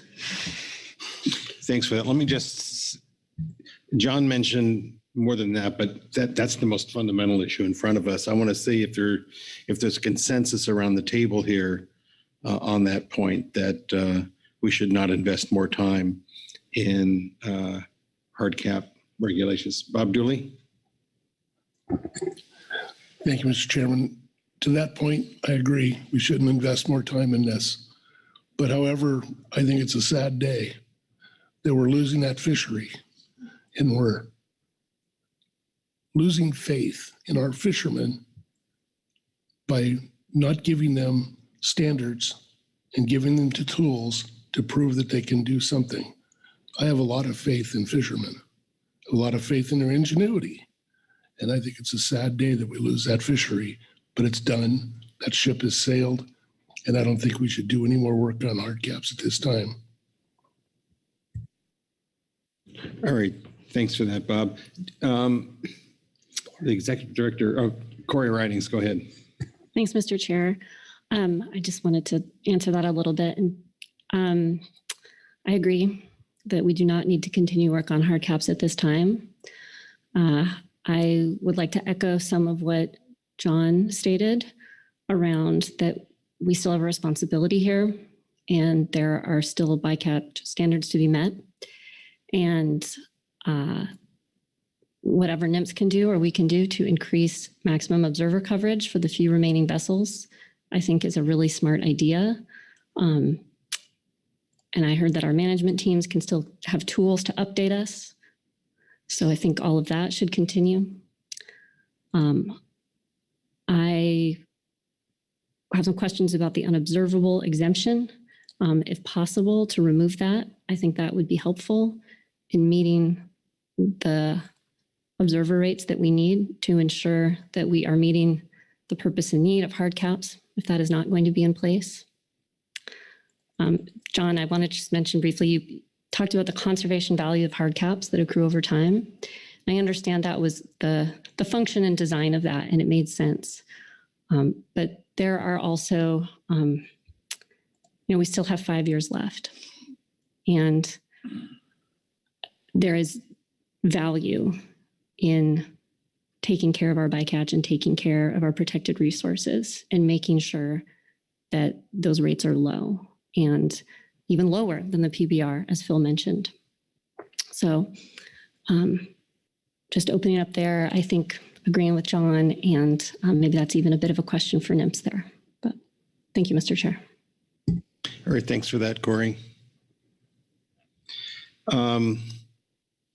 I think there's fairly clear direction around the table, and I don't know if we need a motion. I think a motion would make it cleaner, but I'm seeing nods that maybe we don't. Well, Dr. Braby.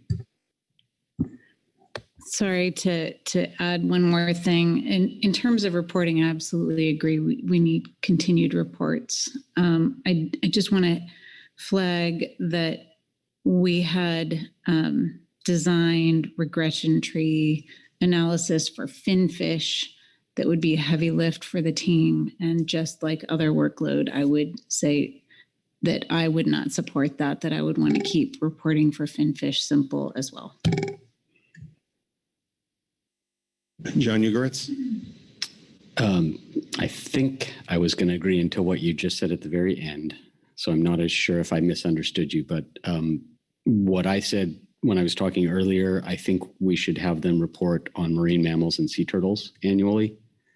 I agree that the finfish analysis is difficult to perform, and it doesn't give us that much.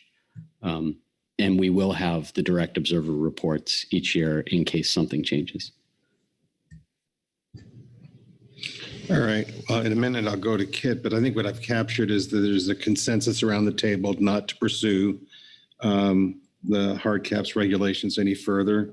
There is an interest in improving observer coverage by perhaps removing exemptions so we can have a more complete data set over the remaining years.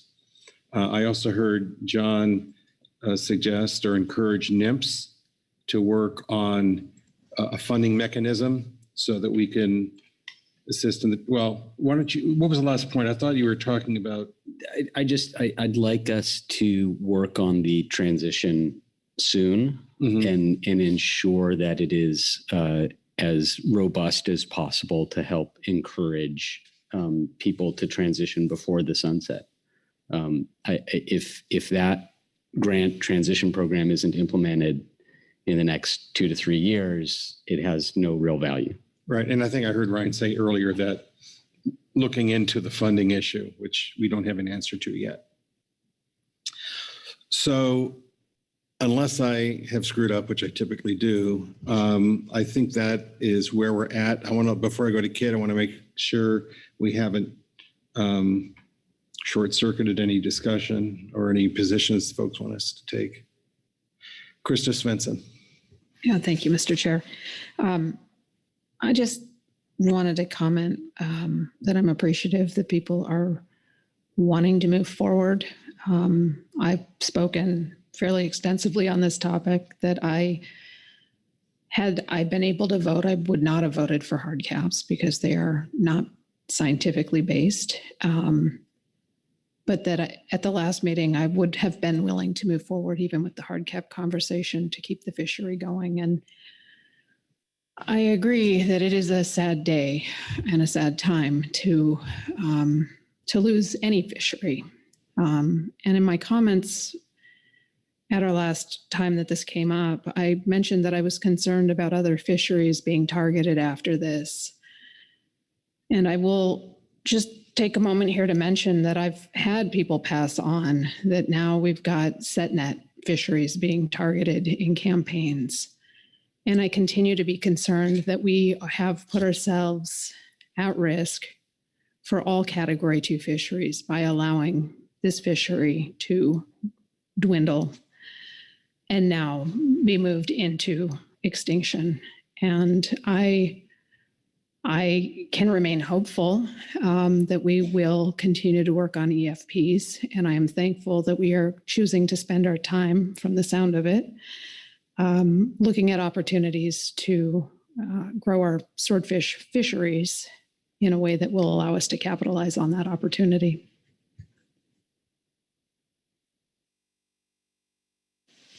Okay, thank you, Krista. Bob Dooley. I know it's getting late, Mr. Chairman, so I'll try to keep it brief, but I just wanted to respond to the observer question about increasing observer coverage. In all of our fisheries, except for, I think, one, which would be the catch share program, we leave it up to the experts to determine the level of observer coverage that's required to have accuracy. And it ranges from 1% observer coverage in some fisheries to 50% in voluntary or in non-lap programs, or even lap programs, to 100 or 200% in the trawl fishery. But we have experts. We have the people that are charged with that duty, and that would be National Marine Fisheries Service and the observer programs. So I would defer to them to guide us on if there's any utility in pursuing a higher level at this stage of the game of observer coverage. Now, I will couch that by saying I'm a huge proponent of accountability, huge proponent of making sure we have adequate. But in this particular case, with 5 years left, any of these type of things to increase, to change, are going to take time and bandwidth. So if National Marine Fisheries Service and the observer program think that it's beneficial, I'm for it. But if not, I think we're wasting our time. So thank you. Yeah, I don't interpret the guidance as a demand that NMFS do any particular thing. It is a fairly small data set, with only a handful of boats. All right, is there anything further here? Corey Ridings. Thanks, Mr. Chair. Just a quick detail there. I think we heard Ms. Labriola mention not even just more observed sets, but a shift in the season may be necessary to better cover the fleet. So just noting that, I suspect NMFS knows that. I just wanted to add that there. Thank you. All right. And Ryan, I guess at some point we'll hear back from NMFS on this guidance. Great. All right, Kit, how are we doing? Okay. So you gave a nice summary a little while ago, but then there were a bunch of subsequent comments and observations. So I guess I'll just reiterate that. So the main message that I heard is the council does not wish to continue with the action of implementing hard caps. So that falls off your agenda in June.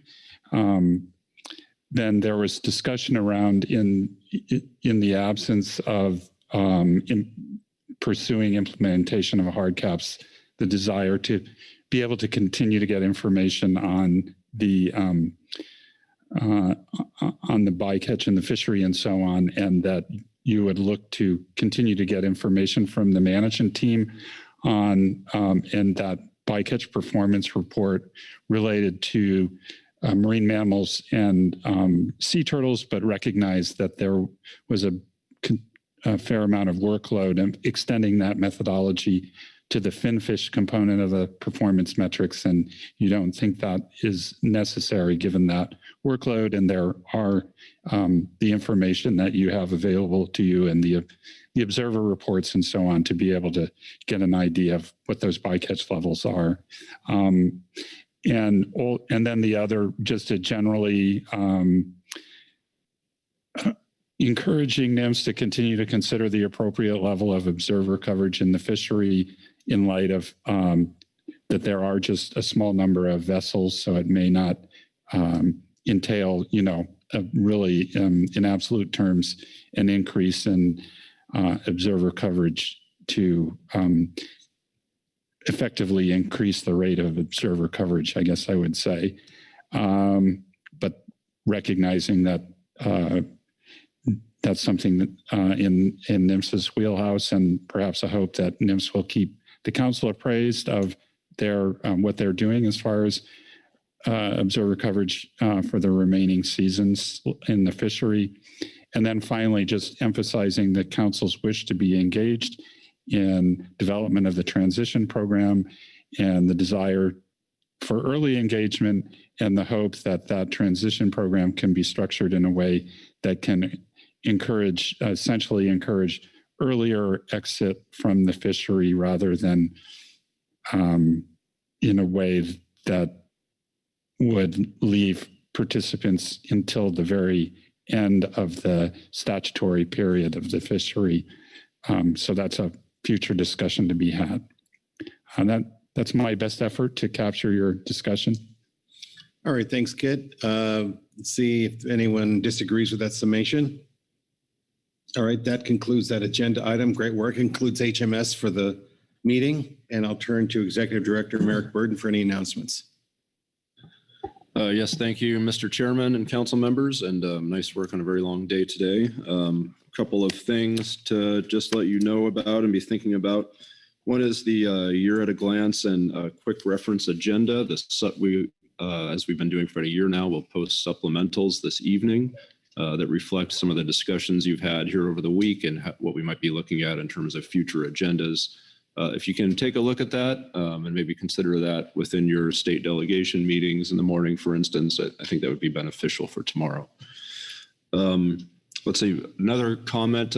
We also are aware now of a second COVID case that occurred sometime today or yesterday. Just became aware of it this afternoon, impacting our groundfish folks. So that's about all I can say at the moment there, but just in the interest of awareness, letting you all know. That concludes my remarks, Mr. Chairman. All right. Well, be careful. Have a good evening, and we'll see you tomorrow for day last. And of course, it is casual dress day and getaway day. So we're now on schedule, and we'll come back to Salmon first thing in the morning.